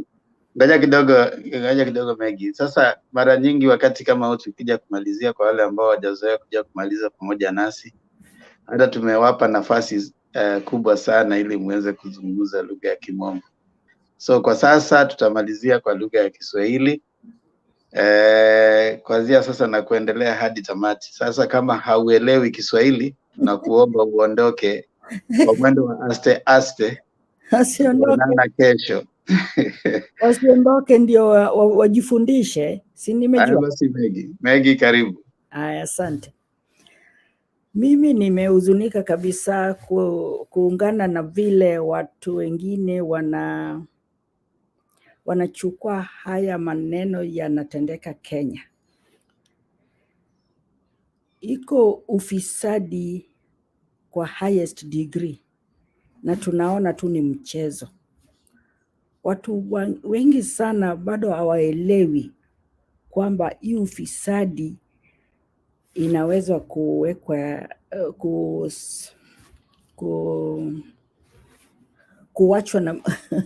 kuachwa namna gani? Niko vizuri? Ufisadi ilikuja sijui mwaka gapi. I remember wakati Moi aliingia ushukani, I don't know, I was still young that time. Moi alianza kufight ufisadi, baadaye akaregea na yeye ndio akaanzisha tena ufisadi. mpaka watu wa kabila lake siwezi ku I will not be ashamed to mention that hakuna corrupt people than Nandi people. We call them Nandis, those Kalenjins and the rest from the Rift Valley. They are more corrupt na tena na kichwa ngumu. Yani they don't care. Hiyo corruption ni kama ni ugali wamewekewa mezani. Who are you to ask about what we are doing? Mbona why am I saying this? Mbona ninasema hivi? Ruto ni deputy president. Na tena he's looking for become a president. Na kichwa ngumu tu anachukua mtu ako na kesi kwa court kwa sababu ya corruption. Hiyo ni madharau hata kwa watu wa Kenya, ni madharau hata kwake, hajui na watoto wake. I don't know whether yeye hana bibi wa kumweleza, because if Ruto would have been my son, ningemwambia please usijaibishe kuchukua mtu ambaye iko na kesi kotini na wewe unataka kuwa unaenda kutafuta cheo kubwa. Hiyo inaenda kukuharibia jina.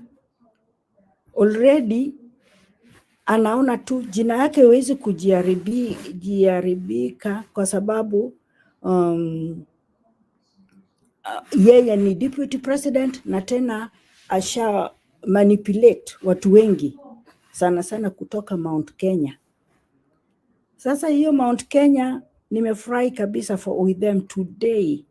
The celebration, the Azimio brigades, the wagon Martha Karua alikuwa naye. I'm telling you, siwezi kusema. Mpaka picha ya Agwambo, this time Mkikuyu anaweza kubeba kwa mkono yake ana demonstrate. I like it, and I think the wave is changing. So, hii mambo ya ufisadi, mimi sijui tu tunaweza kuya fight namna gani in our country. Ni vile tu watu wengine, they feel that this is part of a movement in this country, so we cannot leave it. But tunaomba tu Mungu mpendwa na anatupendaye yeye ndiye atatusaidia na hii mambo ya ufisadi itoke. Na nikiangalia haitachukua muda mrefu hii itoke, kama Martha Karua na Raila Odinga wameshikana na tumpatie hiyo ushukani. Sijui tunaweza kuspread hii mambo ya campaigns namna gani mpaka watu wachukue hiyo wachukue hiyo kwa akili yao, tuwachague wao watu wawili. Asante sana Bwana Themba. Si nimejaribu?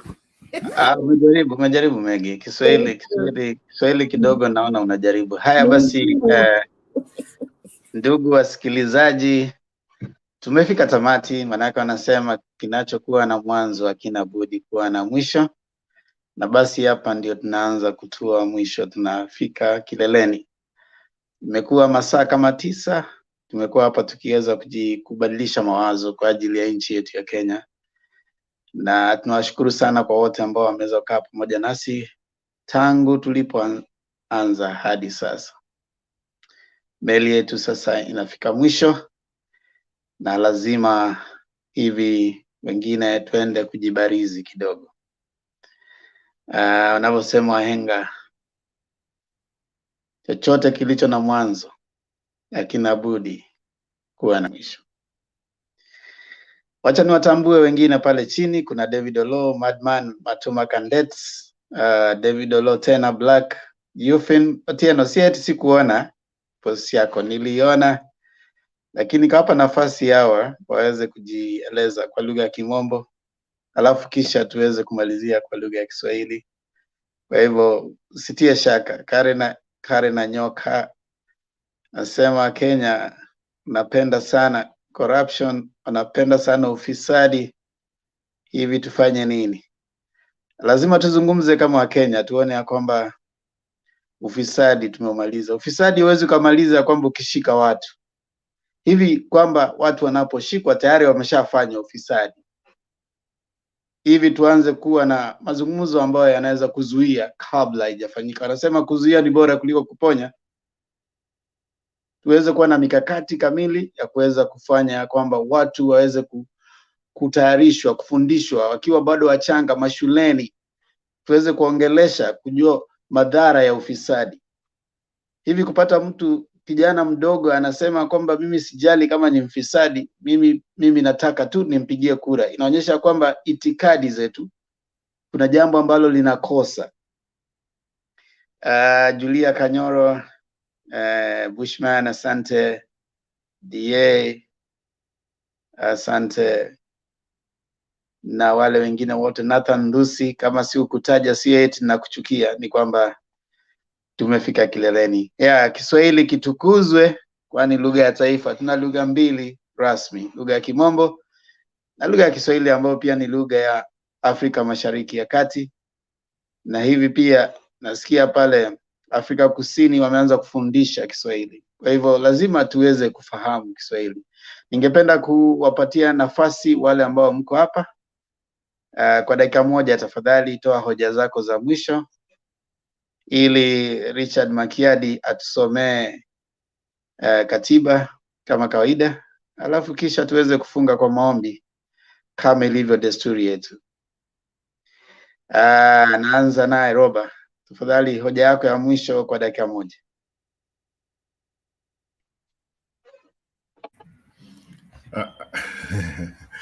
Asante sana. Wacha niseme ya kwamba nchi yetu ya Kenya ni nchi nzuri sana. Wengi wetu kama tungekuwa na nafasi, saa hizi singekuwa hapa California. Mimi ningekuwa huko nyumbani. Kwa kusema kweli, na hiyo namna ni ukweli kabisa. Lakini kwa sababu tumekuwa na watu ambao wamekuwa kama stima namba ya gari ama ndawahitaji kwa Kiswahili, ambao wachali maisha ya watu wengine, ni hivyo tu ndiko tuko nayo. Mekuwa wameipora, wameifanya kama mahali pa shamba lao. Pesa wanachukua, hawana hata tia. Kwangu nimeona mabadiliko yakikuja kupitia kwa Martha Karua na Mheshimiwa Raila Amolo Odinga. Hawa tukiwapatia chamani, tukiwapatia nafasi, pengine nchi yetu itakuwa wainyoroshe, waiweke kambambe kabisa. Lakini tukipatia kina Ruto na huyu mwingine, jamani, watu kutoka nje, hata nchi jirani wanatuangalia tu. Unajua, na hii mambo ya internet na vitu vingine, mimi mnaita internet kwa Kiswahili inaitwa mtandao na mambo mengine, wanatuangalia. Tusifanye makosa. Ikifika mwezi wa 8, tusifanye makosa kabisa. Hii ndio umepatiwa muda wa mwisho. The last chance to hii Kiswahili inakuwa ngumu kidogo. Tumepatiwa muda wa tumepatiwa nafasi ile ambayo tutaweka nchi yetu kwa mstari wa mbele ukilinganisha na nchi zingine za Afrika. Tusipofanya hivyo, sisi wenyewe tutachuta. Kwa hivyo nikapa, naunga Azimio, naunga tiketi ya Rarua ticket. Jamani, I'm counting days. Nahesabu siku. Nahesabu siku. Asante sana. Shukran. Duke, kwa dakika moja tafadhali toa hoja zako za mwisho.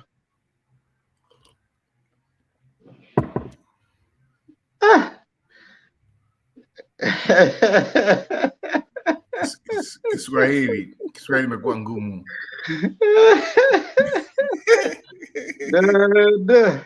Yaani kuongea lugha ya Kiswahili yamfanya jamaa ahepe. Haya, Makiadi basi. Asante. Mimi ningependa shukuru sana kampeni ambayo nimeona inaendelezwa kule sehemu za Mount Kenya, na vile Martha Karua amezunguka sehemu hizo aking'ang'ana kumtafutia baba kura. Unajua, kila wakati tulikuwa tunasema kwamba tunajiuliza Uhuru Kenyatta ataingia uwanjani saa ngapi ili kumsaidia Raila Odinga. Naweza kudhibitisha ya kwamba kulingana na ile kazi nimeona Martha Karua akifanya, hatuhitaji hata msaada kutoka kwa Uhuru Kenyatta. Uhuru Kenyatta afanye kazi yake ya kuongoza taifa. Martha Karua kwa kimombo tunaweza sema is the real deal. Martha Karua is the real deal. Na ukiona vile hawa jamaa wa Kenya Kwanza wanatapatapa, utaona kwamba huyu mama amewatia kiwewe.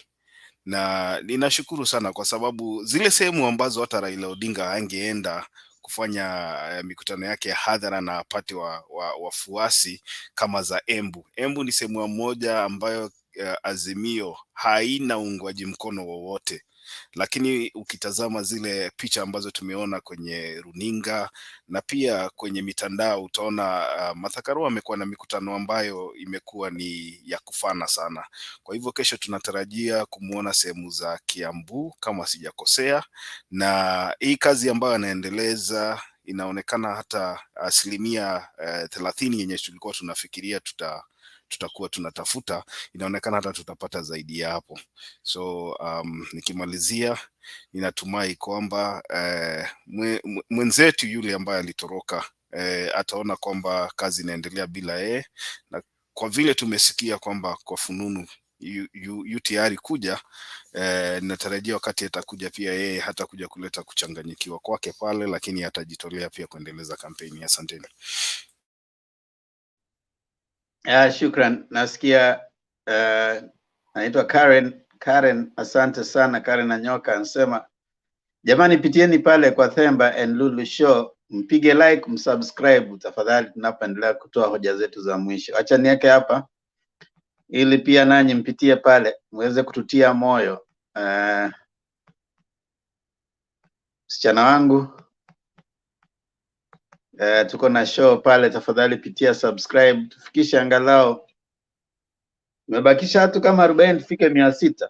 Hivi tuelekea polepole kwa mwendo wa aste, karibu tunafika 1000. Jamani, endeni pale, mchape like, mchape subscribe ili muweze kutusaidia tuweze kusonga. Mnapopiga subscribe hapa kwenye Mtembei, fikeni pia pale kwenye Themba and Lulu Show hapo kwenye YouTube. Itafute, wapitishie wengi.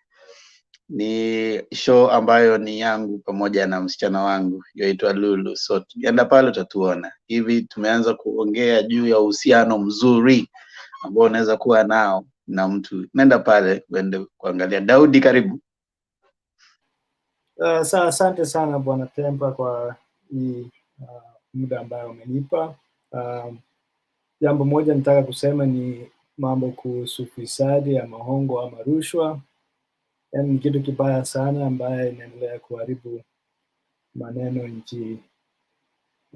nchini kwetu Kenya.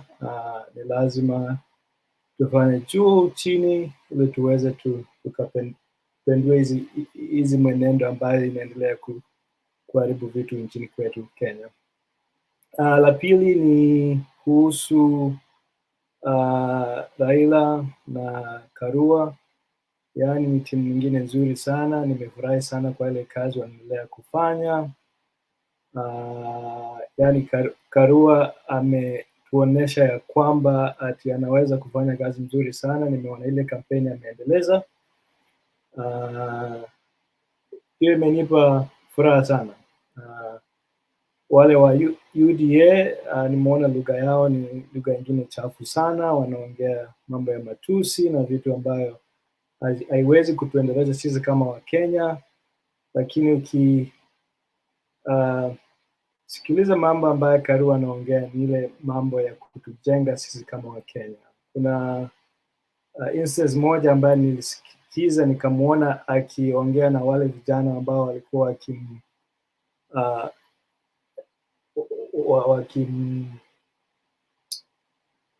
kumtukana ama walikuwa wanataka kumwambia kwamba wache kuendeleza kampeni zake, lakini aliweza kuwapoeza akaendelea na kampeni zake. Ametuonyesha kwamba ni mtu mwenye maono mazuri na mtu ambaye anaweza kuendeleza nchi yetu ya Kenya mbele.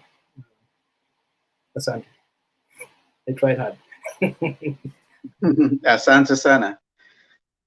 Makiadi na wengine, kuna jamaa aliweza kuuliza swali akasema, mbona hatukumuona Peter Kenneth kwenye msafara wa Martha Karua?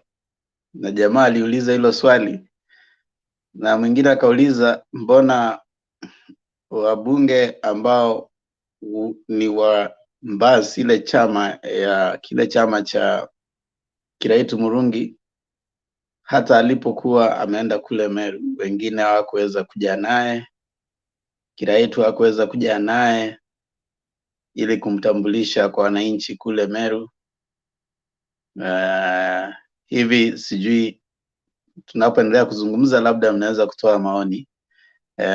Adams, tafadhali, hoja zako za mwisho.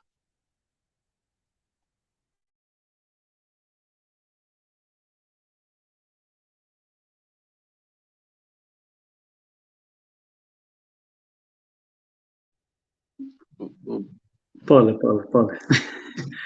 Shukrani sana wanatemba na wanapanel wote kwa ujumla. Langu la mwisho ni kuwarai nyinyi wote muwe makini mnapozungumza hapa, manake mambo au maneno yale ambayo tunayazungumza hapa yanawafikia watu wengi sana kote nchini ama ulimwenguni, manake wapo watu ambao wanakufuata kiusirisiri au waziwazi. So ndio manake nawarai nyinyi wote tuwe makini tunapofanya mambo kama haya. Na nikimalizia ni kwamba jinsi vile tu nilivyosema kwa kimombo pale kwamba siasa zetu zinafaa zibadilishwe na ziwe ni siasa ambazo zinajenga nchi na zinajenga jamii kwa ujumla. Ndio tukiweza kuendeleza jamii zetu, tuwe na jamii ambayo ina maadili mema. Ndio manake nilisema kwamba inafaa kama tunaweza pata nafasi tuzungumze, watu wazungumze na tuzungumze kuhusu siasa zetu, ndio tuwe na siasa ambazo ziko na gharama nafuu, less expensive politics, gharama nafuu ya siasa. Ndivyo isikuwe na ulungaji rushwa ama ufisadi sana, watu wasikuwe na tamaa, tusiwe na tamaa sana kwenda pale tuanze kuiba, watu waibe na kupora mali za wananchi. Ndio wawe wanasiasa wanapofika pale ofisini wanajitoa like the whole of their body, ndio wapate kupata like kurudisha zile hela ambazo walitumia walipokuwa wanafanya kampeni zao. Hivyo basi sina mengi ya kusema, ila nawahimiza tu kwamba tuwapigie kura watu ambao wako na tabia mema katika jamii na sisi hapa pia, hii ni generation yetu. Kwa hivyo tuwe kama mfano bora katika jamii. Ndilo ombi langu usiku huu wa leo. Alafu niko tu Bwana Themba, niko na swali moja tu, not swali lakini niko na ombi kwamba moving forward kuanzia leo, nilikuwa naomba kwamba ukikubali wewe kama mwana panel unikubalie pia, nitakuwa na introduce hapa inaitwa kwa Kiswahili inaitwa ahadi ya uaminifu, the loyalty pledge, kwamba nitakuwa nawasomea hiyo ahadi ya uaminifu yetu ya nchi yetu ya Kenya. Ukinikubalia tu kuanzia kesho kuendelea. Asante sana, Mungu awabariki. Inshallah, usiku mwema. Ya, kweli kabisa. Si issue. Kama unaweza kuja na ili tuweze kujifunza, na mambo mengi ambayo yanatuunganisha kama Wakenya tunapaswa kuyajua, ambayo yako katika katiba. Pia vile vile kama tunaposema ahadi ya uaminifu, ili tuweze kuwa tunayosema tunapoenda kulala. Tujue katiba, tujue wimbo wa taifa, na tujue hata vile vile ahadi ya uaminifu. Asante sana Adams kwa hilo wazo. Maggie, hoja ya mwisho tafadhali. Asante sana Bwana Themba. Ninashukuru sana Mtembei TV. In fact, imenifanya niwe na familia ya Kenya. Najua Themba yuko hapo, Makiadi, Daudi, Adams. Hao wote sura huwa ninaona kila wakati ni wa Kenya. Unajua huku tuko ni mbali sana. Unless unatembea nje na ukutane na mwingine, utachukua ni familia. Lakini siku hizi ninafurahia kabisa kwa sababu nikitaka kuona Wakenya, hata saa zingine sijaingia kwa panel, ninasikia tu Wakenya wanaongea tena zile mambo zinahusu Kenya yetu.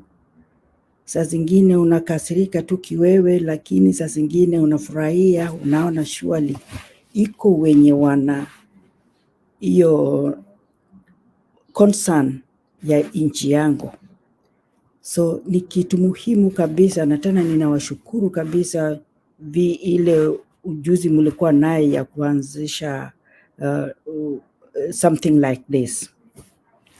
So tuwe hivyo na Mungu naye hawatatuacha. Zile vitu mnasema hapa tena ni vizuri, mnakampenia nchi yenu Kenya iwe nchi ya ambayo iko na meaning, because Kenya zamani ilikuwa ni nchi ingine watu wanaogopa kabisa. Na hii ufisadi tunaongea juu yake ilikuwa inafanya watu wengine sasa walikuwa wanaanza kutudharau kwamba Kenya tumesikia corruption is like this and like this. Tena hizo mambo ya 207 unasikia watu bado wanaongea juu yao, na hakuna kitu muhimu inatoka from that. So vile tunaongea hivi ndio tunapata maakili on how do we go about it, tunaweza kufanya nini. And that is also my plea. What can we do to make our campaign spread out to the Kenyan leaders so that they know we are really concerned about our country? Kwa hayo machache, hiyo ndio ni plea yangu Bwana Themba. Mimi najua Mungu hawezi kutuacha, na vile tunaongea ndio vile tunapata ujuaji mingi. So Mungu atubariki na Mungu abariki Kenya. Thank you very much.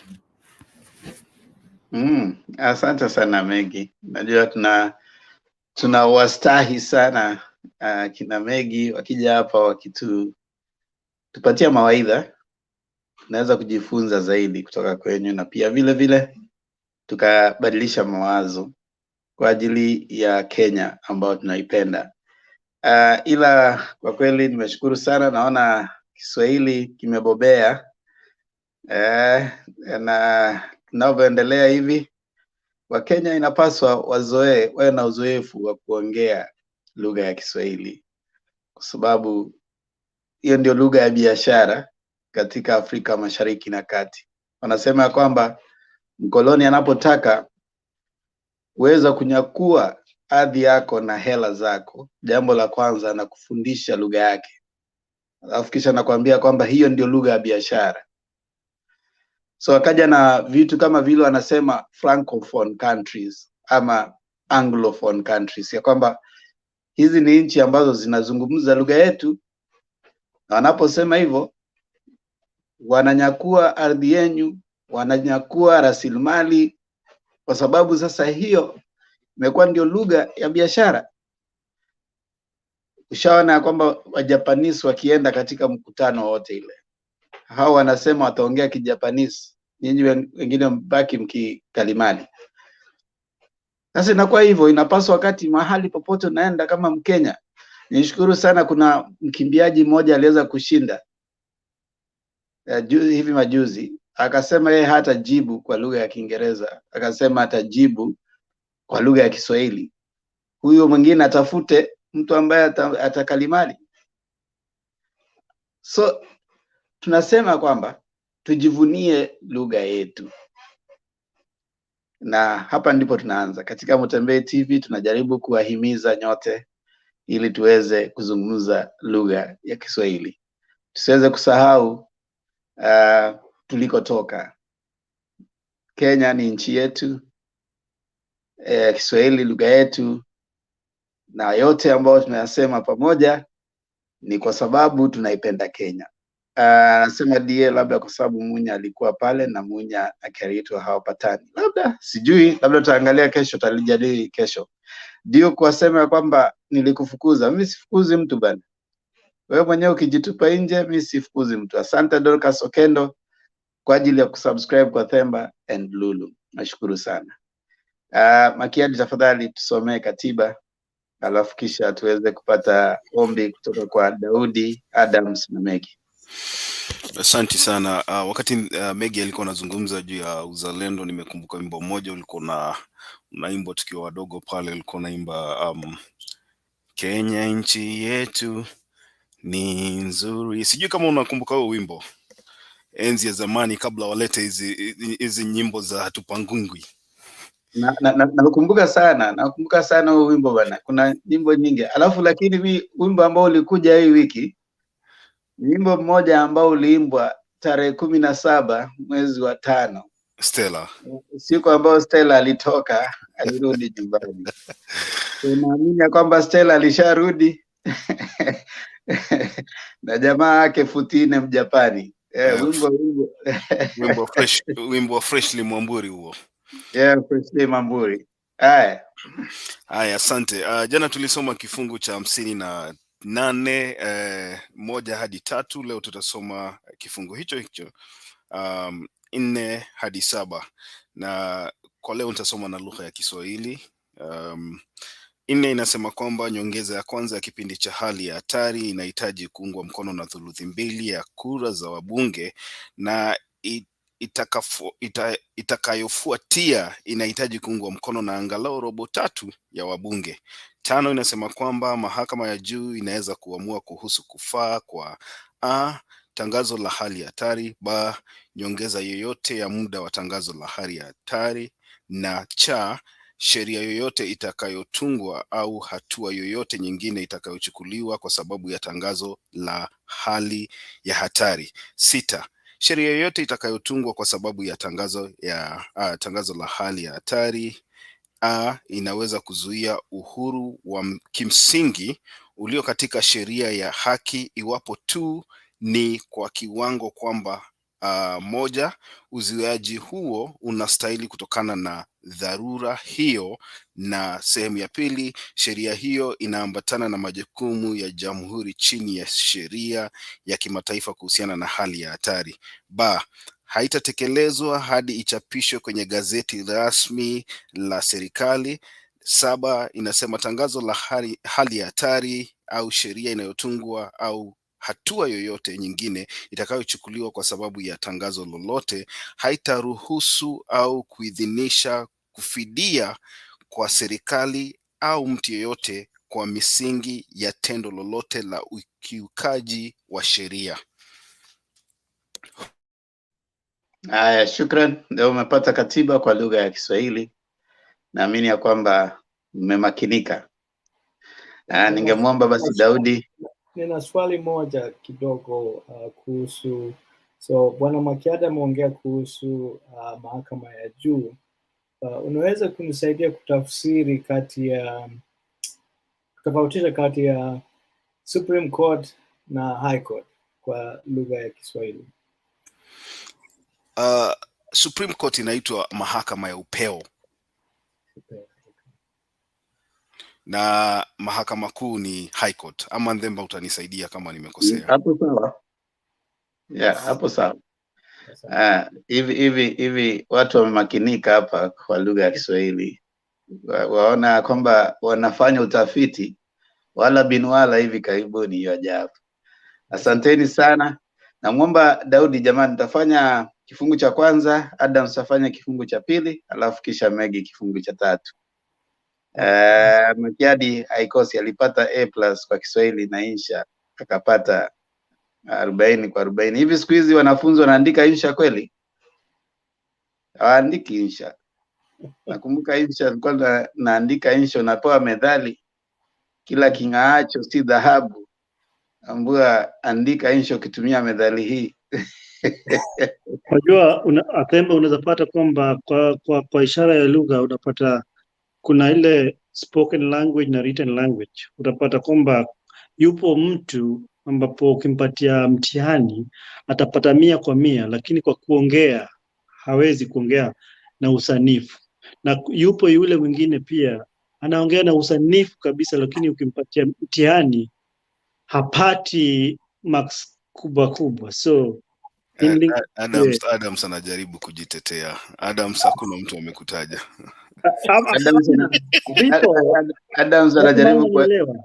Adams anajaribu kuelezea ni kwa nini hakupata alama ya A.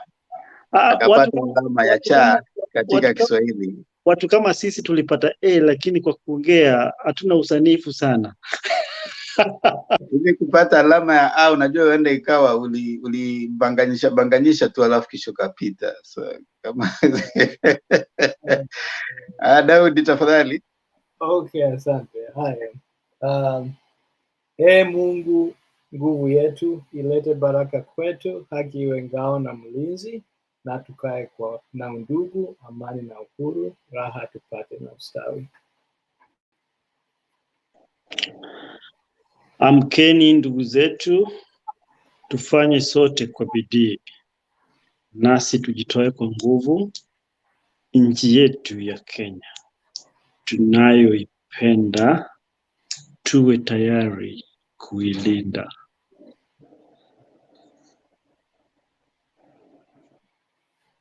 Megi, unmute.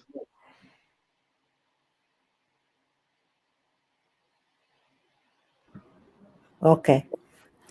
Na tujenge taifa letu, ndio wajibu wetu.